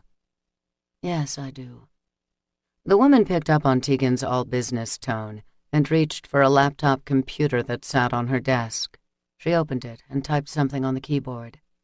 Behind her, one of the wall-mounted video screens went black, then came back on with a freeze-framed surveillance image of a man seated at the club's bar downstairs. The scar down the minion's face identified him instantly. "That's him," Elise said. She could still feel his punishing hands on her, could still hear his ugly thoughts ringing in her ears. "He came here only a few times. He was a prick, very nasty to the girls. I banned him a couple of months ago. It wasn't until later that I heard rumors of his involvement in the blood clubs." Helene glanced over at Elise. "You were lucky today. I'm glad you gave him some pain." Elise didn't feel any pride in what she'd done, but more than that, she inwardly shuddered at the mention of blood clubs. They were all but unheard of in Boston for many decades, due mostly to the enforcement agency's crackdown on the illegal operations. Quentin had especially despised them as little better than organized sport, where humans were the captive playthings of twisted members of the breed. To think that she and Irina had been in arm's reach of one of the suppliers for that kind of activity put a chill in her marrow. Tegan's hard gaze on her now told her that he didn't like the idea any more than she did. "Do you have any leads on the area's clubs? Anything on this guy's associates, or someone who might know his name or where to find him?" Helene nodded and typed something else into the laptop. "I have cultivated a few close friends among the police. Not surprisingly, this minion is no stranger to the law." She walked over to a laser printer behind her desk and retrieved a sheet of paper as it came out of the machine. I was able to get his most recent arrest record, which contains his name and last known address. Beautiful and resourceful, Riken said approvingly as Helene passed the report to Tegan. Elise watched Tegan drink in every detail of the report, his eyes narrowed, calculating. He glanced over at Riken. "Will you see Elise back to the Darkhaven?" "Of course. It will be my pleasure." "What are you going to do, Tegan?" Even as she asked the question, she knew his intentions. He was going out to kill the minion who'd attacked her. She could see the warrior side of him locking into place, its sights fixed on the target with deadly focus. "Tegan, just be careful." He met her gaze for a long moment, then looked again to Riken. "Get her out of here. I'll meet you back at the Darkhaven when it's finished." Elise wanted to throw her arms around him, but Tegan was already stalking toward the elevator, a solitary warrior with a single purpose. This was who he was, who he would always be. She closed her eyes as he stepped inside the waiting car and the polished brass doors closed behind him. Her senses tracked him as he descended, her blood linked to him warm and alive in her veins. It was the only part of him she could truly hold on to. She wasn't sure he would ever let her close enough to have anything more. Chapter 26. Tegan crouched low on a rooftop, his eyes trained on a light-filled, curtainless window in the building next to him. The minion had been on his cell phone for the past 15 minutes. Judging from the speed his lips were moving and the look of worry on his distorted face, it appeared he was in the process of trying to talk his way out of some pretty serious shit. No doubt his master was on the other end of the line, getting the unhappy news that his orders hadn't been executed quite as planned. Tegan's mouth quirked as he watched the minion squirm and pace his filthy rat-hole apartment. The human's neck was bound with thick gauze, a spot of blood coming through the white bandage where Elise had stuck the bastard. His bare chest was similarly doctored up, and from the way he was clutching at his ribs as he spoke, Tegan guessed he was probably sporting a perforated lung as well. Next to him, on a coffee table cluttered with porn magazines and empty beer bottles, was a blood-soaked shirt and open boxes of medical supplies. More cotton gauze, white surgical tape, even a used roll of suture filament and a bent sewing needle. Evidently he'd been busy with a little do-it-yourself first aid after he fled Irina Odolph's place that day. Wasted effort, Tegan thought with grim satisfaction as the minion abruptly ended his call and threw the cell phone down onto the table. He disappeared into another room, then came out a second later, gingerly shrugging into a flannel shirt. He buttoned up, shoved the phone into the pocket of his jeans, then grabbed his coat and headed for the door. Tegan was already on the pavement below by the time the minion exited his building. He stepped into the human's path and shoved the guy back with a sharp mental command. "What the hell?" The minion's look of annoyance quickly bled into one of alarm when Tegan flashed him his fangs. "Oh, shit." He pivoted to run back into the building, but Tegan blocked him faster than the human's eyes could follow. He reached out and grabbed the minion by the throat, closing his fingers around the thick neck. "Ah!" the minion cried, struggling and wheezing against the sudden chokehold. "Yeah, that probably hurts," Tegan said coolly. He squeezed harder, increasing pressure to allow only the smallest bit of air to pass into the minion's lungs. "Had a little trouble in town today, did ya?" "Let go." Tegan's touch told him of the minion's recollection of what happened at Irina Odolph's place. He read the minion's anger, his surprise at Elise's retaliation, his disgusting intent to make her suffer for it deeply, had she not been able to get away from him. "Who sent you after her?" Tegan demanded, all but certain on his own, but needing to hear it. "Who's your master, you sick fuck?" "Piss off, vampire," the minion gasped, but inside he was panicking and in a great deal of pain. His mind surrendered the name to Tegan's touch, even though his tongue refused to speak it. Marek. It came as little surprise to Tegan that Lucan's brother owned this one. He wouldn't doubt that the powerful vampire had a far-reaching network of human mind slaves at his disposal. God knew he'd had many long years to covertly lay the groundwork for whatever dark plan the deceptive son of a bitch was working on. But it wasn't anger at Marek that tightened Tegan's grip on the minion's injured throat, as much as he wanted to tell himself he was just crippling one more leg of his enemy's army. What filled Tegan's mind as he choked the life out of the sorry excuse for a man was the cold knowledge that the human had put his hands on Elise. For the fact that the minion had enjoyed hurting her, Tegan intended to take his sweet time ending the bastard. Was the lamb not to your liking? Elise snapped back to attention and met Reichen's gaze across the intimate restaurant table. No, it's delicious. Everything was just incredible, Andreas. You really didn't have to do this. He made a casually dismissive gesture with his hand, but his smile was full of pride. What kind of host would I be to let you go all day without a proper meal? It seemed only fitting that I treat you to one of the city's finest dinners. They were seated together in a top-floor restaurant in one of Berlin's most exclusive hotels. After learning Elise hadn't eaten for several hours, Reichen had insisted they detour there after they'd left Helene's club. He wasn't having anything, of course.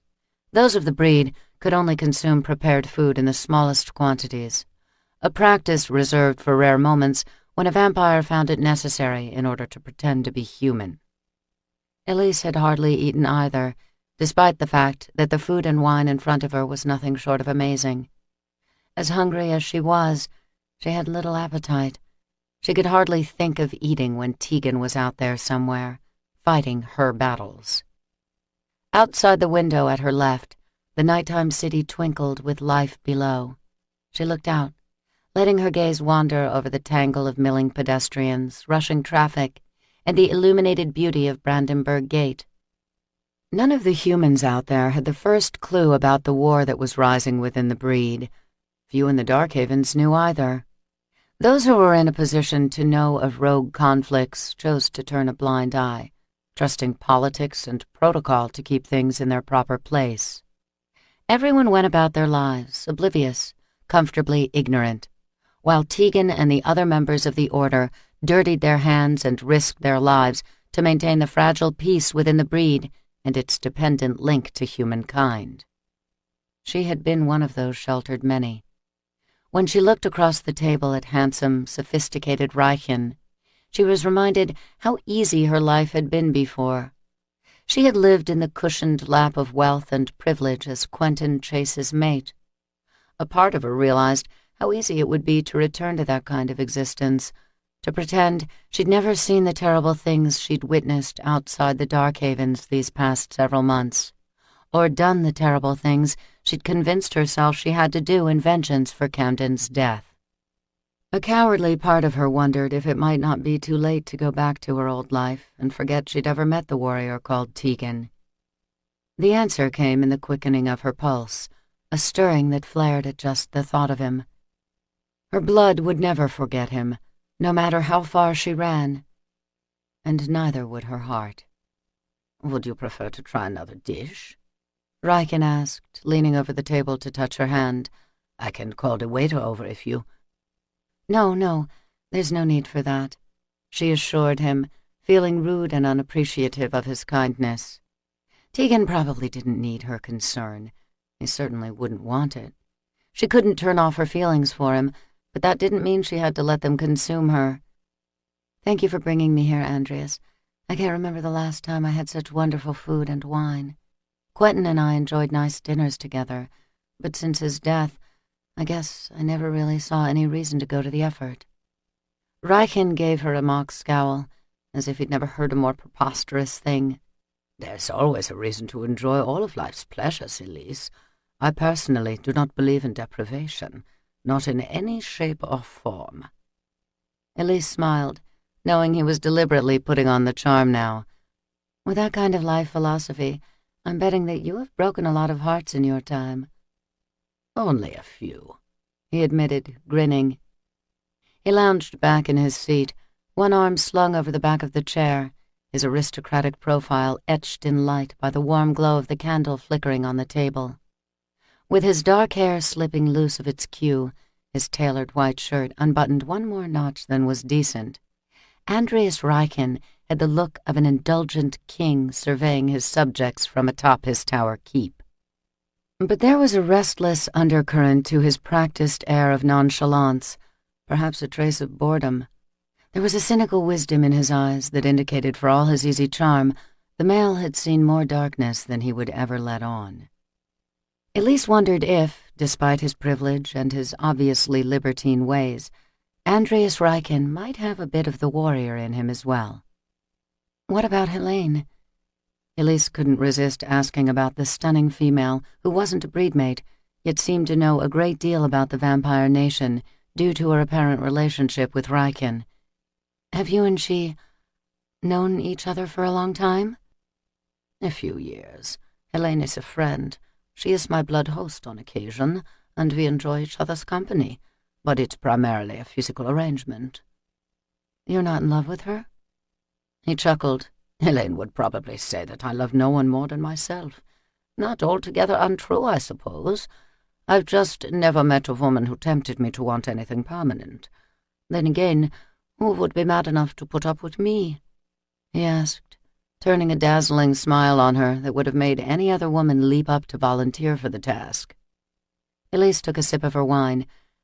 I think you are a very dangerous man, Andreas Reichen. A woman would be well advised to guard her heart around you. He arched a brow at her, looking rakish and serious at the same time. I would never want to break your heart, Elise. Ah, she said, tilting her glass at him in mock salute.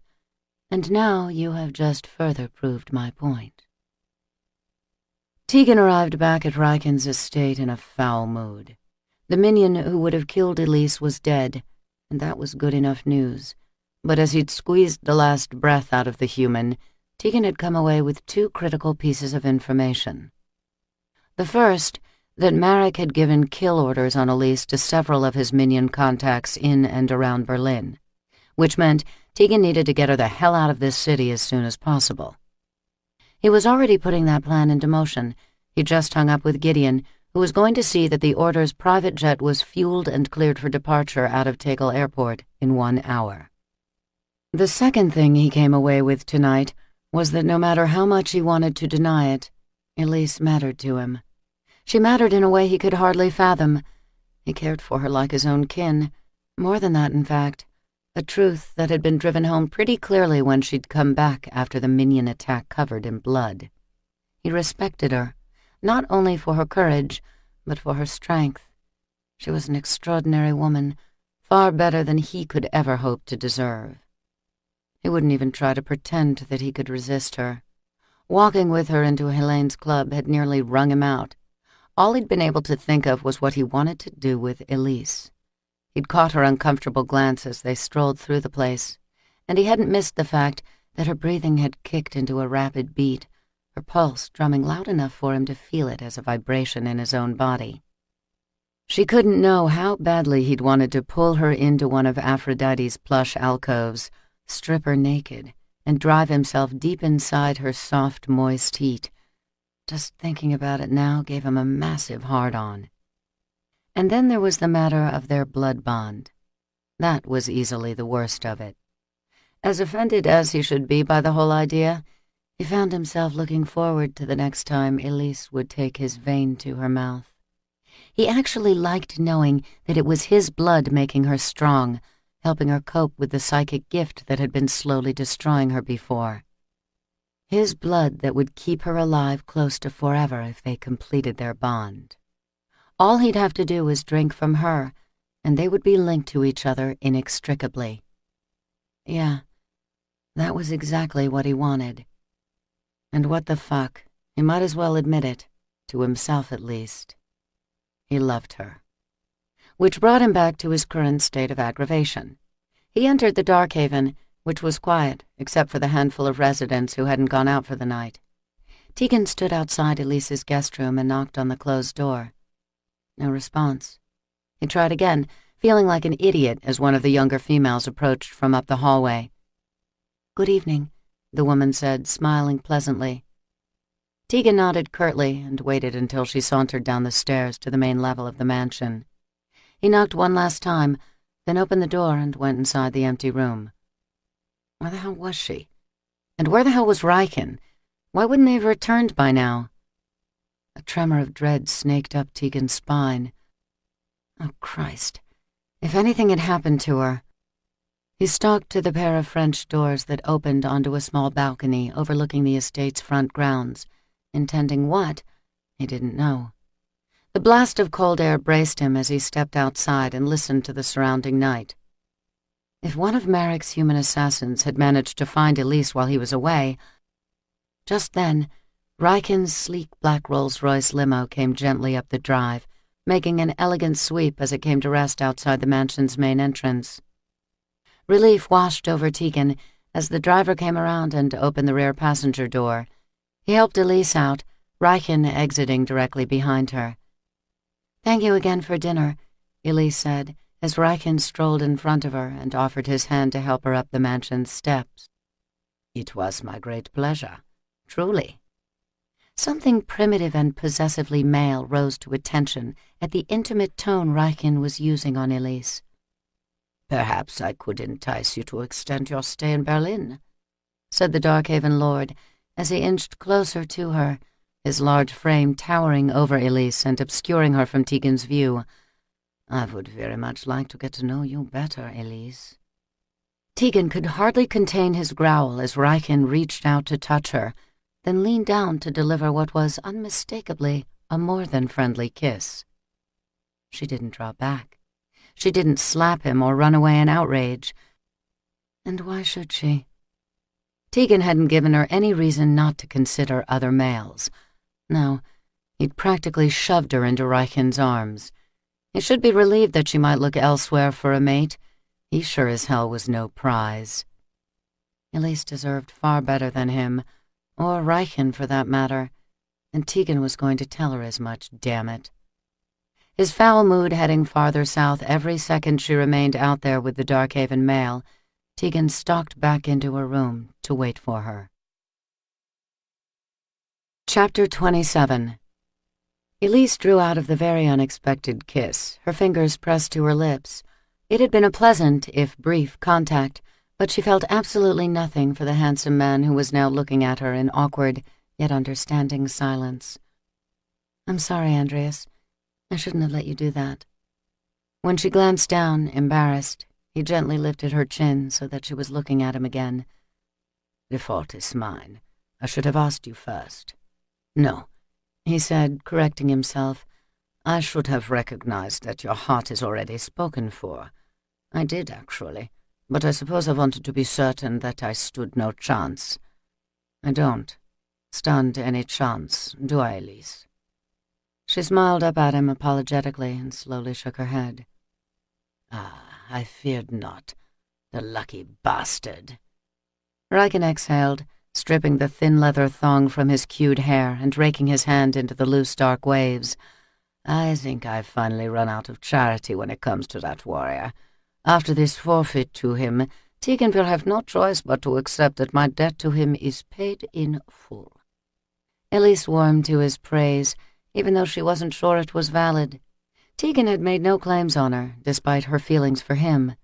In fact, he seemed intent on keeping her at arm's length. He would probably be relieved if she were to suddenly develop an affection for another male.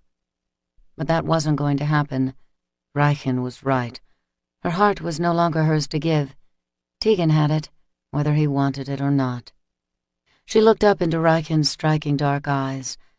"You're a good man, Andreas. A very kind man." He gasped dramatically. "Stop, I beg you.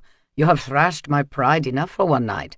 I'm a devil and a cad, and don't you forget it." Elise laughed and went up on her toes to kiss his cheek. "Thank you for dinner. Thank you for everything, Andreas." He nodded, then strode ahead to open the mansion door for her. "Good night, beauty," he said, then waited in the foyer as she made the climb upstairs to her guest room. Tegan heard her light footsteps pause outside her room door. He waited silently, stealthily, as the crystal knob turned and the panel swung inward. Elise took only a step inside, then paused, listening. Her blood link to him instantly gave him away. She could feel his presence. He knew it by the softly indrawn breath she took, her eyes searching the dark room. "Tegan?" She flipped the light switch, walked farther into the room. He stayed still, watching her rub a chill from her arms as she crossed the thick rug and went to open the French doors. She looked out onto the balcony, her movements cautious, uncertain. "Tegan, are you out here?" The sweet scent of her drifted up to him as a chill night breeze swept in from outside.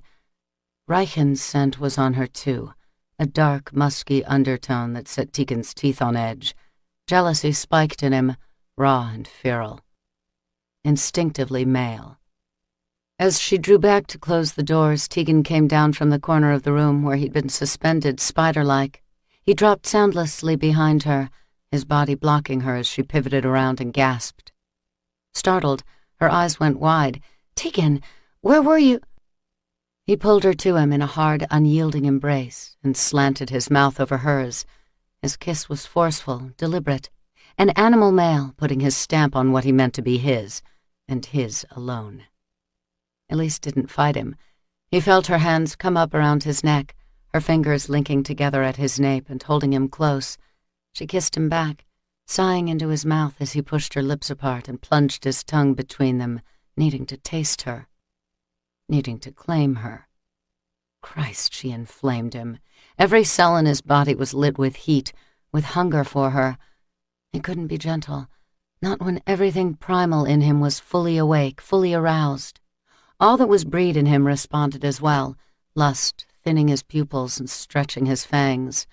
He ground his pelvis against the tender curves of Elise's body, letting her feel the hard ridge of his cock. She moaned as they pressed together, her heartbeat banging like a little drum in his ears. "Oh, God, Tegan," she said, her voice a breathless rush of warm air when he finally withdrew from the lush sweetness of her mouth. "I'm so glad you're here. I was worried about you tonight." He grunted, low in his throat. "Yeah, I noticed. I saw how concerned you were, down there in Reichen's arms." "You saw us?" He smirked, baring his fangs. "I can still taste him on your lips." "Then you must also taste the fact that he isn't the one I want," she said, not flinching at all as he let his mouth travel along her soft cheek, down to the tender skin below her ear. "It's you, Tegan. I want to be with you, in case you hadn't noticed. I've fallen in love with you."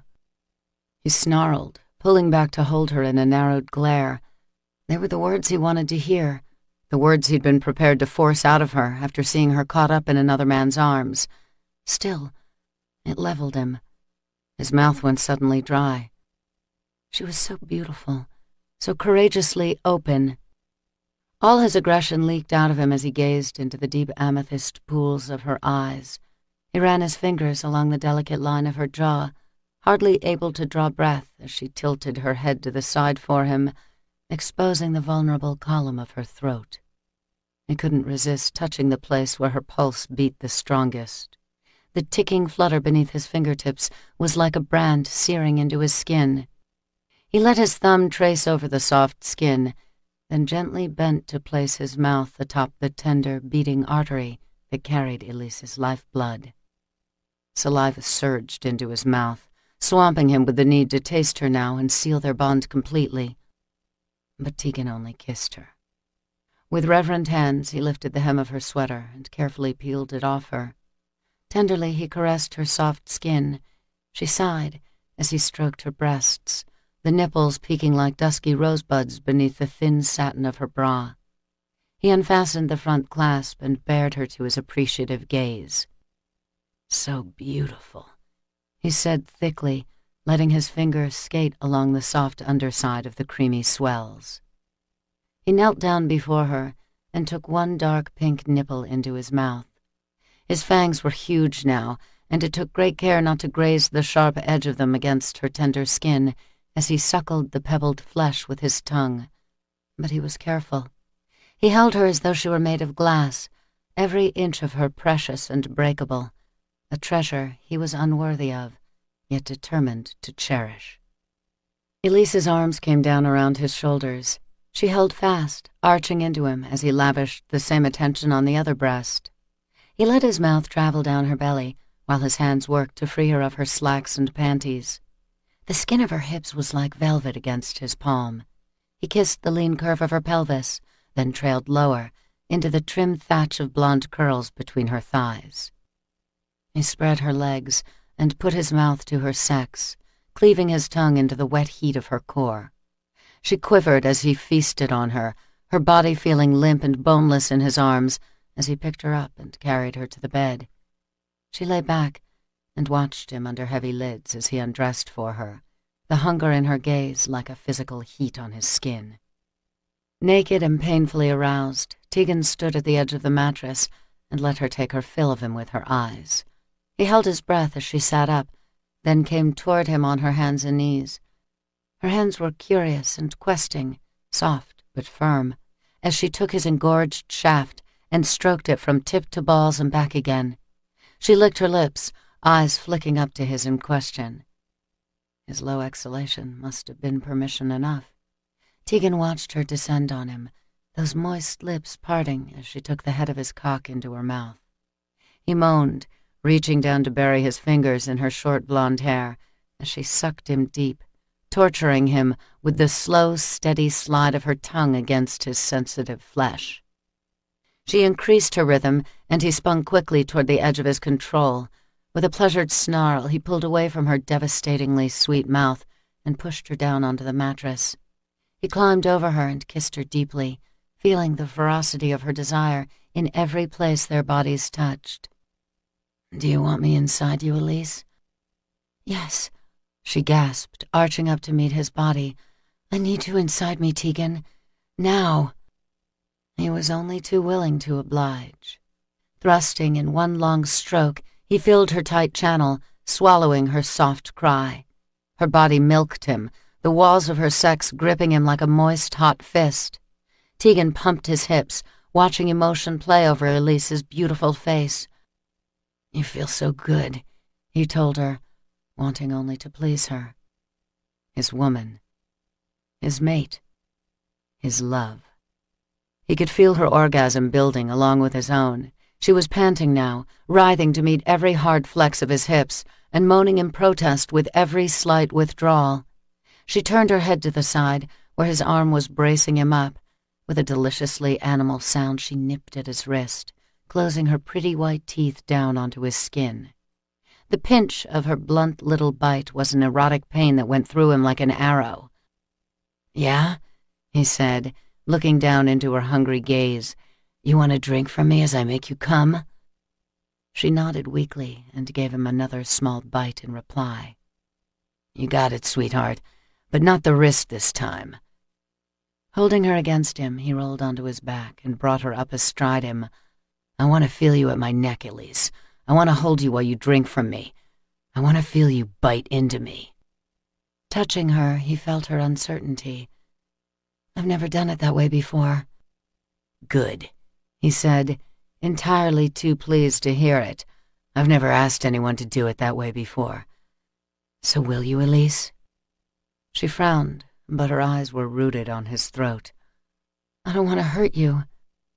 He chuckled, adoring her all the more for her concern. "Come here," he said, wrapping his hand around her nape and guiding her down to the exposed column of his neck. "Sink your teeth into me, Elise. Take your fill." She bent over him, their bodies still intimately joined, eyes locked together. Her breath skated hotly across his cheek as she descended. Warm lips pressed below his ear and parted. He felt her wet tongue, then the hard line of her teeth as she positioned her mouth over his vein. The instant she bit down, Tegan nearly exploded inside her. She broke his skin in a sharp, delicious flare of pain that sent his hips bucking up off the mattress. He gripped her ass and drove into her as she suckled from the wound she'd made. She began to ride him, plunging hard, then rising up slowly on the length of his shaft. The wet sounds of her drinking so close to his ear was erotic in the extreme, her pleasured moans and wet lapping the sexiest thing he'd ever heard. When she threw her head back and screamed with her breaking orgasm, Tegan lost all hope of control. He sat up with her, hooking her legs around him as he continued to rock into her. She clung to him as her body shuddered around his sex, wave after wave of release rippling against him. Tegan ran his palm over her glistening skin, bending down to taste the enticing curve of flesh where her neck and shoulder met. He should have known better.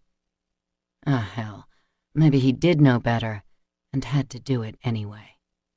The drum of her heartbeat pulsated against his mouth. Tegan followed it, moving up Elise's throat until his mouth hovered at the tender patch of skin beneath her ear. She whimpered as he hesitated there, his tongue licking along the line of her artery. His fangs throbbed in time with her pulse, every breed instinct in him rising to the temptation that lay just a breath away from completion. Elise's hands came up around his head. "Tegan, oh God, do it!" He nipped at her, just a small test of her mettle. In answer, she impaled herself deeper on his cock, grinding against him as another orgasm shuddered through her. It was too much for him to bear. Tegan held her head to the side in one hand and lowered his mouth to her neck. His fangs sank in easily, sharp points penetrating her tender skin like a warm knife through butter. She cried out as he took the first long pull from her vein. Her body arched cat-like in his arms, then eased into a languid calm as he began to drink. And oh God, she was sweet. His mouth filled with a sudden rush of her blood, the heather and roses scent of it saturating his senses. He was greedy for it, could not recall ever knowing anything as exquisite as the taste of Elise on his tongue, the vibrant essence of her blood coursing into his body, lighting him from within. With each quenching, binding swallow from her vein, Tegan's hunger for her rose. The lust he'd known for Elise before was just a pale hint of the desire he knew now. Possession rolled over him like a storm. He roared with need for this woman, his woman now, irreversibly, irrevocably. He pushed her down beneath him and let the awakened beast in him have its head. Elise could only hold on to Tegan as he covered her with his body and drove her toward another shattering orgasm. She reveled in the feel of his long fangs penetrating deeply into her neck, in the hard suction of his mouth as he drew her blood down his throat and completed their bond. There was nothing gentle about him now. His unbreakable self-control had snapped, and she had never known anything quite so arousing as Tegan gripped in the wildness that had overcome him the moment he took his first taste of her blood. He spun her out on an endless wave of pleasure, making love to her until they were both sated and panting, lying foamless in each other's arms. When it was over, he ran his tongue over the punctures he'd given her, sealing the wound with a tender lover's kiss. "Are you all right?" he asked her, smoothing his fingers through her hair. Elise nodded, groggy but enlivened at the same time. "I'm very all right." She'd never been better, in fact, although it hadn't escaped her notice that when she told Tegan she loved him, he hadn't returned the sentiment. A little late to be worrying about that, perhaps, but now that the worst of her hungers had been dealt with, reality was edging in again to spoil things. "I haven't said those words in a very long time, Elise. I didn't think I ever would again." "Don't do that." She sat up and drew out of his reach, embarrassed that he'd invaded her emotions with his touch. "And don't feel that you have to say anything kind because of what just happened here." "I don't feel that I have to say anything." "Good. Please don't. I don't think I could stand your charity right now." He reached out and took her hand in his.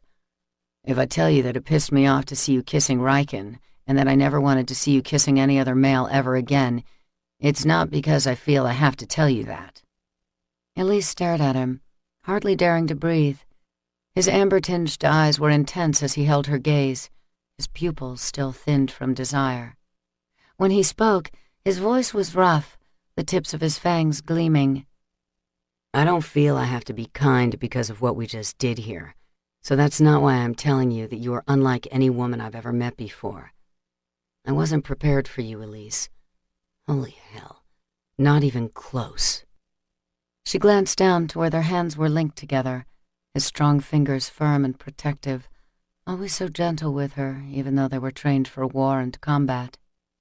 "It wouldn't be charitable of me at all to tell you that I hope you never want another male as much as you want me." He exhaled a dry laugh. "Do I love you? Yeah. God help you, but I do." "Tegan," she whispered, bringing her hand up to rest against his cheek. The bite she'd given him was already healing over, his skin knitting together. She touched the red mark tenderly, then looked up into his eyes. "Kiss me again." His mouth quirked at the corner as he pulled her into his arms. They had barely gotten started before a low buzzing sound drew Tegan's head up with a groan. "What is it?"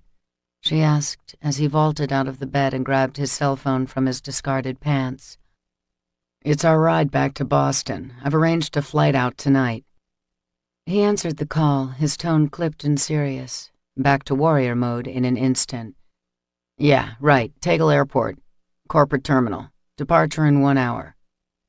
Elise slid off the mattress and padded over to where Tegan stood, naked and gorgeous. She wrapped her arms around him, pressing the front of her body against the hard muscles of his backside. She nipped his shoulder blade, smiling as goosebumps rose along the beautiful dermaglyphs on his arms. She heard his low growl of interest and couldn't help but smile as he cast a heated look at her. "You'd better make it 2 hours from now," he instructed the person on the other end of the line. "Something's just come up." Elise glanced down as he turned to face her. Something had indeed come up, quite impressively, in fact. She backed away, her lip caught in her teeth as Tegan disconnected the call, his hooded eyes rooted on her. He tossed the phone aside. Then he pounced. Chapter 28. They slept most of the trip back to Boston, Elise contentedly curled up in Tegan's arms. He told her that the minion who attacked her at Irina's was dead. He'd also informed her that the human mind slave was just one of several in Berlin who'd been given orders by Marek to hunt her down. Elise had accepted the news with her usual calm understanding, but Tegan couldn't help holding her a bit tighter as she dozed across his lap. Marek was a treacherous enemy. He'd been a formidable warrior, ruthless in battle, often unnecessarily cruel. Tegan had known Lucan's elder brother well, had trusted him with his life more than once on the field. They'd fought side by side in the old times, when the breed was young and trouble with rogues was commonplace. Marek had been one of the original members of the Order, but he'd always been the renegade. He balked at his younger brother's command. Lucan was founder of the warrior class and a natural-born leader, two things Marek seemed unable to accept. Impatience and arrogance were Marek's strongest traits, and the two things that prevented him from getting the respect he felt he deserved. The fact that he'd been presumed dead for so long, some 6 centuries, only to resurface in Boston with obvious plans to target the Order, seemed to indicate that Marek had somehow learned to bide his time. He'd shown great patience in staying hidden as long as he had, and Tegan had no doubt that the vampire had been using those years to his benefit. He had a plan, and he was slowly but surely putting it into motion. That the name Dragos was suddenly in the mix, along with Theodolf's cryptic ramblings, hinted at trouble of a very old nature. Tegan flipped open the journal and read the strange passages again. It had to be a location, but where? And what did it signify? "That's where he's hiding," Odolf had blurted. Tegan didn't think it referred to Marek, but could it possibly be Dragos? Or might it be someone else who wasn't even on the Order's radar yet? Whatever Marek was after, and whatever secret it was that haunted Petrov, Odolf, and his kin, it did not bode well for anyone. As the jet touched down in Boston, Tegan phoned the compound and told Gideon to assemble the others for a meeting. They were going to have to rout out Marek, wherever he'd run to, and make sure that the Order stayed one step ahead of him. One of his minions was dead, according to the latest report out of Berlin. Marek was enraged to lose another of his pawns, but since the human had failed to carry out his task, Marek could only hope that the minion was made to suffer in his final moments of life. The savagery of the killing left little doubt that he had suffered greatly, his body broken and bloodied almost beyond recognition. And that fact was surprising in itself, considering the minion's executioner had most certainly been Tegan. He had killed the minion that Marek had dispatched to get rid of the Darkhaven female, not with the immaculate, cold efficiency the warrior was known for, but with a clearly evidenced rage. Tegan had killed with a vengeance. That he'd acted in retaliation over the female could mean only one thing. Tegan cared for her. Marek could hardly wait for the chance to exploit that weakness in the warrior. He'd nearly destroyed Tegan once through his love of a woman. How gratifying it would be to use this new affection to finally finish him off for good. How satisfying it would be to finish off all the Order, and to assume his rightful place as the ruler of all the breed. It was what he'd been working toward all along, a plan that had required more patience than Marek had thought himself capable of. He'd been dreaming of his crowning moment for centuries, ever since the warrior Dragos had confided in him a powerful, damning secret.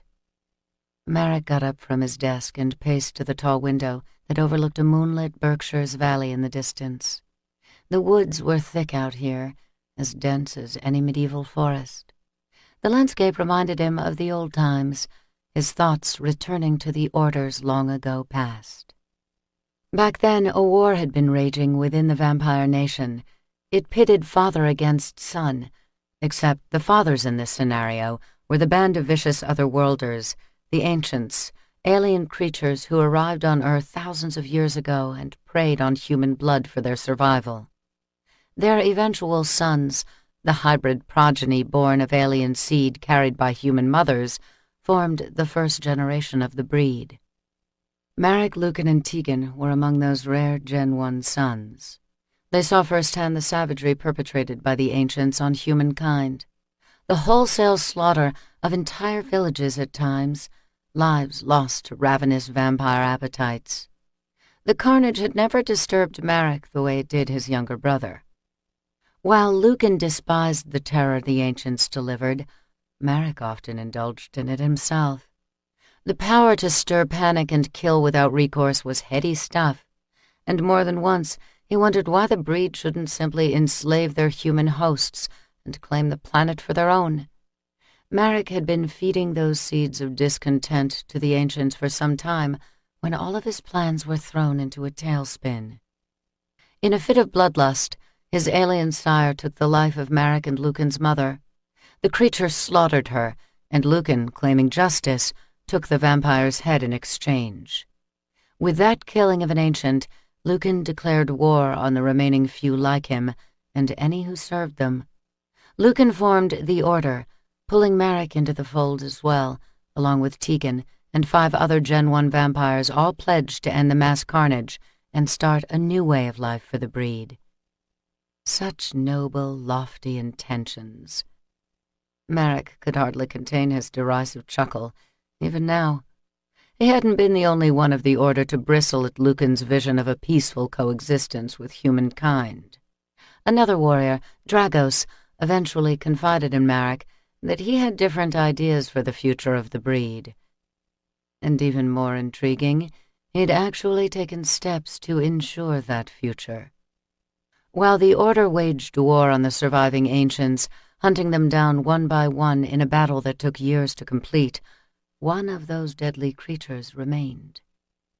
Dragos and his alien sire had made a pact. Instead of killing the vampire, Dragos had helped to hide him away. It wasn't until some time later, after Dragos was mortally injured in combat, that he chose to spill his secret to Marek. But the bastard wouldn't surrender all of it.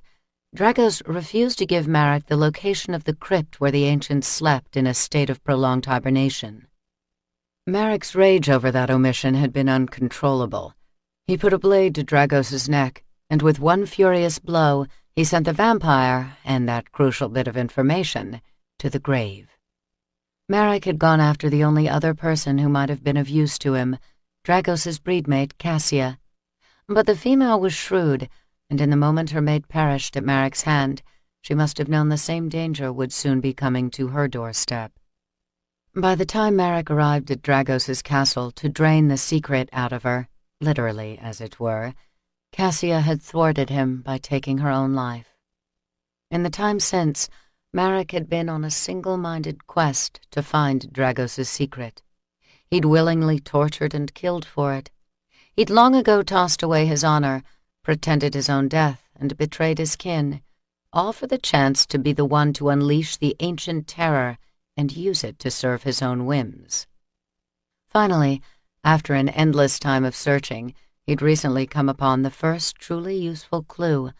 It was the name of Odolf, a breed family from the old times who'd had ties with Dragos's mate, Cassia. She had given them something of great worth all those centuries ago, but not even torture had given Marek the answers he needed. And now the Order was getting closer to the truth every moment. Marek's jaw clamped tight at the thought. He hadn't worked this hard, waited this long, just to let everything slip through his fingers. He refused to consider it might even be a possibility. He was going to win. The real battle was only beginning. A few minutes after they arrived at the compound, Tegan showed Elise to his quarters so she could shower and relax while he headed for the tech lab, where the Order had assembled at his request. As he walked in, Lucan gave him a knowing nod from where he stood next to Gideon at the bank of computers. Nico, Cade, and Brock sat around the table at the center of the room, the two newbies fitting right in as they traded jibes with Dante and Chase about the week's rogue tallies and which of them had the sharper eye. But it was the sight of Rio that made Tegan's mouth lift in surprise and satisfaction. The Spaniard leaned against the back wall of the lab, apart from the others, broody but alert. Determination rolled off him like an electrical charge. He lifted his chin to acknowledge Tegan's arrival, the scarred side of his face stretching taut with his grim smile. The once lively topaz eyes were flinty now, sober as the grave. Tegan looked at his brethren, some of whom had fought at his side for centuries, others who had yet to be truly tested, and he couldn't help feeling a sense of pride to be included among their ranks. For a long time, he'd thought of himself as being alone in this war. Sure, Lucan and the others always had his back, as he had theirs, but Tegan fought every battle as if it belonged to him alone. He'd lived every day wallowing in his own dark isolation, until a courageous beauty taught him not to fear the light. Now that he'd found her, he wanted to make sure the darkness he'd known would never touch her. And that meant keeping her safe from Marek. "What's the word out of Petrov Odolf?" Lucan asked, as Tegan set his duffel bag of gear down on the table. "Most of the time the word is crazy. The rest of the time, he's catatonic." Tegan pulled out the handwritten pages they'd gotten from Irina. He handed them to Lucan. "Before he went rogue, Odolf had been writing compulsively and in secret. Evidently his brother, who also went rogue sometime before him, had been obsessed with a similar habit. Look familiar?" "Shit. The same thing we found in the journal Marek was after." Tegan nodded. Odolf said something odd in one of his rare moments of clarity. When Elise and I asked him what the riddle meant, he said, "That's where he's hiding." "That's where who's hiding?" Gideon asked, taking the pages from Lucan and giving them a quick visual scan. He read one of the verses aloud. "Does this reference some kind of location?" "Maybe. Odolf wouldn't say. Maybe he doesn't know." Tegan shrugged. "That's all he gave us. Just started rambling after that. We didn't get any further with him." Dante came out of his loose recline at the table, putting his feet down on the floor with a thump. "Whatever it means, it's big enough to get Marek's interest. No good ever came out of that." "And he's willing to kill anyone who gets in his way." Tegan added, "After he found out we were in Berlin, Marek put out orders to some of his minions in the city to kill Elise. One of them got damn close." "Son of a bitch," Lucan hissed, his features hardening in anger. "She injured the bastard and thankfully managed to get away. That night I went out and finished him off." Tegan felt Chase's stare from across the room, and he turned a sincere look on the male. Elise has become very precious to me. I'm not about to let anything happen to her. I'd give my life to keep her safe. Chase looked at him for a long while, and then he nodded tightly. What about the glyph you found in the journal? That symbol belonged to one of the first warriors, didn't it? A Gen 1 male called Dragos? Yeah, Tegan said. There's gotta be a connection, but I'm not sure what it is. I know Dragos is dead. Lucan can vouch for that since he saw the body. The Order's leader inclined his head in agreement. His breedmate saw it too. Evidently seeing her mate dead must have been too much for Cassia. That same night, she took her own life. Nikolai grunted. So, what have we got to work with here? Our own Romeo and Juliet scenario? A batshit rogue talking riddles? A dead-end glyph scribbled into the margin of a musty old book? And Marek, somehow in the middle of it all? Get to Marek, and you'll start getting answers. Dante put in, his voice low and deadly. Tegan nodded. Right, but first we need to find him. No hard leads there, Gideon said. He's gone deep underground since we ran up against him last summer. So we hunt him down like the vermin he is. Rio snarled. We root him out and smote this son of a bitch. Tegan glanced at Lucan, who was absorbing the conversation in stoic silence. Amid the talk of enemies and battles to come, it was sometimes easy to forget that Lucan and Marek were blood kin. You cool with all this? The silver stare that held Tegan's eyes was unwavering.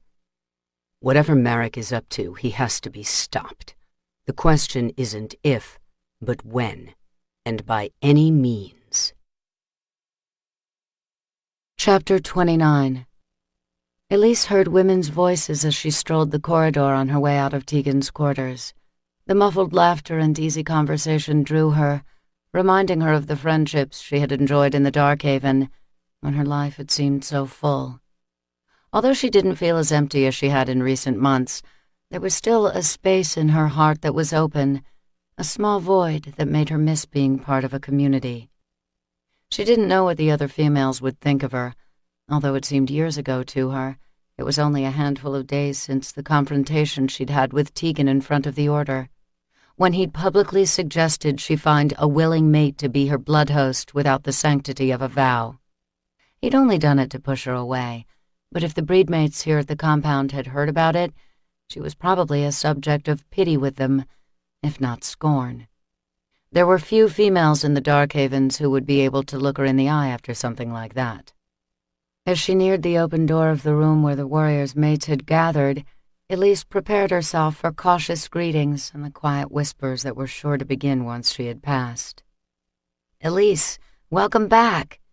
Gabrielle exclaimed the instant her kind brown eyes lit on her. "We heard you and Tegan had just come back. I was actually about to go and find you. Do you want to join us?" The women had a nice little repast of fruits and cheeses spread out on the coffee table in the center of the cozy library. Tess was putting down small plates, and there was already an extra one waiting for Elise. Savannah stood in front of a dark cherry sideboard, pulling a cork from a bottle of chilled white wine. She looked over at Elise and smiled as she began pouring into several long-stemmed glasses. "Want some?" she asked. "Okay." Elise walked into the inviting chamber and accepted the glass from Savannah's outstretched hand. "Thank you." The awkwardness she expected didn't happen. As soon as she settled in with the women, Elise was bombarded with questions about the trip, about what she and Tegan were able to uncover, and about where things stood with regard to Petrov Odolf and the journal Marek had been so determined to get his hands on. They weren't interested in gossip or scandal, and Elise found herself falling into an easy conversation with all three of the intelligent, savvy women. She told them all she knew, relating the details of Tegan's and her visits to the containment facility. She had just begun to tell them about the writings Irina had given her when Tess put down her wineglass, her brows knit in a frown. "What happened to your face? You're bruised." Elise nodded, idly touching the tenderness that still lingered in her cheek and jaw. "Oh, a minion did that." "My God," Savannah gasped, her concern echoed by Gabrielle and Tess as well. "Does it hurt?" Tess asked, moving around the table and kneeling next to Elise. "It did at first. It's not so bad now." "Let me see." She carefully tilted Elise's head. When her hand came to rest on the bruise, Elise felt a warm tingle spreading from the female's palm to the tips of her fingers. Dante's mate had worked her healing touch on Elise before, but that didn't make her marvel at Tess's talent any less. The trauma of the injury faded away, muting until not even the slightest twinge of discomfort remained. Elise let herself sink into the peaceful sensation that swept over her as Tess drew her hand away. "Your skill is amazing." The pretty female shrugged her shoulder, as if uncomfortable with the praise. "There are some things that are beyond my ability. I can't take away scars, or correct wounds that have already healed on their own. Some damage is irreversible. I'm learning that with Rio." Savannah reached over to squeeze Tess's hand. "He's doing a lot better since you've been working on him. The fact that he's even out of bed at all is due mostly to you." "No, it's pure rage that drives him," Tess said.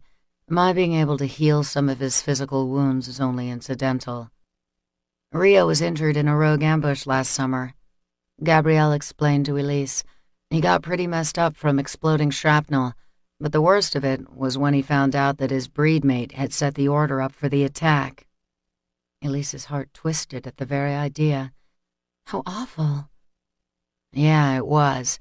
Ava betrayed Rio and the others to Marek. In exchange, Lucan was to be the primary target of the explosion. Lucan was supposed to die that night, but the bomb only injured him. He and Rio were hit, but Rio took the worst of the impact."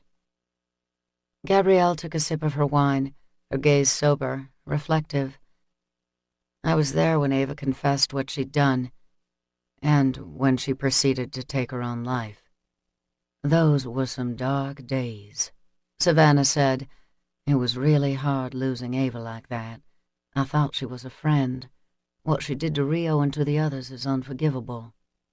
"Rio certainly won't let it go," Tess added. "Dante and I are really concerned about him. I wonder sometimes if he's too far gone, on the inside. When I work with him, there are times I feel like I'm looking at an armed grenade that's just waiting for an excuse to go off." Savannah exhaled a wry laugh.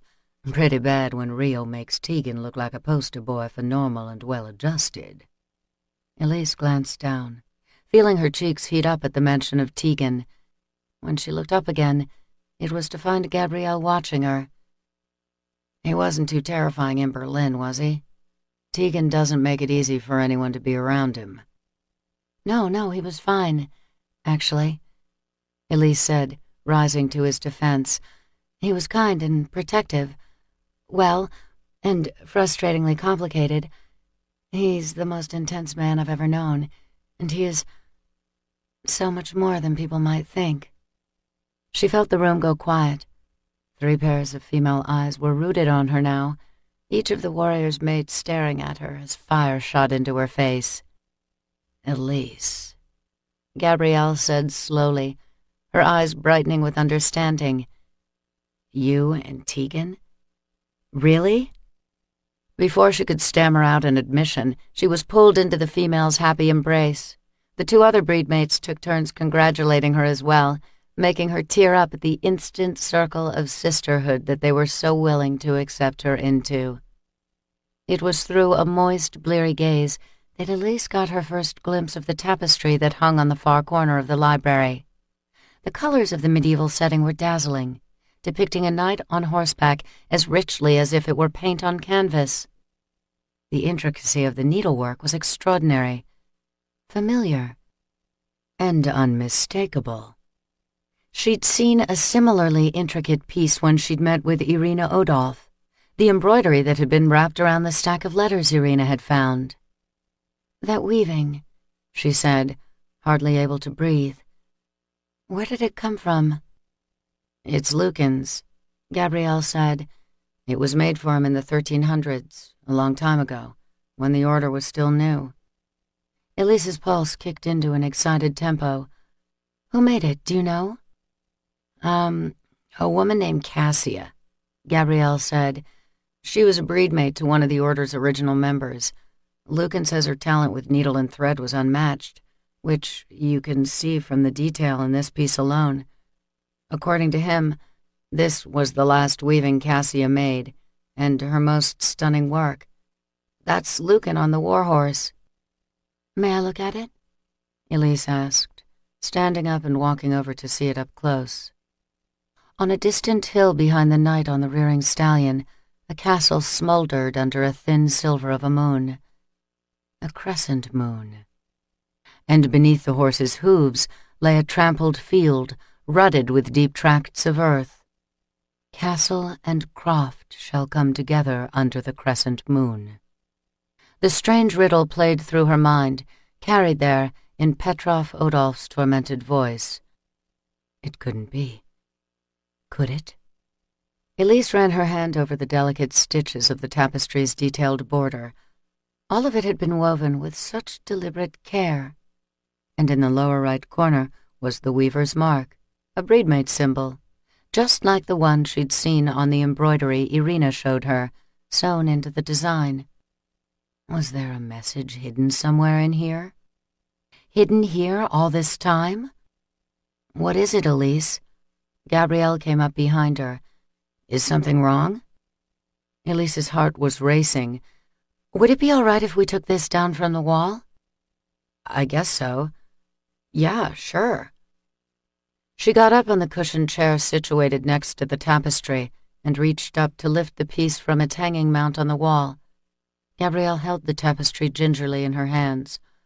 "What do you want me to do with it?" "Lay it flat, please." "I'll clear the table," Savannah said, and she and Tess went to work quickly removing the food and dishes to make space. "Okay, here you go." Elise trailed Gabrielle as she spread the tapestry out. She studied the piece in silence for a moment, remembering the rest of the cryptic verse. "To the borderlands east turn your eye. At the cross lies truth." "I'd like to try something. I will need to fold the cloth, but I promise I'll be very careful." At Gabrielle's agreeing nod, Elise brought the top of the tapestry toward the center of the design, then lifted the bottom of the piece and folded them so that the castle and the field below Lucan's mount met. "Castle and croft shall come together under the crescent moon," she murmured, watching as the two meeting portions of the design formed a new picture. "It looks like some kind of mountain range," Tess said, as a distinctly shaped rock formation became visible within the stitches. "How did you know to do that?" "The Odolph journal contained odd scribblings, the same weird phrases that Petrov Odolph became obsessed with in the weeks before he went mad with bloodlust and turned rogue. The same phrases that his brother had written before he went rogue. My God, it seemed like a puzzle we were never going to solve." Gabrielle's eyes were wide. "You mean this tapestry is somehow linked to all of that?" "I think it must be," Elise whispered. She looked back down at the folded design. "To the borderlands east turn your eye. Maybe if we turn the tapestry to the left?" She pivoted the weaving 90 degrees so that the top border was facing east. The folded center was running vertical now, and within the design emerged another, one that hadn't been obviously visible until held at this new angle. The faint outline of a cross was stitched into the tapestry, and in the center of it was a single word spelled out in the threads. "Praha," Elise read aloud, astonished that a voice from so long ago was suddenly speaking through the silk and canvas of her work. "The secret, whatever it is in Prague." "That's incredible," Savannah gasped. She reached out and ran her fingertips over the hidden text. No sooner had they skimmed the stitches when the female drew her hand back as if she'd been burned. Oh my God. Her dark brown eyes were stricken and wide.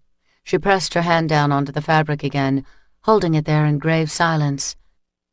"Savannah, what do you feel?" When she finally spoke, her voice was airless with dread. This tapestry has a few more secrets to tell. Chapter 30.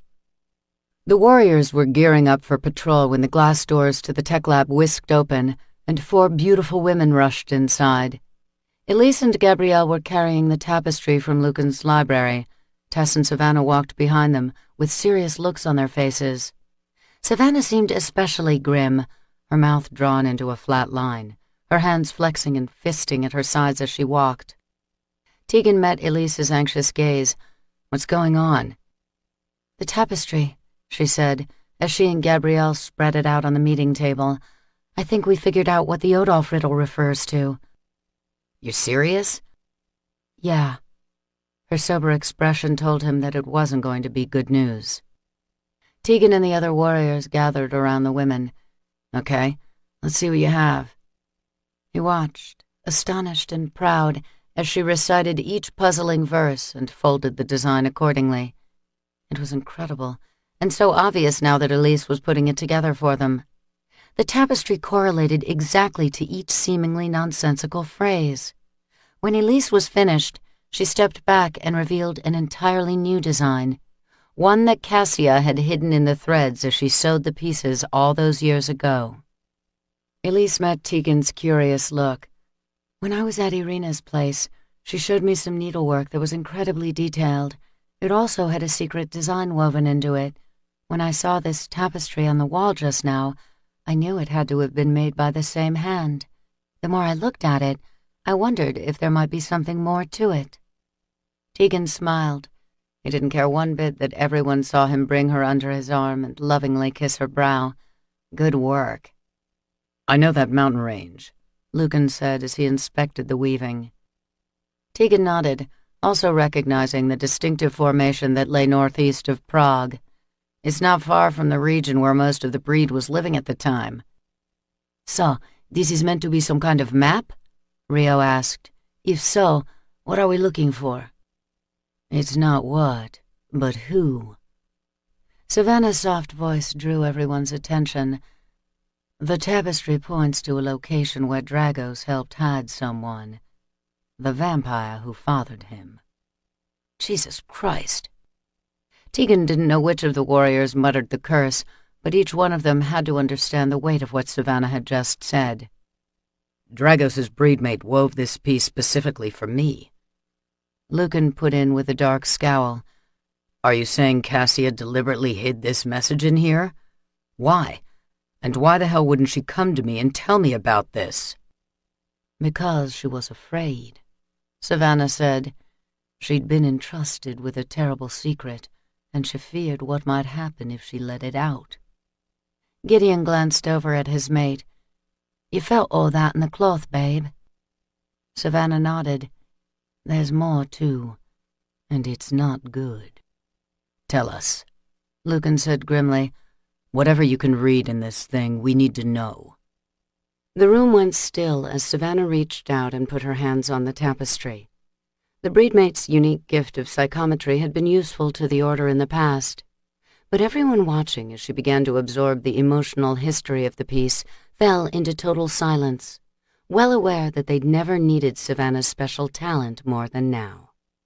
Cassia was tormented by what she knew, but Dragos kept a close eye on her, and she knew that if she told the secret, her mate would find out.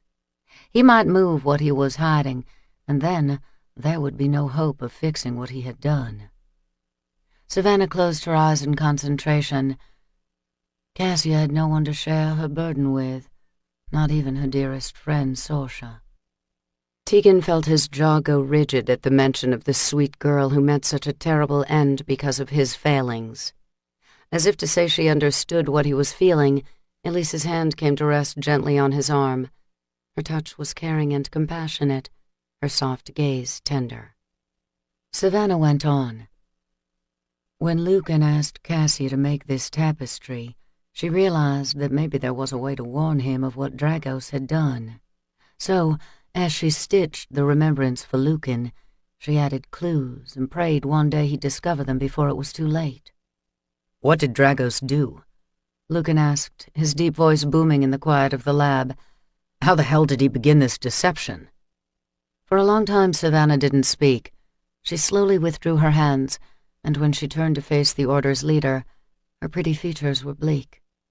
When you declared war on the last of the ancients, only a few months before this tapestry was made, Dragos and the alien creature who fathered him forged a pact.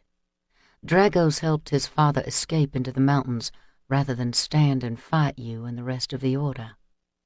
Lucan's scowl was dark, anger building in his tense stance. Dragos and several others battled the one who sired him. Dragos was the only one to come out of the skirmish alive. He was severely wounded. All part of his ruse, Savannah said. After they killed the others, Dragos helped hide his father in a protective crypt he'd built specifically for him in the mountains outside Prague. Dragos' wounds were from his father, but only to help conceal the truth of what actually happened. The plan had been to leave the Ancient in a state of hibernation until things settled down with the Order. Then the Ancient would be awakened to feed again, and to start a new generation of his breed offspring. "Holy hell," Gideon muttered, ripping off his pale blue glasses and rubbing his eyes. "Did Cassia know if Dragos ever got the chance to go back and free the bastard?" Savannah shook her head. "I don't think so. I'm not picking up anything to indicate that she knew the outcome. Dragos told her where the crypt was located, and that's what she stitched into the tapestry. She wanted Lucan to have the clues in case anything would have happened to her." "Oh, Lucan," Gabrielle said, wrapping her arms around him. "There is something more," Savannah said. "There was a child. Cassia was pregnant when she made this tapestry. Dragos was away on a mission for nearly a year, so long that she had her son in secret and sent him away to live with another breed family before Dragos returned. She refused to let her only child be a victim of her mate's dangerous alliance, so she took steps to protect the baby and give him a safer future. Let me take a wild guess about the name of the family Cassia turned to," Gideon drawled. Savannah nodded. "Odolph." "You know," Cade interjected, "I've heard that under the right conditions, the Ancients were capable of hibernating for generations." "Try centuries," Tegan said, reflecting on the savage otherworlders who spawned him and the rest of the breed's first-generation progeny. "For all we know, that last remaining Ancient is still out there, holed up near Prague and waiting to be unleashed." "Christ," Dante hissed, "the world would be a very different place if an evil like that was turned loose again." Nico clucked his tongue. "And if someone thought to ally himself with that kind of deadly power? Someone like Marek?" "We can't afford that risk," Lucan said, "so it looks like we need to haul ass to Prague and see what we can find." "Riken's only a few hours away from there in Berlin," Tegan said. "He's offered us his help in whatever way we can use him." Lucan narrowed his eyes, considering the idea. "Can he be trusted?" "Yeah," Tegan said, nodding in certainty. "I can vouch for him." "Give him a call, then, but keep the details to a minimum. Let him know we're on the way and we're going to need transportation. We can rendezvous with him on arrival at Tekel Airport." "Should we head straight for Prague instead and meet up with him there?" Brock asked. Tegan shook his head, picking up on Lucan's tactic. "Riken may be trustworthy, but we don't know about anyone else around him. Marek's already aware that we've got an interest in Berlin. No sense tipping our hand about Prague." Lucan nodded. "We'll fill Riken in once we arrive." "Right," Gideon said. "I'll get clearance for a flight out tonight." There was none of the usual bravado as the lab emptied out and the warriors each went to prepare for the mission ahead of them. Tegan normally would have gone off to suit up by himself and think in peace. He thought he probably should now, but then Elise linked her fingers through his as the two of them paused in the vacant corridor. "Are you all right?" she asked, her gaze as sober as his must have been. "If you want to be alone, or if you have something you need to do." "No, I don't." He thought about calling the denial back and feeding her some line of bullshit that he was needed somewhere else right then. but the words wouldn't come, and he found he couldn't let go of her hand. He'd be leaving in a few hours, and the odds were pretty damn good that he wasn't coming back. He was going in this time with one goal, to personally take out Marek, even if he had to take himself out in the process.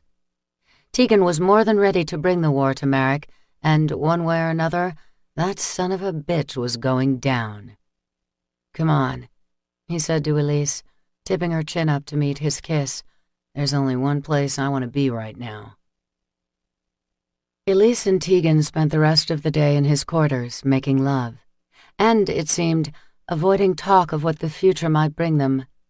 She knew the secrets the tapestry had revealed weighed heavily on him, on all of the Order, but Tegan seemed especially remote as dusk drew near and the group of them prepared to head out. He had withdrawn in some way, as if he were already gone, fighting the ghost of an enemy that had haunted him far too long and had to finally be exorcised. His call to Reichen earlier that day had brought troubling news. Petrov Odolf had slipped further into bloodlust and was not doing well.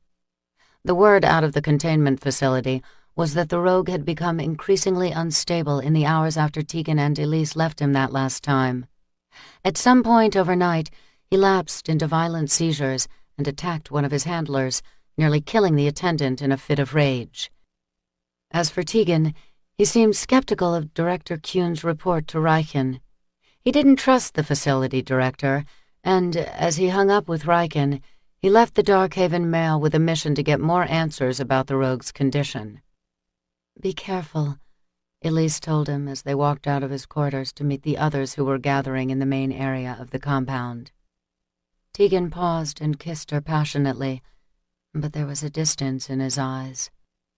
"I love you," she said, stroking his strong jaw and trying to tamp down the worry that was beating like a caged bird in her chest. "You'd better come back to me soon, you understand? Promise me." The sounds of the other warriors talking in the hallway up ahead drew his attention. Weapons and gear jangled, deep male voices rumbling against the marble walls. That was his world calling him, the duty he'd been sworn into for longer than she'd been alive. "Tegan, promise me," she said, forcing him to look at her. "Don't do anything heroic." The corner of his mouth quirked into a wry grin. "Me? Heroic? Not a chance." She smiled with him, but her feet felt leaden as they walked the rest of the way up the corridor to where the Order, and Tegan's role among them, waited. Everyone else was already gathered. Elise met the serious faces of the other breedmates, Tess and Gabrielle holding on to their mates as the departure time drew near. It had been agreed that Gideon would stay behind at the compound where he could monitor the operation from base and be a touch point for the others while they were in the field. The biggest surprise was Rio. The recuperating warrior was dressed in combat gear and waiting with the rest of them, the look in his topaz eyes nothing short of fury. His muscled body radiated pure malice, white-hot and volatile, and Elise suddenly understood Tess's concerns about him.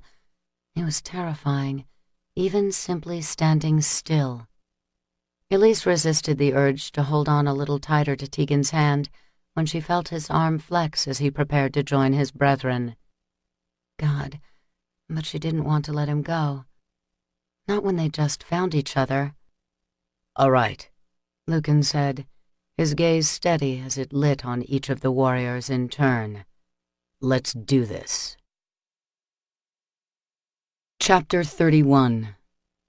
Andreas Reichen was waiting with 2 Mercedes SUVs on the tarmac at Tegel Airport as the Order arrived in Berlin. Tegan made quick introductions while the warriors threw their gear into the vehicles and got situated for the ride out to Reichen's Darkhaven estate, which was to serve as the operation's temporary base. "I'm honored to assist," Reichen told Lucan and Tegan as the 3 men loaded the last of the bags and weaponry. "I've often wondered what it might be like to stand among the Order as one of your own." "Be careful what you wish for," Lucan drawled. "Depending how things go, there's a good chance we could end up knighting you on the field."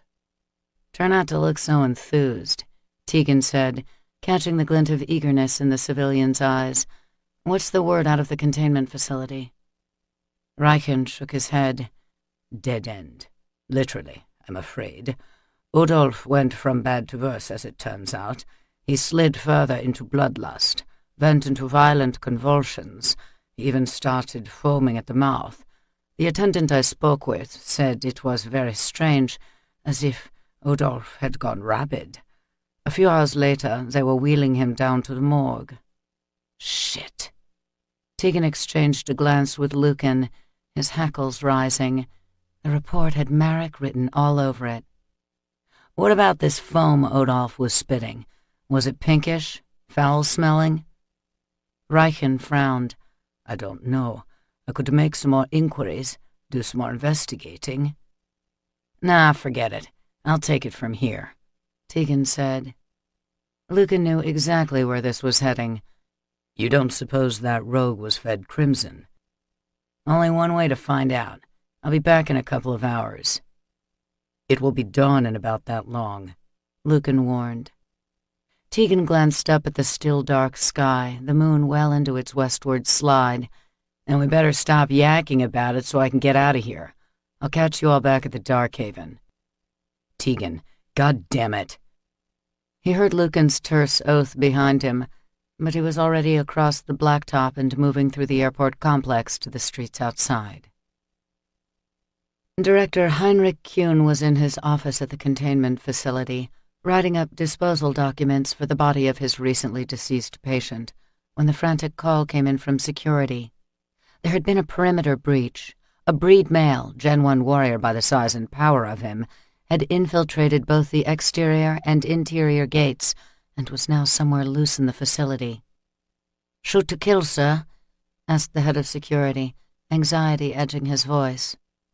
"No," Kuhn replied. "No, he is not to be killed, but apprehend him by any means. Then bring him to me." Kuhn hung up the phone. He had no doubt as to who the intruder might be.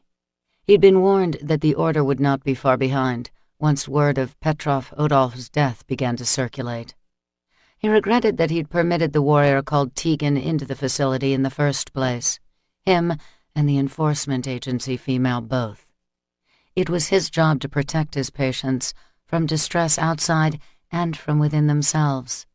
In that, he'd failed Petrov Udolf, though no more than when he'd permitted the final visitor in to see him. It was fear of that last individual that set the director to pacing his office now. Somehow, against everything he knew to be right, he'd let himself be recruited into a collusion that had ended with Petrov Udolf's hideous suffering and eventual death. Kuhn had been promised a similar personal experience if he didn't prove useful to his new lethal acquaintance. Maybe he would be wise to slip out before the situation escalated any further.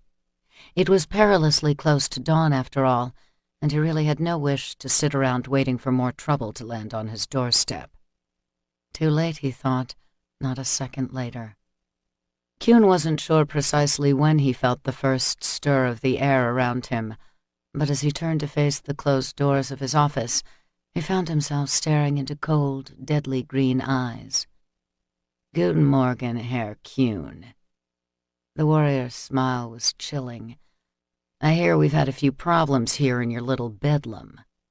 Kuhn inched back behind his desk. I'm not sure what you mean." In a fluid, instant motion, the warrior leaped across the desk and landed in a crouch on top of the desk. "Petrov Udolf is dead. That slip your mind?" "No," Kuhn replied, realizing he had just as much to fear from this male as he did the one who killed Udolf. "It was unfortunate, but he was very ill, worse than I suspected." The director carefully slid his hand along under the edge of his desk, searching for the button that would sound a silent alarm. He'd hardly had the thought before a sharp blade lifted his chin. "I wouldn't do that if I were you." "What do you want?" "I want to see the body." "What for?" "So I will know whether or not you need to die." "Oh, God," Kuhn wailed. Please, don't hurt me. I had no choice, I swear to you." "You swear." The answering scoff was crisp with contempt. The dagger at Kuhn's throat eased up, only to be replaced by the clamp of hard fingers. There was a heat that traveled through him from that punishing connection, a draining sense of invasion that buzzed like gnats in his brain. The cold green eyes boring into his wide gaze went narrow. "You lying son of a bitch! You and Merrick!" The crack of Kuhn's office door being smashed off its hinges split the air. There was a sudden report of gunfire, staccato blasts that came from no less than 4 armed security guards as they poured inside and opened fire on Kuhn's assailant. The warrior roared as the guards hit their mark all at once. As soon as the grip on Kuhn's throat began to ease, he backed away, as far as he could get out of the massive vampire's reach. He watched in stricken relief as the warrior slumped, then rolled off the desk onto the floor. A wordless snarl curled out of the slack mouth, the ruthless eyes rolling back into the warrior's skull. Kuhn gathered his courage now and approached the fallen beast. He stared down at the collection of tranquilizer darts that protruded from his body. "Are you all right, sir?" one of the guards asked. "Yes," Kuhn replied, even though he was still trembling from the altercation. "That will be all for now. I don't want this incident recorded in any way. Do you understand? As far as anyone here is concerned, it didn't happen. I will see that the intruder is removed from the premises." When the guards had gone, Heinrich Kuhn took out the cell phone he'd been given and dialed the sole number that was programmed into the device. When a low voice answered on the other end, Kuhn told him, "Something interesting just arrived. Where would you like me to deliver it?" Lucan knew something was wrong even before the night gave way to dawn. Now, a couple of hours toward noon, he could only assume the worst. It wasn't unusual for Tegan to go solo on his own personal missions, but this time he was off-grid completely. He hadn't returned from the containment facility, he hadn't reported in, and there wasn't even so much as a cell phone signal to indicate where he was, or what kind of shit he might be into. Calls to the facility had been useless. According to everyone Lucan spoke with, Tegan had never arrived. As for getting some intel on Odolph's death, all inquiries were being personally handled by the director of the place, one Heinrich Kuhn, who would not be reachable until he reported back to work at nightfall. Lucan didn't appreciate the bureaucratic stalemate, particularly when he was getting a very bad feeling that Tegan was in trouble. "Still nothing?" Dante came out of the room where the rest of the Order and Riken were covering the night's upcoming trip to Prague. The warrior exhaled a low sigh when Lucan gave a shake of his head. "I know this mission is critical, Lucan, but damn, I don't feel good about leaving Tegan behind." "We're not." Lucan met the serious stare of his brethren. "I need you and Chase to head up the mission. I'm going to stay behind and locate Tegan." "How are you going to go about doing that? We've got no idea where he is, or even if he's still in the city. It'll take you forever if you're planning to go door to door." Lucan shook his head. "I think I know of a better way to find him." Chapter 32. Tegan's mind came awake before the rest of his body. His throat burned, still raw and coated with the residue of whatever drug had been shot into him by Kuhn's guards. He was no longer in the containment facility. His nose told him that much. Instead of the clinical stench of that place, he smelled old wood and brick, a hint of fresh paint as well, coming from somewhere overhead. And nearby, the odor of a recent death. The cloying scent of spilled, coagulating breed blood, a lot of it, hung like a thick shroud. He didn't have to attempt to move his limbs to know that he was restrained. The weight of heavy manacles and chains hung from his wrists and ankles, his body drawn spread-eagle between 2 large wooden beams. Overhead, coming from outside whatever structure it was that imprisoned him, he heard the chatter of crows as they flew by. Even though it was dark where he was being held, it was daylight outside, His brain reasoned as the cawing grew distant. He must have been here, wherever he was, for hours. He cracked one eyelid open, hardly able to lift it. His vision swam, instant vertigo making him sag deeper into his restraints. "Awake at last," mused a voice Tegan recognized, even in his half-drugged state.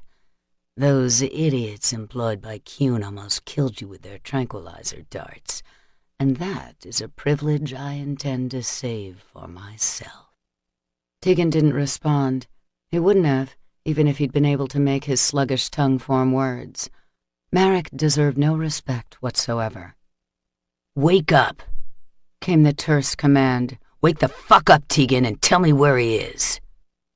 Hard fingers gripped a handful of his hair, lifted his head roughly when he didn't have the strength to do it on his own. A heavy closed-fisted blow landed on the side of his face, but he barely registered it through the fog of his sedation. "Need a little convincing, do you?" Footsteps sounded across a creaking plankwood floor as Marek left him to slump and walked a few paces away. He came back a moment later. Tegan's head was yanked back. Something was pressed beneath his nose. When the fist connected with his gut, he sucked in his breath. The involuntary reaction brought the sting of fine powder traveling up his nostrils and in through his open mouth. He coughed, choking on the foul substance, and knew at once what Marek had just fed him. "There we are. A little crimson ought to speed things up." Marek backed away as Tegan tried to spit the drug out. It was no use. He could feel the crimson seeping into his sinus passages, clinging to the back of his throat. Like an electrical current shot straight into his brain, the drug made him spasm and shudder. He felt it absorbing into his bloodstream, heat traveling along his strung-up limbs. When the initial quake subsided, Tegan opened his eyes and fixed a murderous stare on his captor. Marek crossed his arms over his chest, grinning. "Back online already, eh?" "Fuck you!" He tried to bring his arms down, but the chains held fast. His head was clearing, but his physical strength was still subpar at best. It was going to take time, or a stronger, riskier hit of crimson to shake off the effects of the tranks. "Where is he, Tegan? Have you found the hiding place yet?" Marek's eyes were hidden behind dark sunglasses, but Tegan felt the furious heat of his stare. "I know the Order has the journal. I know you've seen the riddle, and I know you spoke with Petrov Odolf. What did he tell you about it?" "He's dead." "Yes," Marek agreed civilly. "Overdosed on crimson, as you no doubt suspected when you went to see Herr Kuhn over here." Tegan's gaze followed Marek's casual gesture to the source of the death stench in the room. Director Kuhn's headless torso lay on the floor, next to a broad-bladed, blood-soaked sword. Marek shrugged. "He outserved his purpose. All of the quivering, hapless sheep inhabiting the Dark Havens have outserved their purpose. Wouldn't you agree? They've forgotten their roots, if they really ever understood them. How many generations have been spawned since the illustrious first that you and I are both a part of? Too many, and each generation has grown weaker, their blood diluted with feeble Homo sapiens genes. It's time to start fresh, Tegan. The breed needs to sever its atrophied branches and begin a new reign of Gen 1 power. I want to see the breed thrive. I want us to be kings, the way it should be."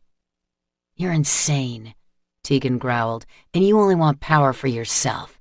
You always did." Marek scoffed. "I deserved to rule. I was eldest, not Lucan. I had the clearer vision for how our race should evolve. The humans should be hiding from us, living to please us, not the other way around. Lucan didn't see it that way. He still doesn't. His humanity is his greatest weakness." "And yours has always been your arrogance." Marek grunted. "What was yours, Tegan?" His tone was a bit too light, too taunting in its casualness. "I remember her, you know. Sorsha." Tegan hated like hell to hear that innocent girl's name on his enemy's lips. but he swallowed the rage that was building inside him. Sorsha was gone. He'd finally let her go, and Marek would not be able to goad him with her memory. Yes, she was your weakness. I knew that when I went to her that night. You remember, don't you? The night she was abducted from your home while you were out on patrol with my brother on one of his endless missions? Tegan lifted his gaze to Marek. You? The vampire's smile was cruel, full of amusement. Yes, me. She and Dragos' breed-mate bitch were thick as thieves, so I'd really hoped Sorsha might be able to tell me the secret Dragos took to his grave and what Cassia sought to cheat me out of when she took her own life before I could wrench the truth out of her. But Sorsha didn't know anything. Well, not quite. She knew about a son Cassia had delivered in secret and sent away, an heir that Dragos himself had known nothing about. Oh, Christ. Tegan closed his eyes, understanding only just now what Sorsha must have endured, and at Marek's hand. She broke easily, but then I knew she would. She was never strong, just a sweet girl who trusted you to keep her safe. Marek paused, as though reflecting. It almost seemed a waste to turn her minion since she'd given up all her secrets at the first bit of pain. You son of a bitch! Tegan snarled. You sick, goddamn son of a bitch! Why then?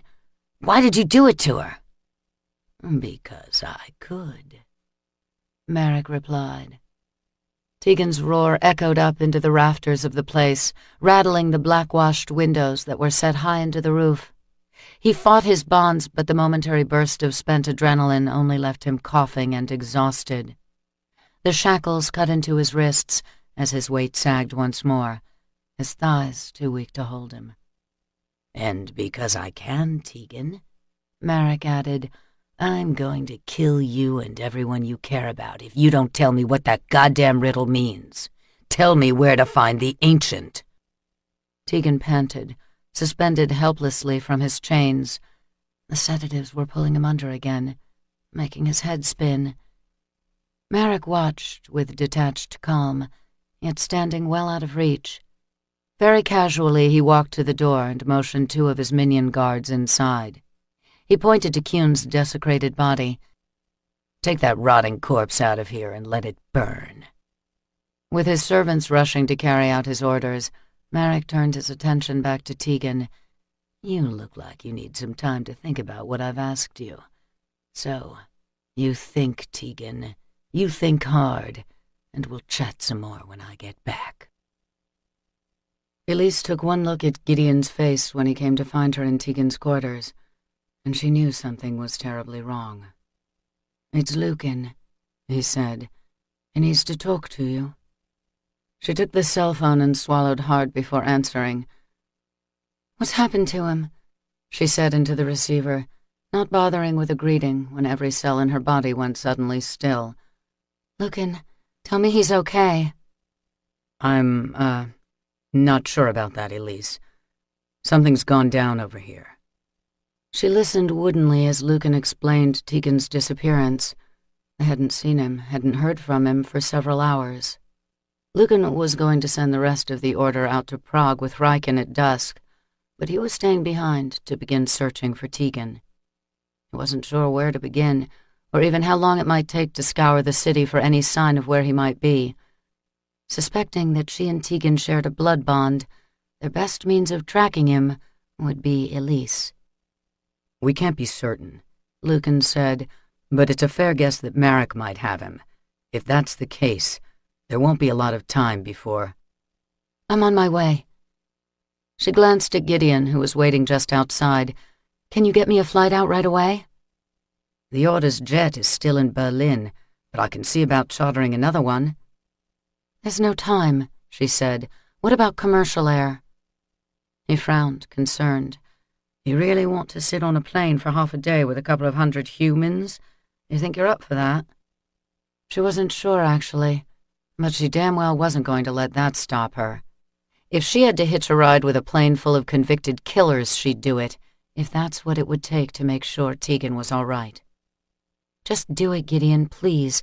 The first flight you can get me on." He nodded and took off at a jog up the corridor to handle the details. "I'll be there as soon as I can, Lucan." She heard his low exhalation and the caution in his voice. Lucan wasn't convinced that they would be able to do anything for Tegan, even if they managed to find him.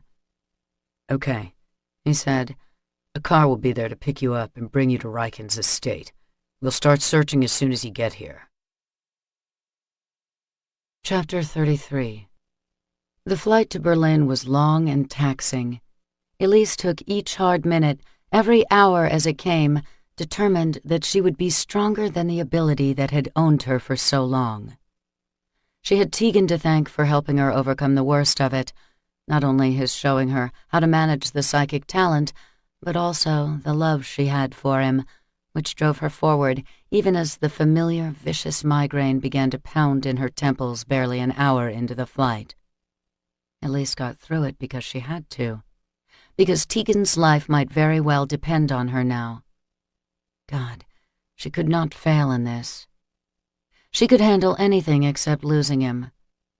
As soon as the jet's wheels touched ground that evening, Elise's determination to find Tegan and bring him home safely redoubled. She ran out of the terminal and met Lucan outside at the curb, where he waited with one of Riken's vehicles. "You realize that if we do find him, Tegan's going to kill me for bringing you in on this," Lucan said as she approached the car. He said it kind of jokingly, but she didn't miss the fact that there was no humor at all in his gray eyes. "When we find him, Lucan, there can't be any ifs." She tossed her carry-on bag into the back and climbed into the passenger seat. "Let's get started. I don't want to rest tonight until we cover every street in this city." Dante, Riken, and the rest of the order pulled the two SUVs to a stop just off a moonlit, wooded stretch of road an hour outside Prague. The forest was thick here, only the smallest light from a few remote homes glowing in the darkness. They got out, all 7 of them garbed in black fatigues and armed to the teeth with guns, thousands of titanium rounds, and a healthy cache of C4 explosives. Each breed male also carried a sheathed broadsword strapped on his back. Unconventional weaponry for modern warfare, but totally necessary hardware when you were dealing with something as nasty and powerful as the creature they were intending to rouse out of its slumber. "There's got to be the place," Dante said, pointing to the jagged silhouette of the mountains ahead of them. "The outline is a perfect match for the design in Cassius tapestry." "Probably take us a couple of hours to make the hike up there," Nico put in, his cheeks dimpled with his eager grin, the white glint of his teeth bright against the cover of night. "What are we waiting for? Let's go bag the motherfucker." Dante held him back with a firm hand, scowling at the young warrior's zeal. "Hold up, all of you. This is not a fucking game. It's not like any other mission we've done. That thing that was sealed away in this mountain is not your garden variety vampire. You take Lucan and Tegan and put them together, shit, throw Marek in there too, and you still aren't coming close to what this creature can do. He's Gen 1 times 100. But his head can be separated from his body same as any one of us," Rio pointed out in a low, deadly voice. "The fastest way to kill a vampire." Dante nodded. "And we're gonna have one shot at him, no more. Once we find the crypt and get inside, first priority is putting 3 feet of razor-sharp steel through the bastard's neck." "And we'll need to do it before it has a chance to get up," Chase added. "If we let this thing rouse before we're in place and ready to kill it, there's very good odds we won't all make it out of there." "Someone remind me why I didn't want to be an accountant when I grew up?" Brock drawled. Nico chuckled. "Because accountants don't get to make things go boom." "They don't get to smoke many suckheads either," Kate added, sharing in the joke. Brock's answering grin was big and bright white. "Oh yeah, now I remember." Dante let everyone settle into the plan, the younger males blowing off nervous energy with humor and smack talk.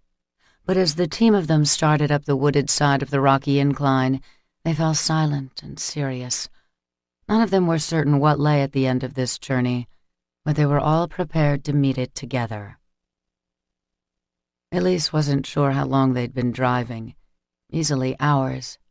They navigated through each section of the city, the affluent and the derelict, stopping at regular intervals to let her listen to the darkened streets and alleyways, waiting for her veins to prickle with the awareness, the fervent hope that Tegan was near. She didn't want to give up, not even as the night began to wane toward dawn. "We can make another circuit through town," Lucan said, the Gen 1 warrior no more inclined to abandon Tegan than she was, even though the coming daylight was as much a threat as any deadly enemy.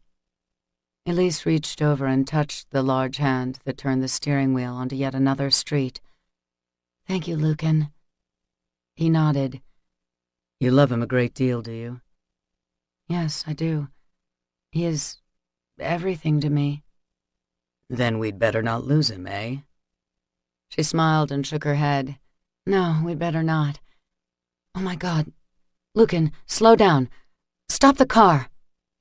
He braked at once and pulled over near a tree-lined, elegant residential street. As the vehicle came to a halt, Elise put down her window. A cold February breeze rushed inside. "Down here," she said, her veins tingling. She focused on the sensation, pulling it into her, trying to divine its source. It was Tegan. She had no doubt. And the heat that traveled her bloodstream was not a pleasant warmth, but an acid burn. The searing heat of pain. "Oh God, Lucan, he's being held somewhere on this street. I'm sure of it. And he's hurting, very badly." She closed her eyes, feeling it even more now that the car was turning onto the pleasant drive. "Hurry, Lucan, he's being tortured." She felt queasy, both with the idea of Tegan being abused and with the twisting anguish coursing through every cell in her body. But she held on, searching for any sign that they were getting close. The white-hot spike of pain that hit her as they drew up on an old stone and timber manor house told her they had found him. The house was set back from the street, quiet but well-tended, obviously lived in. A white Audi sedan was parked at the carriage house garage. There was birdseed in the feeder hanging from a pine bough in the center of the yard. A kid's sled lay on the snowy front walk. "Right here," she told Lucan. "He's in that house." Lucan frowned as he took in the same details she had, but he cut the headlights and killed the engine. "You're certain?" "Yes, Tegan is being held inside." She watched as Lucan armed himself. He was already wearing an arsenal of weapons, 2 large handguns and a pair of sheathed daggers, but he grabbed a leather satchel from behind the passenger seat and unzipped the bag to reveal even more. He glanced up at her and muttered a ripe curse. "I'm not sure it would be safe for you to wait." "That's good," she said, "because I don't plan to. I can help you find him once we get in." "No way, Elise. It's too fucking dangerous. I can't take you in there. I won't." He slapped a clip into one of his guns and holstered it. Then he pulled another knife and a coil of wire from the duffel bag and stuffed both into a pocket of his combat jacket. "As soon as I head for the house, I want you to slide over and take the wheel. Drive out to the—" "Lucan." Elise met his stern gray gaze and held it firm. 4 months ago, I thought my life had ended. My heart was ripped out by Marek and the rogues who serve him. Now, by some miracle of fate, I'm happy again. I never dreamed I could be. I've never known this kind of love, the love I have for Tegan.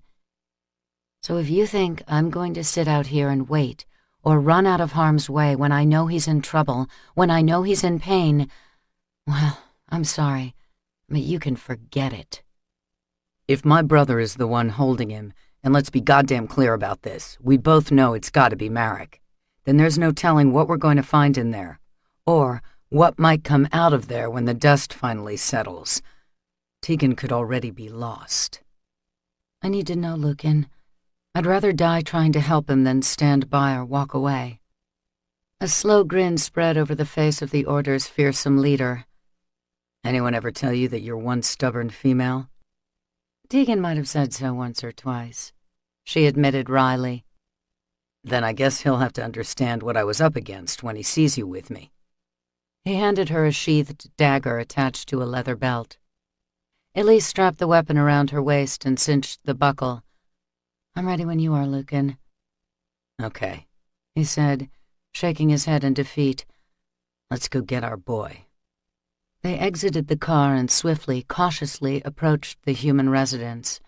As they neared the place, Elise was assaulted with both the pain of Tegan's suffering and the growing awareness of minions on the property. Her mind filled with a concert of corrupt thoughts, ugly voices pounding into her consciousness. Lucan, she whispered, mouthing a warning to him. Minions inside, more than one. He nodded and motioned for her to come up near him. He gripped a wooden trellis that climbed up the side of the house, testing its strength. Can you climb it? She took hold of the makeshift ladder and started pulling herself up. Lucan met her at the top. All it took for him to reach the level roof of the second-floor terrace was a powerful flex of his legs. He landed soundlessly from his fluid leap and thrust his hand down to help pull her up the rest of the way.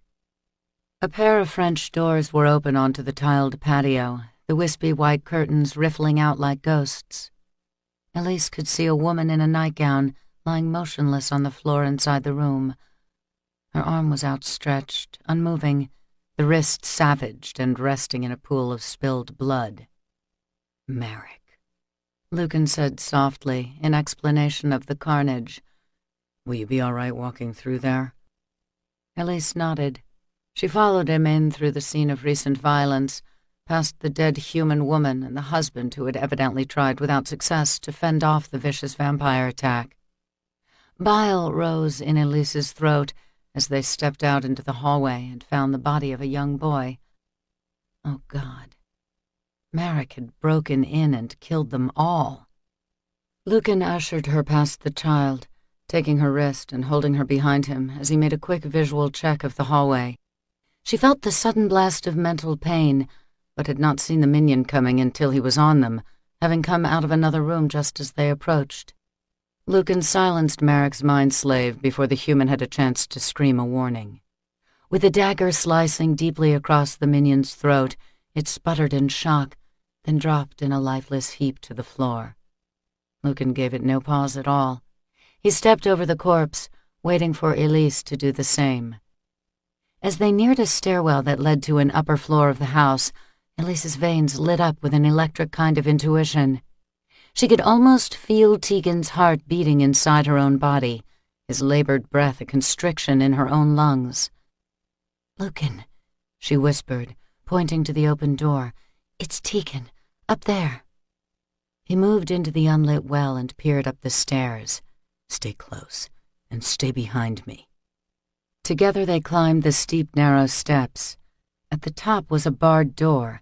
Lucan lifted the metal lock. He glanced back at her, and even in the darkness, she could see the expression that seemed to caution her to brace herself for whatever they might find on the other side. Tegan was alive behind that closed door, that much she was sure of, and that's all she needed to know. "Do it, Lucan," she whispered. He pushed the door open and barreled through like a freight train, drawing a large blade and burying it into the minion guard who pounded toward them in attack. Elise held back her scream as another one moved in and got like reward, going down in a bleeding, heavy crumple to the wood-planked floor. But it was the sight of Tegan that nearly ripped a keening howl from her throat. Shackled to a pair of thick beams with irons on both wrists and ankles, his body bowed out, hanging limply from its restraints. His beautiful face was nearly concealed by the lank droop of his sweat-soaked, blood-coated hair, but Elise could still see the damage there. He was bloodied and beaten all over from a recent bout of torture, his body not yet having the time to speed healing to the abused tissue and bones. She thought him unconscious until a visible tension suddenly crept over his muscles. He knew she was there. He felt her presence just as she would know his anywhere. "Tegan." She started to run to him, but drew back sharply when he lifted his head, and she saw the razor-edged glint of fury in his eyes. "Oh, God! Tegan!" "Get out of here!" His voice was raw gravel. The amber eyes glaring at her from under the bruised brow were filled with animal rage and pain. His fangs were enormous, more deadly than she'd ever seen them. He railed against the chains that held him. "God damn it! Get the fuck out of here now!" "Tegan." Lucan stepped up now, approaching warily but without hesitation. He reached out to take hold of one of the manacles fastened to Tegan's wrist. "We're taking you out of this place." "Get back," he growled. Lucan sniffed at the air. "What the fuck?" He wiped his thumb under Tegan's nose, where a faint pink crust had collected. "Oh, Christ, Tegan." "Crimson?" "Marek. He gave me a lot of the shit, Lucan." Tegan grunted, the slits of his pupils going thinner in the middle of all that glowing amber. "You get it now? It's bloodlust. I'm too far gone." "No, you're not," Elise told him. "Jesus," he hissed through the large fangs. "Leave me, both of you. If you want to help me, Lucan, get her the hell out of here. Get her far away from here." Elise walked up to him and gently touched his matted hair. "I'm not going anywhere. I love you." As she tried to soothe Tegan, Lucan tore the shackle and chain free from the post with a mighty yank of his arm. Tegan's right arm dropped down loosely, metal clanking. When he reached for the other, it was Tegan who growled a warning. "Lucan!" Too late. The gun blast cracked sharply in the dim room, an orange explosion coming from near the stairwell. Lucan took the hit in his back and went down on one knee. Another shot rang out, but the reporting ping said it missed the target and hit stone instead. More gunfire erupted as two minions and a rogue, Marek's henchmen, all of them armed with semi-automatic weapons, poured in and started squeezing off rounds. Elise felt a heavy weight curl down around her, pulling her into the shelter of hard muscle. Tegan's breath sawed roughly in her ear, but his free arm was wrapped around her, his body arched over her to protect her from the fray. She felt helpless, watching Lucan battle three opponents while she cowered in the cage of Tegan's body. Lucan dodged many of the rapid-fire rounds, but a good lot of them hit their mark. The Gen 1 warrior weathered the assault, returning fire as the dance of combat put the room in a smoke-filled, ear-splitting chaos. The rogue went down in the fray, killed by Lucan's titanium-laced bullets. The body sizzled and convulsed on the floor, writhing as death swiftly claimed it.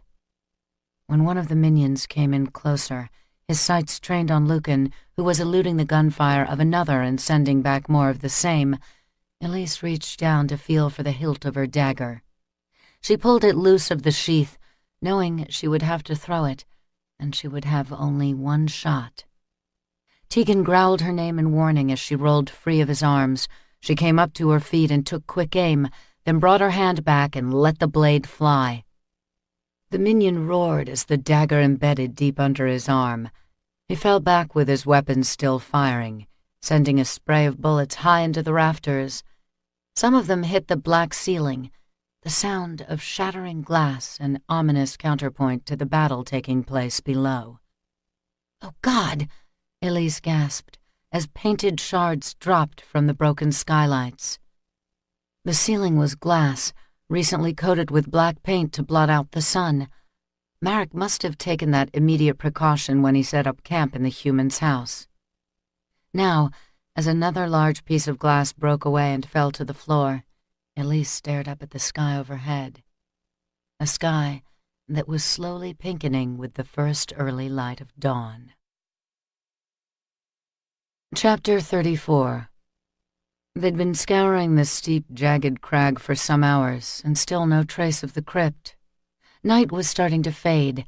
None of the warriors scaling the rocks had any real affection for the sun, particularly Dante, after a nasty UV tangle a few months ago. But as later generation breed, they could each withstand daylight for a short amount of time. With the aid of their solar protection gear, they they might be able to double that exposure. But not so for the ancient they hunted now. If the Gen 1 offspring of that alien being began to blister and burn in under 10 minutes, the ancient's UV-allergic skin and eyes would incinerate in seconds. That made for a decent backup plan if the Order somehow failed to take the creature's head. Assuming they could even find the suckhead's hiding place amid all this inhospitable rock. Dante shot an assessing glance up at the sky. If we don't get a hit on something in the next half hour or so, we'd better start heading back down. Chase nodded. He stood beside Dante in the mouth of a shallow cave that had yielded nothing but some discarded beer bottles and the days-old remnants of an extinguished campfire. Maybe we're off somehow. Some of us could branch out along the farther ridge and check closer to the summit. It's got to be here, Dante said. You saw the tapestry. That range Cassius sewed into the design is this one, right where we're standing. We're close, I'm telling you. A.D. Nikolai was perched on a rocky promontory several yards above the mouth of the cave. Rio and Riken just found another opening up here. It's pretty tight, but it goes deep into the mountain. You might want to have a look. Dante and Chase made a quick scramble up to where the others had gathered.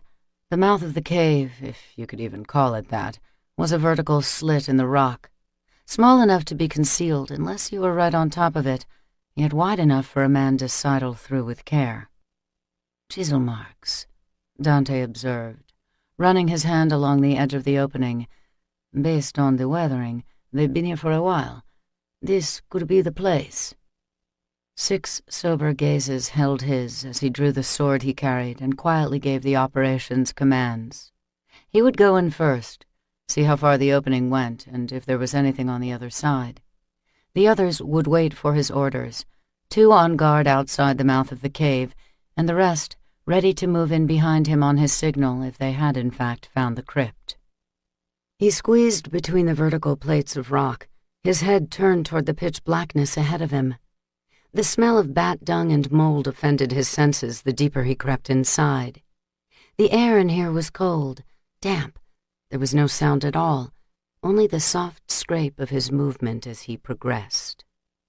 Somewhere along the way, he noticed that the crush of stone was easing. The walls began to widen incrementally, then at last they opened up onto a cavernous space deep within the mountain. Dante stepped on something that crunched beneath his boot. His eyes were keenest in the dark, and what he saw made the blood drain from his head. Holy hell. They'd found Dragos's secret, no doubt about it. Dante was standing in the middle of the ancient's hibernation chamber, a crypt carved into the side of a mountain, just like Cassius' tapestry had said it would be. Dante didn't recall speaking. Hell, he wasn't even sure he was drawing breath in that moment. But within moments, he was joined by his brethren. Jesus Christ, one of them murmured, hardly audible. Rio's whispered prayer in Spanish spoke for everyone. God help us all. Tegan lifted his head, turning a fleeting, uncertain gaze up to the broken skylights above their heads. Fuck. He didn't dare look long. Even dawn's early, filtered wash of light was like acid pouring over his retinas. Lucan was feeling the effects, too. He took a hit in the thigh, the remaining minion's shot driving him down to the floor. As a Gen 1 vampire, he could absorb more damage than others of their race, and he had, his body expelling the rounds he hadn't been able to dodge, the wounds bleeding but already beginning to heal over. But he was under the open ceiling now, and thin tendrils of smoke began to rise up off his exposed skin. He bellowed, transforming in his rage. His lips peeled back as his fangs ripped out of his gums and his eyes went bright amber. The minions started to retreat now, realizing what he was up against. Lucan rolled out of the light and pulled the trigger of his 9mm. A single shot rang out. The minion dropped, but he wasn't dead yet. Lucan squeezed off another round, finishing the bastard. Then, silence. The hollow click of an empty cartridge. At the same time, Tegan's own Gen 1 abilities were slowly coming back to life, but he couldn't yet physically break the bonds that held him. He wasn't at all sure he should. The crimson he'd been made to ingest was thrumming through every cell in his body, corrupting him like the poison it was. He felt his bloodlust rising, compelling him to feed the thirst that wanted to rule him. He snarled as Elise came over to him and tried to work one of his manacles free. "Get away, damn it! I don't want you here! Get out of here while you still can!" She kept tugging on the cuff, ignoring him completely. "There's gotta be a way to get these off you." He saw her eyes sweep the room, searching for a tool. "Elise, god damn it!" She scurried over to one of the dead minions and pulled the semi-auto out from under the heavy bulk of the body. "Take this," she ordered him, slapping the weapon into his free hand. "Shoot the chains, Tegan. Do it now." He hesitated, and she made a hasty grab for the gun. "Damn it, if you don't, I will!" She didn't have the chance. The gun clattered to the floor, and in a blur of movement, Elise was yanked off her feet by invisible hands and thrown several yards away. She crashed down, landing hard in the litter of broken glass. The scent of heather and roses swamped the room. Marek stood in the open doorway, a sword in one hand, his other raised and pointed in Elise's direction, holding her there with the power of his mind. His mental grasp closed around her throat, cutting off precious air. She choked and clawed at the tight band of energy that was strangling her. "She bleeds, warrior," he taunted Tegan, "and how your rogue eyes thirst for it." Lucan drew a blade from his hip and sent it flying. In that instant, Marek's focus switched, flicking to the airborne dagger and deflecting it with a thought. Undaunted, Marek strode forward, chuckling as he came up on Lucan's bloodied, UV-scorched face. "Ah, my brother, your death will be particularly sweet after all these years of waiting. I only wish you could live to see my rule come to pass before we say goodbye." Marek raised his sword and swung it hard. Lucan rolled at the last second, leaving only hardwood planks in the way of his brother's weapon. The blade bit deep into the floor, momentarily frozen there. In a flash of movement, Lucan was up on his feet. He grabbed the nearest thing he could find, his hands closing on a length of copper utility pipe that ran up the wall. It wrenched it loose. Water spurted from the severed connection like a small fountain. "Lucan!" Tegan called out as Marek yanked his sword free and spun to bring it down on his brother. Lucan met the blow, blocking the downward arc with the long tube of copper. It bent under the strain, but Lucan held fast, fury blazing in his amber eyes. Marek's dark glasses were knocked askew in the scuffle, revealing still more amber as brother met brother in a murderous bid for control. Marek tried to drive the sword harder, leaning into the blade with all the considerable strength of his right arm. Lucan didn't give an inch. The two Gen 1 warriors grunted as they held each other at an impasse. Above them, the sky was growing brighter, hotter, singeing both where the light touched open skin. Released of Marek's hold, Elise coughed and gasped, struggling to breathe. Her pain lanced across Tegan like a physical blow, and the sight of her bleeding, the bright red lacerations on her hands, on her face, sent a jolt of adrenaline arrowing through Tegan's veins. He ripped his other arm loose of its bonds, roaring up into the rafters. And across the space from him, Marek and Lucan's stalemate was taking a treacherous turn. It happened in an instant. Marek's hissed oath was vicious, the only hint of what was to come. Bearing down on Lucan with his right arm, he reached into his shirt with his free hand and withdrew a small vial of red powder. With a quick slash of his wrist, the crimson flew at Lucan's face, coating his eyes and cheeks in the fine dust. He lost his hold on the pipe. Oh, Christ. Lucan. Marek drew back with a smile as his brother heaved forward. He raised the sword high above his head, and as he began to swing it down, a sudden flash of light cut across Marek's face, hovering in his eyes.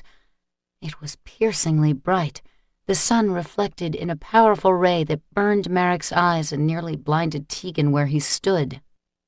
He averted his gaze and found Elise on her knees in the broken glass. In her hands was a large shard, which she held steady and unflinching, throwing the light in a deliberate beam into Merrick's face. It was all the chance Tegan needed. Crossing the room in long strides, he swung the chains that hung from his wrists. He caught Merrick around the neck with one, coiling the thick links and wrenching the vampire off his feet. The other snaked around his sword arm, losing Merrick his weapon. Merrick fought Tegan with his mind, but every attempt was blocked by Tegan's rage. He pinned the bastard under his foot, ignoring the sudden pleas for mercy and forgiveness. "It ends here," Tegan snarled. "You end here." Tegan unslung the chains from Merrick's arm and reached down to retrieve the sword. He saw Lucan's somber nod as he raised the blade over Merrick's neck. Merrick howled a curse, then fell silent as Tegan brought the sword down in a swift, lethal swing. "Tegan!" Elise cried, racing over to him as soon as it was over. She threw her arms around him, helping to unwind his chains from Merrick's lifeless body. She was at Lucan's side next, helping Tegan to move him into a shaded corner of the room. Tegan saw her glance anxiously up at the open ceiling. "Come on, we have to get you both out of here right away." She led them down the stairs, then disappeared into one of the bedrooms. She came out carrying a large duvet and a thick wool blanket. "Take these," she said, helping to drape the shrouds over both of them. "Stay under there. I'll help you out of the house and into the car." Neither of the two warriors had any argument. They let this petite female, Tegan's mate, he thought with a swelling surge of pride, guide them into full-on daylight, then into the back of Riken's car. "Keep your heads down and stay covered," Elise ordered them. She closed the back door, then ran around to the driver's seat and hopped in. The engine fired up, tires squealing a bit as she hit the gas. "I'm getting us the hell out of here." And by God, so she did. Chapter 35. Elise watched Tegan sleep, relieved that his ordeal was over. With Merrick's death, there would be much healing to come, not only for Tegan and her as well, but for Lucan and the rest of the Order. A dark chapter of their past had closed at last, the secrets aired. Now they could all look ahead to the future, and whatever tests the new dawn would bring. Elise had thought she'd feel some sense of triumph over Merrick's death. The one ultimately responsible for Camden's suffering was no more. She'd made good on her promise with Tegan's help. But she didn't feel victorious as she smoothed a strand of soft, tawny hair off Tegan's brow. She felt anxious and concerned, desperate that he'd be all right. The crimson that Merrick had given him was slow to wear off. He'd been sleeping fitfully since they arrived back at Riken's Darkhaven estate. Bouts of convulsions had racked him, and his skin was still clammy to the touch. "Oh, Tegan," she whispered, leaning over him to press her lips to his. "Don't leave me." God, if she lost him to that hideous drug too, after everything they'd been through. The tears slid down her cheeks, the first time she'd allowed herself to break down in the hours since they'd been back. The first time she'd actually let herself consider what would be the worst scenario. What if Tegan didn't fully revive? He'd been so close to Rogue once before. What would it take for him to slide into that pit of hopelessness? And if he did, would he be able to climb back out? "You won't get rid of me that easily." She wasn't sure if she heard the words spoken out loud, or merely as a wish in her heart. But when Elise drew back, she was looking into Tegan's eyes, his gorgeous, gem-green eyes.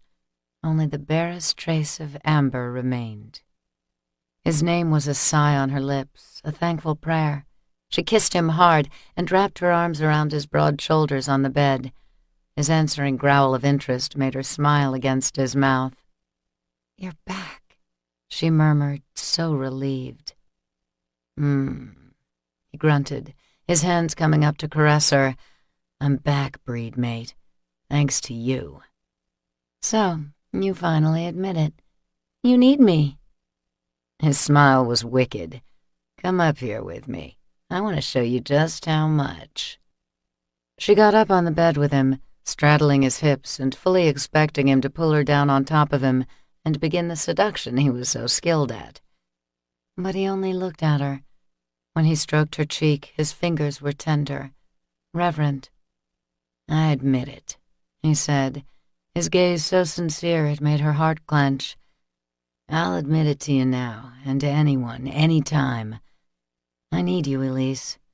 I love you.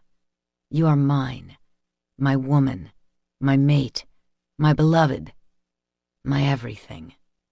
Her vision swam with watery happiness. "Tegan, I love you so much. Tell me this is real, that this is forever." "You think I'm the type of male to settle for anything less?" She shook her head, bleary-eyed with joy as she leaned down and kissed him.